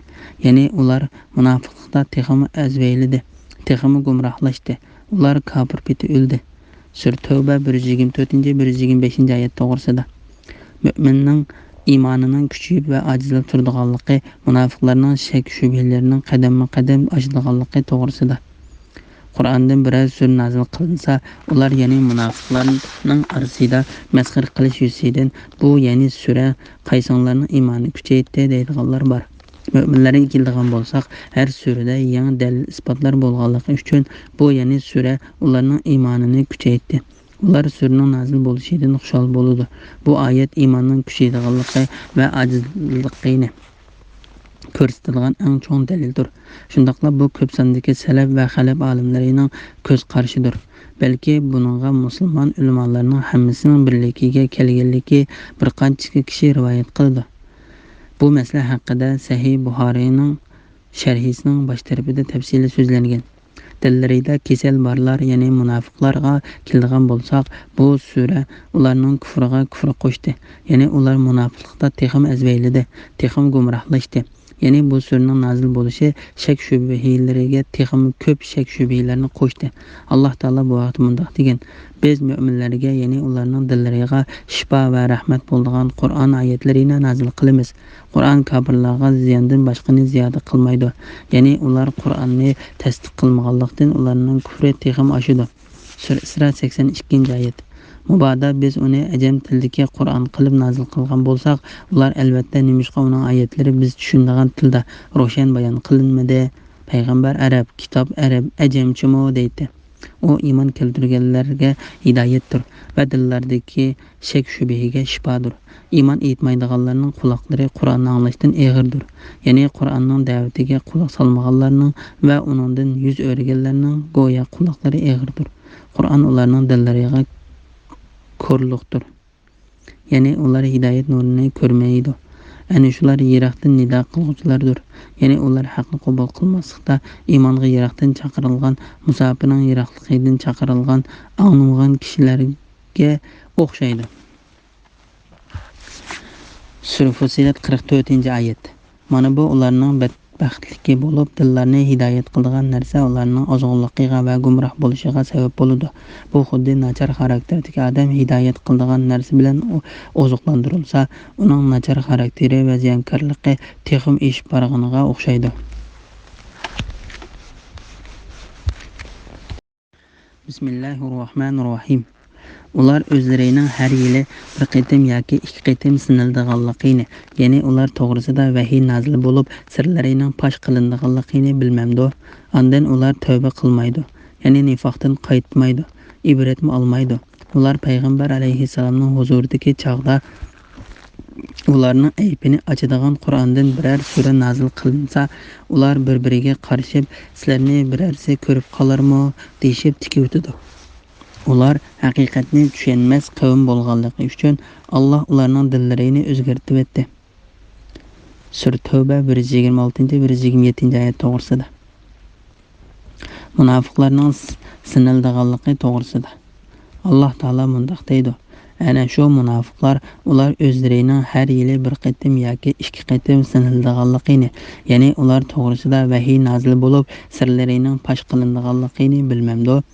Ondan ular tavba qilmaydi, ya'ni nifoqdan qaytmaydi, ibratmi olmaydi. Ya'ni ular ilgariki gunohlaridan tavba qilmaydi. Kelgusidagi ishlari uchun ibrat olmaydi. Mujohid bu oyat haqida mundaq deydi: munofiqlar qahatchilik va ocharchilik bilan siniladi. Ular payg'ambar alayhissalomning huzuridagi chaqda ularning aybini ochadigan Qur'ondan biror sura nazil qilinsa, ular bir-biriga qarshib, sizlarni birarsi ko'rib qolarmi deyishib tikib o'tadi. Ular haqiqatni tushunmas qavm bo'lganligi uchun Alloh ularning dillarini o'zgartirib etdi. Bu ham munofiqlarning azaldan beri ahvolidan berilgan xabardir. Ular payg'ambar alayhissalomning huzuridagi chaqda uningga biror sura nazil qilinsa, ular bir-biriga qarshib, sizlarni birarsi ko'rib qolarmi deyishib tikib o'tadi. Ya'ni ular haqdan yuz o'rib, uningdan yiroqlashadi. Mana bu ularning dunyodagi ahvolidir. Ular haq ustida chang turmaydi, uni qabul qilmaydi va tushunmaydi. Alloh bu haqda mundaq degan: ular nemishqa vaz nasihat, ya'ni Qur'ondan yuz o'riydi. Go'yo ular yo'lbosdan qochgan yov eshaklardir. Ya'ni bu mushriklar Muhammad alayhissalomni ko'rganda uningdan xuddi yo'lbosni ko'rib qochgan yov eshaklardek qochadi. Sura Muddessir 49-oyatdan 51-oyatgacha. Ey Muhammad, kafirlarga nima bo'ldi ekan? Ular sen tarafga tiz kelishib, o'ng so'l tarafingda top-top bo'lib o'ltirishadi. Sura Ma'arij 36-37-oyatlar. Ya'ni haqdan qochib botilga yugurib, sening o'ng va so'l tarafingda boshlarini sangiltib andishida o'ltirgan qavmga nima bo'lgandi? Ular haqiqatni tushunmas qavm bo'lganligi uchun Alloh ularning dillarini o'zgartirib etdi. Ya'ni ular Allohning so'zini tushunmaydi, uni tushunishga intilmaydi, xohlamaydi, balki ular uningdan yuz o'riydi va yiroqlashadi. Shu ular ana shunday jazoga duchor bo'ladi. Alloh taolo bu haqda mundaq degan: ular haqdan burilib ketgandan keyin Alloh ularning dillarini hidoyatdan burib etdi. Sura Saf 5-oyatning bir qismi. Bismillahirrohmanirrohim. Ey insonlar, shubhisizki sizlarga o'z oranglardan payg'ambar keldi. Sizlarning kulpat chekishinglar uningga ig'ir tuyuldi. U sizlarni hidoyat tepishinglarga herisdir, mo'minlarga amroqdir, nihoyat kuyimchandir. Ey payg'ambar, agar ular sana iymon etishdan yuz o'risa, sen Alloh men kifoya qiladi. Uningdan boshqa hech iloh yo'qdir. Uningga tavakkul qildim, ya'ni Allohga yo'landim. Allohdan boshqa hech ahdidan umid kutmayman va hech ahdidanmi qo'rqmayman. U buyuk arshning parvardigoridir degan. Sura Tavba 128-129-oyat to'g'risida. Muhammad alayhissalomni payg'ambar qilib avatishning Alloh taolaning yaxshiligi ekanligi to'g'risida. Alloh taolo mu'minlarga ularning orasidan ularning o'z tipidan bo'lgan va o'z tilida so'zlaydigan payg'ambar avatganligidan iborat yaxshilikni bayon qiladi. Bu vaqtda Ibrohim alayhissalom mundaq degan: Parvardigorimiz ularning ichidan oyatlaringni, ularga tilovat qilib beradigan kitobingni, ya'ni Qur'onni, hikmatni, ya'ni pok sunnatni ularga o'rgatadigan, ularni mushriklik va gunohdan pok qilgan bir payg'ambar avatgin. Sura Baqara 129-oyatning bir qismi. Alloh taolo mundaq degan: Alloh mu'minlarga Allohning oyatlarini tilovat qiladigan, ularni gunohlardan pok qiladigan, ularga kitobni va hikmatni, ya'ni Qur'on bilan sunnatni o'rgatadigan o'zlaridan bo'lgan bir payg'ambar avatib, ularga cho'ng ihson qildi. Sura Al-Imron 164-oyatning bir qismi. Ey insonlar, shubhisizki sizlarga o'z oranglardan payg'ambar keldi. Ya'ni sizlarning ichinglardan o'zinglarning tili bilan so'zlaydigan payg'ambar keldi. Bu vaqtda Ja'far ibn Abu Talib radhiyallohu anhu Najashiyga Mughira ibn Shu'ba Kisraning elchisiga mundaq degan: Shak shubasizki Allah bizgimi o'zimizning orasidan payg'ambar avatdi. Biz uning nasabini, suhbatini, mangishtirishini, rostchil va ishonchli ekanligini obdan bilamiz. Sizlarning kulpat chekishinglar uningga ig'ir tuyuladi. Ya'ni uning ummatining kulpat va jafo mushaqqat chekishi uningga ig'ir keladi. Imom Buxoriy payg'ambar alayhissalomning mundaq deganligini rivoyat qiladi: Shak shubasizki bu din osonlik ustiga qurilgandir. Uning butun belgilamalari oson, qulay va mukammaldir. Allah Taala uni qulaylashtirib bergan kishiga bu belgilamalar osondir. U sizlarning hidoyat tepishinglarga herisdir. Ya'ni u sizlarning hidoyat tepishinglarga dunyo va oxirat manfaat elishinglarga nihoyat herisdir. Imom Ahmad Abdullah ibn Mas'uddan payg'ambar alayhissalomning mundaq deganligini rivoyat qiladi: Shak shubasizki Allah Taala biror narsani harom qilsa, uning haqiqatini kelgusida sizlardan biroringlarning xabardor bo'lganliklarini bilib harom qiladi. Bilinglarki, men sizlarning belbag'inglardan tutib, sizlarning xuddi parvona yoki chivinlarning o'tga tushib ketganiga o'xshash o'tga tushib ketishinglardan to'saman. Mo'minlar amroqdir. Allah Taala bu vaqtda mundaq degan: Sen agashga mo'minlarga muloyim bo'lgin. Agar aqrabolaring sen osiylik qilsa, men sizlarning qilmishinglardan haqiqatan ajojudaman degin. Nihoyat g'olib, mehribon Allohga yo'langin. Sura Shuara 215-oyatdan 217-oyatgacha. Bu oyat karimda payg'ambar alayhissalomni shunday qilishga buyurib mundaq dedi: Ey payg'ambar, agar ular san iymon etishdan yuz o'rsa, sen Alloh menga kifoya qildi. Uningdan boshqa hech iloh yo'qdir. Uning tavakkul qildim, ya'ni Allohga yo'landim. Allohdan boshqa hech ahdidan umid kutmayman va hech ahdidan qo'rqmayman. U buyuk arshning parvardigoridir degan. Alloh Taolo bu vaqtda mundaq degan: U mashriqning va mag'ribning parvardigoridir.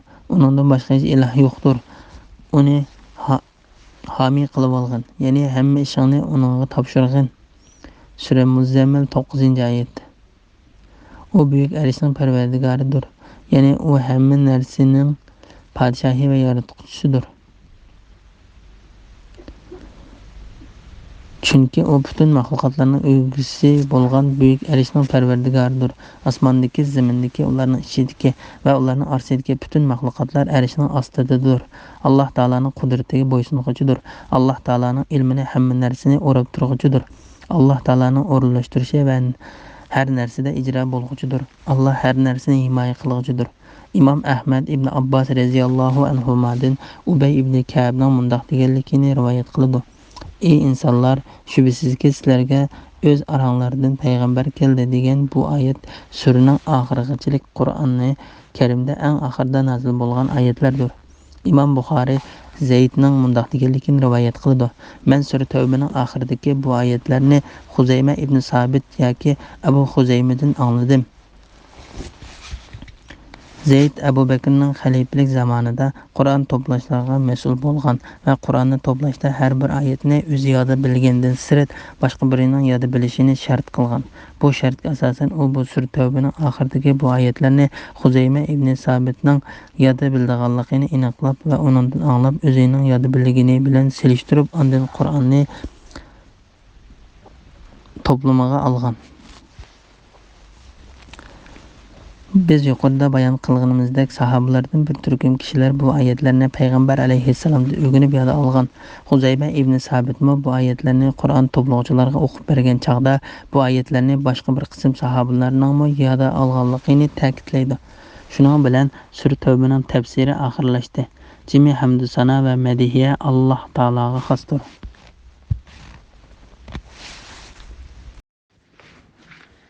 Bismillahirrohmanirrohim. Sura Yunus Makkada nozil bo'lgan 109 oyat.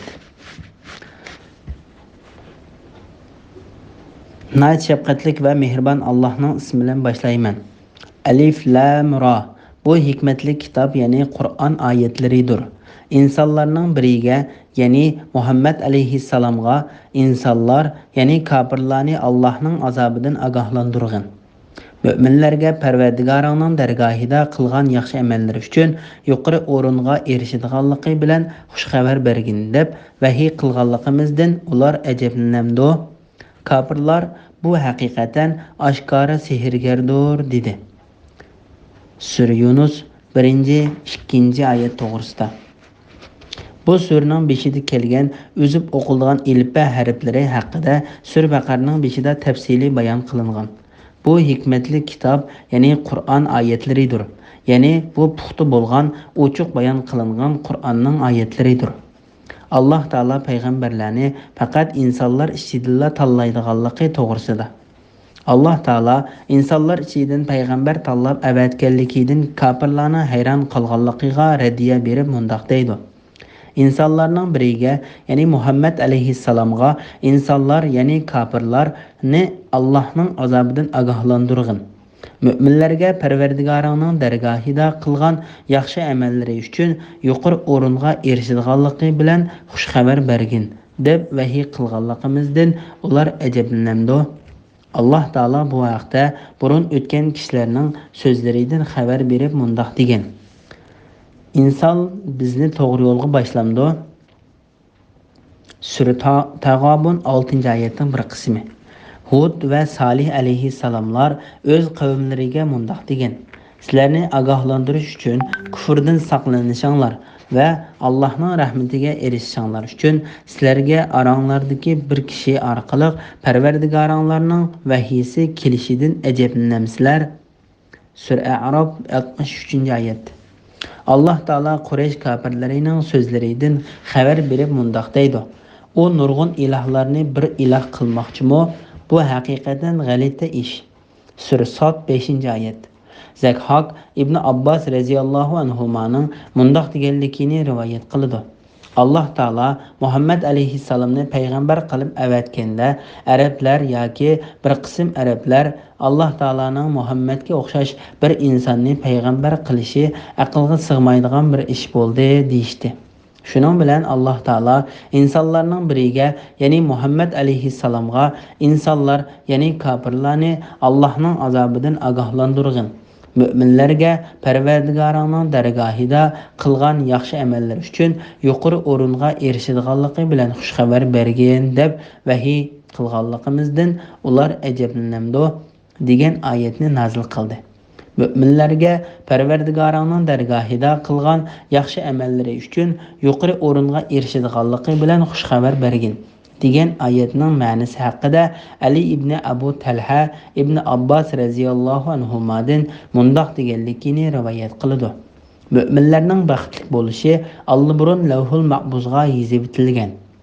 Avfimu ibn Abbas radiyallahu anhumadan rivoyat qilib mundaq deydi. Müminlər burun qilgan yaxshi amallar uchun obdan mukofotga erishadi. Mujahid mundaq dedi. Müminlərinin namazı, rozisi, sadiqisi və etqan təsbihi onların yaxşı əməllərinin qatarıdındır. Muhammed aleyhisselam şu əməllərini qılğanlarga şəfaət qılıdı. Kafirlar bu haqda aşkarı sehirgerdir dedi. Yani biz onlarning öz cinsini cennet bilen xush xəbər berguchi, dozaqdan agahlandırıcı, elçi qilib əvətken turuqluq kafirlar bu haqiqatan aşkarı sehirgerdir dedi. Ular bu sözlərində yalğancılardır. Bismillahirrahmanirrahim. Şübhəsiz ki, sizlərinin Pərverdigarınlar Allah'dır. O asmanlarını, zəminni 6 gündə yarattı. Ondan əri üstüdə özüge layiq rəvişdə qarar aldı. Allah xalayiqning işlərini öz hikmetiga muvafiq idare qilib turdi. Qiyomat kuni har qanday şafaat qilguvchi oldi bilan Allah'ның iznini oladi. Әні şu Allah sizlərinin Pərverdigarınlardır. Onunla ibadet qılınlar. Vəz nəsihət almamsızlar. Sura Yunus 3. ayet doğrusida. Allah Taala'nın kainatның yaratquchisi, onun Pərverdigarı və onunda xalığanca təsərrüf qılğıcı ikənligi toğrusida. Allah Taala bu ayette özünün bütün aleminin Pərverdigarı ikənligidən və asmanlarını zəminni 6 gündə yaratqanlığından xəbər berdi.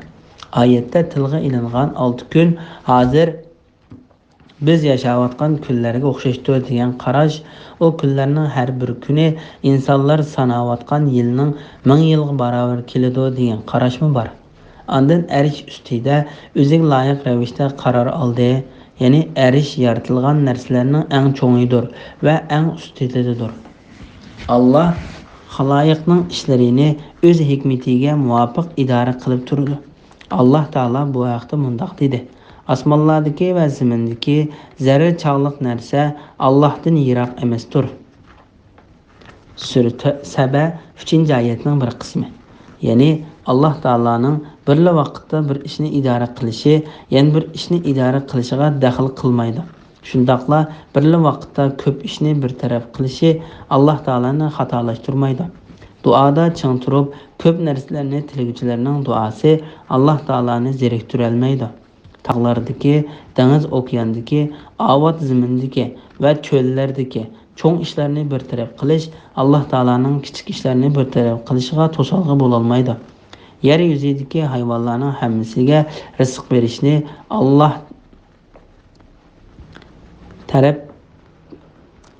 Allah merhamet yüzsüden üstüge algan. Sura Hud 6-oyatning bir qismi. Daraxtdan to'kilgan yaproqdan Allah bilmaydigan bir sim yo'q. Mayli qorong'i yer ostidagi biror dona urug' bo'lsin, mayli ho'l yoki quruq narsa bo'lsin, hammasi Allohga ma'lum bo'lib, Lavhul Mahfuzda yoziqliqdir. Sura An'am 59-oyatning bir qismi. Daraverdi Said ibn Isaqdan rivoyat qilib mundoq deydi: Shubhisizki, sizlarning Parvardigoringlar Allohdir.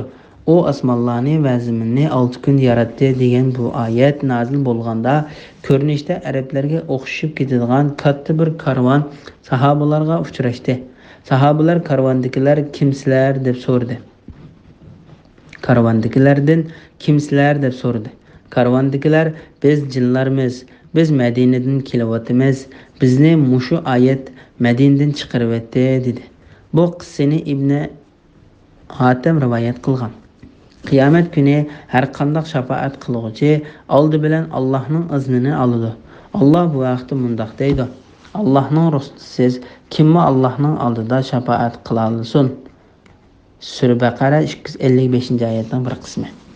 Osmonlarda nurg'un farishtalar bo'lib, ularning shafaati hech narsaga asqatmaydi. Faqat Allah o'zi xohlagan va rozi bo'lgan odamga shafaat qilishga ruxsat qilsa, ondan ularning shafaati asqatadi. Sura Najm 26-oyat. Allah izni bergan odamdan boshqaga Allohning dargohida shafaat foyda bermaydi. Sura Saba 23-oyatning bir qismi. Ana shu Allah sizlarning Parvardigoringlardir, uningga ibodat qilinglar, ya'ni ibodatni faqat hech shirki yo'q, yolg'iz Alloh taologa qilinglar. Biz nasihat olmamsizlar, ya'ni ey mushriklar jamoasi, sizlar Alloh taoloning hamma mahluqotlarni o'zi yolg'izla yaratganligini bilib turib, Alloh taologa boshqa botil ilohlarni qo'shib ibodat qiladigan ishlaringlarda nima uchun haqqoniyatchilik bilan o'ylanib, biz nasihat qabul qilmaysizlar? Alloh taoloning hamma narsani yaratuvchi ekanligini mushriklarning bildiganligiga tuvandagi oyatlar dalildir. Agar sen ularni kim xalq etganligini so'rasang, ular cho'qim Alloh deydi. Sura Zuhruf 87-oyatning bir qismi. Aytqinki, 7 osmonning va ulug' arishning parvardigori kim? Ular Alloh deydi. Aytqinki, uning azobidan qo'rqmamsizlar. Sura Mu'minun 86-87-oyatlar. Bu bayon qilingan oyatning oldida va keyinida kelgan oyatlarmi shuni isbotlaydi. Bismillahirrohmanirrohim. Qiyomat kuni hammanglar Allohning dargohiga qaytisizlar. Allohning va'dasi haqdir. Shubhisizki, mahluqotni dastlabda Alloh yaratgan. Ularni halok qilgandan keyin qiyomat kuni iymon etganlarni va yaxshi amal qilganlarni adillik bilan mukofotlash uchun qayta tirildirdi. Kafirlarning bo'lsa, o'zlarining kufr tufaylidan do'zaxdagi ichimligi qattiq qaynagan suv bo'ladi. Hamda ular qattiq azobga duchor bo'ladi. Sura Yunus 4-oyat to'g'risida.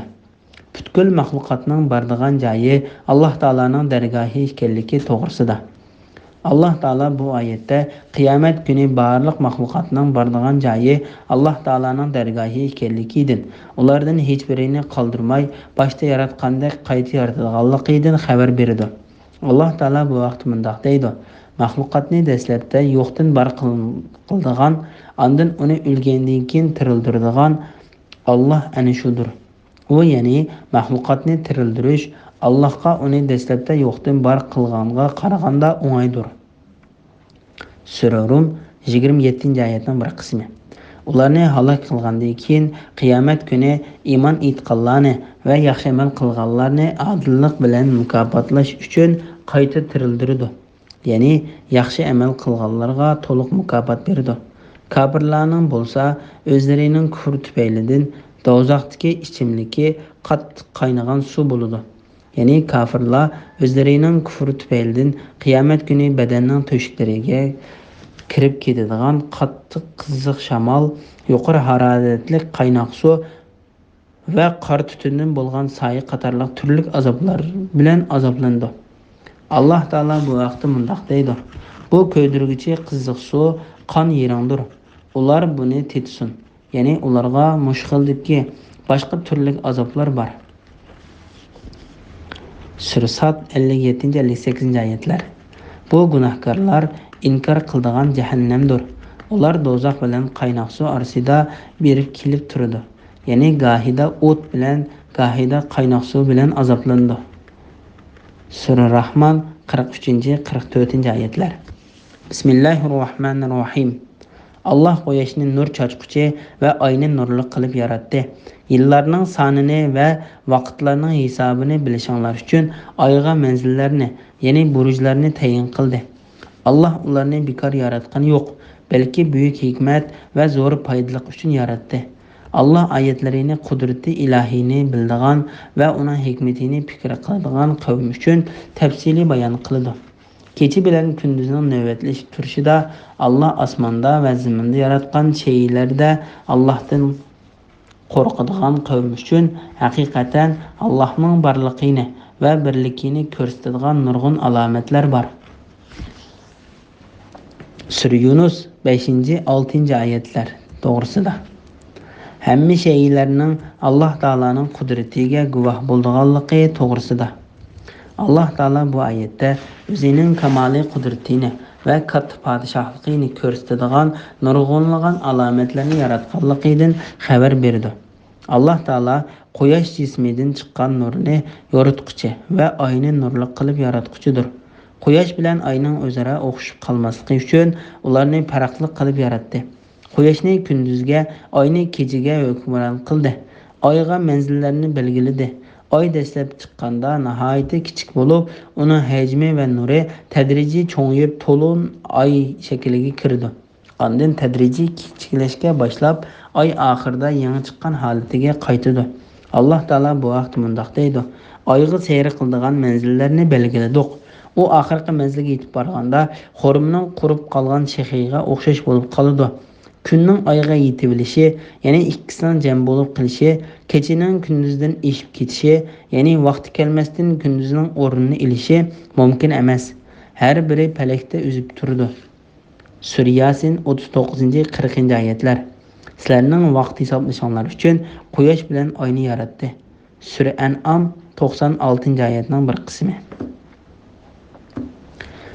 Yillarning sonini va vaqtlarning hisobini bilishinglar uchun oyga manzillarni, ya'ni burujlarni tayin qildi. Ya'ni quyosh orqali kunlarni, oy orqali oy va yillarni bilish uchun oy va quyoshni yaratib berdi. Allah ularni bekor yaratgani yo'q, balki buyuk hikmat va zo'r foydaliq uchun yaratdi. Allah Taala bu vaqtda mundaq deydi: Osmonni, zaminni va ularning orasidagi shaylarni bekor yaratmadik. U ya'ni ularni bekor yaratilgan deb qarash kafirlarning gumonidir. Kafirlarga do'zaxdan voy. Sura Sad 27-oyat. Ey insonlar, biz sizlarni o'zinglarni bekor yaratdi, ya'ni sizlar bizni hayvonlarni yaratganimizdek biz hech qanday savobni bermaydigan, jazo bermaydigan qilib yaratdi. O'zinglarni bizning dargohimizga qaytarilmaydi deb o'ylamsizlar. Haq podsho Alloh ustundir. Uningdan boshqa hech iloh yo'q. Alloh ulug' arshning parvardigoridir. Sura Mu'minun 115-116 oyatlar. Allah ayetlerini, kudreti ilahini bildiğin ve onun hikmetini fikir kıldıgan kavm üçün tefsili bayan kıldı. Yani Allah Taala'nın kudretini bildiğin kavmge pakit hüccetlerini tefsili uçuk bayan kılımız. Keçi bilen kündüzünün nöbetleşip turuşida, yani keçe kündüzünün birinin ornagan biri kelip, belgilengen vakitin azraq mı ilgiri yaki keyin kalmay, nöbetleşip turuşida uçuk alametler var. Allah Taala bu vaqt mundaq deydi. Allah keçi bilen, yani keçinin qarangılıqı bilen kündüzünü yapıdı. Keçi bilen kündüz birbirini qoğuluşudu. Yani davamlıq orun almış turdu. Sura A'raf 54. ayetinin bir qismi. Günning ayga yetevlishi, yani ikkisining jam bo'lib qilishi, keçinin kündüzdən eşib ketishi, yani vaqti kelmasdan kündüzning o'rnini ilishi mumkin emas. Sura Yasin 40. ayetning bir qismi. Allah subhini qarang'udan yerib chiqarg'uchidir, ya'ni tongni yo'ritquchidir. Allah keçini sizlar uchun istirohat qilib yaratdi. Sizlarning vaqt hisoblashinglar uchun quyosh bilan oyni yaratdi. Sura An'am 96. ayet. Allah asmanda ve ziminde yaratkan şeylerde, yani Allah Taala asman ziminde yaratkan, Allah Taala'nın katılıqını körüstüğün delil pakitlerde Allah Taala'nın barlığının alametler vardır. Allah Taala bu vaxt mundaq dedi. Asmanlarda ve ziminde Allah'ın kudretinin nurgun alametler var ki, ular onun yeniden dikkat kılmasını ötüp ketidir. Sura Yusuf 105. ayet. Aytqinki asmanlardaki ve zimindeki narsalarni kuzatinglar. Mö'jizalar ve agahlandırıcılarning, yani peygamberlarning iman etmaydigan qavmga foydasi bo'lmaydi. Sura Yunus 101. ayetda to'g'risida. Ular oldidagi ve orqasidagi ularni o'rab turgan osmon bilan ziminga qaramamdi. Sura Saba 9. ayetning bir qismi.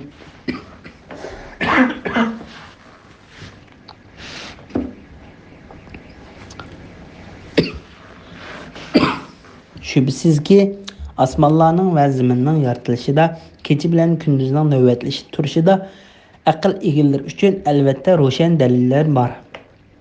Sura Al-Imron 190. ayet. Allah'tan qo'rqadigan qavm uchun haqiqatan Allah'ning barligini ve birligini ko'rsatadigan nurg'un alomatlar bor. Yani Allah Taala'nın cezası üç iliş ve azabından korkuduğun kavm üçün hakikaten Allah Taala'nın bar ve birlikiga pakit bo'ladigan nurg'un dalillar bor. Bismillahirrahmanirrahim. Şübhəsiz ki biz bilen muloqot bo'lishni umid qilmaydiganlar, ya'ni Allohga muloqot bo'lishni ko'zlamaydiganlar, dunyo tirikchiligidan bahramand bo'lish bilanla rozi bo'lganlar va uning bilan aram topganlar la bizning ayetlerimizden g'afil bo'lganlar. Ani shularning joyi qilmishlari tufaylidan do'zax bo'ldi. Sura Yunus 7-8 oyat to'g'risida. Qiyomat kunini inkor qilguvchilarning joyi do'zax bo'lganligi to'g'risida. Allah Taala bu oyatda qiyomat kunida Alloh bilan uchrashishni inkor qilgan, uningga uchrashishni azroqmi arzu qilmaydigan, mushu dunyodagi hayotiga rozi bo'lib, ko'ngillarini dunyo hayoti bilan xush etadigan baxtsizlarning holidan xabar beradi. Hasan bu oyatning ma'nosi haqida mundaq deydi. Allohning nomi bilan qasamki, Alloh bilan uchrashishni umid qilmaydiganlar dunyo tirikchiligini uning bilan rozi bo'lg'idek darajada chiroyli va ustun bilib ketmaydi. Lekin ular Allah Taala'nın bar ve birlikining alomatlaridan g'afil bo'lib, Allah Taala'nın qudratiga dalolat qildigan alomatlar to'g'risida o'ylanmaydi va islom shariatiga bo'ysunmaydi. Shu sababdan ularning Allah Taala'ga, Allah'ning payg'ambariga va qiyomat kunidan tanganligi, dunyoda gunoh ishlarni qilganligi uchun oxiratda ularning boradigan joyi do'zax bo'ladi. Bismillahirrahmanirrahim. Şübhəsizki iman etqanlar və yaxşı əməllərini qılğanlarını Pərverdigari onlarning imani səbəbidən astidan o'stanlar eqib turadigan naz ne'matlik jannatlarga yetaklaydi. Ularning jannatdagi duosi: "Ey Rabbimiz, biz seni pok deb e'tiqod qilamiz" deyishdan iborat. Ularning jannatda bir-biriga beradigan salami ahli do'zax chekayotgan azobdan amon bo'lg'aysan. Ya'ni assalomu alaykum deyishdan iboratdir. Ularning duosinin oxiri jimi hamdusana olimlarning Parvardigori Allohga xosdir deyishdan iboratdir. Sura Yunus 9-10 oyat to'g'risida. Iman etgan va yaxshi amal qilganlarga mukofot beriladiganligi to'g'risida. Allah Taala bu oyatda o'ziga ishongan payg'ambarlarni tasdiqlagan, Alloh taolaning buyruqlarini ijro qilgan va yaxshi amallarni qilgan baxtli kishilarning holidan xabar berib, ularni iymon etganligi uchun to'g'ri yo'lga boshlaydiganligini bayon qildi. Ularning jannatdagi duosi: "Ey Rabbimiz, biz seni pok deb e'tiqod qilamiz" deyishdan iborat. Ularning jannatda bir-biriga beradigan salami ahli do'zax chekayotgan azobdan amon bo'lg'aysan. Ya'ni assalomu alaykum deyishdan iboratdir. Bu jannat ahlining holidan berilgan xabar bo'lib, tövəndəki oyatlar bu mazmunni ta'kidlab kelgan. Ular Allohga muloqot bo'lgan kunda ularga Alloh tarafidan yo'llanadigan salom sizlarga omonlik bo'lsin degan so'zdan iborat. Alloh ularga esil mukofot tayyorladi. Sura Ahzab 44-oyat. Ular jannatda behuda va yolg'on so'zlarni anglamaydi. Faqat salom so'zini anglaydi. Sura Voqea 25-26-oyatlar. Mehribon Parvardigori tarafidan ularga salom deyiladi. Sura Yasin 58-oyat. Ular mengu turadigan jannatga kirdi. Ularning otillari, xotinlari va avlodining ichidagi yaxshilarmo jannatga kirdi. Farishtalar ularni muboraklash uchun jannatning har bir darvozasidan kirdi. Farishtalar u dunyoda savrni do'st tutganliginglar uchun sizlarga omonlik bo'lsin. Oxiratlikning yaxshi bo'lishi nima degan obdan deydi. Sura Raid 23-24-oyatlar. Ularning duosining oxiri jimi hamd sana olimlarning Parvardigori Allohga xosdir deyishdan iboratdir. Bu oyatda Alloh taolaning mangu maqtalg'uchi va mangu ibodat qilinuvchi zot ekanligiga dalil bordir. Shuning uchun Alloh taolo maxluqotlarni yaratganligini bayon qilishni boshlaganda, Qur'onni boshlaganda va uni nozil qilishni boshlaganda o'z zotini maqtadi. Alloh taolo bu haqda mundoq deydi: "Jimi hamdu sana Allohga xosdir. Allah insonlarni o'z tarafidan bo'lgan qattiq azobdan ogohlantirish, yaxshi amallarni qilgan mu'minlarga obdan mukofot, ya'ni jannat beradiganligi bilan xushxabar berish uchun bandisi, ya'ni payg'ambari Muhammadga to'g'ri, hech qanday qing'irlik, ya'ni ixtilof, ziddiyat bo'lmagan Qur'onni nozil qildi." Sura Kaf 1-oyat. Jimi hamd sana osmonlarni va zaminni yaratgan, zulmatlarni va nurni paydo qilgan Allohga xosdir.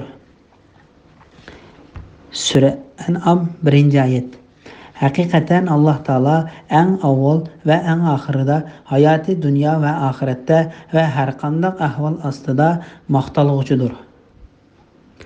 Imom Muslimdan rivoyat qilingan hadisda mundoq bayon qilindi: Haqiqatan Alloh taolo jannatdan ahliga tasbih va hamd sana aytishni, ularga xuddi nafas ilishni ilhom qilgandek ilhom qiladi. Jannat ahlining Alloh taologa shundoq tasbih va hamd sana aytishi Alloh taolaning jannat ahliga beradigan ne'matlarining davomli ko'paytirilib turadiganligi uchundir. Alloh taolaning jannat ahliga bergan ne'matlari mangu tugamaydi va azobmi qolmaydi. Alloh taoladan boshqa hech iloh yo'qdir. Alloh taoladan boshqa hech parvardigor yo'qdir. Bismillahirrohmanirrohim. Agar Alloh kishilar talab qilgan yomonlikni ishga oshirishga, ular talab qilgan yaxshilikni ishga oshirishga aldirgandek aldirsa edi, ularning ajali cho'qim yetgan bo'ladi. Ya'ni halok bo'ladi. biz bilan muloqot bo'lishni umid qilmaydiganlarni gumrohlikda tingirqab yurishga qo'yib beramiz. Sura Isra 11-oyatning bir qismi. Alloh taolaning bed duoni, yaxshi duoni ijobat qilgandek ijobat qilmaydiganligi to'g'risida. Alloh taolo bu oyatda o'z bandalariga mehribonligidan, bandalarining ochiqi kelganda o'zlariga yoki mol-mulkiga yoki bolalariga qilgan badduosini ijobat qilmaydiganligidan xabar berdi. Chunki Alloh taolo ularning qilgan badduosida yomonlikni niyat qilmaganligini biladi. Shuning uchun ularning bu bedduosini o'zlariga yoki mol-mulkiga yoki bolalariga yaxshilik va barakat talab qilgan duosini ijobat qilgandek ijobat qilmaydi. Mana bu Alloh taolaning kuyimchanligi va mehribonligining dalilidir. Agar Alloh kishilar talab qilgan yomonlikni ishga oshirishga, ular talab qilgan yaxshilikni ishga oshirishga oldirgandek oldirsa edi, ularning ajali cho'qim yetgan bo'ladi. Yani halak bo'ladi. Yani Alloh taolo ularning har qachon qilgan duosini ijobat qilgan bo'lsa edi, albatta ular halak bo'lib ketgan bo'ladi. Shuning uchun badduoni ko'p qilish musulmonga loyiq emasdir. Hafiz Abu Bakr Bazzar Jabir radhiyallohu anhudan payg'ambar alayhissalomning mundaq deganligini rivoyat qiladi. O'zinglarning, bolalaringlarning va mollaringlarning ziniga duo qilmanglar. Dualaringlar Alloh taolaning duoni ijobat qilgan soatiga to'g'ri kelib qolsa, Alloh taolo sizlarning qilgan badduoyinglarni ijobat qilib o'tadi. Bu hadisni Abu Davud rivoyat qilgan. Alloh taolo bu vaqt mundaq deydi: inson o'ziga va balchaqlariga xayrlik duo qilgandek, ochiqi kelganda badduo qiladi. Sura Isra 11-oyatning bir qismi. Agar Alloh kishilar talab qilgan yomonlikni ishga oshirishga, ular talab qilgan yaxshilikni ishga oshirishga oldirgandek oldirsa edi, ularning ajali cho'qim yetgan bo'ladi. Ya'ni halok bo'ladi. Mujohid bu oyatning ma'nosi haqida mundaq deydi: u duo insonning o'z fazilatlariga ochiqi kelganda, ey Alloh, uningga barakat bermagin yoki uningga la'nat qilgin degandek duolardan iboratdir. Agar Alloh taolo ularning badduosini, yaxshi duosini ijobat qilgandek tez ijobat qilgan bo'lsa edi, albatta ular halok bo'lib ketgan bo'ladi.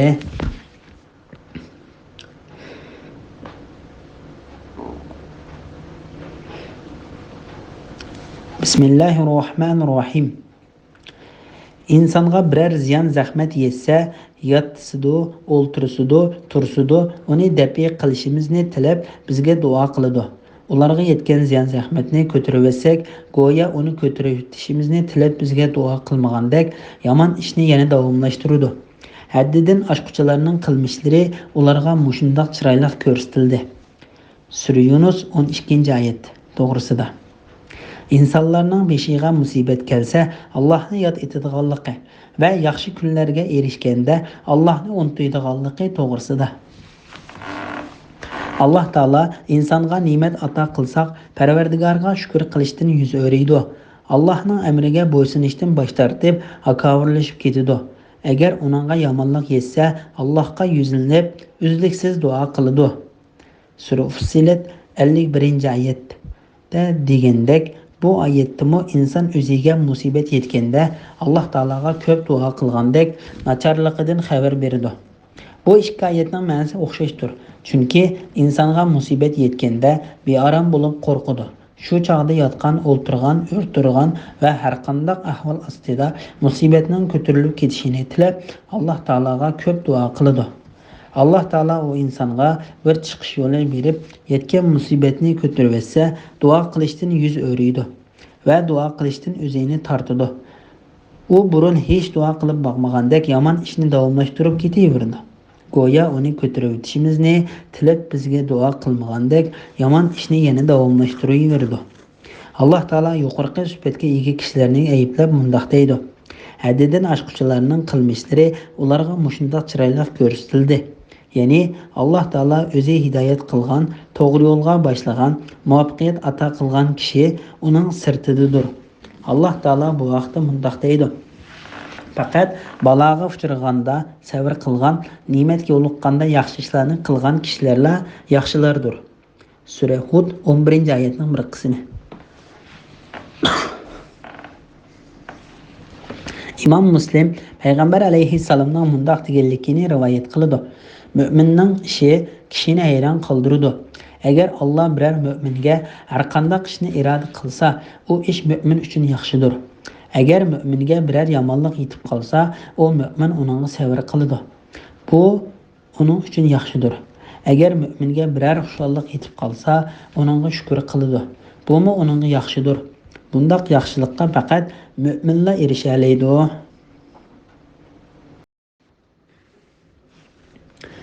Bismillahirrahmanirrahim.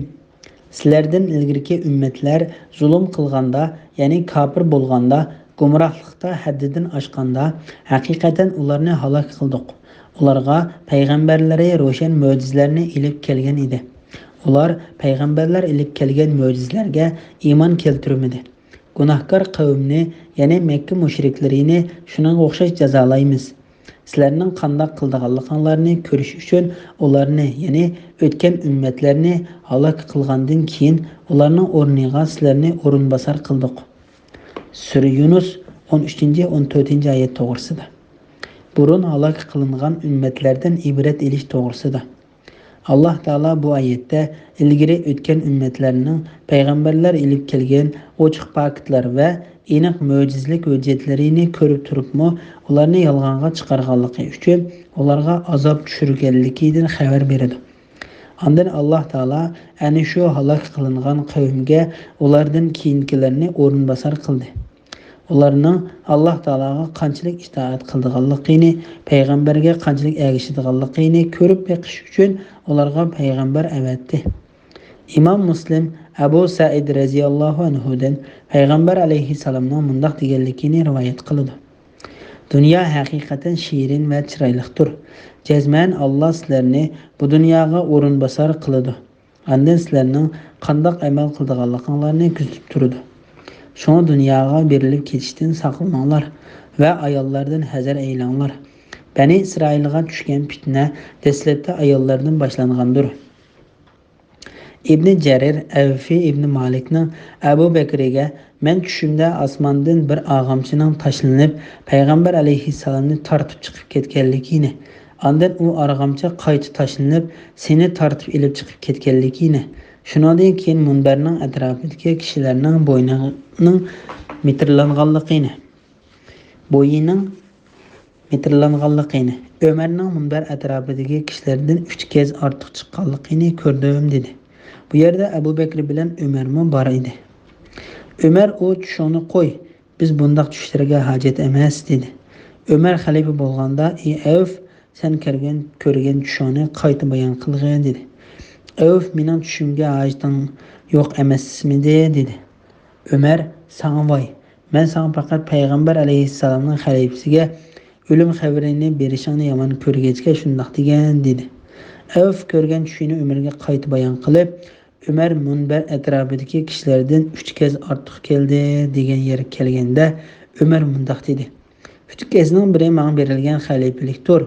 Ikkinchisi mening Alloh yo'lida malomat qiluvchilarning malomatidan qo'rqmasligimdir.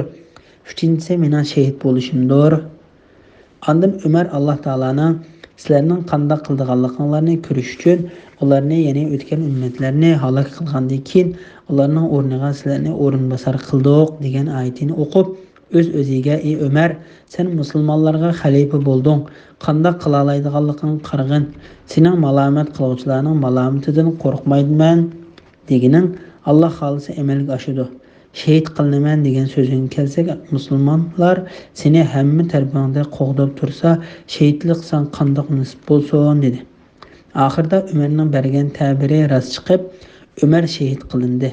Alloh uningdan rozi bo'lsin. Bismillahirrohmanirrohim.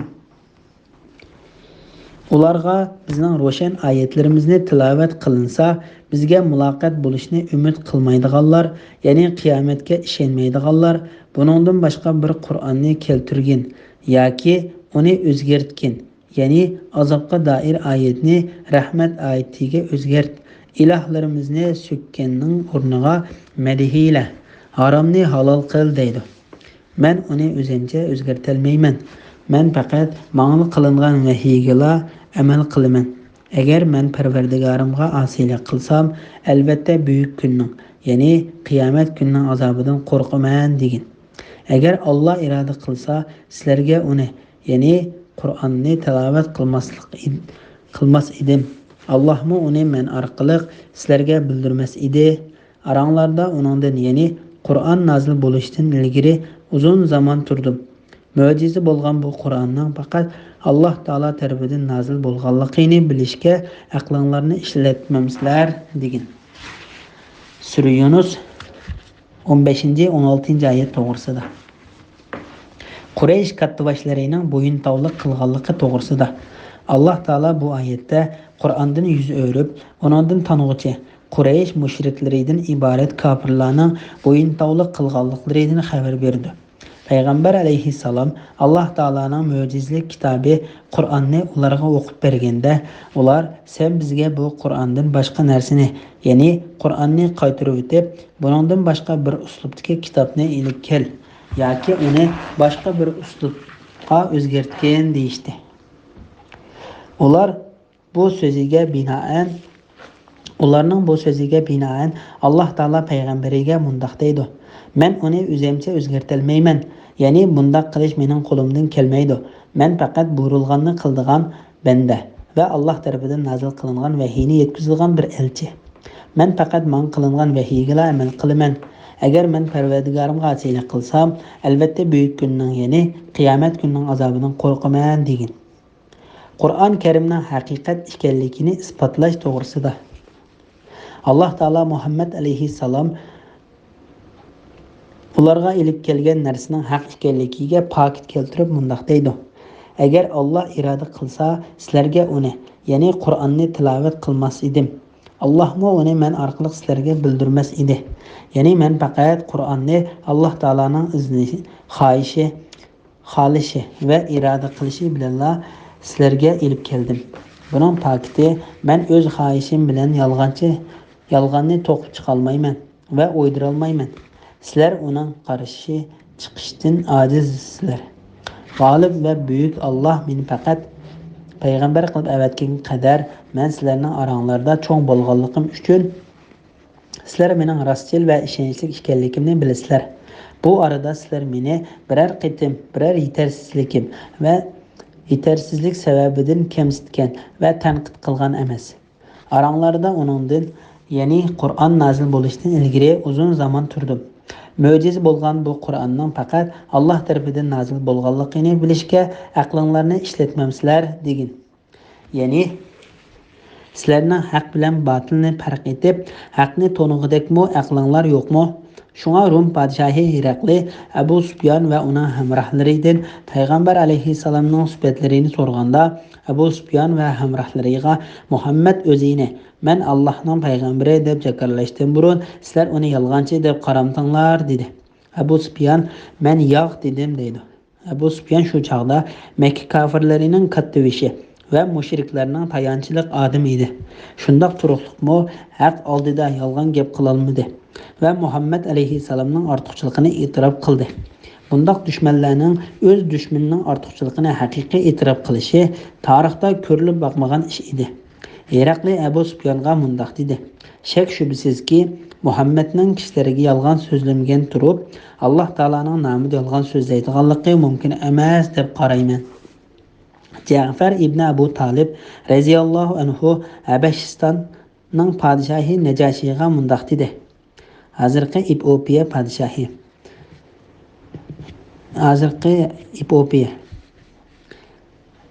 Alloh bizning ichimizdan bir payg'ambar avatdi. Biz uning rostchil, asl nasablik va ishonchli ekanligini bilamiz.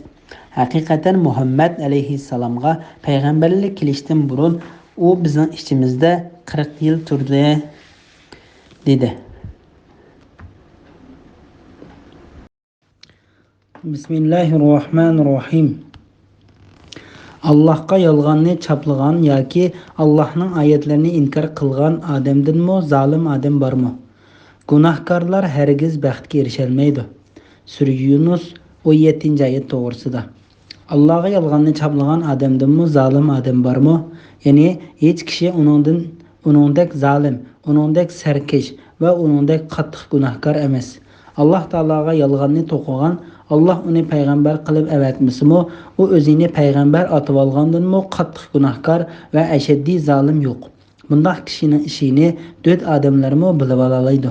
Bundaq kishini payg'ambarlarga qandoq o'xshatqil bo'lsin, kimki rostdan yoki yolg'ondan bundaq so'zlarni qilsa, uning yaxshi yoki fosiq ekanligiga Alloh taolo cho'qim kundinmi ochiq dalil paketlarni keltirdi. Haqiqatan Muhammad alayhissalom bilan Musaylima kazzobning orasidagi farq bu ikkisini ko'rgan kishi uchun chashgoh vaqtidagi kunning yorug'ligi bilan zulmat kechining qorong'uligining farqiga o'xshash aniqdir.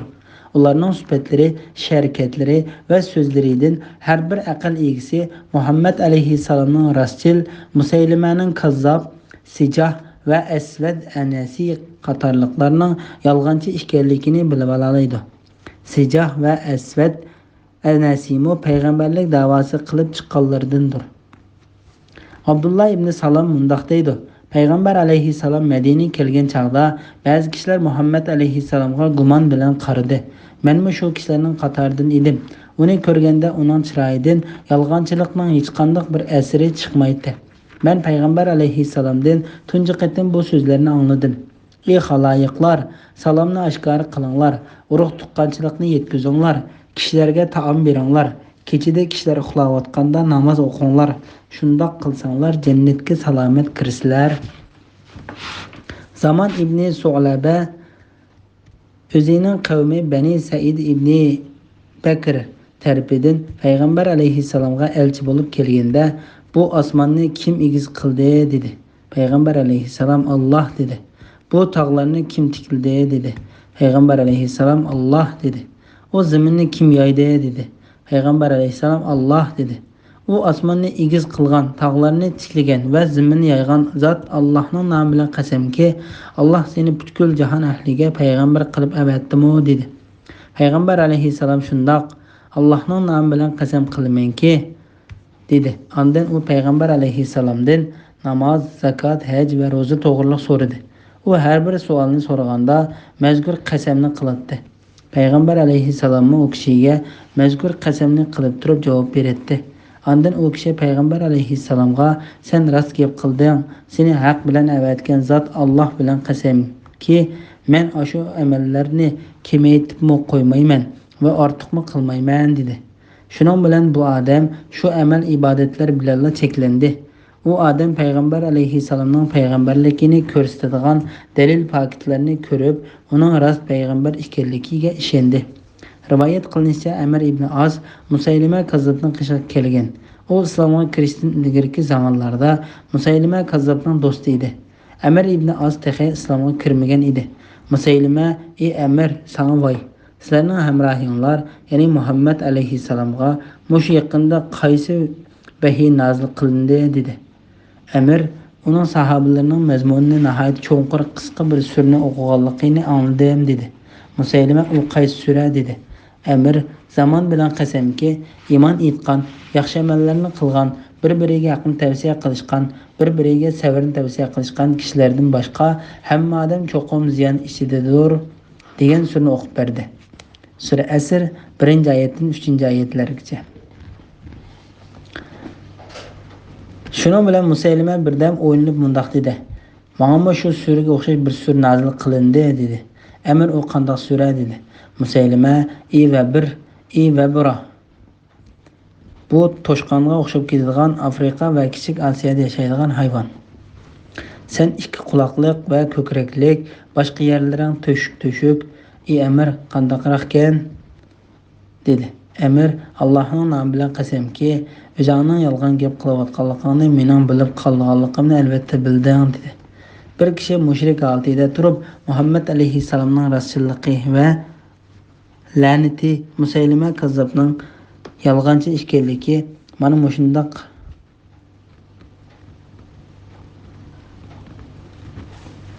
Muhammed aleyhisselamның rasulluğini ve laneti Musaylime kazzabның yalğançı ekanligini mana mushundaq bilib oldigan tursa, Iroqni ko'ralaydigan zirek, sog'lom, aqlliq va to'g'ri fikrli kishilar qandoqmi bilib ololmasin? Shuning uchun Alloh taolo mundaq deydi: Allohga yolg'on chaplagan yoki o'ziga hech narsa vahiy qilinmagan turuqliq menga vahiy qilindi degan yoki Alloh nozil qilgandek men kitob nozil qila olaman degan kishilardanmi zolim kishilar bormi? Sura An'am 93-oyatning bir qismi. Allohga yolg'onni chaplagan yoki Allohning oyatlarini inkor qilgan odamdanmi zolim odam bormi?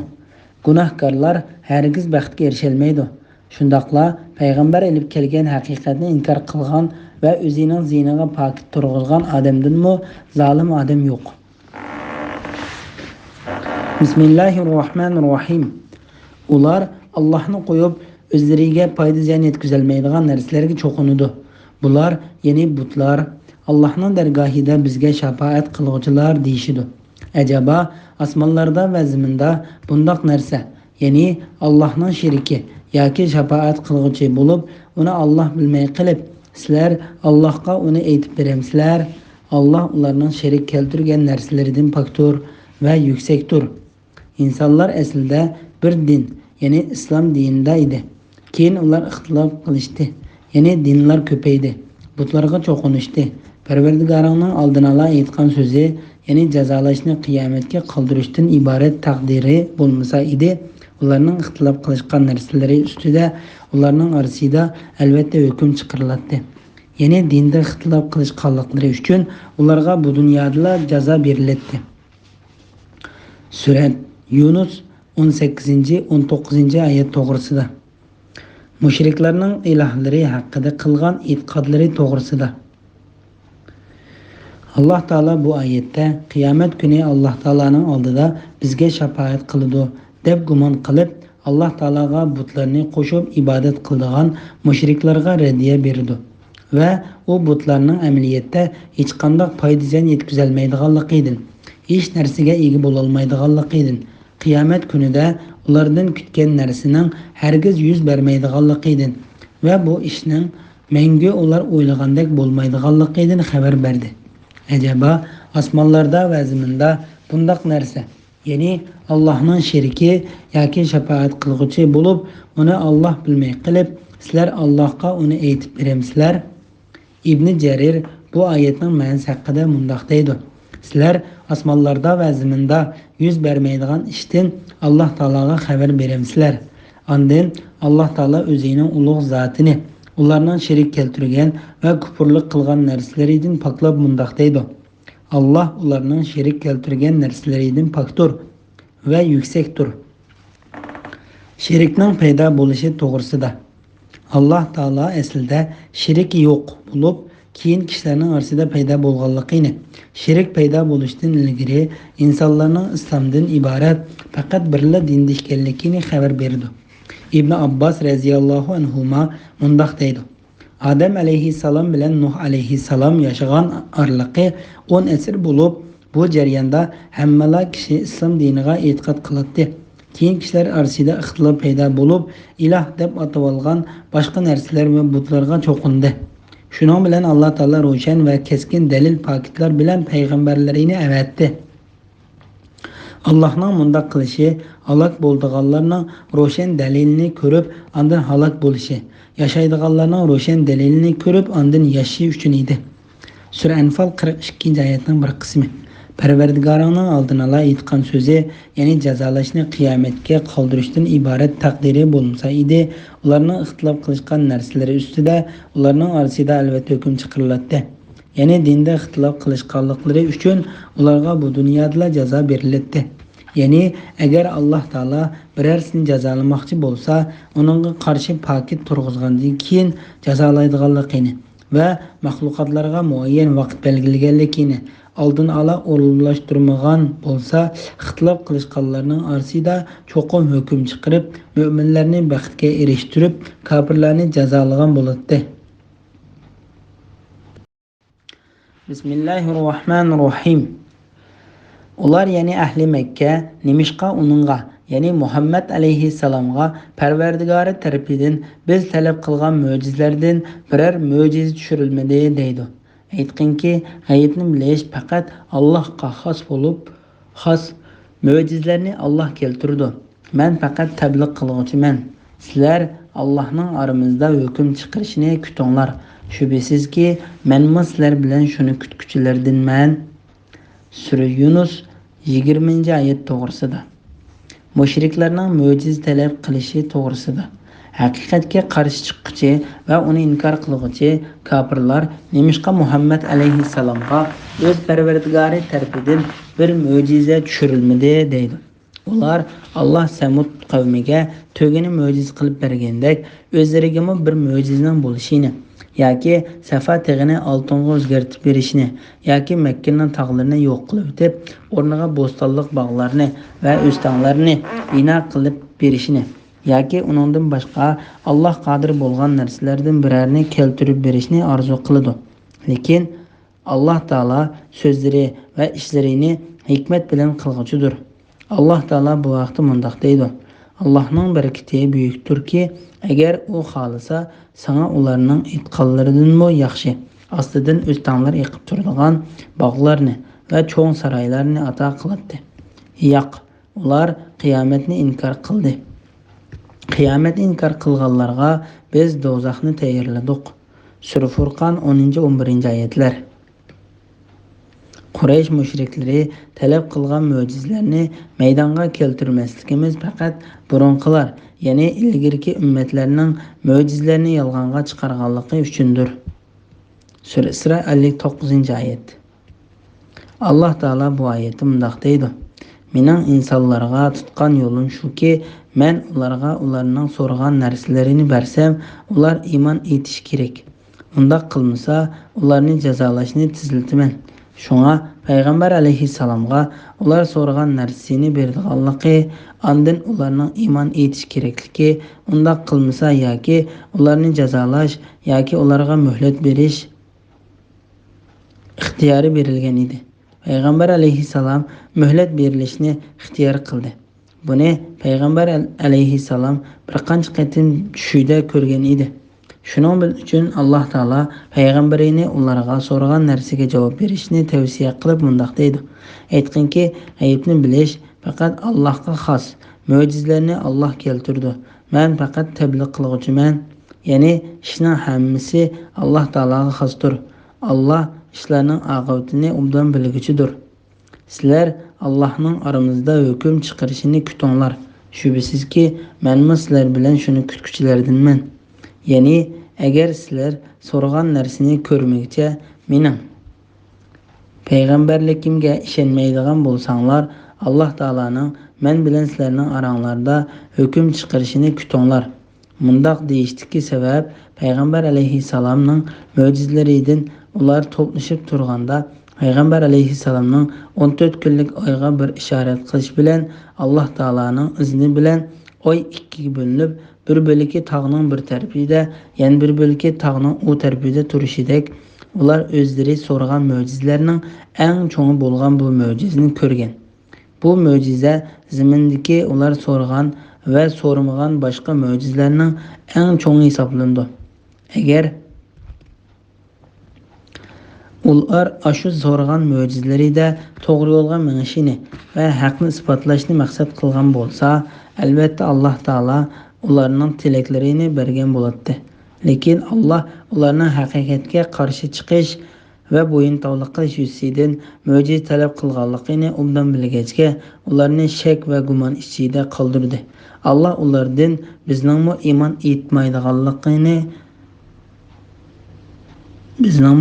etmaydiganligini obdan biladi. Alloh taolo bu vaqt mundoq deydi: Shubhisizki, Parvardigorning la'natiga tegishli bo'lganlar iymon etmaydi. Ularga butun mo'jizalar ko'rsatilgan taqdirdami, qattiq azobni ko'rmagcha iymon etmaydi. Sura Yunus 96-97-oyat.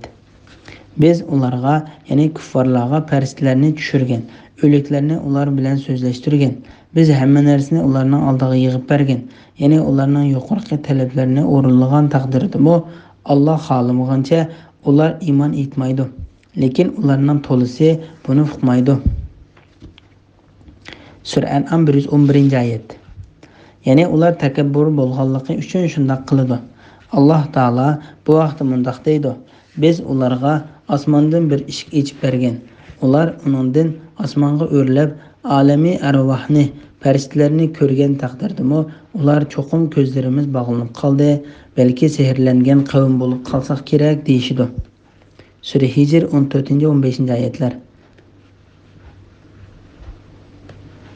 Agar ular osmonning bir parchasi tushib ketganligini ko'rsa, bu to'plashgan yo'l bulutdir deydi. Sura Tur 44-oyat. Ey Muhammad, biz sana ular talab qilgandek qog'ozga yozilgan bir kitobni nazil qilgan kafirlar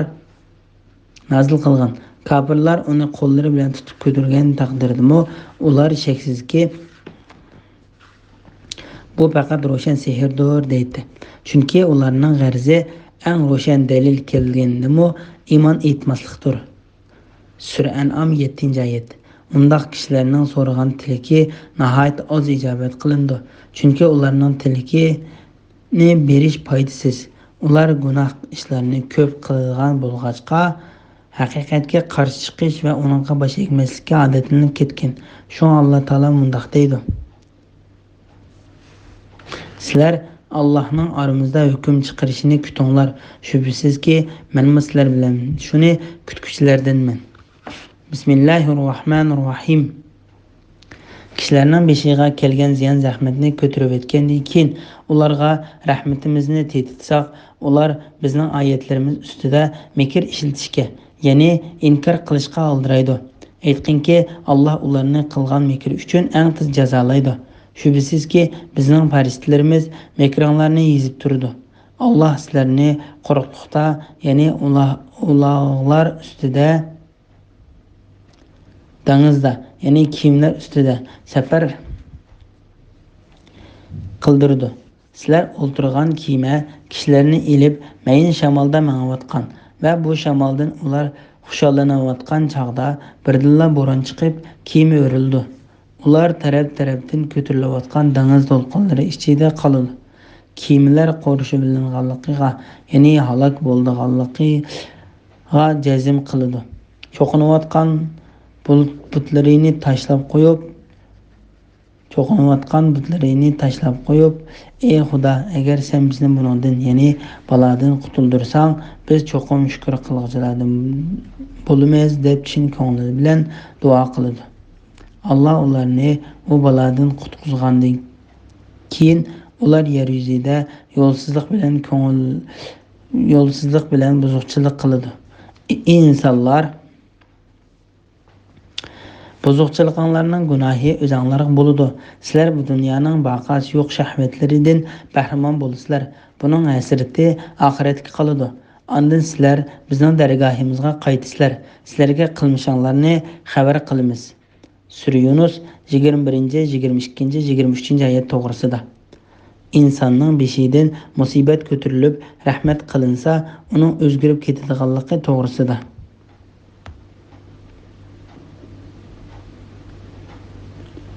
Alloh taolo qiyinchilikdan keyin osonchilik, qattiqchilikdan keyin ma'murchilik va qurg'oqchilikdan keyin yomg'ir ato qilishdek har xil musibatlardan keyin ularga rahmat qilinsa, ularning Alloh taolaning oyatlariga qarta ilmiy ishlatadiganligini bayon qilib, Alloh taolo mundaq deydi: Ular bizning oyatlarimiz ustida mekr ishlatishga, ya'ni inkor qilinishga aldiraydi. Mujohid bu oyat haqida mundaq deydi: Ular masxara va inkor qilishga aldiraydigan Alloh taolo bu vaqtda mundaq deydi: insonga biroz ziyon zahmat yetsa, yotsidi, o'ltirsidi, tursidi, uni dafiy qilishimizni tilab bizga duo qiladi. Sura Yunus 12-oyatning bir qismi. Sahih Buxoriyda mundaq bayon qilingan: Kechicha yomg'ir yig'ib to'xtagan chog'da payg'ambar alayhissalom sahobalar bilan bomdod namozini o'qidi. Ondan sizlar Parvardigoringlarning bu kechada nima deganligini bilamsizlar deb so'radi. Sahobalar Alloh va uning payg'ambari bilguchidir dedi. Payg'ambar alayhissalom Alloh taolo bandalarimdan menga mo'min bo'lgan holatda va menga kofir bo'lgan holatda tong otqizgan kishilar bor. Kimki Alloh taolaning karomati va rahmati bilan birga bizga yomg'ir yog'dirib berildi desa, bu kishi menga iymon keltirgan bo'ldi. Ammo kimki paloni va paloni iymon etgan bo'ladi deydi. İslam kelishdan burun Arablar yomg'irning yog'ishini ma'lum yulduzlardan ko'radi. Shun bu hadisda kimki yomg'irning yog'ishini Alloh taoladan ko'rmay, shu ko'ni qarish bo'yicha yulduzlardan bo'lgan desa, u Alloh taolaga sherik keltirgan bo'ladi deb keldi. Shuningdek, har qachon kishini dunyoda bo'layotgan tabiiy hadislarni, ya'ni ayol kishining tug'ishi yoki tug'masligi, o'g'il yoki qiz bo'lishidek ishlar Alloh taoladan ko'rmay boshqa bir narsa tarafidan bo'lgan deb qaraydi ekan, u kishimi haqiqat hadisda bayon qilganidek kofirlarning qatorida bo'ladi.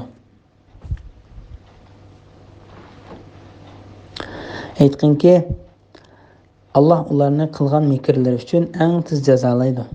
Ya'ni gunohkorlar men azoblanmaydi ekanman deb gumon qilgudek darajada u qilgan gunoh ishlarida tadrijiy g'ofil qoldirdi va muhlat berdi. U faqat muhlat ishidadir. Ondan Alloh taolo uni tuyuqsiz tutdi. U gunohkorlarning barliq qilgan ishlarini hurmatlik xotirlovchi farishtalar yozib sanab qo'ydi. Ondan uning gunohlarini yoshirin va oshkora bilguchidir. Alloh taolo oldida o'ttirg'a qo'ydi. Shuning bilan Alloh u gunohkorlarning cho'ng kichik gunohlariga, hatto zarrachilik gunohiga tegishli jazo berdi. Alloh sizlarni quruqlikda, ya'ni uloqlar ustida, dengizda, ya'ni kiyimlar ustida safar qildirdi. Ya'ni Alloh taolo sizlarni qo'g'daydi va sizlarni kuzda davomli muhofazat qiladi. Sizlar o'ltirgan kema kishilarni ilib mayin shamolda mangayotgan va bu shamoldan ular xushallanayotgan chog'da birdilla bo'ron chiqib, kiyimlar o'rildi. Ular taraf-tarafdan ko'tarilayotgan dengiz to'lqinlari ichida qoladi. Kiyimdagilar qo'rshivilinganligiga, ya'ni halok bo'lganligiga jazm qiladi. Cho'qinayotganlar butlarini tashlab qo'yib, "Ey Xudo, agar sen bizni buningdan, ya'ni balodan qutuldirsan, biz cho'qim shukr qilguvchilardan bo'lamiz" deb chin ko'ngli bilan duo qiladi. Ya'ni ular mayin shamolda mangayotgan kiyimlarining surtidan huzurlanib turganda, to'satdan dengizda qattiq bo'ron chiqib, kiyimlar dengiz to'lqinlari ichida qoladi. Kemadagilar bundaq kuchli to'lqinlarning hujumiga bardoshlik bera olmaydiganligini bilib yetadi. Alloh taologa sherik qilib olgan ilohlariga duo qilmay, yolg'iz Alloh taologa yo'llarib duo qiladi. Alloh taolo bu vaqtda bundoq deydi: Sizlar dengizda biror ofatga yo'liqqan chog'inglarda insonlardan sizlar cho'qim ma'bud kelmay, faqat Alloh keladi. Ya'ni inson bundaq chog'da Allohdan boshqa iltijo qilmaydi. Ya'ni Alloh sizlarni g'arq bo'lishdan qutqizib, aman eson quruqlikqa chiqarganda yuz o'raysizlar. Ya'ni ixlosinglar tugab, avvalgi holatinglarga qaytarilasizlar. Inson kufrlik qilg'uchidir. Ya'ni Allohning ne'matlarini inkor qilish insonning tabiatidir. Sura Isra 67-oyat. Cho'qinayotgan butlarini tashlab qo'yib, "Ey Xudo, agar sen bizni buningdanmi, ya'ni balodan qutuldirsan, biz cho'qim shukr qiluvchilardan bo'lamiz" deb chin ko'ngli bilan duo qiladi. Ya'ni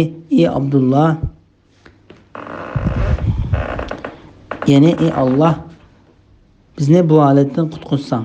Biz shunda sana berilib duo qilganimizda quruqlikdan chiqqan chig'imizda ibodatni cho'qim sana qilamiz.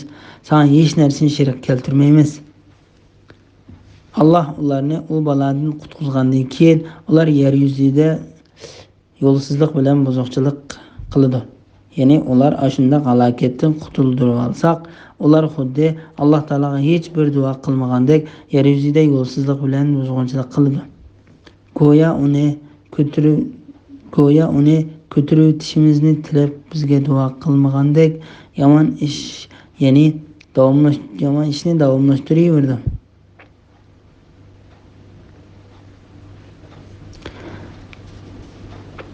Sura Yunus 12-oyatdan bir qism. Ey insonlar, buzuqchiliklarning gunohi o'zinglarga bo'ladi. Ya'ni sizlarning qilgan bu gunohinglarning jazosi faqat o'zinglarga bo'ladi. Bu gunohinglar bilan o'zinglardan boshqa hech kimga ziyon yetkazolmaysizlar. Imom Abu Davud bu vaqtda payg'ambar alayhissalomning mundoq deganligini rivoyat qildi.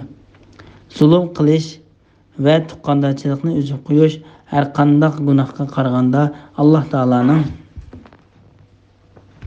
dunyoga tushirilgan azobini teziltadi va Alloh taolo uni oxiratdan qattiq jazolaydi.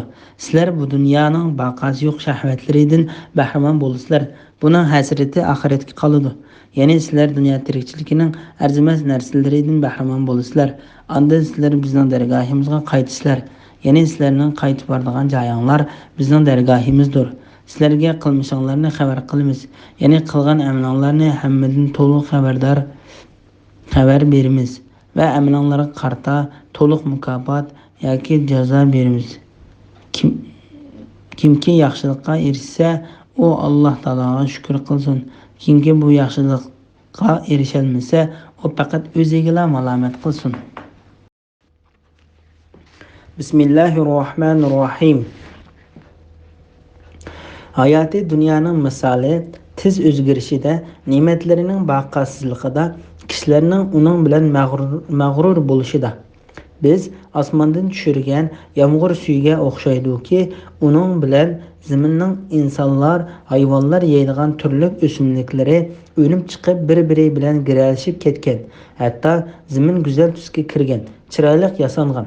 Zamin ilgari uningdan bo'losul elishqa jazma qilib turgan chaqda nagahon kechsi yoki kunduzi uningga qazoyimiz yetdi-da ziroatlarni tunugan.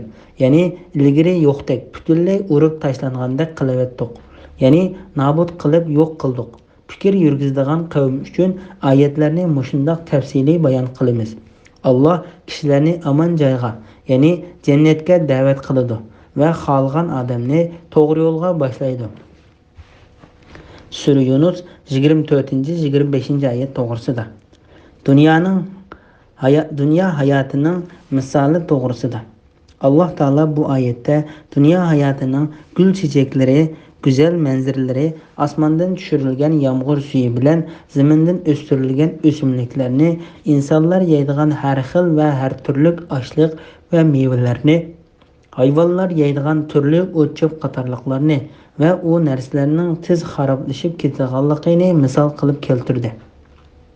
Hatto zamin go'zal tusga kirgan, chiroyli yasangan, zamin ilgari uningdan mo'l-hosil ilishqa jazma qilib turgan chog'da, ya'ni zamindagi har xil rangdagi ziroatlar pishib, gul chechaklar ichilib, meva-chevalar pishib may bo'lib, voyaga yetganda, u narsalarning ilgari hosil yig'ilishga qodir bo'la olamiz deb ishinib turganda, tuyuqsiz guldirmama bilan chaqmoq chaqib, mo'ldir yig'ib yoki qattiq sovuq shamol kelib, bularning hammasini nobud qilib o'tdi.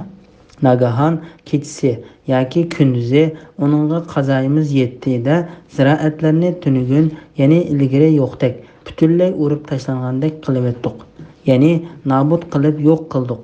Ya'ni yeshillikqa purkunib, go'zal tus olgandan keyin bo'ron uni dastlabki hech nima yo'q holatiga keltirib qo'ydi. Bu oyat haqida Mujohid mundoq deydi: go'yo ilgari hech narsadan bahramand qilinmagandek holatga kelib qoladi. Ishlarning hammasi yo'qolgandan keyin mana shundoq yo'qlik holatiga kelib qoladi. Imom Muslim rivoyat qilgan bir hadisda mundoq bayon qilingan: dunyoda eng ko'p ne'mat berilgan kishi qiyomat kuni keltirilib, do'zaxga bir cho'kirib, uningdan sen dunyodagi cheg'ingda biror yaxshilik ko'rdingmi, biror nozi ne'matdan bahramand bo'ldingmi deyiladi. Bu odam yo'q deb javob berdi. Dunyoda eng ko'p jafo mushaqqat tortgan kishi qiyomat kuni keltirilib, jannatning ne'matlarini birla tetitib ondan sen dunyoda biror jafo mushaqqat tortdingmi deyiladi. U odam yo'q deb javob berdi. Alloh taolo bu vaqtda mundoq deydi: Zolimlarga qattiq ovoz yuzlandi da ular uylarida o'ltirgan peti qaytib qoldi. Go'yo ular uylarida turmagandek, ya'ni ularning turgan joylari odamzod tarafidan ovoz qilinmagandek bo'lib qoldi. Bilinglarki, Samud Parvardigorini inkor qildi. Samud halok bo'lsin. Sura Hud 67-oyatdan 68-oyatgacha. Fikr yurgizadigan qavm uchun oyatlarni mushundoq tafsiliy bayon qilamiz. Ya'ni dunyo ahli o narsalardan mag'rurlanib va uning usullarini yig'ilish vaqtida usulga ishonch bog'lab tursimi, o narsalar egillarining qo'lidan tez yo'qolganligidan va sesiq, keraksiz bir narsaga aylanganligidan iborat. U misol bilan ibrat olganlar uchun dalil paketlarni tafsiliy bayon qilamiz. Haqiqatan dunyoning tabiati buni qo'g'lagandan qochqanlarni qo'g'lashdir. Alloh taolo dunyo tirikchiligini zamin o'simligiga o'xshatish orqali Qur'on Karimdagi ko'plagan oyatlarida misol keltirdi. Alloh taolo bu vaqtda mundoq dedi: Ey Muhammad, ularga, ya'ni kishilarga dunyo tirikchiligi haqida mundoq misolni keltirgin. O shuningga o'xshaydiki, biz osmondan yomg'ir yog'dirdik. Shu suv bilan zaminning o'simliklari bir-biriga chirmishib bo'liq o'sdi. Keyin u qurib to'kildi. Shamollar uni taraf-tarafga uchirib ketdi. Alloh har narsaga qodirdir. Sura Kaf 45-oyat. Shuningdek, boshqa suralarda Alloh taolo dunyo tirikchiligining misolini mushu usulda bayon qiladi. Menga yo'qolmaydigan ne'matlarga qiziqtirish to'g'risida. Alloh taolo dunyo tirikchiligini va uning tez yo'qolganligini bayon qilgandan keyin insonlarni menga yo'qolmaydigan jannatga qiziqtirdi va uningga chaqirdi. Alloh taolo jannatning ayib nuqson, jafo mushaqqat va baloyi ofatlaridan omon joy ekanligini bayon qilib mundoq deydi: Alloh kishilarni omon joyga, ya'ni jannatga da'vat qiladi va xohlagan odamni to'g'ri yo'lga boshlaydi. İbn Jarir Jabir ibn Abdullah raziyallohu anhuning mundoq deganligini rivoyat qiladi.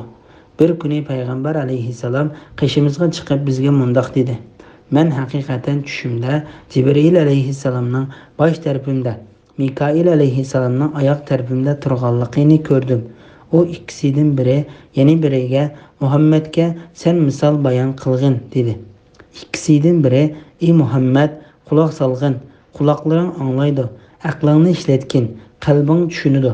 Haqiqatan sening misoling bilan sening ummatingning misoli qasr bino qilgan. Uning ichiga bir uy solgan. Ondan u uyga ziyofat tayyorlagan. Ondan ziyofatga kelish uchun kishilarni chaqirishga elchi avatgan bir podshohning misoliga o'xshaydi. Chaqirganlar ichidan elchini qabul qiladigan kishimi va uni rad qiladigan kishimi bor. Alloh taolo shu podshohdir. Qasr bo'lsa islomdir, qasrlik uy bo'lsa jannatdir. Ey Muhammad, sen elchidirsan. Kimki sening elchiligingni qabul qilsa, islomga kirgan bo'ladi. Kimki islomga kirsa, jannatga kiradi. Kimki jannatga kirsa, uning ziyofatlaridan yeydi dedi. İmam Abu Hatem ve İbn Jarir Abu Darda raziyallohu anhudan payg'ambar alayhissalomning mundoq deganligini rivoyat qiladi. Her kuni kun chiqqanda quyoshning ikki tarafida ikki farishta turib: Ey insonlar, Parvardigoringlar tarafiga tez kelinglar. Haqiqatan oz bo'lsa-mu yetarlik bo'lgan narsa ko'p bo'lib behuda bo'lgan narsadan yaxshidir deb to'g'laydi. O ovoz insonlar va jinlardan boshqa Alloh taolaning butun maxluqotlari anglaydi. Abu Darda mundoq deydi: Alloh taolo bu haqda Alloh kishilarni omon joyga, ya'ni jannatga da'vat qiladi va xohlagan odamni to'g'ri yo'lga boshlaydi degan oyatini nozil qildi.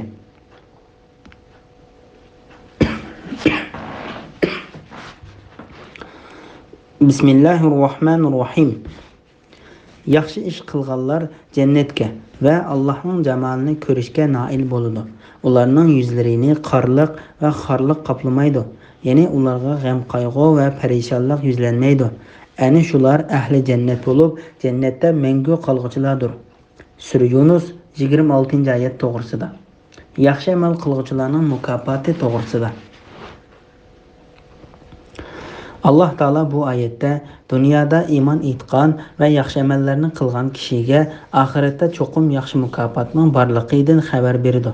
Allah Taala bu to'g'risida mundaq deydi: Yaxshi ish qiluvchi faqat yaxshi mukofotga erishadi. Sura Rahmon 60-oyat. Yaxshi ish qilganlar jannatga va Alloh taolaning jamolini ko'rishga noil bo'ladi. Ya'ni bir yaxshi amalning savobini 10 haslidan 700 hasligacha yoki uningdan ortiq haslab ko'paytib beradi. Haslab berilgan savob qasrlar, shahlar, ko'zlik ho'rlar, yaxshi amal egillaridan Alloh taolaning rozi bo'lishi va ularga Alloh taolo saqlab qo'ygan ular uningdan xursand bo'ladigan narsalardan iborat mukofotlarni va buningdan esil bo'lgan mukofot ulug' Alloh taolaning jamolini ko'rishni o'z ichiga oladi.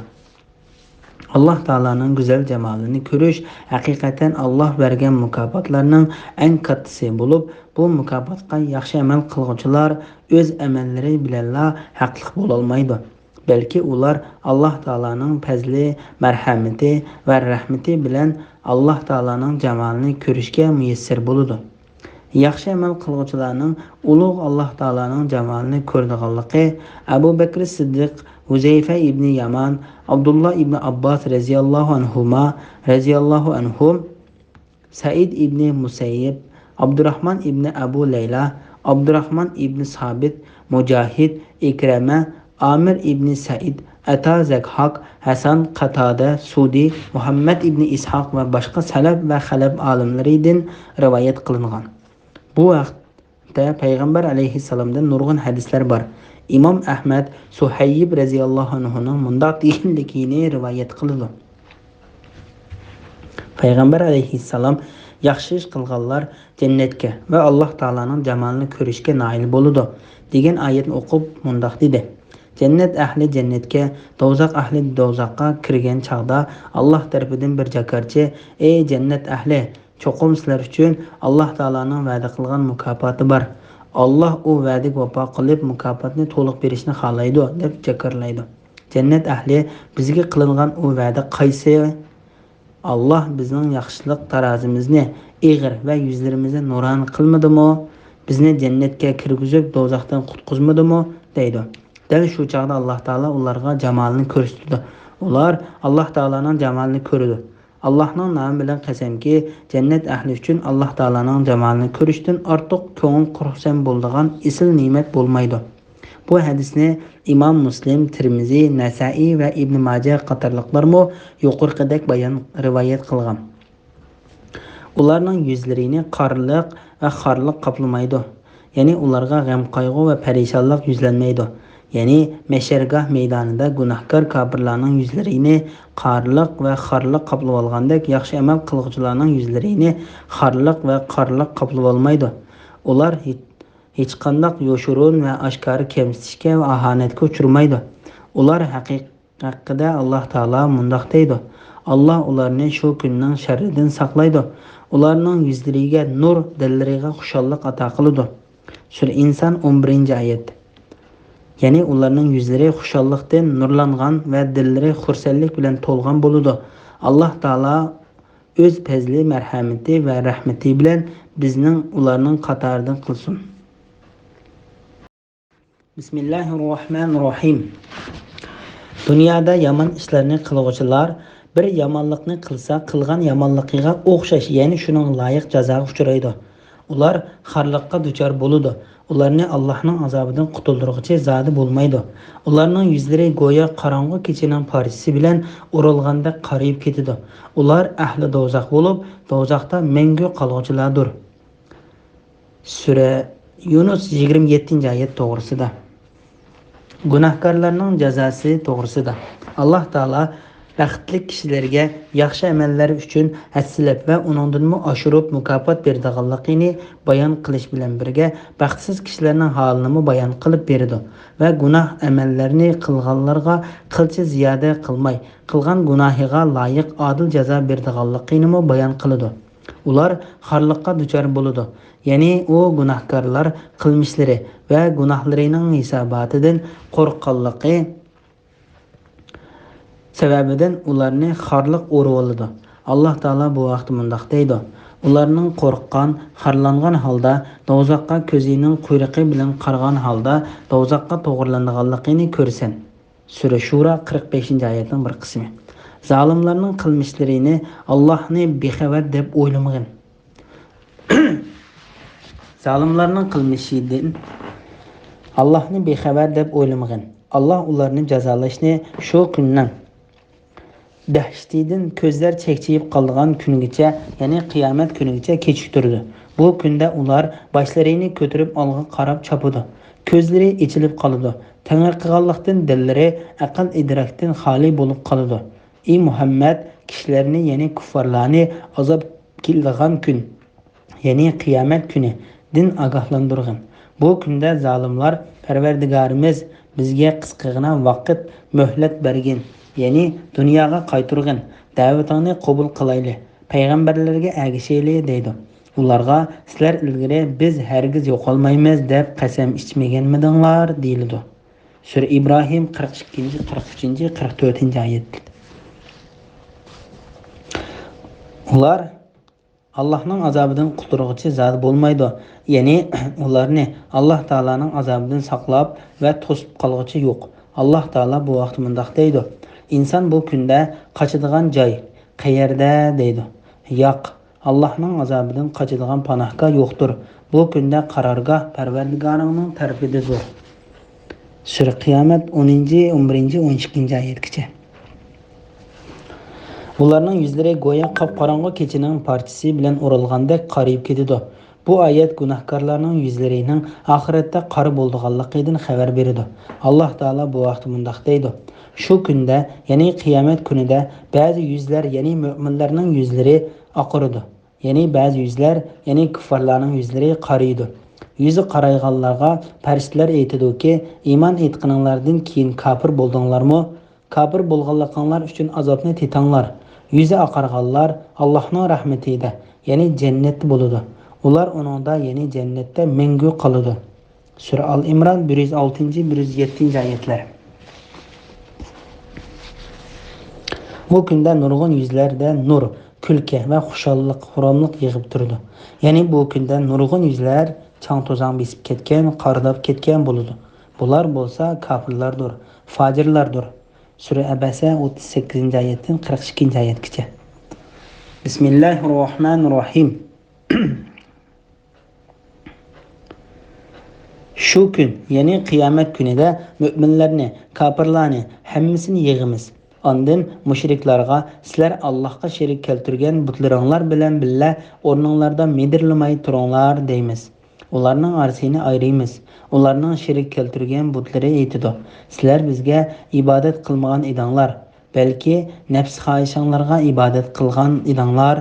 Sizlar bilan bizning aramizda guvoh bo'lishga Alloh kifoyiki, sizlarning bizga cho'qinishinglardan biz g'ofil edik.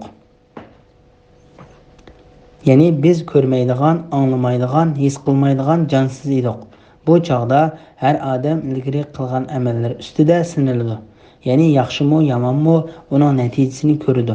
Ular haqiqiy egisi Allohning dargohiga qaytariladi. Ularning shafaat qiladi deb da'vo qilgan butlari ulardan o'zlarini chetga oladi. Sura Yunus 28, 29, 30-oyat to'g'risida. Qiyomat kunida mushriklarning batil ilohlarining ulardan ado juda bo'lganligi to'g'risida.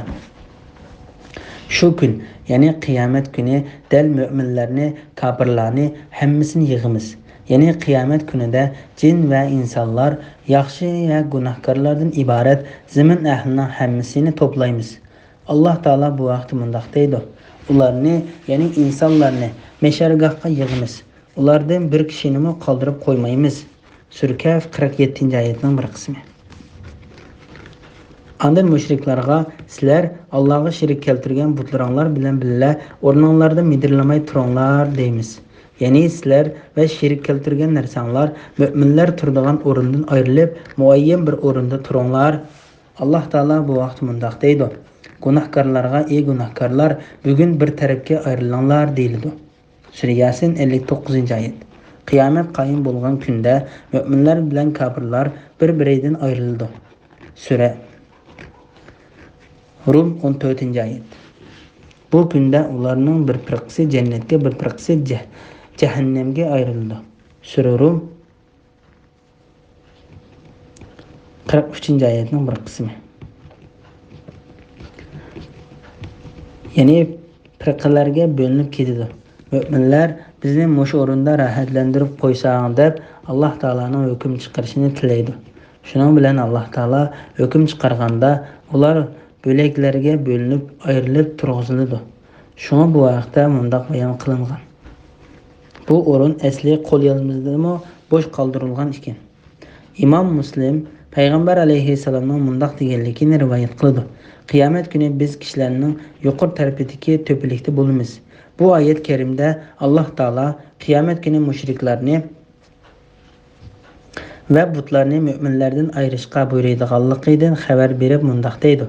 Andın müşriklarga sizler Allah'a şerik keltirgen butlarınlar bilen billa onlardan medirlemay turanglar deymiz. Ularning arasini ayrıymiz. Ularning şerik keltirgen butları eytidu. Sizler bizge ibadet kılmagan idanglar, belki nefs xahişanlarga ibadet kılgan idanglar, hakikaten o butlar müşriklarning özüge ibadet kılganligini inkar kılıdı ve ulardan ada juda boludu. Allah Taala bu vaqt mundaq deydi. İş ularning guman qilganidek emas, ya'ni butları ularning Allah oldida izzat tepishlarining sababi bo'lolmaydi. Ularning, ya'ni mushriklarning cho'qinishini inkor qiladi. Ular ya'ni mushriklarning dushmaniga aylandi. Sure Maryam 82. ayet. Ayni vaqtda agashtiruvchilar azobni ko'rib, agashuvchilardan adajida bo'ladi. Sure Maryam 166. ayetning bir qismi. Allah'ni qo'yib qiyomatgacha duoni ijobat qilishga qodir bo'lolmaydigan butlarga cho'qindigan odamdirmi, gumroh odam bormi? Butlar ularning duosidan g'ofildir. Qiyomat kuni insonlar hisob berish uchun to'plangan chog'da butlar ularga, ya'ni butparastlarga dushman bo'ladi. Ular tarafidan ibodat qilinganligini inkor qiladi. Sura Ahqof 5-6 oyatlar. Allah Taala müşriklar özlerining butlarga ibodat qilganligini da'vo qilgan chog'da butlarning so'zlaydiganligidan xabar berib mundaq deydi.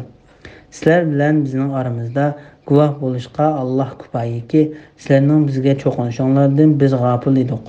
Ya'ni biz ko'rmaydigan, anglamaydigan, his qilmaydigan jonsiz edik. Ya'ni butlar mundaq deydi. Biz sizlardan bizga ibodat qilganliklarini sezadigan va biladigan holat emas. Sizlar bizga ibodat qilatdinglar, biroq biz sizlarni ibodat qilganliklarini bilmaydik. Alloh taolo sizlar bilan bizning aramizda guvoh bo'lishga yetarlikdir.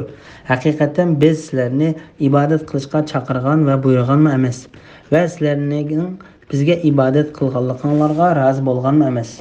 Bu chog'da har odam ilgari qilgan amallari ustida sinaladi. Ya'ni yaxshimi yomonmi uning natijasini ko'radi. Ya'ni qiyomat kuni hisob maydonida har qanday jon egisi sinoqqa duch keladi. Ilgari qilgan yaxshi yomon amallarining hammasini biladi. Alloh taolo bu vaqtda mundaq deydi. Sirlar oshkora qilinadigan kunda, ya'ni qiyomatda. Sur Tarix 2-oyat. Bu kunda insonga cho'ng bo'lsin, kichik bo'lsin, yaxshilik bo'lsin, yomonlik bo'lsin, ilgari oxiri qilgan amallari uqtiriladi. Sur Qiyomat 13-oyat. Her bir insonning amalini uning bo'yniga esib qo'yamiz. Ya'ni insonning qilgan har qanday amali xuddi bo'yinchoq bo'yindan ayrilmagandek, uningdan hargiz ayrilmaydi. Shuning uningga yarasha jazo beriladi. Qiyomat kuni uning nomi amalini ko'rsatamiz. Uni ochiq ko'rdi. Uningga nomi amalini o'qigan bugun o'zingga, ya'ni bu qilmishlaringga o'zing guvoh bo'lishing kifoya deyildi. Sur Isra 13-14 oyatlar. Ular haqiqiy egisi Allohning dargohiga qaytariladi. Ya'ni ishlarning hammasi adil hukm qiluvchi Alloh taologa qaytadi. Alloh taolo uningga hukm chiqarib, jannat ahlini jannatga, do'zax ahlini do'zaxga kirgizadi. Ular haqiqiy egisi Allohning dargohiga qaytariladi. Ya'ni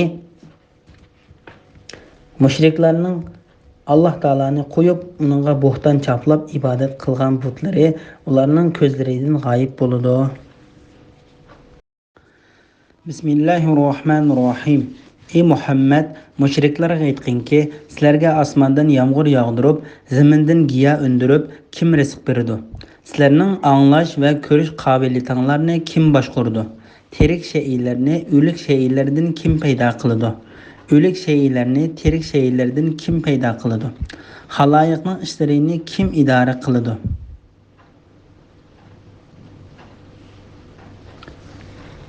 Ular bularga javoban Alloh deydi. Aytqinki, Allohdan g'ayriga cho'qinish bilan Allohning azobidan qo'rqmamsizlar? Yuqorqidek cho'ng ishlarni qilg'uchi sizlarning haqiqiy parvardigoringlar ana shu Allohdir. Haqiqatdan qolsa, gumrohlikdan g'ayri narsa mavjud emas. Nemishqa iymondan yuz o'rib, gumrohlikqa burilib ketisizlar. Parvardigoringning Allohga itoat qilishdan bosh tortganlar to'g'risidagi hukmi haqliq bo'ldi. Ular Allohning birligiga, Rasulullohning payg'ambarligiga iymon etmaydi. Sura Yusuf 31, 32, 33 oyat to'g'risida. Alloh taolaning hammani o'zi yolg'iz parvish qildiganligini mushriklarning e'tirof qildiganligi to'g'risida. Alloh taolo mushriklarning Alloh taolaning bor va birligini, hammani tarbiyalovchi ekanligini e'tirof qildiganligini, o'zining ibodat qilinishga loyiq yolg'iz bir iloh ekanligiga pokit ko'rsatib mundoq deydi. Ey Muhammad, mushriklarga aytqinki, sizlarga osmondan yomg'ir yog'dirib, zamindan giya undirib, kim rizq beradi? Ya'ni o'z qudratimiz va xohishimiz bilan osmondan yomg'ir yog'dirib, zaminni yerib, sizlarning va hayvonlaringlarning manfaatlanishi uchun zaminda ochliqlarni, uzumni, o'tyashlarni, zaytunni, xurmoni, daraxtlari, qo'yiq bog'chalarni, turli mevalarni, o't-cho'plarni o'stirdik. Sura Abasa 27-oyatdan 31-oyatgacha. Bularni kim chiqargan? Alloh taolodanmi boshqa iloh bormi? Deyilsa, ular bularga javoban Alloh deydi. Agar Alloh rizqni tutib qolsa, sizlarga kim rizq beradi? Sura Mulk 21-oyat. Sizlarning anglash va ko'rish qobiliyatinglarni kim boshqardi? Ya'ni sizlarga mushu anglash va ko'rish quvvatini bergan zot Alloh taolodir. Agar xohlasa, sizlarning anglash va ko'rish quvvatinglarni yo'q qilib o'tadi. Alloh taolo bu vaqtda mundoq deydi: Ey Muhammad, ularga aytqinki, Alloh sizlarni yaratdi. Sizlar uchun quloqni, ko'zlarni, dillarni yaratdi. Sizlar oz shukr qilsizlar. Sura Mulk 23-oyat. Ey Muhammad, aytqinki, aytib beqinglarchi, agar Alloh sizlarning quloqlaringizni g'az, ko'zinglarni ko'r qilib qo'ysa, dillaringlarni pechatlab etsa, ya'ni sizlarni hech narsani tushunmaydigan qilib qo'ysa, ularni Allohdan boshqa yana qaysi iloh asliga keltira oladi? Sura An'am 46-oyatning bir qismi. Tirik shaylarni o'lik shaylardan kim paydo qiladi? O'lik shaylarni tirik shaylardan kim paydo qiladi? Ya'ni Alloh taolo o'zining katta qudrati va umumiy rahmati bilan paydo qiladi. Xaloyiqning ishlarini kim idora qiladi? Ya'ni har narsani boshqarish o'z ilkida bo'lgan zot Alloh qiladi. Alloh panoh beradi, lekin o'zi panoh tilamaydi. U hamma narsani xohlagancha tasarruf qilg'uchidir. Hamma narsaga hukm qilg'uchidir. Uning hukmidan hisob elinmaydi. Qilgan ishidan so'roq qilinmaydi. Lekin insonlar bo'lsa, qilmishlaridan so'roq qilindi. Osmonlardagi va zamindagi hamma Allohdan madad va rizq tilaydi. Ya'ni hamma Allohga muhtojdir. Alloh har kuni bir holatidir. Ya'ni Alloh har vaqt vujudga chiqaradigan ishlar bilan bo'lib, ularni yaratib turdi. ahvollarni yig'lab turdi, maxluqotlarni paydo qilib turdi. Sura Rahman 29-oyat. Osmon zimindagi farishtalar, insonlar, jinlar va ustunki va tuvanki olamlardagi hamma narsa Alloh taolaning mulkidir. Alloh taolaga muhtojdir. Alloh taolaning qullaridir va Alloh taolaga bo'ysunguchidir. Ular bularga javoban Alloh deydi. Ya'ni ular Alloh taolaning yaratquchi va idora qiluvchi ekanligini biladi va e'tirof qiladi. Aytqinki, Allohdan g'ayriga cho'qinish bilan Allohning azobidan qo'rqmamsizlar. Ya'ni o'z xohishinglar va bilimsizlikinglar bilan Alloh taolaga boshqa narsalarni shirik qilib ibodat qilishdan qo'rqmamsizlar. Yuqorqidek cho'ng ishlarni qilg'uchi sizlarning haqiqiy parvardigoringlar ana shu Allohdir.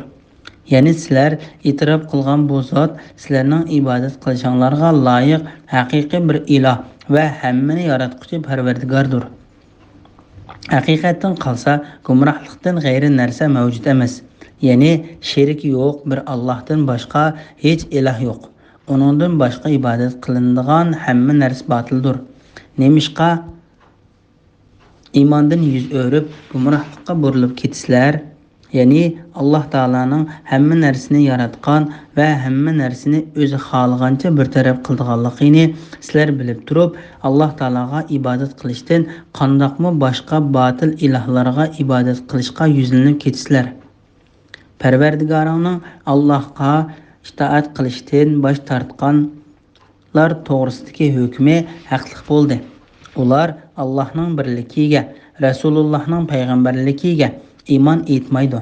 Ya'ni Alloh taolaning yaratquchi, rizq berguchi, o'z igdorchiligidagi narsalarni o'zi xohlagancha tasarruf qiluvchi ekanligini, payg'ambarlarning Alloh taolaning bor va birligiga chaqirishiga avatganligini mushriklar e'tirof qilib turib kofir bo'lganligi, davomli turda Alloh taolaga boshqa narsalarni shirik qilib ibodat qilganligi uchun Alloh taolaning ularni azoblashdan iborat hukmi haqliq bo'ldi. Ular do'zaxda turg'uchidir, baxtsizlardir. Alloh taolo bu vaqtda mundoq deydi: ular shundoq payg'ambarlar kelgan, bizni ogohlantirgan, lekin azobga duchor bo'lish hukmi kufri va qilmishlari tufaylidan kofirlarga tegishli bo'ldi deydi. Sura Zumar 71-oyatning bir qismi. Bismillahirrohmanirrohim. Ey Muhammad, ularga aytqinki, sizlarning butlaringlarning ichida mavjudotni yo'qlikdan bor qilib, ondan yo'q qilib, ondan uni asli keltira oladiganlar bormi? Aytqinki, Alloh mavjudotni yo'qdan bor qilib, ondan yo'q qilib, ondan uni asli keltira oladi. Nemishqa haqdan botil tarafga burilib ketisizlar? Aytqinki, sizlarning butlaringlarning orasida gumrohni haq yo'lga yetaklaydiganlar bormi? Aytqinki, Alloh gumrohni haq yo'lga yetaklay oladi. Gumrohni haq yo'lga yetaklay oladigan zotga bo'ysunishga tegishlikmi yoki gumrohni haq yo'lga yetaklay olmaydigan, faqat o'zi boshqalarning yetaklashiga muhtoj bo'lgan butlarga bo'ysunishga tegishlikmi? Sizlarga nima bo'ldi? Nemishqa mundaq botil hukm chiqarsizlar? Ularning to'lisi butlarga e'tiqod qilishda faqat farazga tayindi. Faraz degan haqiqatni isbotlashda haqiqatan hech narsa yaramaydi. Shubhisizki, Alloh ularning qilmishlarini obdan bilguchidir. Sura Yusuf 34, 35, 36 oyat to'g'risida. Mana bu mushriklarning Alloh taologa boshqa botil ilohlarni shirik keltirib, butlarga va sheriklariga cho'qinib qilgan da'vosining botil ekanligini ko'rsatib berdi. Ey Muhammad, ularga aytqinki, sizlarning butlaringlarning ichida mavjudotni yo'qlikdan bor qilib, ondan yo'q qilib, ondan uni asli keltira oladiganlar bormi? Ya'ni bu osmonlarni va zaminni yo'qlikdan yaratgan, ondan u ikkisida maxluqotlarni paydo qilgan, osmon jismlari bilan zaminni bir yaratgan, bir-biridan ayirgan, Osmon jismlari bilan zaminni bir-biridan ayirgan osmon zimindagi narsalarning mavjud bo'lib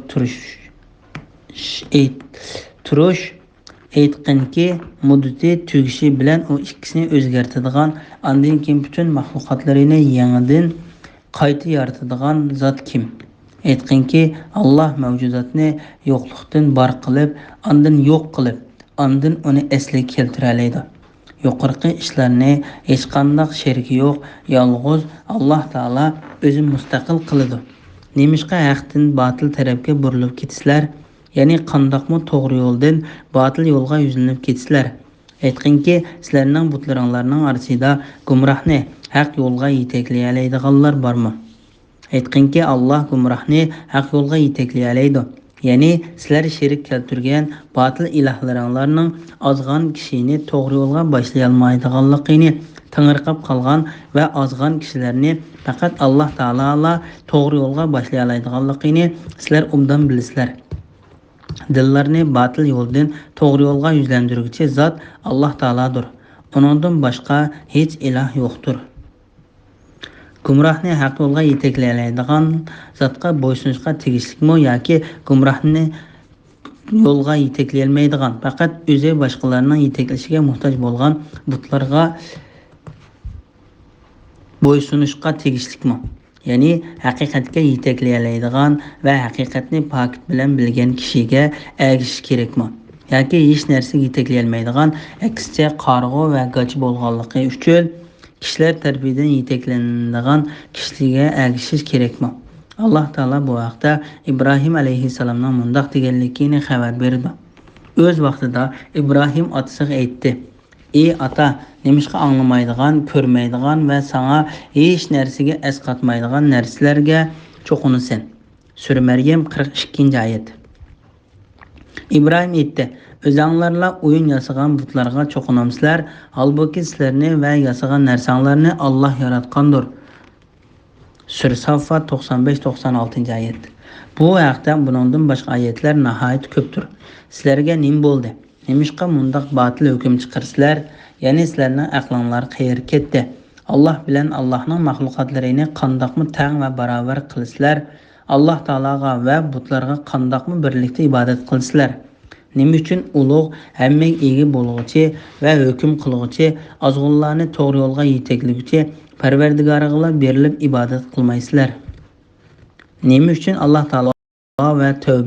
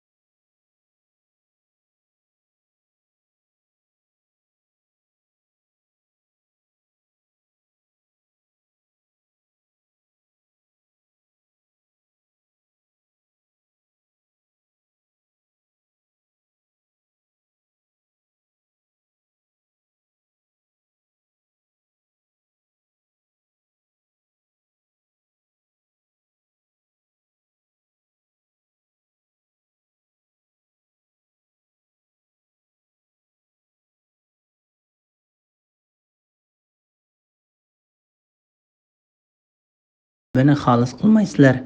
Ondan Alloh taolo mushriklarning o'z dinida chang turib, hech qanday paket va hujjatga ergashmaydiganligi, ularning dini haqiqatan gumon va xiyoldan iborat bo'lib, bu ularni hech narsadan behojat qilmaydiganligini bayon qiladi. Shubhisizki, Alloh ularning qilmishlarini obdan bilguchidir. Bu ularga tahdid selish va qattiq qo'rqitishdir. Chunki Alloh taolo ularga qilmishlariga qarata to'liq jazo beradiganligidan xabar berdi.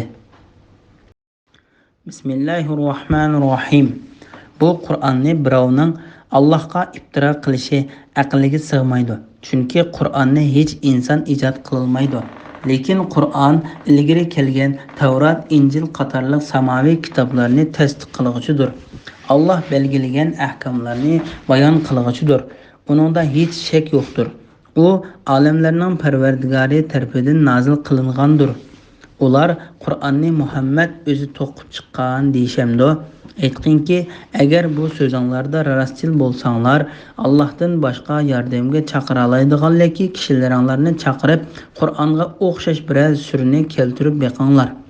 Undaq emas.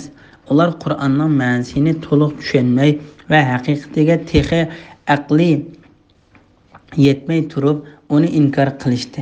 Ulardan burun o'tgan ummatlarmo o'zlarining payg'ambarlarini mushlarga o'xshash yolg'onga chiqargan edi. Zolimlarning oqibatining qandoq bo'lganligiga qarab boqqin. Ularning ichida Qur'onga ishonadiganlar bor, ishonmaydiganlarmi bor. Parvardigoring buzg'unchilarni hammadan obdan biladi. Sura Yusuf 37, 38, 39, 40 oyat to'g'risida. Qur'onning Alloh taolaning haq so'zi va uning mo'jizasi ekanligi to'g'risida. Bu oyat Qur'on Karimning mo'jiza ekanligini bayon qiladi. Chunki insonlar Qur'onga o'xshash bir kitobni yoki 10 surni yoki biror surni keltirishga haqiqatan qodir bo'la olmaydi. Qur'on Karim so'zlarining fasohatlik va go'zal bo'lishi, tilning ixcham, ma'nolarining mo'l va tushunishlik bo'lishi, mazmunning dunyo va oxiratda manfaat beradigan ma'nolarni o'z ichiga olishi bilan o'z zotida, sifatlarida, ishlarida va so'zlarida hech narsaga o'xshamaydigan Alloh taolaning dargohidan kelgandir. Alloh taolaning so'zi maxluqotlarning so'ziga o'xshamaydi. Shuning uchun Alloh taolo mundaq dedi: Bu Qur'onni birovning Allohga iftiro qilishi aqliga sig'maydi. Chunki Qur'onni hech inson ijod qila olmaydi. Ya'ni bu Qur'on faqat Alloh tarafidan nozil qilingan kitobdir. U insonning so'ziga hargizmi o'xshab qolmaydi. Lekin Qur'on ilgari kelgan Tavrat, Injil qatorliq samoviy kitoblarni tasdiq qiluvchidir. Ya'ni Qur'on ilgirki kitoblarni tasdiq qiluvchi, uningda o'zgartirilgan, almashtirilgan hukmlarni qo'g'dug'uchi va oydinlashtiruvchidir. Alloh belgilagan ahkomlarni bayon qiluvchidir. Uningda hech shak yo'qdir. U olimlarning Parvardigori tarafidan nozil qilingandir. Ya'ni Qur'on Karim hukmlarni, halol va haromni atrofliq va yetarli bayon qiluvchi bo'lib, uning olimlarning Parvardigori Alloh taolo tarafidan nozil qilinganligida hech shak yo'qdir.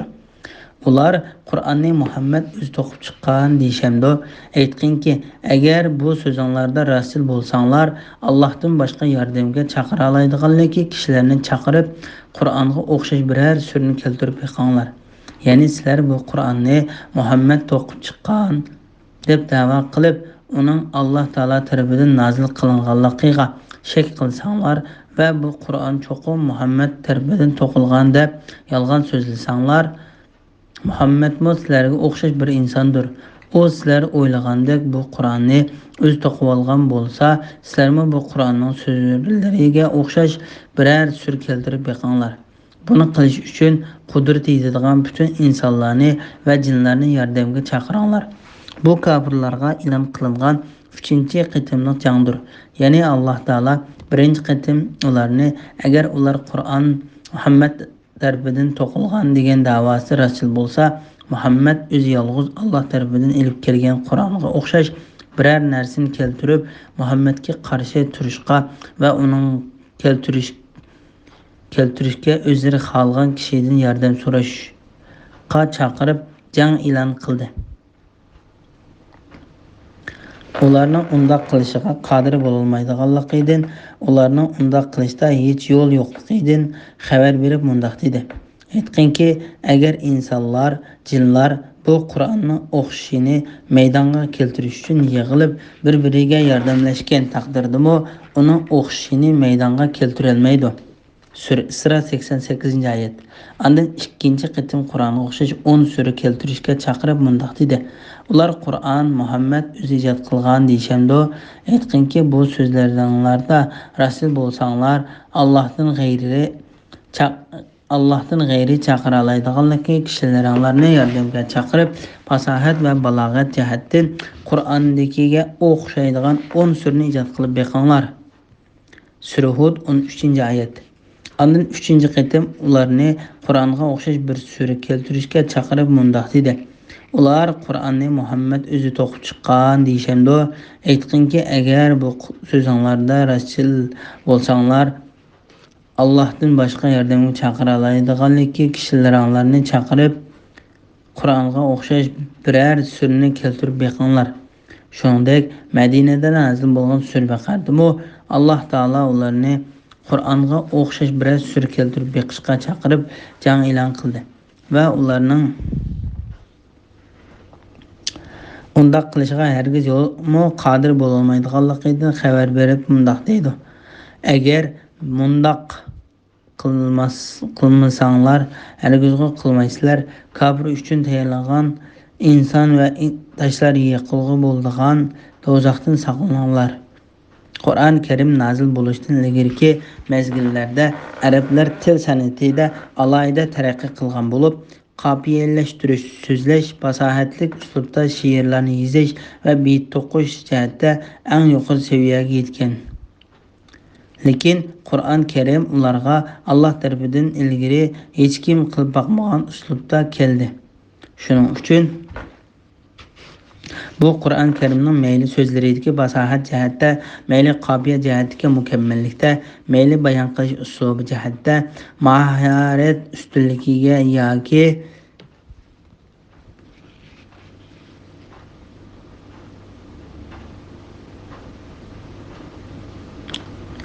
mazmunlarining mo'l o'qilishi, ritmi yiqimliq va go'zal bo'lishi jihatlarda arablarning ayni chog'dagi ashu yuqori saviyasidan ko'p ustun ekanligini bilgan bir qism arablar uningga iymon keltirdi.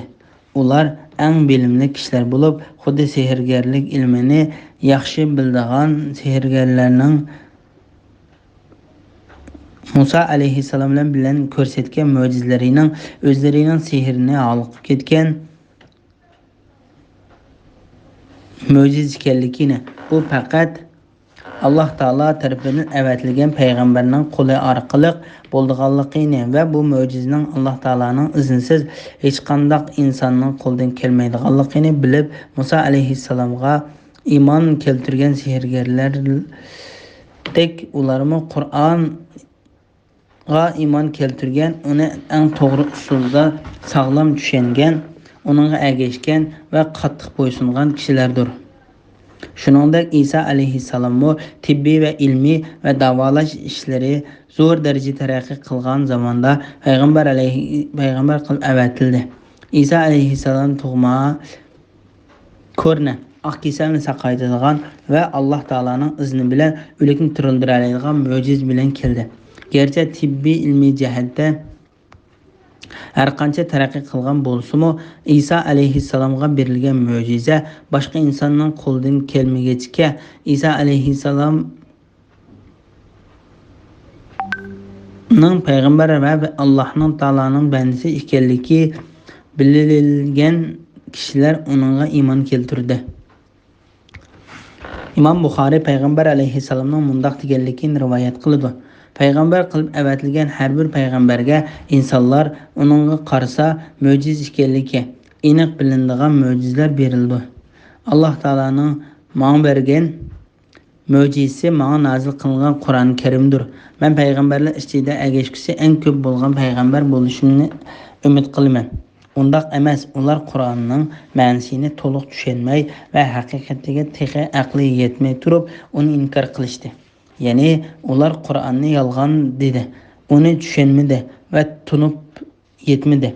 Ular bilimsizligi va aqlsizligi tufaylidan Qur'on Karimni yolg'on deb, uningdagi to'g'ri yo'lga va haqdinga erisholmadi.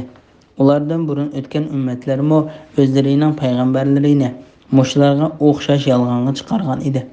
Zolimlarning oqibatining qanday bo'lganligini qarab boqqin. Ularning ichida Qur'onga ishonganlar bor, ishonmaydiganlarmi bor. Parvardigoring buzg'unchilarni hammadan obdan biladi.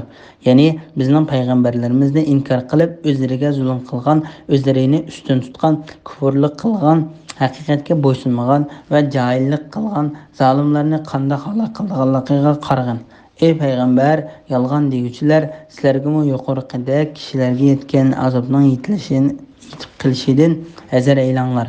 Ularning ichida Qur'onga ishonganlar bor, ishonmaydiganlarmi bor. Ya'ni ey Muhammad, sen payg'ambar qilib avatilgan kishilar ichidan mushu Qur'onga ishongan, sana erishadigan va sana berilgan payg'ambarlik bilan manfaatlanadigan kishilar bor. Ishonmaydiganlarmi bor. Ya'ni Qur'onga ishonmay o'lib ketadigan va qiyomat kuni shu holatda tirildirgan kishilarmi bor. Parvardigoring buzg'unchilarni hammadan obdan biladi. Ya'ni Parvardigoring hidoyatga haqli kishini biluvchidir. Ham u kishini to'g'ri yo'lga boshlag'uchidir.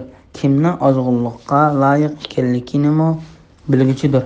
Ham bu kishi ozdirg'uchidir. Parvardigoring adil zulm qilmaydigan, balki har bir kishiga haqli bo'lgan narsani beradigan buyuk, yuksak, ulug' va pok haqiqiy yagona ilohdir. Bismillahirrohmanirrohim. Agar ular seni yolg'onchi qilishda ching tursa, mening amalim o'zim uchundir. Sizlarning amalinglarmi o'zinglar uchundir. Mening amalimdan sizlar ado judosizlar. Sizlarning qilmishinglardan menmi ado judoman. Ya'ni birovning qilgan gunohiga javobgar emas degin. Ularning ichida Qur'on o'qiganingda sen quloq soldiganlar bor. Sen gazlarga, ya'ni Allah anglash iqtidorini elib tashlaganlarga, ular hech narsani tushunmasimi anglata olamsan. Ularning ichida sen qaraydiganlar bor. Ya'ni payg'ambarlikning aniq alomatlarini bayqaydiganlar bor. Lekin ular bayqaganlaridan foydalanmaganliklari uchun ko'rdir. Haqiqatni ko'rolmasimi, ko'rlarni hidoyat qila olamsan. Shubhisizki Allah insonlarga qilcha zulm qilmaydi. Lekin insonlar kufri va gunoh orqali o'zlariga o'zlari zulm qiladi. Sura Yunus 41, 42, 43, 44 oyat to'g'risida. Mushriklardan ada juda bo'lish to'g'risida. Allah Taala payg'ambari Muhammad alayhissalomga mundoq deydi: Agar seni mushriklar yolg'onchiga chiqarsa, sen ulardan va ularning qilmishlaridan ada juda bo'lgin. Mening amalim o'zim uchundir. Sizlarning amalinglarmi o'zinglar uchundir. Allah Taala bu vaqt mundoq deydi: Ey Muhammad, seni butlarga cho'qinishga undugchi kuffarlarga aytqinki, ey kafirlar, sizlar cho'qinayotgan butlarga men cho'qinmayman. Sizlarmi men ibodat qilayotgan Allohga ibodat qilmaysizlar. Sizlar cho'qinayotgan butlarga mening cho'qingim yo'q. Sizlarningmi men ibodat qilgan Allohga ibodat qilganlar yo'q. Sizlarning dininglar o'zinglar uchun, mening dinimmi o'zim uchun. Sura Kafirun 1-oyatdan 6-oyatgacha. Ularning ichida Qur'on o'qiganingda sana quloq soldiganlar bor. Ya'ni sening yaxshi so'zingni, katta Qur'onni to'g'ri fasohatli dillarga, ruhlarga va bandalarga foydali bo'lgan hadislaringni anglaydiganlar bor. Buning o'zi yetarlidir. Lekin anglatish sen tarafdanmi emas, anglash ular tarafdanmi emas. Alloh xohlamasa sen ularga anglatishga qodir bo'la olmaysan. Shuningdek ularni hidoyat qilishga qodir bo'la olmaysan. Ularning ichida sen qaraydiganlar bor. Ya'ni Alloh Taala sen ato qilgan ig'ir besiq, go'zal axloq va yaxshi sifat qatorliq narsalarga va sening payg'ambarligingni ko'rsatadigan ochiq dalillarga aqlli va zerek kishilar yaxshi ko'zi bilan nazar soladi.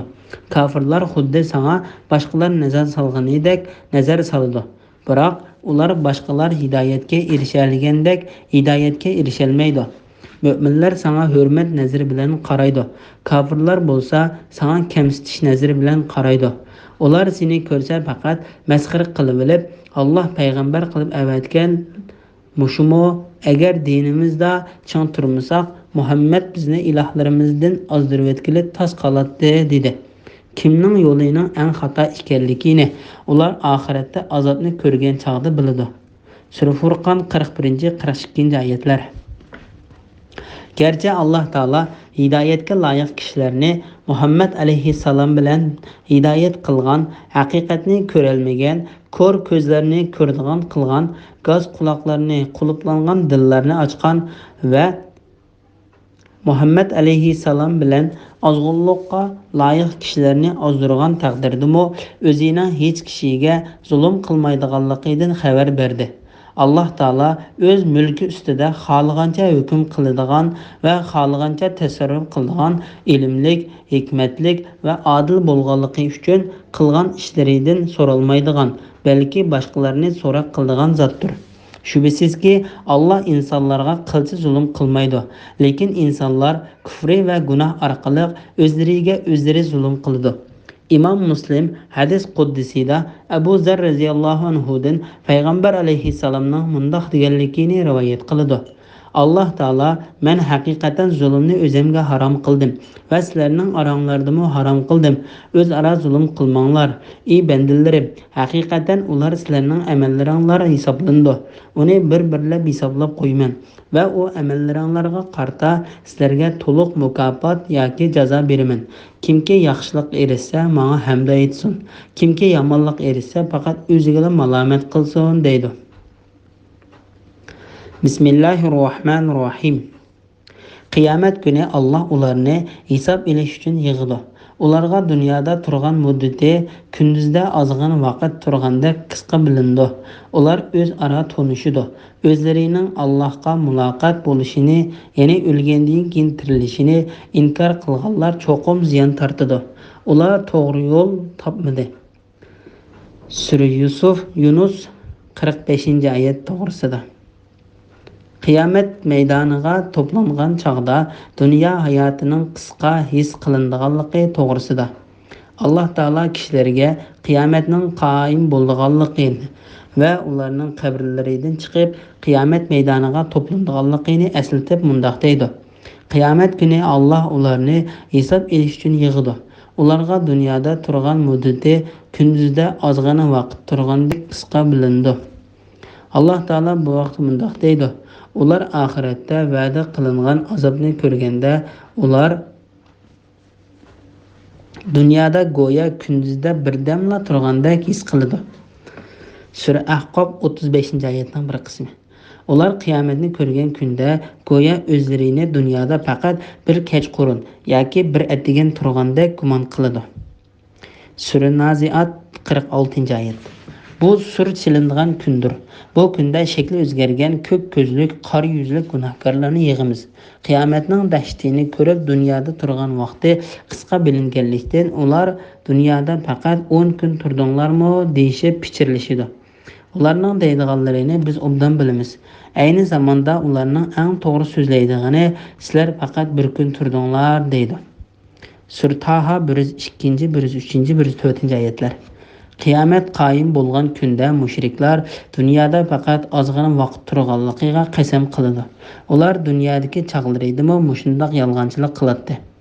Ilmi bor, iymoni bor odamlar aytdi. Sizlar Allohning taqdiri bo'yicha dunyoda va qabrlarda qiyomat kunigacha qoldinglar. Mana bu qiyomat kunidir. Lekin sizlar bilmaytinglar. Ya'ni qiyomatning haqiqiga ishonmaytinglar. Sura Rum 55-56-oyatlar. Bu oyatlar dunyo hayotining oxiratda nihoyat qisqa bilinadiganligining pakitidir. Alloh taolo yana mundoq deydi. Sizlardan yetgan arziyatlarga sabr qilganliklari uchun men ularni bugun mukofotladim. Ular haqiqatan maqsadga erishkichilardir. Alloh ularga zaminda qancha yil turdinglar deydi. Ular bir kun yoki bir kundan oz turdik. Ay kunlarni hisoblovchi farishtadan so'ragan deydi. Ular do'zaxda chekayotgan azob tufaylidan zaminda qancha turganligini unutdi. Allah agar sizlar bilsanglar dunyoda faqat ozg'in turdinglar deydi. Ular o'zaro tanishidi. Ya'ni bolalar, otalar, onalarni, urug' tuqqanlar bir-birini xuddi dunyoda tanigandek taniydi. Lekin har bir kishi o'z holi bilan bo'lib ketadi. Allah Taala mundaq deydi: "Sur chilingan kunda ularning orasidagi tuqqanchilik mavjud bo'lmay qoladi. Bir-birining ahvolini so'rashmaydi." Sura Mü'minun 101-oyat. Her adam öz hali bilen bolup kaldıganlığı üçün dost-dostunu körüp durup hal sormaydı. Günahkar adam öz ornağa oğullarını, ayalını, qerindişini ve özü mensup bolgan kavim qerindaşlarını ve yeryüzüdeki cimi adamını berip bolsamo bu kündeki azaptan qutuluşni arzu kılıdı. Yaq, o muqarrar dozaqdır. Sura Ma'arij 10-oyatdan 15-oyatgacha. Özlerinin Allah'a mulakat buluşini, yani ölgenden keyin tirilishini inkar qilganlar çoqum ziyan tartıdı. Ular to'g'ri yo'l topmadi. Allah Taala bu vaqtda mundaq deydi: "Bu kunda o kuni inkar qilguvchilarga voy." Sura Mursalat 15-oyat. Chunki ular qiyomat kunida o'zlarini va bola chaqalarini ziyan tartqizadi. Bilinglarki, ana shu op-ochiq ziyankorlikdir. Hech qanday ziyan, hasrat va nadomat çekidigan qiyomat kunida o'zi yaxshi ko'radigan barliq yaqin odamlaridan ayrilib qilishidan ig'ir bo'lmaydi. Bismillahirrohmanirrohim. Ular biz va'da qilgan azobning bir qismini san ko'rsatamiz. Ya'ni bu dunyoda sen hayot vaqtida ko'rsatamiz yoki uningdan ilgari seni qabzruh qilamiz. Ular bizning dargohimizga qaytadi. Mayli boldir bo'lsin, mayli keyin bo'lsin, ularni cho'qim jazolaymiz. Ondan Allah ularning qilmishlariga guvoh bo'ladi. O'tgan ummatlarning har biriga payg'ambar avatilgan qiyomat kuni ularning payg'ambari kelganda ularning orasida adillik bilan hukm chiqariladi. Ularga zulm qilinmaydi. Sura Yunus 46-47-oyat to'g'risida. Allah Taalaning gunohkorlardan mayli dunyoda yoki oxiratda bo'lsin cho'qim intiqom oldiganligi to'g'risida. Ularga biz va'da qilgan azobning bir qismini sana ko'rsatamiz. Ya'ni bu dunyoda sen hayot vaqtida ko'rsatamiz. Ya'ni ey Muhammad, senin ko'nglingni xursand qilish uchun hayot chig'ingda ulardan intiqom olamiz yoki uningdan ilgari seni qabzruh qilamiz. Ular bizning dargohimizga qaytadi. Mayli boldir bo'lsin, mayli keyin bo'lsin, ularni cho'qim jazolaymiz. Ya'ni ularning qaytib boradigan joyi Allah Taolaning dargohidir. Sendan keyin Allah Taala ularning qilmishlariga guvohchidir. O'tgan ummatlarning har biriga payg'ambar avatilgan. Qiyomat kuni ularning payg'ambari kelganda ularning orasida adillik bilan hukm chiqariladi. Ularga zulm qilinmaydi. Allah Taala bu vaqt mundaq deydi: "Mashargoh Parvardigorining nuri bilan yo'riydi. Nama amallar hozir qilindi. Payg'ambarlar va guvohchilar keltiriladi. Ularning orasida adil hukm chiqariladi. Ularga zulm qilinmaydi." Sura Zumar 69-oyat. Ya'ni har bir ummat navbat bilan o'zlariga avatilgan payg'ambarlari, ularga guvoh bo'lishga qo'yilgan nama amal daftarlari va ularning yaxshi yomon amallarini yozgan farishtalarning guvohligida Allah Taolaning oldiga keltiriladi. Muhammad alayhissalomning ummati barliq ummatlarning oxirida yaratilgan bo'lsa-mu, qiyomat kuni tunji bo'lib ularga hukm chiqariladi. İmam Buxoriy va Muslim payg'ambar alayhissalomning mundaq deganligini rivoyat qiladi: "Biz dunyoga kelishda oxirgi ummatmiz. Qiyomat kunidagi hisob berishda oldida turuvchilardurmiz va boshqa ummatdan keyin ilgari hukm qilinguchidirmiz."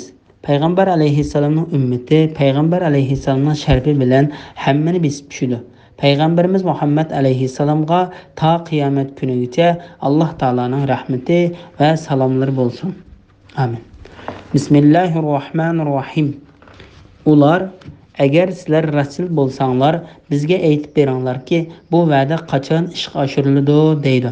Aytqinki, Allah xohlamasa, men o'zimdan ziyonni dab'i qilishga, foyda qozonishga qodir emasman. Har ummatning halok bo'lgan ma'lum vaqti bo'ladi. Shu vaqt yetib kelganda ular birdammo kechiktirilmaydi, birdammo ilgari surilmaydi. Aytqinki, aytinglarchi, agar Allohning azobi sizlarga kechisi yoki kunduzi kelsa, buningdan sizlarga nima foyda? Günahkarlar, ya'ni mushriklar azobdan qaysi narsaga aldiraydi? Allohning azobi yuz berganda ondan uningga ishondinglarmi? Endi aytgan iymoninglar foydasizdir. Uningdan ilgari masxir qilish bilan azobning tezroq tushishini talab qilatdinglar.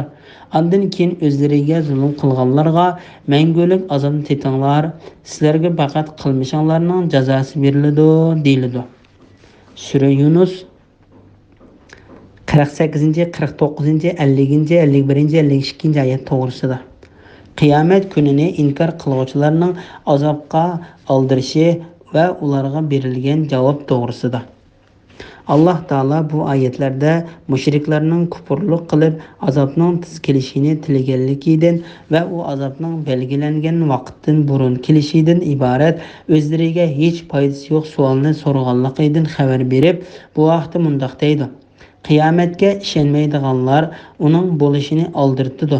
Uningga ishonadiganlar bo'lsa qiyomatdan qo'rqidi, qiyomatni haq deb biladi. Sura Shura 18-oyatning bir qismi. Ya'ni u azob cho'qim yuz beradi. Garchi ular azobning tushadigan muayyan vaqtini bilmasa-mu, u azob hamon tushadi. Shuning uchun Alloh taolo payg'ambarini ularga javob berishga tavsiya qilib mundoq deydi: aytqinki, Alloh xohlamasa, men o'zimdan ziyonni dafi qilishga, foyda qozonishga qodir emasman. Men faqat menga Alloh taolo o'rgatgan narsani deyman. Alloh taolo menga bilishga muyassar qilgan narsani bilalayman. Men Alloh taoloning bandasi va sizlarga avatilgan elchisidirman. Men sizlarga qiyomatning kelishidan xabar berdim. Qiyomat cho'qim bo'ladi, lekin Alloh taolo menga qiyomatning bo'ladigan vaqtidan xabar bermadi. Har ummatning halok bo'ladigan ma'lum vaqti bo'ladi. Ya'ni har bir ummatning umrining belgilangan bir muddati bor.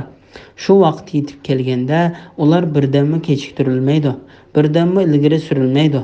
Alloh taolo bu vaqt mundoq deydi: Alloh hech odamni ajali kelganda hargiz kechiktirmaydi. Alloh qilayotgan ishinglardan to'liq xabardordir. Sura Munafiqun 11-oyat. Alloh taolo ularga azobning tuyuqsiz keldiganligidan xabar berib mundoq deydi: aytqinki, aytinglarcha, agar Allohning azobi sizlarga kechsa yoki kunduz kelsa, buningdan sizlarga nima foyda? Gunohkorlar, ya'ni mushriklar azobdan qaysi narsaga oldiraydi? Allohning azobi yuz berganda ondan uningga ishondinglarmi? Endi aytgan iymoninglar foydasizdir. Uningdan ilgari masxir qilish bilan azobning tezroq tushishini talab qilatdinglar. Ya'ni ularga azob kelganda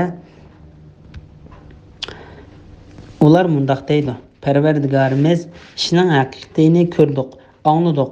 Bizni yaxshi amal qilish uchun dunyoga qaytargin. Biz endi haqiqatan sening va'dangning haq ekanligiga ishonguchilarmiz. Sura Sajda 12-oyatning bir qismi. Ular bizning azobimizni ko'rgan chaqda biz bir Allohga iymon etdik. Biz burun Allohga sherik qilgan butlarni inkor qildik dedi. Bizning azobimizni ko'rgan chaqda iymon etgan iymonning ularga foydasi bo'lmadi. Bu ya'ni azobni ko'rganda aytgan iymonning foydali bo'lmasligi Allohning bandalari arsa tutgan yo'lidir. Bu chaqda kofirlar ziyon tortquchi bo'ldi. Sura G'ofir 84-85-oyatlar. Ondan keyin o'zlariga zulm qilganlarga mangulik azobni tetinglar. Sizlarga faqat qilmishinglarning jazosi berildi, deyildi. Ya'ni bu so'z ularga qiyomat kuni taptana va malomat qilish yuzidan deyildi. Alloh taolo bu vaqtda mundoq deydi: ularga mana bu sizlar yolg'on chiqargan do'zaxdir deyildi. Ularga ko'zlaringlar bilan ko'rib turayotgan bu azob sehrmi yoki sizlar ko'rmayotgansizlar? Do'zaxga kiringlar. Azobga mayli sabr qilinglar, mayli sabr qilmanglar, baribir sizlarga o'xshash. Chunki sizlar do'zaxda mangu qolasizlar. Sizlar faqat qilmishinglarning jazosini tortisizlar, deyildi. Bismillahirrohmanirrohim. Ular sendan u ya'ni va'da qilingan azob o'lgandan keyin tirilish rostmi deb so'raydi. Sen, ha, Parvardigorim bilan qasamki, u albatta rostdir. Sizlar qechib qutulolmaysizlar degin. Agar har bir zulm qilgan odam, ya'ni kofir, yer yuzidagi hamma narsaga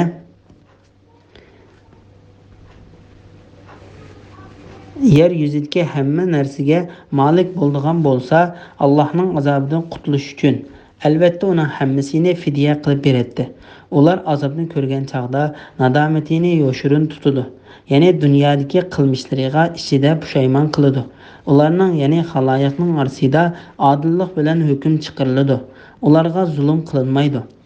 Sura Yunus 53-54 oyat to'g'risida. Qiyomatning haq ekanligi to'g'risida. Ular sendan u ya'ni va'da qilingan azob o'lgandan keyin tirilish rasmi deb so'raydi. Ya'ni jasadlar tuproqqa aylanib ketgandan keyin qiyomat kuni qabrlaridan turg'izilganligi rostmi deb so'raydi. Sen ha, Parvardigorim bilan qasamki, u albatta rostdir. Sizlar qechib qutulolmaysizlar degin. Ya'ni sizlar tuproqqa aylanib ketgandan keyin Alloh taolo sizlarni dastlabda yo'qdan bor qilgandek qayta tirildirishdan ojiz kelmaydi.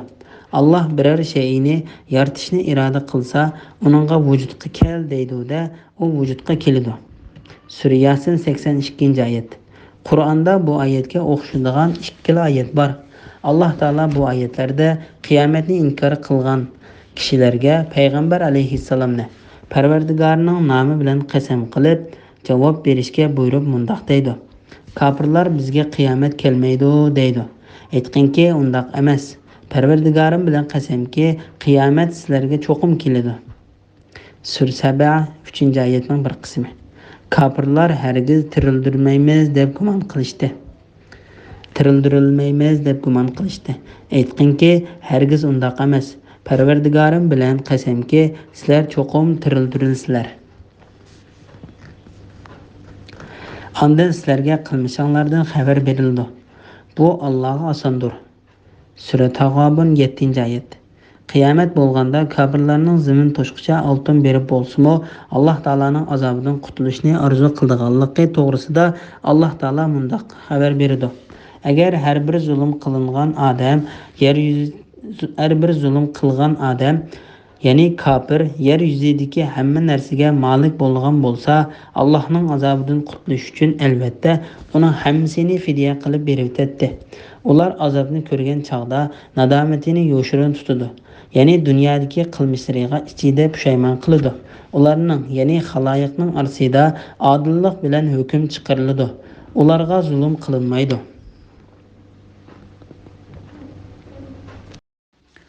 Bismillahirrohmanirrohim. Rastla osmondagi va zimindagi barliq narsalar Allohning mulkidir. Rastla Allohning va'dasi haqdir. Lekin ular, ya'ni insonlarning to'lsa buni bilmaydi. Alloh o'likni tirildirdi, tirikni o'ltirdi.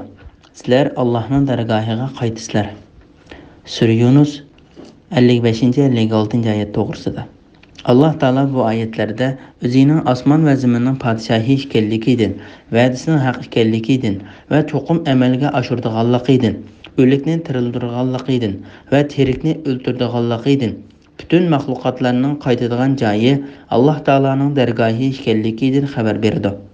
Jasadlar parcha-parcha titilib, zaminning har bir yeriga, dengizlarga va cho'llarga chechilib ketgan taqdirdami, Alloh uni bilguchidir va uni o'z dargohiga qaytarishga qodirdir. Bismillahirrohmanirrohim. Ey insonlar, sizlarga Parvardigoringlar tarafidan nasihat bo'lgan, dillardagi dardga, ya'ni shak va nodonlikqa shifo bo'lgan, mu'minlarga hidoyat va rahmat bo'lgan Qur'on keldi. Aytdingki, ular Allohning fazli va rahmatidan xushal bo'lsin. Bu ularning yiqqan dunyo mollaridan yaxshidir. Sura Yunus 57-58 oyat to'g'risida. Qur'on Karimning vaz nasihat, dillarga shifo, rahmat va hidoyat ekanligi to'g'risida. Alloh taolo hurmatli payg'ambariga katta Qur'onni nozil qilib, maxluqotlariga marhamat qilganligini bayon qilib, mundoq deydi: Ey insonlar, sizlarga Parvardigoringlar tarafidan nasihat bo'lgan, dillardagi dardga, ya'ni shak va nodonlikqa shifo bo'lgan, mu'minlarga hidoyat va rahmat bo'lgan Qur'on keldi. Ya'ni Qur'on nachar so'z va qiliqlardan, qabih ishlardan to'sidi. Ko'ngillardagi gumon, shaklarni, pes ve yerginişlik kılmışlarını yo'qotadi. Qur'on Karim bilan Alloh taolaning rahmatiga va hidoyatiga erishgili bo'ladi. Bu rahmat va hidoyat faqat Qur'onga iymon keltirgan, uni tasdiqlagan va uningdagi hukmlarga qat'iy bo'ysunganlarga bo'ladi. Alloh taolo bu vaqtda mundaq deydi: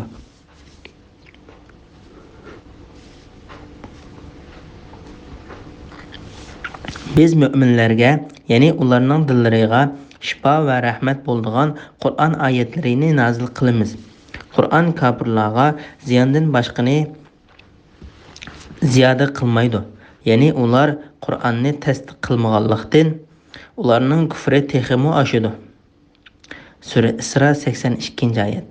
O iymon keltirganlarga hidoyatdir. Dillardagi shak shubhaga shifodir. Sura Fussilat 44-oyat. Aytqinki, ular Allohning fazli va rahmatidan xushal bo'lsin. Ya'ni ular Alloh tarafidan kelgan haq din va to'g'ri yo'l bilan xushal bo'lsin. Bu ular uchun xushal bo'lishga eng loyiqdir. Bu ularning yiqqan dunyo mollaridan yaxshidir. Ya'ni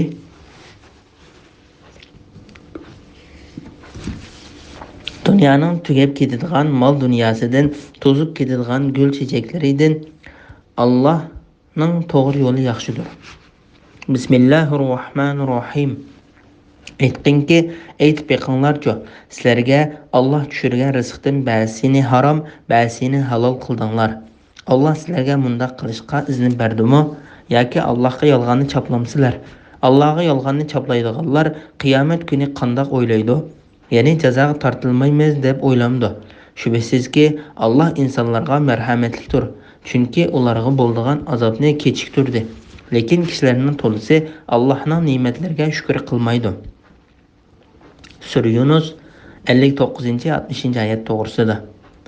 Alloh taoladan boshqasining hech qanday narsani halol va harom qila olmaydiganligi to'g'risida. Ibn Abbos radhiyallohu anhuma, Mujohid, Zakhaq, Qatada, Abdurrahmon ibn Zayd ibn Aslam va boshqalar bu oyatlar mushriklarning bahira, soiba va vasila qatorliq hayvonlardan xalqini harom qilib, xalqini halol qilishdir qilmishlariga raddiya berib tushdi dedi. Bahira 8ni tuqqan, 5-si erkak tuqqan to'gi bo'lib, jahilat arablari bu to'gining quloqini yerib qo'yib, o'z mayliga qo'yib beradi. Minmaydi.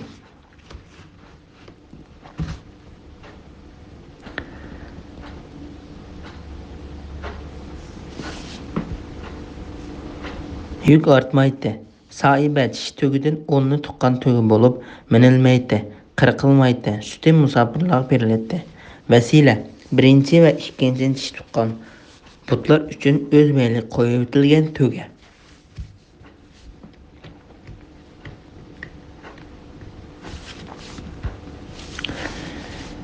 Alloh taolo bu vaqtda mundaq deydi: Mushriklar Alloh yaratgan ekinlardan va chaharpaylardan, yana to'ga, kala, qo'ylardan Alloh uchun bir hassa, butlar uchun bir hassa ayirib qo'yib, Sura An'am 136-oyatdan bir qismi. Imom Ahmad Malik ibn Nazlaning mundaq deganligini rivoyat qiladi. Men payg'ambar alayhissalomning oldiga ko'n kiyimlarimni kiygan holatda keldim. Payg'ambar alayhissalom: "Sening mol-mulking bormi?" dedi. Men "Bor" dedim. Payg'ambar alayhissalom: "Malning qaysi turlaridan bor?" dedi. Men hamma turlardan, ya'ni qo'l, to'ga, ot va qo'y qatorliqlardan bor dedim. Payg'ambar alayhissalom: "Qachoniki Alloh taolo sana mol-mulk bersa, uning asrida senda ko'rilish lozim" dedi. Va yana sening to'gillaring saq bo'tloqlardan tug'di. Ondan sen ustur bilan uningga an solsan va bu an silingan to'gidir deysan. Uning terilarini tilsanda bu belga qo'yilgan to'gidir deysan. An silingan va terilari tilingan to'gilarni o'zingga va oilandagilarga harom qilsan. Shundaqmi dedi. Men shundaq deb javob berdim. Payg'ambar alayhissalom haqiqatan Alloh taolo sana bergan narsa haloldir.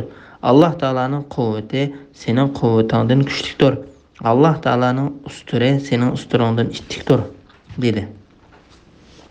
Hech qanday asos va paket yo'qtirib, o'z ko'z qarashlari va ko'ngil xohishi bilan Alloh taolo harom qilgan narsani halol qilgan yoki Alloh taolo halol qilgan narsani harom qilgan kishilarga Alloh taolo qattiq radiya berdi. Ondan ularni u qilmishlari uchun qiyomat kuni azobga duchor bo'lganligidan ogohlantirib mundoq deydi. Allohga yolg'onni choplaydiganlar qiyomat kuni qandoq o'ylaydi? Ya'ni jazoga tortilmaymiz deb o'ylamdi. Ya'ni ular dargohimizga boradigan qiyomat kunida ulardan ilinadigan hisob haqida ular qandoq gumon qiladi? Shubhisizki, Alloh insonlarga marhamatlidir, chunki ularga bo'ladigan azobni kechiktirdi. Ibn Jarir bu oyat haqida mundoq deydi. Alloh taolaning ularni dunyoda jazolashni kechiktirishi Alloh taolaning ularga qilgan marhamatidir. Alloh taolaning dunyoda o'zi yaratgan foydali narsalarni insonlarga halol qilib berishi, ularning diniga va dunyoligiga ziyon qiladigan narsalarni ularga harom qilishi, mana bular Alloh taolaning ularga qilgan marhamatidir. Lekin kishilarning to'lisi Allohning ne'matlariga shukr qilmaydi. Ya'ni ular Alloh taolo in'om qilib bergan narsani harom qilib o'zlariga tasirlik paydo qiladi. Ya'ni o'zlaricha ba'zi narsalarni halol qiladi va ba'zi narsalarni harom qiladi. Mushriklar o'zlari belgilab olgan narsalarda mushundoq ishlarni qildi va ahli kitobmo dinda bay'at qilgan bid'at ishlarida mushundoq ishlarni qildi. Bismillahirrohmanirrohim. Sen qaysi holatda bo'lmagan, Qur'ondan qaysi narsani o'qimagan, sizlar qaysi bir ishni qilmanglar, uning bilan bo'layotgan vaqtlarda hamon biz sizlarni kuzatib turamiz. Osmon zimindagi zarra chog'liq narsa va uningdan kichik yoki cho'ng narsa bo'lsin, hech qaysi Allohning bilishidan chetda qolmaydi. Ularning hammasi Lavhul Mahfuzda xotirlangandir. Sura Yunus 61-oyat to'g'risida. Barliq cho'ng kichik narsalarning Alloh taolaning bilish doirasida ekanligi to'g'risida. Alloh taolo bu oyatda Payg'ambari Muhammad alayhissalomga har bir soat, minut, sekund ichida uni va ummatining barliq ahvollarini va barliq maxluqotlarning ahvollarini bilib turganligini, osmonlardagi va zamindagi eng cho'ng narsalar bilanmi, zarradanmi kichik narsalarning hammasi Lavhul Mahfuzda yozilgan bo'lib, hech narsaning Alloh taolaning ilmi va ko'rib turishdan sirt qolmaydiganligini xabar qildi. Alloh taolo bu vaqtda mundoq deydi: G'aybning xazinalari Allohning dargohidadir. Uni faqatla Alloh biladi. Quruqlikdagi dengizdagi narsalarning hammasini Alloh biladi. Daraxtdan to'kilgan yaproqdan Alloh bilmaydigan birarsim yo'q. Mayli qorong'u yer osti biror dona urug' bo'lsin, mayli ho'l yoki quruq narsa bo'lsin, hammasi Allohga ma'lum bo'lib, Lavhul Mahfuzda yozilgandir. Sura An'am 59-oyat. Alloh taolo yana o'zining dal-daraxtlar va boshqa jonliq va jonsiz narsalarning harakatlarini bilib turganligidan xabar berdi. Alloh taolo bu vaqtda mundoq deydi: Mayli yer yuzida mangadigan hayvon bo'lsin, mayli ikki qanoti bilan uchadigan uchar qush bo'lsin, hammasi sizlarga o'xshash ummatlardir. Ya'ni Alloh tarafidan yaratilgan maxluqotlardir. Sura An'am 38-oyatning bir qismi.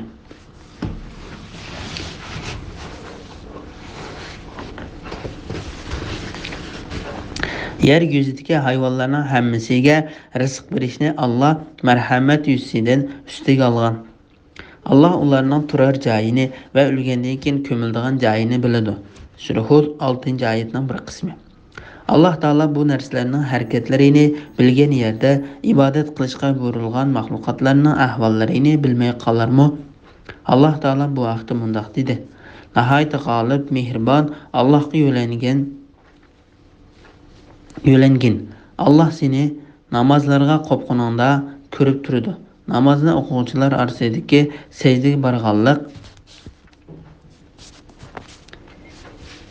rukuga turganlik va qiyomda turganlik harakatingni ko'rib turdi. Sura Şuara 217-oyatdan 219-oyatgacha. Sen qaysi holatda bo'lmagan, Qur'ondan qaysi narsani o'qimagan, sizlar qaysi biror ishni qilmanglar, uning bilan bo'layotgan vaqtinglarda hamon biz sizlarni kuzatib turamiz. Ya'ni sizlar biror ishqa tutish qilganinglarda biz sizlarning qishinglarda hozir bo'lib, ko'rib va anglab turuvchidirmiz. Shuning uchun Jibril alayhissalom payg'ambar alayhissalomdan ihson to'g'riliq so'raganda Alloh taolo xuddi sen uni ko'rib turgandek ibodat Alloh taologa xuddi sen uni ko'rib turgandek ibodat qilgin. Gerçi sen Alloh taoloni ko'rmasangmi, Alloh taolo sen cho'qim ko'rib turdi deb javob berdi. Bismillahirrohmanirrohim. Rastla Allah'ның dostlarıga ahiretde Allah'ның azabından qorqush, dunyoda qo'ldan ketkizib qo'yganға qayg'urish yo'qdir. Ular iymon etgan va taqvodorlik qilganlardir. Ularga dunyo va oxiratda xush xabar beriladi.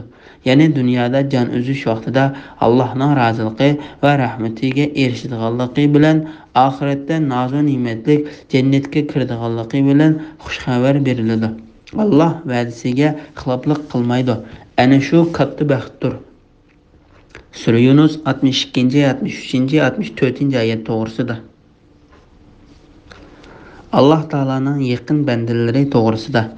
Alloh taolaga iymon keltirgan va Alloh ular haqida bayon qilgandek taqvodor kishilarning o'zining yaqin bandalari ekanligidan xabar berdi. Alloh taolaga taqvodorlik qilgan har bir kishi Alloh taolaning yaqin bandasi hisoblandi. Rastla Allohning do'stlariga oxiratda Allohning azobidan qo'rqish, dunyoda qo'lidan ketkizib qo'yganға qayg'urish yo'qdir. Ya'ni oxiratdagi hisobining qattiqligidan har qanday jon egisi qattiq qo'rqinch his qildigan chaqda ularning hech qanday qo'rqinish yo'q. Ularga hech qanday qo'rqinish yo'q. Hayoti dunyodagi qilib qolgan narsalari uchun g'am qilishmi bo'lmaydi. İbn Jarir Abu Hurayra radhiyallohu anhudan payg'ambar alayhissalomning mundaq deganligini rivoyat qildi. Alloh taolaning bandalari ichida shundoq bandalar borki, ularga payg'ambar va shahidlarmi havas qiladi. Sahobalar: "Ey Allohning payg'ambari, ular qandoq kishilar? Ular bilan do'st bo'lishni xohlaymiz" dedi. Payg'ambar alayhissalom: "Ular bir seni do'st tutganda mol dunyosini ko'zlamasdan, nasab surish qilmasdan Alloh taolaning roziligini ko'zlab do'stlashadigan kishilardir. Ular nurli taxtlarning ustida yuzlari nurlangan holda turadi. Kishilar qo'rqqan chaqda ular qo'rqinish bo'lmaydi. Kishilar nadomat chekib pushaymon yegan va ko'ngillari yerim bo'lgan chaqda ular bu ishlardan xoli bo'ladi" dedi. Ondan bu oyatni o'qidi. Rastla Allohning do'stlariga oxiratda Allohning azobidan qo'rqish, dunyoda qo'ldan ketkizib qo'yganға qayg'urish yo'qdir. Dunyodagi xush xabardan rast tush ko'zda tutilganligi to'g'risida. Ibn Jarir Ubada ibn Samitning mundaq deganligini rivoyat qildi. Biz payg'ambar alayhissalomdan ularga dunyo va oxiratda xush xabar beriladi.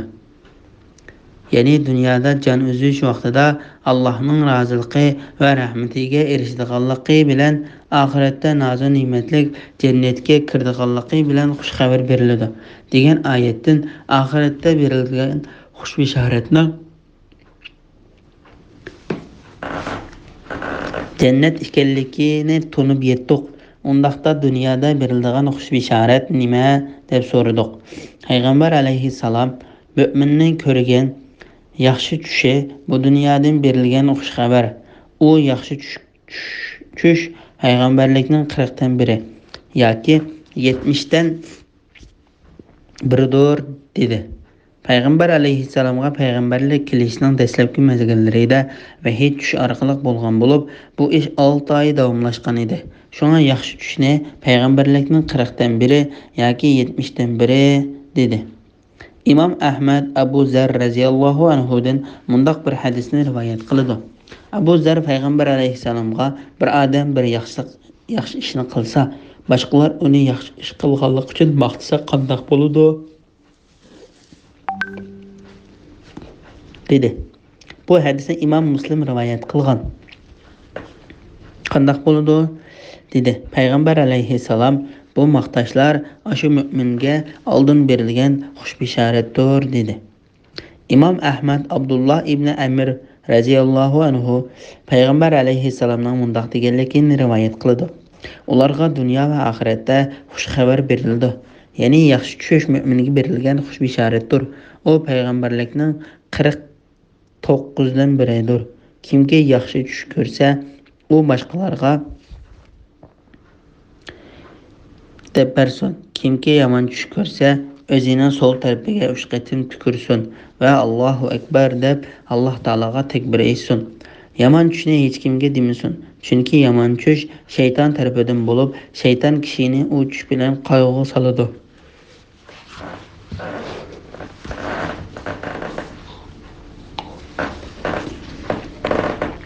Ba'zi tafsirshunoslar bu oyatda deyilgan xush xabardan mo'min sakratga tushganda farishtalarning uningga jannat va mag'firat bilan bergan xush xabarlari ko'zda tutiladi dedi. Alloh taolo bu vaqt mundaq deydi: Shubhisizki Parvardigorimiz Allohdir deganlar, ondan to'g'ri yo'lda bo'lganlarga farishtalar tushib, qo'rqmanglar, g'am qilmanglar. Sizlarga va'da qilingan jannat uchun xushal bo'linglar. Biz dunyoda va oxiratda sizlarning do'stlaringlarmiz. Jannatda sizlar uchun ko'ngillar tortgan narsalarning hammasi va tilagan narsalarning hammasi bor. Ular nihoyat mag'firat qiluvchi, nihoyat mehribon Alloh tarafidan berilgan ziyofatdir deydi. Sura Fussilat 31-32 oyatlar. Bara radhiyallohu anhudan rivoyat qilgan hadisda Payg'ambar alayhissalom mundaq degan: Men haqiqatan mu'minga o'lim kelganda uning qishig'iga yuzlar nurliq va oq kiyimlik oq farishtalar kelib mundaq deydi: Ey pokjon, rohat baroqatga xushpuroqlik rayhon jannatiga sendan rozi bo'lg'uchi Parvardigoring tarafiga chiqqan deydi. Shuning bilan jon uning ig'zidan xuddi tulumning ig'zidan suv tomchisi tomgandek oson chiqadi.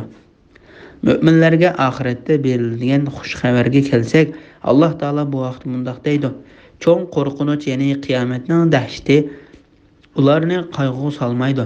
Farishtalar Alloh sizlarga va'da qilgan kun mushu deb ularni jannatning darvozalari oldida qarshi oladi.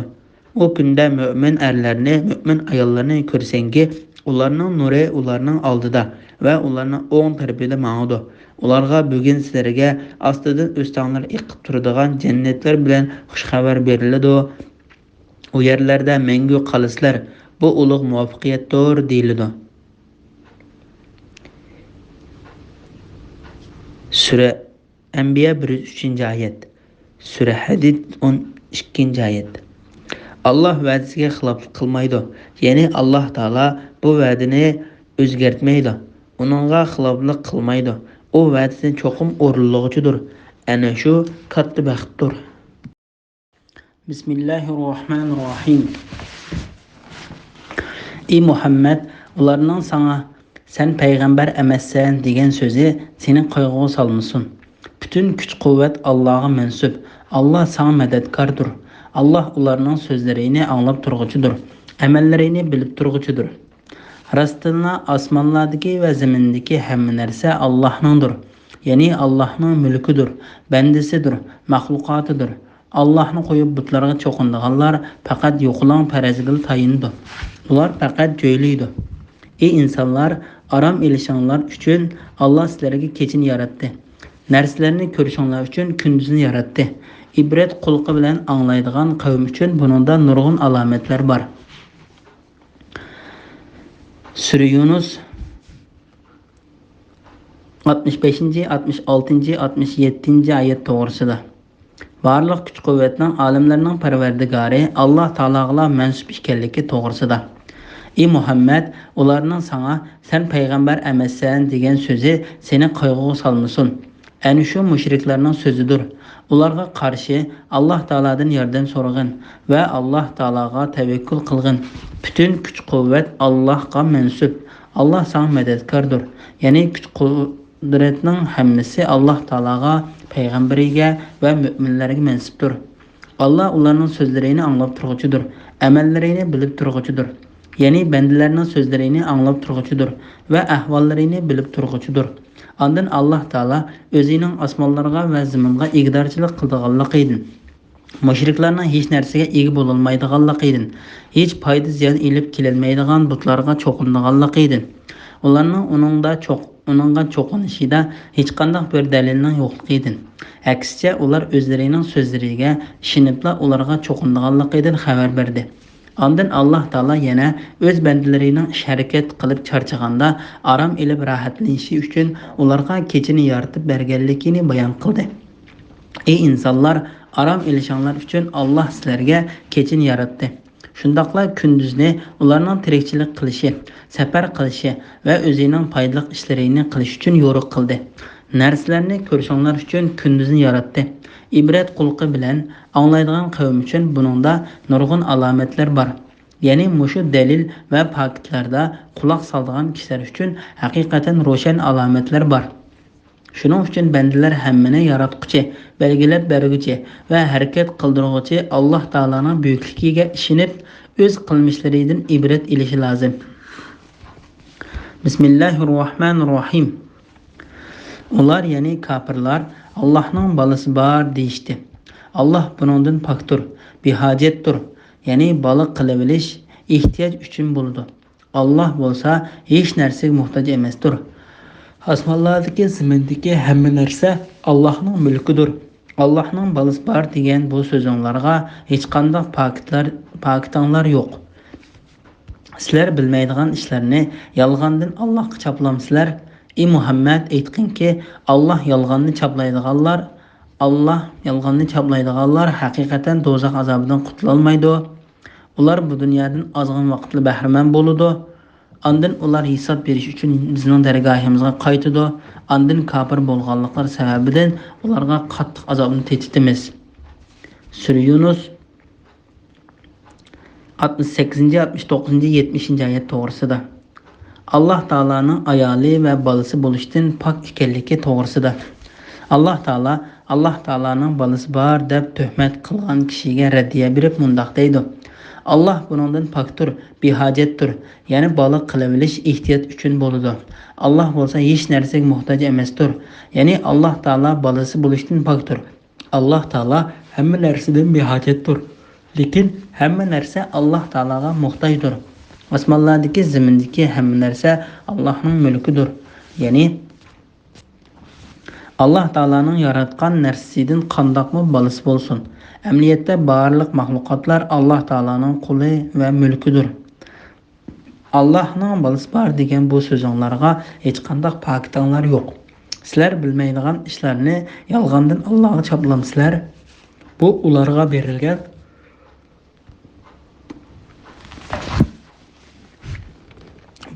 berilgan qattiq raddiya, tahdid va ogohlantirishdir.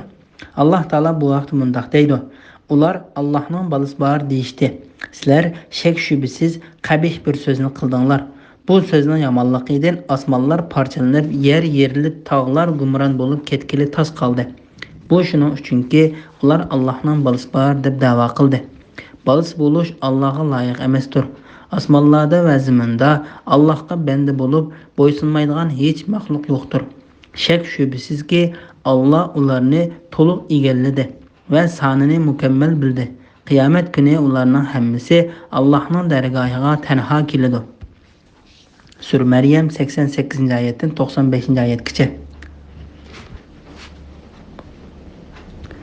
Ondan gumon bilan Alloh taolaning bolasi bor deguchi yolg'onchilarga Alloh taolo tahdid selib, ularning dunyo va oxiratda nijotlikqa erisholmaydiganligini xabar qildi.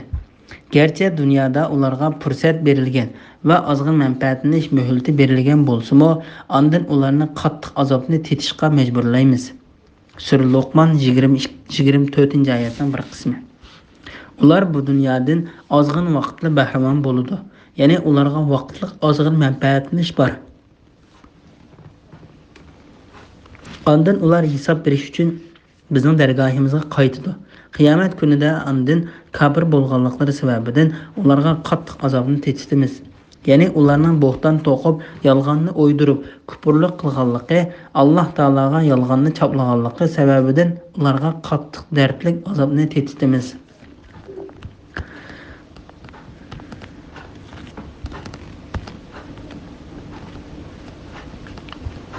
Bismillahirrahmanirrahim. Ularga Nuhning qissasini o'qib bergin. Öz vaqtida Nuh qavmiga: "Ey qavmim, agar sizlarga mening ichinglarda turishim va sizlarni Allohning oyatlari bilan qo'rqitishim ig'ir kelgan bo'lsa, men Allohga tavakkul qildim. Ya'ni Allohga yo'landim. Sizlarga parvo qilmayman. Sizlar butlaringlar bilan birlikda meni qasdlaydigan ishlaringlarni qaror qilaveringlar. Ishinglar sizlarga tutuq bo'lib qolmasin. Ya'ni meni qasdlaydigan ishinglar oshkora bo'lsin. Ondan meni birdammi kechiktirmay, meni haqqimda xohlaganinglarni ijro qilaveringlar. Agar sizlar mening nasihatimdan yuz o'rsanglar, sizlardan yuz o'rsanglarga sababchi bo'ladigan haq so'rag'anim yo'q. Men ajrimni faqat Allohdan so'rayman. Men Allohga bo'ysunuvchilardan bo'lishga buyurildim", dedi. Lekin ular Nuhni yolg'onchi qildi. Uni va uning bilan birga kemada bo'lg'uchi mu'minlarni qutqizdik. Ularni, ya'ni biz qutqizgan kishilarni g'arq bo'lganlarning o'rinbosarlari qildik. Bizning mo'jizalarimizni inkor qilganlarni to'pon balasi bilan g'arq qildik. Ey Muhammad, ogohlantiruvchilar, ya'ni payg'ambarlarni yolg'onchi qilganlarning oqibatining qandoq bo'lganligiga qaragin. Sura Yunus 71, 72, 73 oyat to'g'risida. Nuh alayhissalom va uning qavmining qissasi to'g'risida. Ularga Nuhning qissasini o'qib bergin. Ya'ni ey Muhammad, seni yolg'onchi degan va sen qarshilik qilgan Makka kofirlariga Nuhning qissasini, ya'ni Nuh alayhissalomning qavmining uni inkor qilganligini, shunga Alloh taolo xabarini ularning hammasini suvga g'arq qilib, qanday halok qilganligini bayon qilib bergin. Makka kofirlari o'zlarigami ularga yetgan shu halokatning yetib kelishidan hazar aylasin. Öz vaqtida Nuh qavmiga: "Ey qavmim, agar sizlarga mening ichinglarda turishim va sizlarni Allohning oyatlari bilan qo'rqitishim ig'ir kelgan bo'lsa, men Allohga tavakkul qildim. Ya'ni Allohga yo'landim. Sizlarga parvo qilmayman. Ya'ni mening sizlarning oranglarda turishim, Alloh taolaning dalil va poklik oyatlari bilan sizlarga ogohlantirish berishim sizlarga ig'ir kelgan bo'lsa-mu, men uni parvo qilmayman va sizlarga ig'ir kelish yoki kelmasligidan qat'iy nazar men bu ogohlantirishdan hargiz to'xtab qolmayman. Sizlar butlaringlar bilan birlikda meni qasdlaydigan ishinglarni qaror qilaveringlar. Ya'ni sizlar Alloh taolani qo'yib cho'qinayotgan boshqa ilohlaringlar va butlaringlar bilan birlashinglar. Ishinglar sizlarga tutuq bo'lib qolmasin. Ya'ni meni qasdlaydigan ishinglar oshkor bo'lsin. Ya'ni qilayotgan ishinglarni yoshirin qilmay, menga tutgan to'siyanglarni ochiq qilinglar. Agar sizlar haqiqatan o'zinglarni to'g'ri ish qiluvchilarmiz deb gumon qilsanglar, men qilmoqchi bo'lgan qasdinglarni ijro qilinglar. Endi meni birdammi kechiktirmay, mening haqqimda xohlaganinglarni ijro qilaveringlar. Ya'ni men qilmoqchi bo'lgan qasdinglarni ozroqmi kechiktirmanglar. Nima kuchinglar yetsa shuni qilinglar. Haqiqatan men sizlarga parvo qilmayman va sizlardan qo'rqmayman. Chunki sizlar to'g'ri yo'lda emas. Bu vaqtda Hud alayhissalom o'z qavmiga mundoq dedi. Hud aytdi: "Men haqiqatan Allohning guvoh qilaman. Sizlarmi guvoh bo'linglarki, men sizlarning Allohni qo'yib shirik keltirgan butlaringlardan ado judaman. Hammanglar menga suiqasd qilinglar, menga muhlat bermanglar. Shubhisizki, mening Parvardigorim va sizlarning Parvardigoringlar bo'lgan Alloh taologa tavakkul qildim. Allohning boshqarishida bo'lmagan bir maxluq yo'qdir. Parvardigorim haqiqatan to'g'ri yo'ldadir. Ya'ni adil bo'lib, hech kishiga qilchi zulm qilmaydi." Sura Hud 54-oyatdan 56-oyatgacha. Islom dinining butun payg'ambarlarning dini ekanligi to'g'risida. Agar sizlar mening nasihatimdan yuz o'rsanglar, ya'ni meni yolg'onchi desanglar va menga bo'ysunishdan yuz o'rsanglar, sizlardan yuz o'rishinglarga sababchi bo'ladigan haq so'rag'anim yo'q. Men ajrimni faqat Allohdan so'rayman. Men Allohga bo'ysunuvchilardan bo'lishga buyurildim, dedi. Ya'ni men islom dinida buyurilgan ishlarni Alloh taolaning roziligi uchun ijro qilaman. Gerçi shariat ahkomlari turlik va tutgan yo'llari o'xshash bo'lmasa-mu, islom dini barliq payg'ambarlarning dinidir. Alloh taolo bu vaqtda mundoq deydi: "Ey ummatlar, sizlarning har biringlarga bir xil shariat va ochiq yo'l tayin qildik." Sura Maida 48-oyatdan bir qismi. Nuh alayhissalom mundoq deydi: "Men Allohga bo'ysunuvchilardan bo'lishga buyurildim.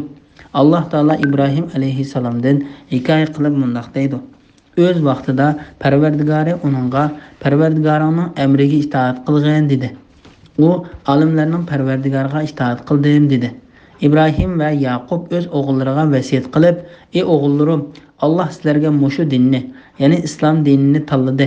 Faqat musulmon petinglarcha o'linglar, ya'ni iymoninglarda mahkam turinglar, toki iymon bilan ketinglar" dedi. Sura Baqara 131-132 oyat.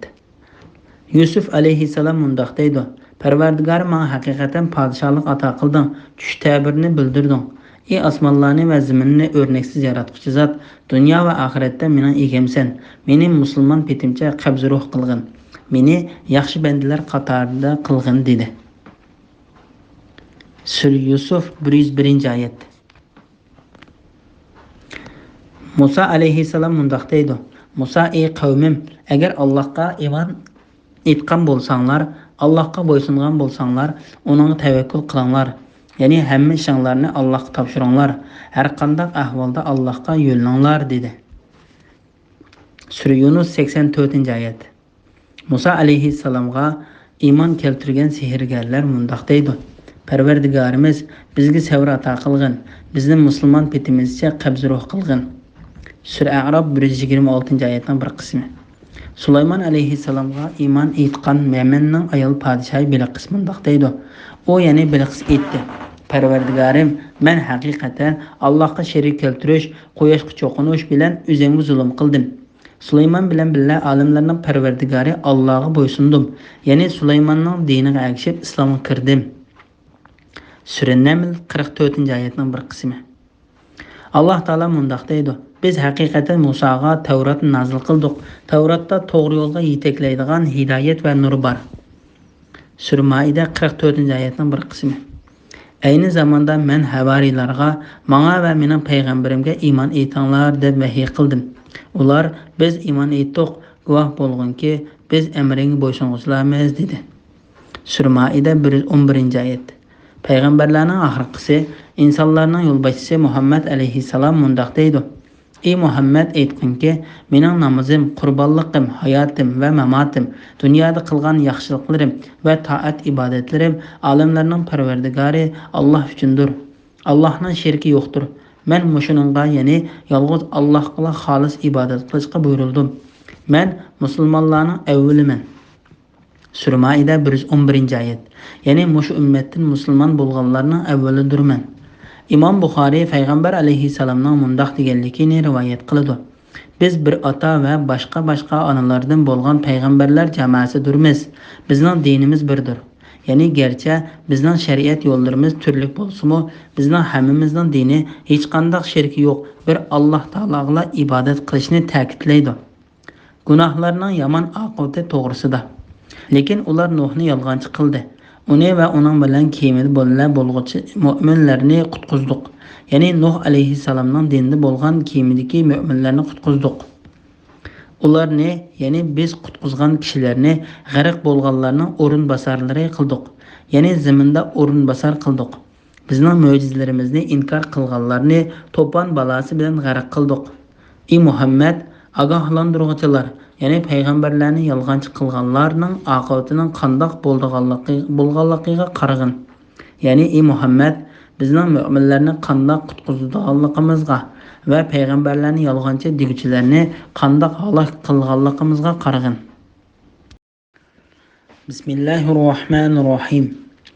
Nuhdan keyin nurg'un payg'ambarlarni o'zlarining qavmiga avatdiq. Qavmiga ular ro'shan mo'jizalar bilan keldi. Ular, ya'ni payg'ambarlar kelishdan ilgari inkor qilishgan narsaga iymon etishmadi. Kufrda haddidan oshquchilarning dillarini ana shundoq pechatlaymiz.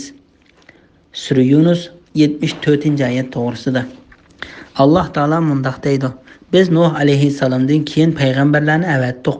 Ular o'z qavmlariga ilib kelgan payg'ambarlikning rostligini isbotlaydigan dalil paketlarni ilib keldi. Ular ya'ni payg'ambarlar kelishdan ilgari inkor qilishgan narsaga iymon etishmadi. Ya'ni Ular o'zlariga avatilgan tunji payg'ambarni yolg'onchiga chiqarganlik sababidan keyingi barliq ummatlarga avatilgan payg'ambarlari ilib kelgan elchilikka ishonmadi. Alloh taolo bu vaqt mundoq deydi: ularning dillarini, ko'zlarini haqni tushunish va ko'rishdan buruvtimiz. Sura An'am 110-oyatning bir qismi.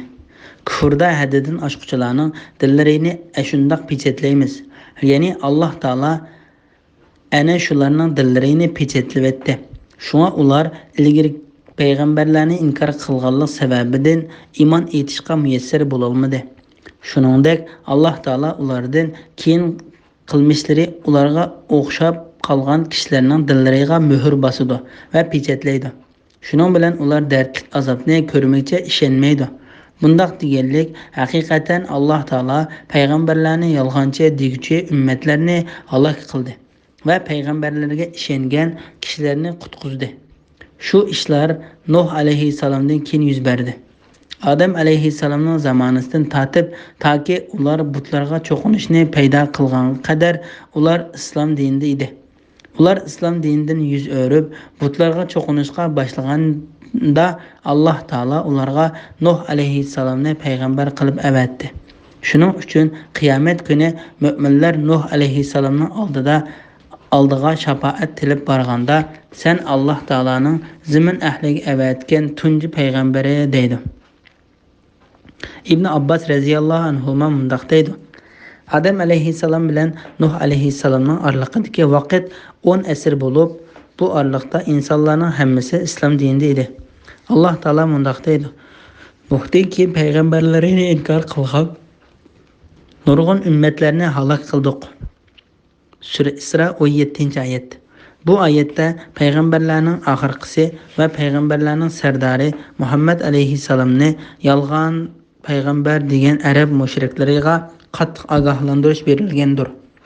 Shu payg'ambarlarni yolg'on degan kishilarga Alloh tarafidan yuqorida bayon qilingandek qattiq azob uqubat va halokat yetgan yerda ulardanmi cho'ng gunohlar bilan shug'ullanayotgan bu mushriklarning holi qandoq bo'ladi? Bismillahirrohmanirrohim. Ulardan keyin Musa bilan Harunni Fir'avnga va uning qavmiga, cho'nglariga nurg'un mo'jizalar bilan avatdiq. Ular iymon etishdan bo'yintovlik qildi. Ular gunohkor qavm edi. Ularga biz tarafdan haqiqatan nozil bo'lgan chaqda ular bu haqiqatan ro'shan sehrdir dedi. Musa sizlarga haqiqat kelsa, uni sehr demsizlar. Ajaba bu sehrmi? Sehrgarlar muvaffaqiyat qozonmaydi dedi. Ular sen bizga ota-bobolarimizning dinidan bizni voz kechtirish va zimin, ya'ni Misr ziminining saltanatini ikkinglarning qilish uchun keldinglarmi? Biz ikkinglarga ishonmaymiz dedi. Sura Yunus 75, 76, 77, 78-oyat to'g'risida. Musa alayhissalom bilan Fir'avnning qissasi to'g'risida. Ulardan keyin Musa bilan Harunni Fir'avnga va uning qavmining cho'nglariga nurg'un mo'jizalar bilan avatdiq. Ular iymon etishdan bo'yintovlik qildi. Ular gunohkor qavm edi. Ya'ni ana shu payg'ambarlardan keyin Musa bilan Harun alayhissalomlarni Fir'avn va uning qavmiga dalil isbot va mo'jizalarimiz bilan avatdiq. Ular haqiqatga agashmay va bo'ysunmay o'zlarini cho'ng tutib gunohkor qavmlardan bo'ldi. Ularga biz tarafdan haqiqat nozil bo'lgan chaqda ular bu haqiqatan ro'shan sehrdir dedi. Ular degan so'zlarining yolg'on va bo'xton ekanligini bilib turib, yanala shu so'zlari bilan qasam qildi. Alloh ularga la'nat qilsin. Alloh taolo bu vaqtda mundaq deydi: Ular u oyatlarni ichida e'tirof qildi, lekin ular uni zulm va takabburlik qilish yuzidan inkor qildi. Buzg'unchilarning oqibatining qandoq bo'lganligiga qarag'in. Sura Naml 14-oyat. Musa alayhissalom ularga radiya berib, sizlarga haqiqat kelsa, uni sehr demsizlar. Ajaba bu sehrmi? Sehrgarlar muvaffaqiyat qozonolmaydi. Bismillahirrohmanirrohim. Fir'avn mening oldimga barliq sehrgarlarni elib kelinglar dedi. Sehrgarlar yetib kelganda Musa ularga arg'amcha va asllaringlarni tashlamoqchi bo'lganinglarni tashlanglar dedi. Ular tashlaganda Musa, sizlarning ko'rsatganinglar sehrdir. Alloh cho'qim uni barbod qiladi. Alloh buzg'unchilarning ishini albatta tuzimaydi dedi. Gunohkorlar yoqtirmagan taqdirdimi Alloh pakitlari orqali haqiqatni isbotlaydi. Sura Yunus 79, 80, 81, 82 oyat to'g'risida. Musa alayhissalom bilan sehrgarlar orasida yuz bergan ishlar to'g'risida.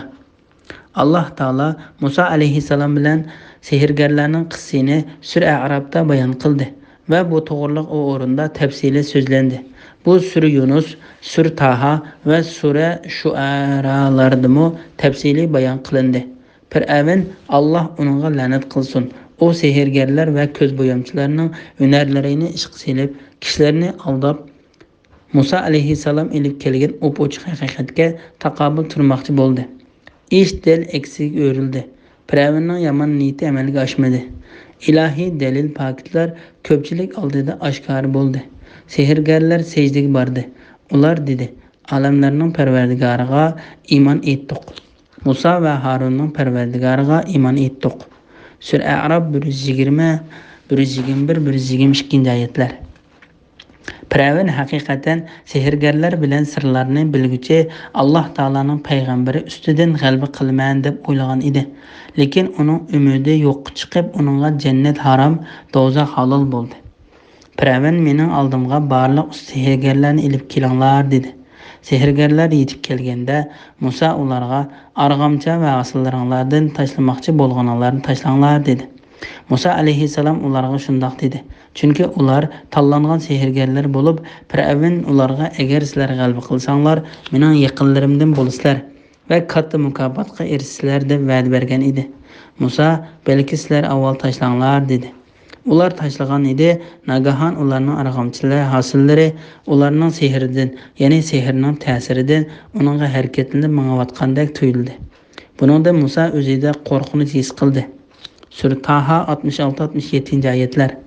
Musa alayhissalom kishilarning sehrgarlarning sehrini avval ko'rishni, undan haqiqiy mo'jizani ko'rsatib, sehrgarlarning sehrlarini mat qilishni maqsad qilib, sehrgarlarga sizlar avval boshlanglar dedi.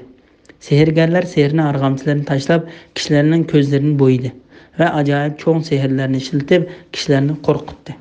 Buningda Musa o'zida qo'rqinch his qildi. Biz uningga aytdikki, qo'rqmag'in. Sen cho'qim ustunlik qozonansan. Qo'lingdekini tashlag'in. U ularning ko'rsatgan sehrni dem tartib yutuvdi. Ularning ko'rsatgani sehrgarlarning hilisidir. Sehrgarlar qayerga borsa, muvaffaqiyat qozona olmaydi. Sura Taha 67 oyatdan 69 oyatgacha. Sehrgarlar hasa arg'amchilarini tashlaganda Musa alayhissalom sizlarning ko'rsatganinglar sehrdir. Alloh cho'qim uni barbod qiladi. Alloh buzg'unchilarning ishini albatta tuzimaydi dedi. Gunohkorlar yoqtirmagan taqdirdami Alloh pakitlar orqali haqiqatni isbotlaydi.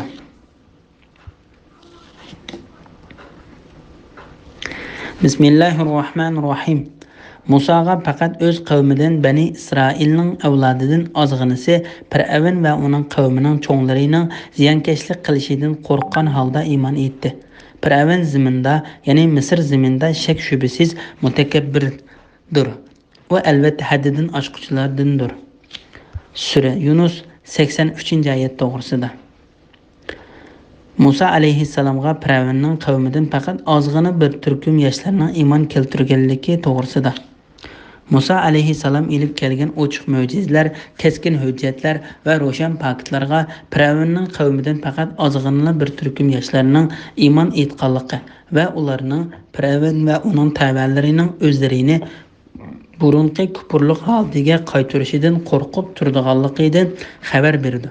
Chunki Fir'avn zolim, haqqa bo'y egmaydigan, asiylik qilishda va sarkashlikda chekidan oshgan bo'lib, uning hukmronligi ostidagi kishilar uning qahri g'azabi va haybatidan qattiq qo'rqatdi va aymin etdi. Musaga faqat o'z qavmidan, ya'ni Bani Isroilning avlodidan ozg'inisi Fir'avn va uning qavmlarining cho'nglarining ziyonkashlik qilishidan qo'rqqan holda iymon etdi. Avfi ibn Abbas radhiyallohu anhumaning bu oyat haqida mundoq deganligini rivoyat qildi.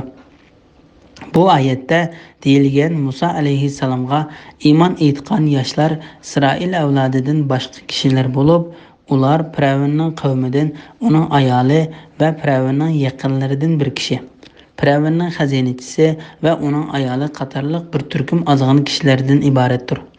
İsrail avlodiga kelsak, aniqki, ular Musa alayhissalomning asl xislatini, sifatini va payg'ambarlik xushbisharatini ilgirki kitoblardan tonib, Alloh taolaning o'zlarini Firavnning asoratidan Musa alayhissalom orqali qutqizganligini va Firavnning ustidan g'alaba qilganligini bilib, ularning hammasi Musa alayhissalomga iymon keltirdi.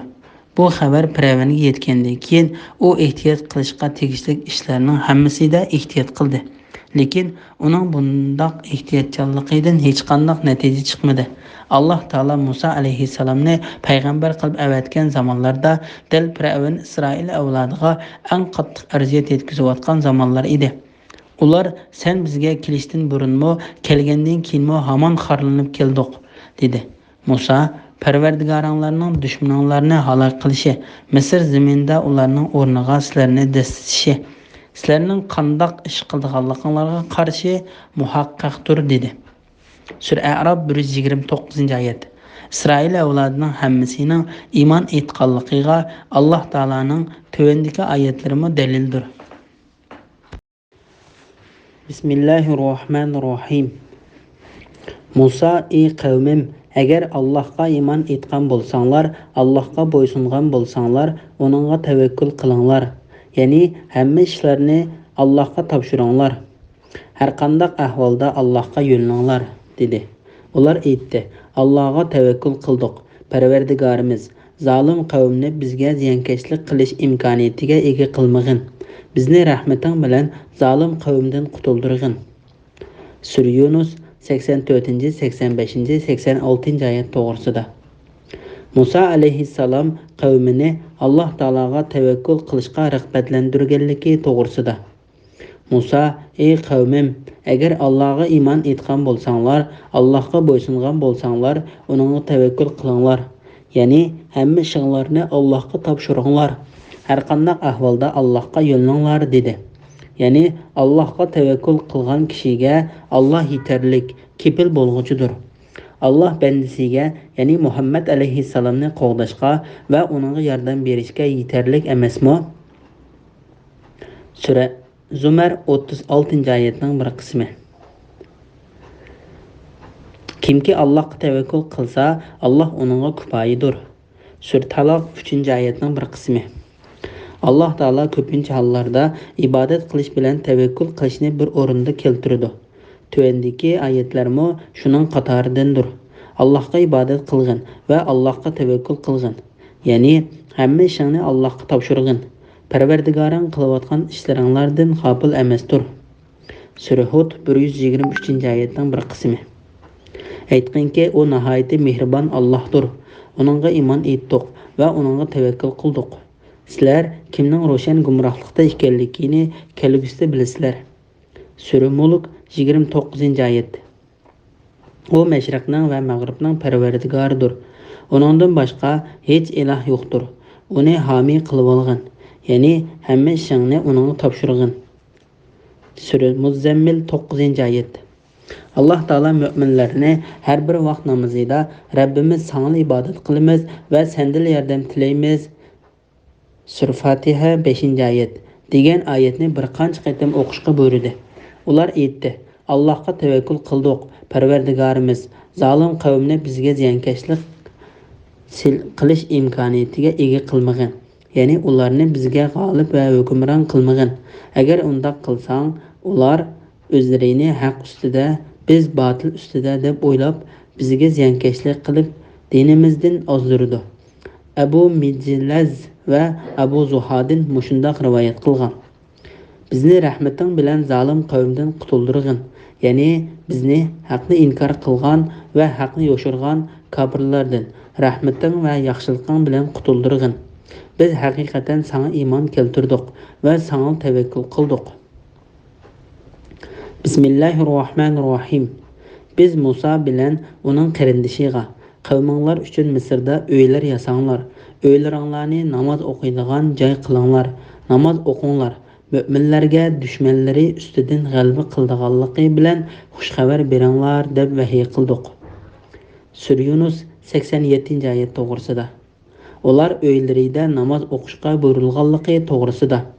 Allah Taala İsrail avlodini Fir'avn va uning qavmidan qutuldirish sababini ham ularni qanday qutuldurganligini bayon qildi.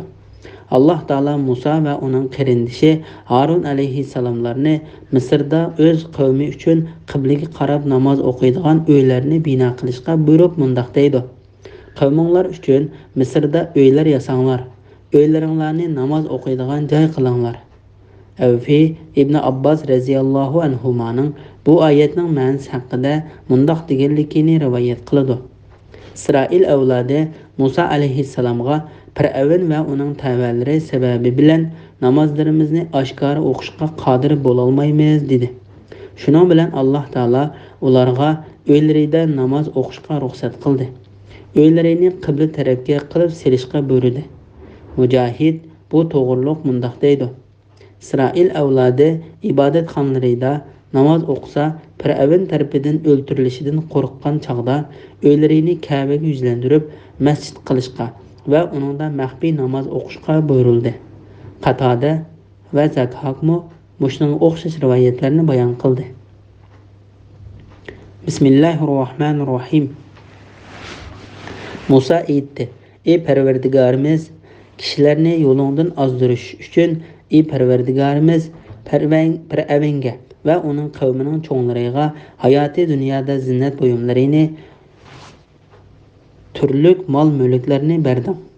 Parvardigorimiz ularning mol-mulklarini yo'q qilgin, ularning dillarini qattiq qilgin. Shuning bilan ular iymon etmay qattiq azobni ko'rsin." Allah aytdi: "Ikkinglarning duosi ijobat qilindi. Da'vatinglarni davomlashtiringlar, nadonlarning yo'liga ergashmanglar." Sura Yunus 88-89-oyat to'g'risida. Musa alayhissalomning Fir'avn va uning tavallariga beddua qilganligi to'g'risida. Mana bu Alloh taolo tarafidan Fir'avn va uning tavallarining haqni qabul qilmagan, ozg'unlik va kufrlikda ching turgan, zulm qilib o'zini ustun tutib, haddidan oshgan, takabburlik va bo'yintovlik qilib, haqdan tangan chaqda Musa alayhissalomning ularga qilgan bedduosidan qilingan xabardir. Musa aytdi: "Ey Parvardigorimiz, kishilarni yo'lingdan ozdirish uchun ey Parvardigorimiz Fir'avnga va uning qavmining cho'nglariga hayoti dunyoda zinnat buyumlarini, turli mol-mulklarni berding.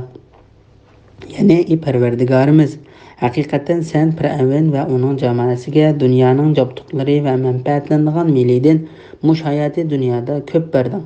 Ularni bexutlashtirib, tuydirmay jazolash uchun o narsalarni ularga berding. Haqiqatan sen ularning mening payg'ambarligimga iymon keltirmaydiganligini bilasan." Allah Taala bu haqda mundaq deydi: "Ularni uningda fitnaga selishimiz uchun" Sura Taha 131-oyatning bir qismi. Boshqalar bu oyatni mundaq tafsir qiladi: "Sening maxluqotlaringdan sen xohlagan kishilarga bunchalar ko'p narsa ne'matlarni berishing, ularning ezib ketishi, sen ozdirgan kishilarning Allah bizni yaxshi ko'rganligi va bizga ko'ngil bo'lganligidan bu ne'matlarni ato qildi deb o'ylab qilishi uchundir. Parvardigorimiz ularning mol-mulklarini yo'q qilgin." Bu oyat haqida Ibn Abbas radhiyallohu anhuma va Mujahid mundaq deydi: "Ularning mol-mulkini halok qilgin." Zakhak, Abu Aliya va Rabi ibn Anas qatorliqlar mundaq deydi: "Alloh taolo o mollarni o'z holati bo'yicha naqshlangan toshga aylantirib o'tdi. Ularning dillarini qattiq qilgin." Ibn Abbas radhiyallohu anhuma bu ularning dillarini pechatlab o'tgan deganlik bo'ladi deb tushuntirdi. Shuning bilan ular iymon etmay qattiq azobni ko'rsin. Bu duo Musa alayhissalomning Allohning roziligi va Alloh taolaning dini uchun Fir'avn va uning qavmiga g'azablanganda qilgan duosidir. Chunki Musa alayhissalomga Fir'avn va uning qavmidan haqiqatan hech qanday bir yaxshilik kelmaydiganligi ayon bo'lgan edi. Bu hol xuddi Nuh alayhissalomning tuvandikidek duo qilganligiga o'xshaydi. Nuh aytdi: Parvardigarim, yer yuzida kofirlarning birnim qo'ymag'in. Agar ularni qo'ysang, shubhisizki bandalaringni ozdiradi. Ularning topgan ballarimo faqat fojir kofir bo'ladi. Sura Nuh 26-27 oyatlar. Şoňa Allah Taala Musa alayhissalamning qilgan bu duosini ijobat qildi. Musa alayhissalam duo qilganda qarindishi Harun alayhissalam amin amin dedi. Allah aytdi: "Ikkinglarning duosi ijobat qilindi. Da'vatinglarni davomlashtiringlar. Nodonlarning yo'liga ergashmanglar. Ya'ni sizlarning Fir'avnni butunlay halok qilishdan iborat tiliginglarni ijobat qildik.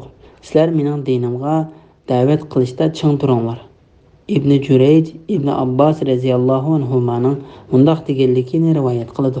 Sizlar ikkinglar mening dinimdan iborat yo'limga meninglar. Bismillahirrohmanirrohim. Biz İsrail avlodini dengizdan o'tkazib o'tdik. Ularni Fir'avn va uning askarlari zulm va zo'ravonlik qilish yuzidan qo'g'ladi. Fir'avn g'arq bo'lgan vaqtda iymon etdimki, İsrail avlodi iymon etgan ilohdan g'ayri iloh yo'qdir. Men musulmonlardanman dedi. Uningga deyildiki, hayotdan umid uzilganingda endi iymon etamsan, ilgari Allohga osiylik qilgan va buzg'unchilardan bo'lgan eding. Senden keyingilarga ibrat bo'lishing uchun bugun sening jasadingni qutqizamiz. Ya'ni sening jasadingni dengizdan chiqarib qo'yamiz. Nurg'un kishilar shak shubhisizki bizning oyatlarimizdan g'ofildir. Sura Yunus 90-91-92 oyat to'g'risida.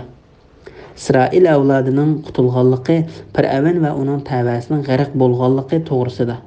Bu oyatlarda Alloh taolo Fir'avn va uning qo'shinlarini suvga qanday g'arq qilganligini bayon qiladi. İsrail avlodi Musa alayhissalomning hamrohligida Misrdan chiqqanda bularning soni bolalardan boshqa 600 ming jangchidan tarkib topgan edi. Ular Qibti qavmidan nurg'unlagan zibuzinnat buyumlarini ariyat ilib, o'zlari bilan birga ilib chiqqan edi. Şoňa Fir'avn ularga qattiq g'azablanib, har joydagi shahar va rayonlarga askar to'plashga odam avatdi. Fir'avn İsrail avlodining orqasidan qo'g'lab yetish uchun Alloh taolo iroda qilgan g'arq qilingan joyga zo'r qo'shin bo'lib otlanib chiqdi. Uning davlat arboblaridan cho'ng-kichik huquqdorlarning hammasi qo'shin bilan birga chiqqan edi. Ular İsrail avlodiga kun chiqqan mezgilda yetishib oldi. Ikki to'p, ya'ni Fir'avn to'pi bilan Musa alayhissalomning to'pi bir-birini ko'rib turishgan chaqda Musaning odamlari ular, ya'ni Fir'avn bilan qo'shini bizga cho'qim yetishib olgan bo'ldi dedi. Sura Shuara 61-oyat. İsrail avlodi dengiz bo'yiga borganda Fir'avn ularga yetishib oldi. Bu chaqda ikki taraf orasida faqat urush qilmoqdan boshqa yo'l qolmagan edi. Musa alayhissalomning odamlari biz bu qiyinchilikdan qanday qutulamiz deyishib ketdi.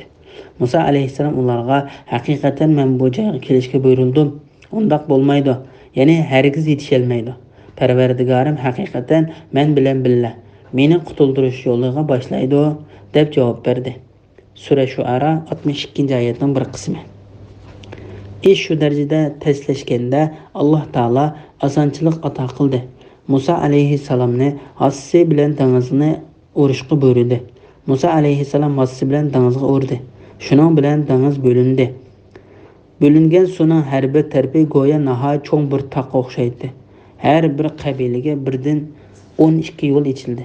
Alloh taolo shamolga buyruq berdi. Shamol dengizdan ichilgan yo'llarni qup-quruq qilib o'tdi. Biz shak shubhasiz Musaga vahiy qildikki, sen mening bandalarimni kechida Misrdan elib chiqib ket. Sen Hasangni dengizga urib, ularga bir quruq yo'l ichib bergin. Fir'avnning arqondan qo'g'lab yetishib olishidan qo'rqmagin. Dengizda g'arq bo'lib ketishdanmi qo'rqmagin. Sura Taha 77-oyat.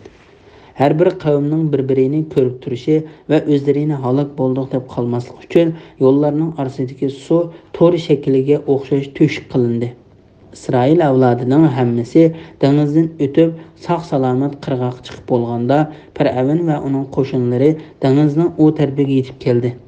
Boshqa ranglik otlarni hisobga olmaganda Fir'avn 100 ming kishilik qora gir otliq qo'shin bilan birlaydi. Firavun bu ahvollarni ko'rib qattiq qo'rqqanlikdan uni surib esib ketdi. Ondan keyniga dajidi va chekinishni o'yladi. Biroq uningga qutulish yo'li yo'q edi. Chunki uningga putilgan taqdir ijro bo'ldigan. Uning o'qilgan la'nat qilingan badduolar ijobat bo'ldigan payt kelgan edi. Jibril alayhissalom keng taqvoliq duldul otqa minib Firavunning itining yon tarafiga keldi. Jibrilning iti Firavunning iti qarab kishnidi. Ondan Jibril alayhissalom iti bilan dengizga sho'ng'idi. Uning itining orqasidan Firavunning itimi dengiz qarab chopdi. Firavun xudini yo'qitib qo'l ostidagi askar boshliqlariga otlarini qamchilashga buyurib mundoq dedi: Isroil avlodi dengizga kirishga bizdan haqliq emas. Barliq qo'shin Isroil avlodining orqasidan dengizga kirdi. Mikail alayhissalom ularning orqa tarafida turib, ulardan birini qo'ymay dengizga haydadi. Ularning hammasi dengizga to'liq kirib bo'lganda, shundaqla dengizga avval kirganlar dengizning u qirg'iga chiqishga tamshilayotganda, qudratli Alloh dengiz suyini qo'shilib, ularni g'arq qilishga buyurdi. Dengiz suyi birlashdi. Ularning birimi saq qolmay dengiz to'lqinlarining ichida qoldi. To'lqinlar Firavunni urib olgachqa, u o'lim xavfi ichida qoldi. Shu holatda qolganda u mundoq dedi: Iymon etdimki, Isroil avlodi iymon etgan ilohdan g'ayri iloh yo'q. Men musulmonlardanman. Firavun iymon qilchi manfaat bermaydigan chaqda iymon etdi. Ular bizning azobimizni ko'rgan chaqda biz bilan Allohga iymon etdik. Biz burun Allohga shirik qilgan butlarni inkor qildik dedi. Bizning azobimizni ko'rgan chaqda aytgan iymonning ularga foydasi bo'lmadi. Bu ya'ni azobni ko'rganda aytgan iymonning foydali bo'lmasligi Allohning bandalari orasida tutgan yo'lidir. Bu chaqda kofirlar ziyon tortquchi bo'ldi. Sura G'ofir 84-85-oyatlar. Firavun yuqorqi so'zlarni degan chaqda Alloh taolo unga mundoq dedi: Hayotdan umid uzginingda, endi iymon etamsan? Ilgari Allohga osiylik qilgan va buzg'unchilardan bo'lgan eding. Ya'ni sen mushu vaqtda iymon etamsan? Buningdan ilgari sen Alloh bilan o'zingning orasidagi ishlarda Alloh taologa osiylik qilding va zaminda kishilarni ozdiradigan buzg'unchilardan bo'lding. Ularni biz do'zaxga undaydigan peshvolar qildik. Ya'ni ularni biz dunyoda gumrohlar agishadigan kufrning boshliqlari qildik. Qiyomat kuni ular yordamga erisholmaydi. Ya'ni qiyomat kuni ulardan azobni dafi qiladigan madadkor bo'lmaydi. Sura Qasas 41-oyat. Bu Alloh taolaning bizga Firavunning shundoq holatda iymon etganligini bayon qilib berishi yo'shirin sirlardan bo'lib, Alloh taolo uni payg'ambar alayhissalomga bildirgan.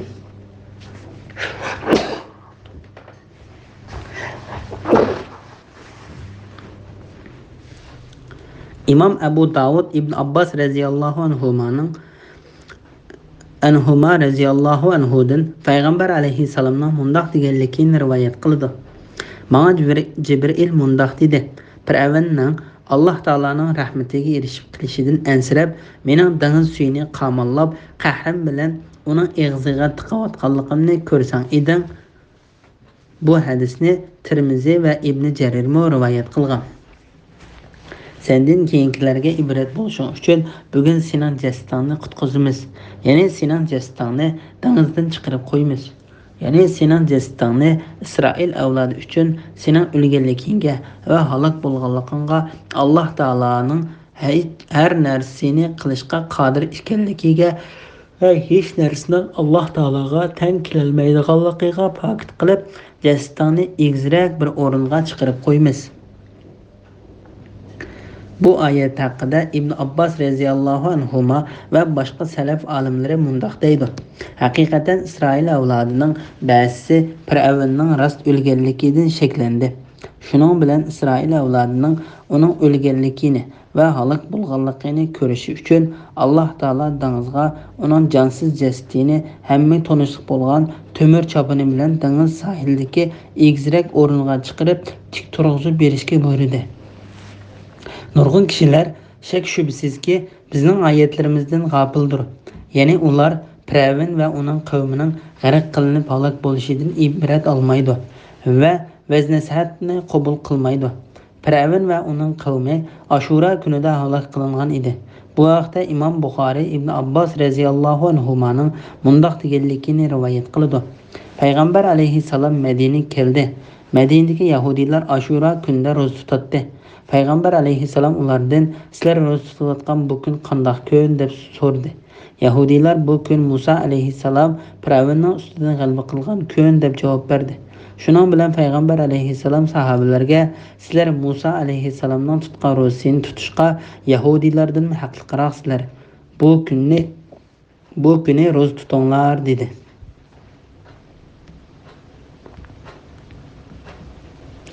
Bismillahirrohmanirrohim.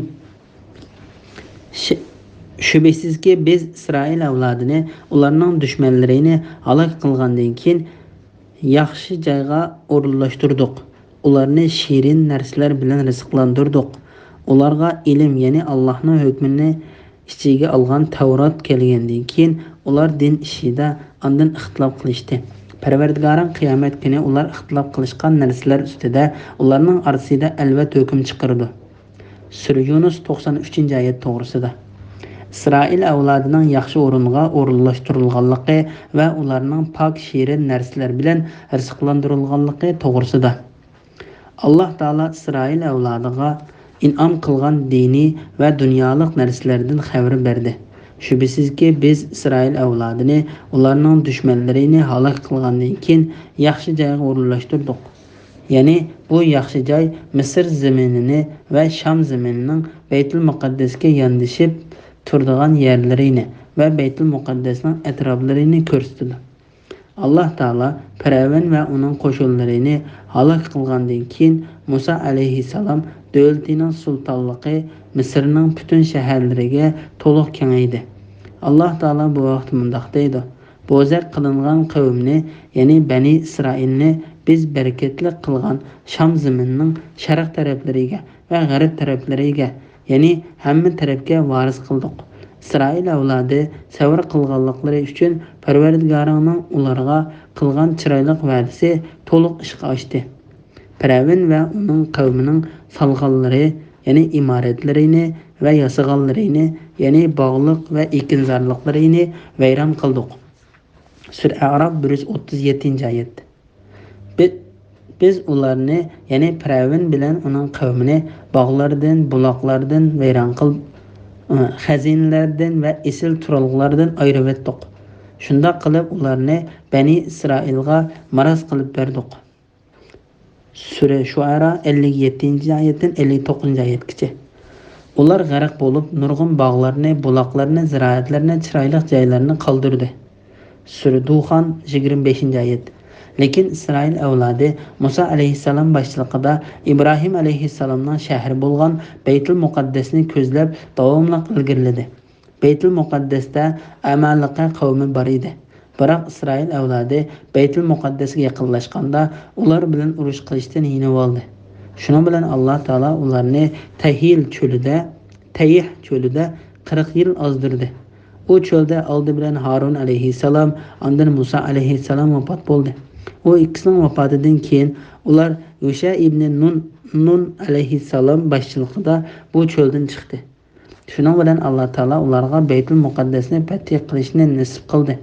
Ular bu joyda bir zamonlargacha saltanatli bir davr surdi. Ularni shirin narsalar bilan rizqlantirdik. Ya'ni tabiiy jihatda pok, foydali va shirin, shar'iy jihatda halol bo'lgan rizqlarni ato qildik. Ularga ilm, ya'ni Allohning hukmini ichiga olgan Tavrat kelgandan keyin ular din ishida ondan ixtilof qilishdi. Ya'ni diniy masalalardan biror masalada aniq bilimga ega bo'lgandan keyinla ixtilof qilishdi. Alloh taolo ularga masalalarni ochiq bayon qilib bergan va ulardagi shak shubhalarni ko'tarib o'tgan bo'lg'achqa ular ixtiloflashmasligi kerak edi.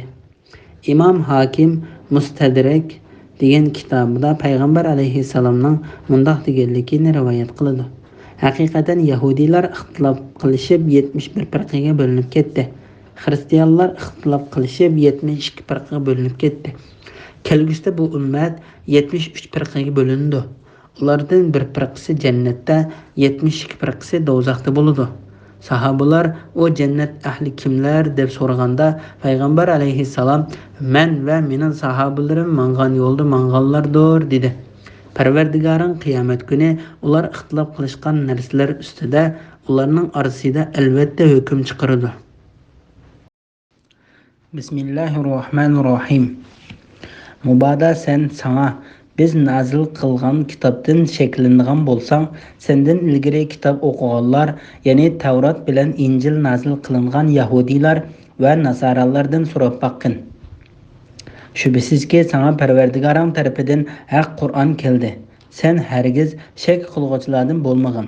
Sen hargiz Allohning oyatlarini inkor qilg'uvchilardan bo'lmag'in. Undaq bo'lsang, sen taraflardan bo'lib qolasan.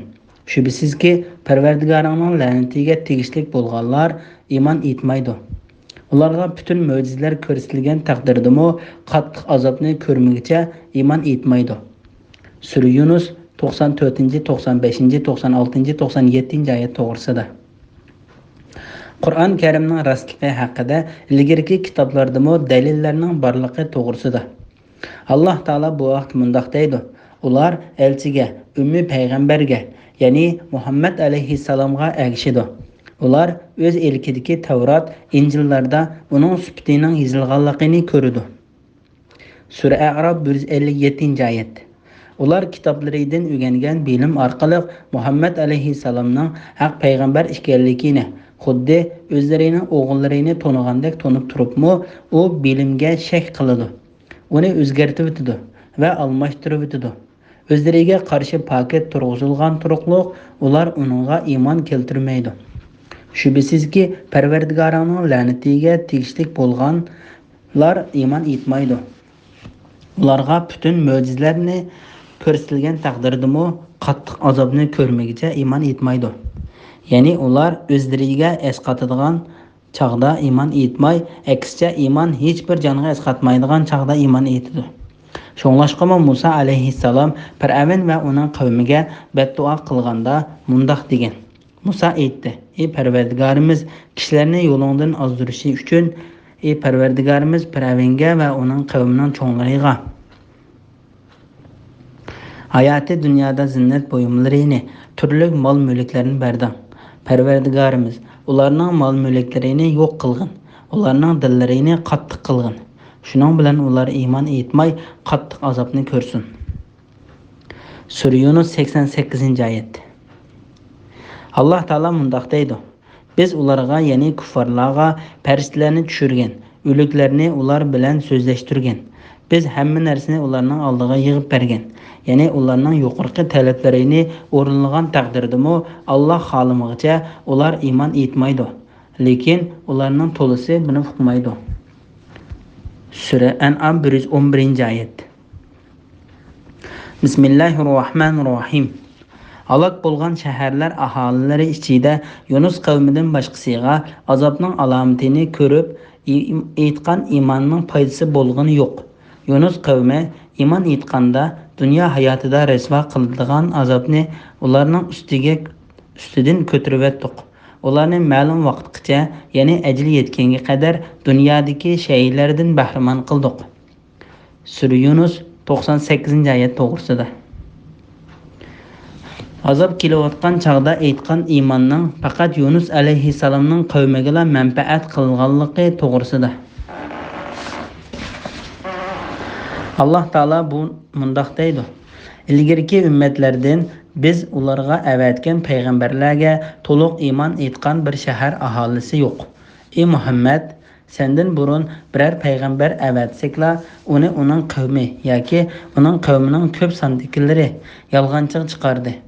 Alloh taolo bu vaqt mundaq deydi: "Allohning oyatlarini inkor qiluvchi bandalarga afsuski, ularga biror payg'ambar kelsa, uni masxir qilishdi." Sura Yasin 30-oyat. Ulardan ilgirki ummatlarimo shundoq edi. Ularga har payg'ambar kelsa, ular uni bir sehrgar yoki bir majnun dedi. Sura Zariyat 52-oyat. Shuningdek, sendan ilgari har qachon biror shaharga ogohlantiruvchi, Ya'ni payg'ambar avvalsekla uning dövlətmən adamları biz haqiqatan ota bobollarimizning bir xil diniga e'tiqod qilganligini bilamiz. Shak shubhisizki biz ularning izlaridan mangamiz deyishdi. Sura Zuhruf 23-oyat. İmam Buxoriy payg'ambar alayhissalomning mundaq deganligini rivoyat qiladi. Manga payg'ambarlar ko'rsatildi. Ondan payg'ambarlar bir-birlab o'tishga boshladi. Ba'zi payg'ambar bilan faqat top-top jamoat birga edi. Ba'zi payg'ambarlar bilan bir odam, ba'zi payg'ambarlar bilan faqat ikki odam va ba'zi payg'ambarlar bilan hech kishi yo'q edi. Ondan payg'ambar alayhissalom shu so'zining davomida Musa alayhissalomning ergashuvchilarining ko'p ekanligini bayon qildi. Yana payg'ambar alayhissalom o'z ummatining sharq va g'arbning ufqini to'sib olg'idek darajada ko'pligidan xabar berdi. Buningdan maqsad Yunus alayhissalomning qavmidan boshqa ilgirki ummatlardan butun aholisining hammasi iymon etgan birmi shahar yo'q edi. Yunus alayhissalomning qavmi Naynava yurtidan edi. Ularning Yunus alayhissalomga iymon etishining sababi shuki, ular payg'ambari ogohlantirgan azobning alomatlarini o'z ko'zlari bilan ko'rgan va payg'ambari ularning orasidan chiqib ketsa, u azobning yetib kelishidan qo'rqqanlikdan edi. Shu chog'da ular Alloh taologa noli faryod qilib duo qildi. Bola chaqalari va mol-varalarini yig'ib Alloh taologa yolvorib yilindi. Payg'ambari ogohlantirgan azobni o'zlaridan ko'tarib o'tishni Alloh taolodan tiladi. Shuning bilan Alloh ularga rahim qilib, ulardan azobni ko'tarib o'tdi. Hem ajalini kechiktirdi. Halok bo'lgan shaharlar aholilari ichida Yunus qavmidan boshqasiga azobning alomatini ko'rib etgan iymonning foydasi bo'lgani yo'q. Yunus qavmi iymon etganda dunyo hayotida rasvo qildigan azobni ularning ustidan ko'tarib o'tdik. Ularni ma'lum vaqtgacha, ya'ni ajali yetganga qadar dunyodagi shaylardan bahramand qildik. Qatada bu oyatning ma'nosi haqida mundaq deydi. Yunus alayhissalomning qavmidan boshqa hech qandaq bir shahar ahliga kafir bo'lganligi uchun azob hozir bo'lgan chaqda iymon keltirishi bilan u azob ko'tarilib ketgani yo'q. Yunus alayhissalomning qavmi Yunus alayhissalomning o'zlarining orasidan chiqib ketganligidan o'zlariga azob yaqinlashganligini tushundi. Alloh taolo ularning dillariga tavba qilishni soldi. Ular yirik yongdan tikilgan kiyimlarni kiydi. Chorva mollarini qo'zillaridan ayrildi. Ondan Alloh taologa nol faryod qilib 40 kecha duo qildi. Ular ilgari qilgan gunohlariga chin dilidan pushaymon qilganligi va tavba qilganligi uchun Alloh taolo ularning ustiga kelib bo'lgan azobni ko'tarib o'tdi. Haqiqatan Yunus alayhissalomning qavmi Masul degan yerning Naynava yurtidan edi. Bu Iroqdagi Musul shahrini ko'rsatadi. Ibn Mas'ud, Mujahid, Said ibn Jubayr va ilgirki salaflardan bir qancha kishimi shunday rivoyat qildi.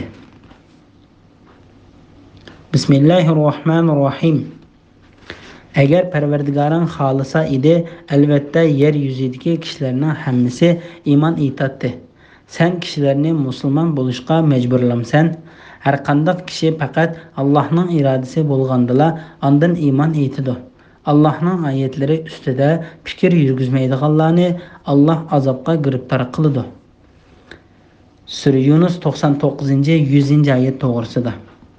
Kishilarni iymon etishga majburlashning Alloh taolaning hikmatidan emasligi to'g'risida. Alloh taolo mundaq deydi: Agar Parvardigoring xohlasa edi, ey Muhammad, agar Parvardigoring xohlagan bo'lsa edi, sen ilib kelgan payg'ambarlikka zamin ahlining hammasining ishonishiga izni bergan bo'ladi. Shuning bilan ularning hammasi iymon etgan bo'ladi.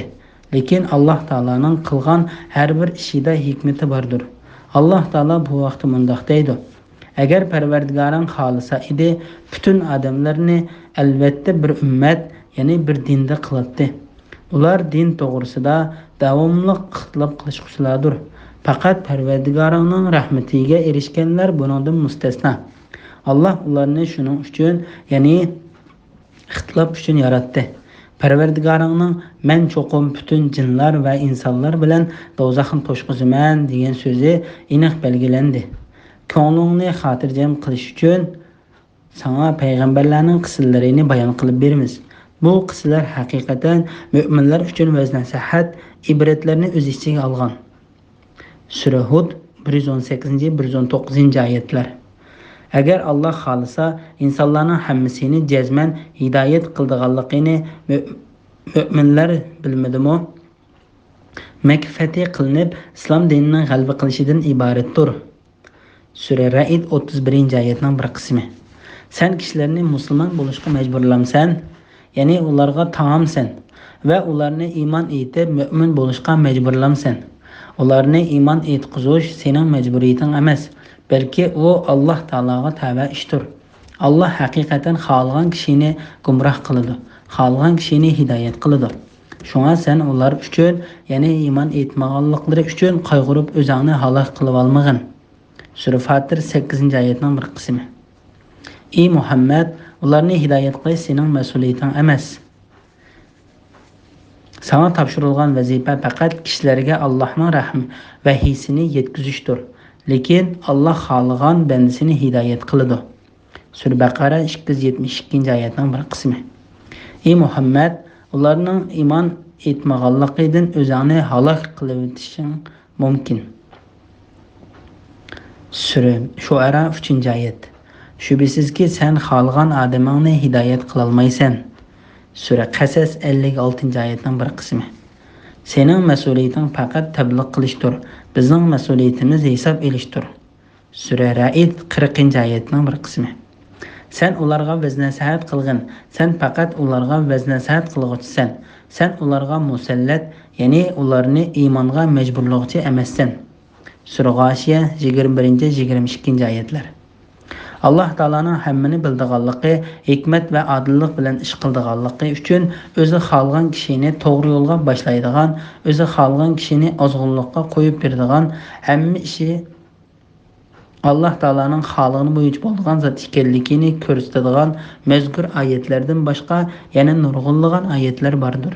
Shu Alloh taolo mundaq deydi: har qanday kishi faqat Allohning irodasi bo'lgandala ondan iymon etadi. Allohning oyatlari ustida fikr yurgizmaydiganlarni Alloh azobga giribdor qiladi. Ya'ni Alloh taolo o'zining dalil va faktlar ustida fikr yurgizmaydigan, tafakkur qilmaydigan kishilarni ozg'unlikqa va gumrohlikqa duchor qiladi. Alloh taolo hidoyat qilishga loyiq kishilarni hidoyat qilishda va ozdirishga loyiq kishilarni ozg'unlikqa qo'yib qo'yishda adil yo'l tutquchidir. Bismillahirrohmanirrohim. Aytqinki, osmonlardagi va zimindagi narsalarni kuzatinglar. Mo'jizlar va ogohlantiruvchilarning, ya'ni payg'ambarlarning iymon etmaydigan qavmga foydasi bo'lmaydi. Ular faqat o'zlaridan burun o'tganlarga kelgan kunlarning, ya'ni azobning o'zlariga kelishini kutadi. Ey Muhammad, ularga aytqinki, sizlar zulmning oqibatini kutinglar. Menmo sizlar bilan birlikda haqiqatan sizlarning halok bo'lishinglarni kutguchiman. Ondan keyin payg'ambarlarimizni, mu'minlarni azobdan qutqizdik. Mu'minlarni qutqizishga shundoq mas'ul bo'lamiz. Sura Yunus 101, 102, 103-oyat to'g'risida. Osmon zaminning yaratilishi haqida tafakkur qilishga buyurilganlik to'g'risida. Alloh taolo bandalarining o'zlarining mahluqotlari ustida tafakkur qilishga tavsiya qiladi. Aql egalari uchun Alloh taolo osmon va zaminda yaratgan narsalarda osmonlardagi yorug' va turg'un yulduzlar, sayyoralar, quyosh va oy, kechi kunduz qatorliqlarda kechi bilan kunduzning bir-biriga qarama-qarshi bo'lishida, ularning bir-birining o'rniga almashib, kechining kunduzga, kunduzning kechiga o'lishib ketishida, kechi bilan kunduzning uzrab qisqarib turishining qonuniyatlik bo'lishida, osmonning egiz va kangri qilib nuqsonsiz chiroyli yaratilishida va Alloh taolaning yomg'ir yog'dirib, o'lik zaminni tirildirib, uningdan turli mevalar, ziroatlar, gul, chechaklar va xilma-xil o'simliklarni o'stirib berishida, ranglari turli, yetkazadigan manfaatlari har xil bo'lgan hayvonotlarni yaratishida, zamindagi egiz tog'larni, bepoyon ketgan tuzlanliklarni, cho'l bayovollarni, ovatlashgan yoki xaroblashgan makonlarni, dengizdagi ajoyib g'aroyib narsalarni va tog'dek dengiz to'lqinlarini yaratishida safar qiluvchilarning kemalarining mayin shamolda menish uchun qudratli Alloh taolaning dengizni bo'ysundirib berishida fikr qilishga tegishli va Alloh taolaning birligi va borlig'ini isbotlaydigan dalil faktlar bor. Alloh taoladan boshqa hech iloh yo'qdir. Uningdan boshqa hech tarbiyachim yo'qdir. Mo'jizlar va ogohlantiruvchilarning, ya'ni payg'ambarlarning iymon etmaydigan qavmga foydasi bo'lmaydi. Ya'ni osmonlardagi va zimindagi Alloh taolaning birligini ko'rsatadigan dalil faktlar, payg'ambarlar ilib kelgan o'zlarining rost payg'ambar ekanligini isbotlaydigan ro'shan mo'jizlar va ochiq dalil faktlar iymon etmaydigan qavmga hech qanday foyda bermaydi. Alloh taolo bu vaqtda mundoq deydi: Shubhisizki, Parvardigoringning la'natiga tegishli bo'lganlar iymon etmaydi. Ularga bütün mo'jizalarni ko'rsatilgan taqdirdami qattiq azobni ko'rmagcha iymon etmaydi. Sura Yunus 96-97 oyatlar. Ular faqat o'zlaridan burun o'tganlarga kelgan kunlarning, ya'ni azobning o'zlariga kelishini kutadi. Ya'ni Muhammad yolg'on payg'ambar deguvchilar faqat ilgari o'tgan payg'ambarlarini yolg'onga chiqargan ummatlarga Alloh taolaning intiqom olish uchun tushirgan azobli kunlariga o'xshash kunlarning o'zlariga kelishini kutadi. Muhammad ularga aytganki, sizlar zulmning oqibatini kutinglar. Men sizlar bilan birlikda haqiqatan sizlarning halok bo'lishinglarni kutguchiman. Ondan keyin payg'ambarlarimizni, mu'minlarni azobdan qutqizdik. Payg'ambarlarni yolg'on payg'ambar deguvchilarni halok qilmadik. Mu'minlarni qutqizishga mushundoq mas'ul bo'lamiz. Shak shubhisizki, mu'minlarni qutqizishni Alloh taolo o'zining ulug'ligi bilan ustiga oldi. Alloh taolo bu vaqt mundoq deydi: Parvardigoringlar bandalariga rahmat qilishni, ihson qilish yuzidan o'z ustiga oldi.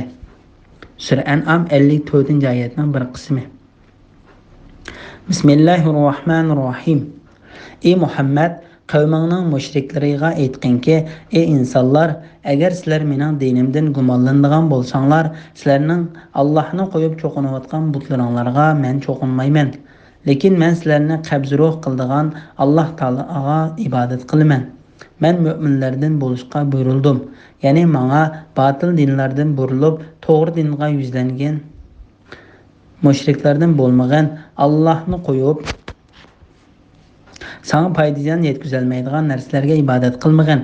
Agar ularga ibodat qilsang, cho'qim o'zingga zulm solg'uvchilardan bo'lasan. Agar Alloh sana biror ziyon zahmat yetkazishni iroda qilsa, yolg'iz Allohdan boshqa uni dab'i qiluvchi bo'lmaydi. Agar Alloh sana biror yaxshilikni iroda qilsa, Allohning fazlini qaytib turg'uchi bo'lmaydi. Alloh fazlini bandalaridan xohlagan odamga yetkazadi. Allah bandalarining gunohini mag'firat qiluvchidir. Ularga mehribondir deyildi.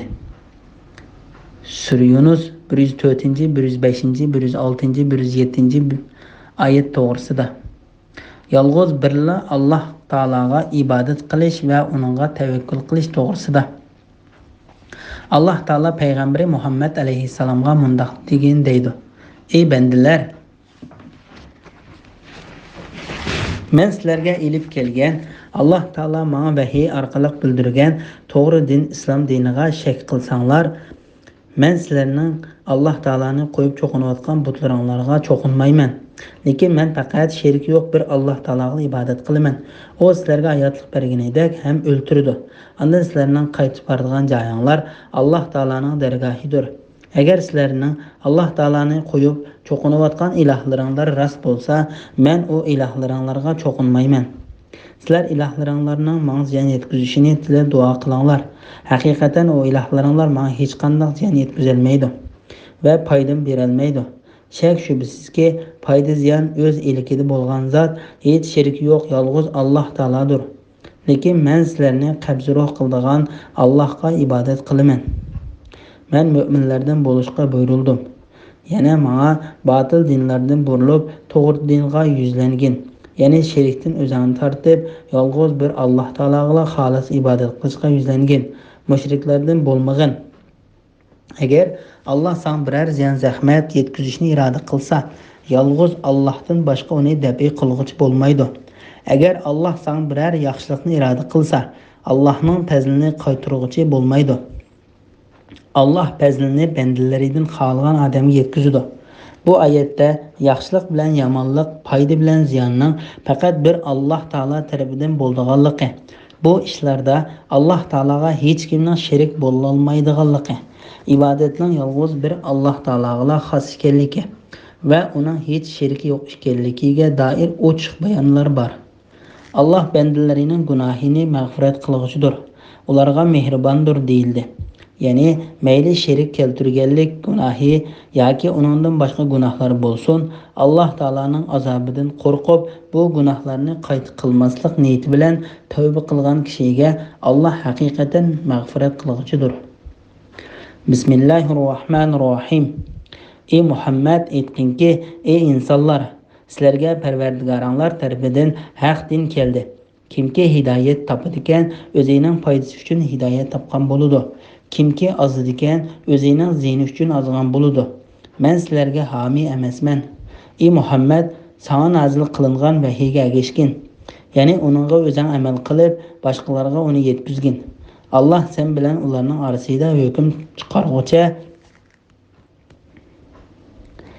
dinga da'vat qilish yo'lidagi mushaqqatlarga chidag'in.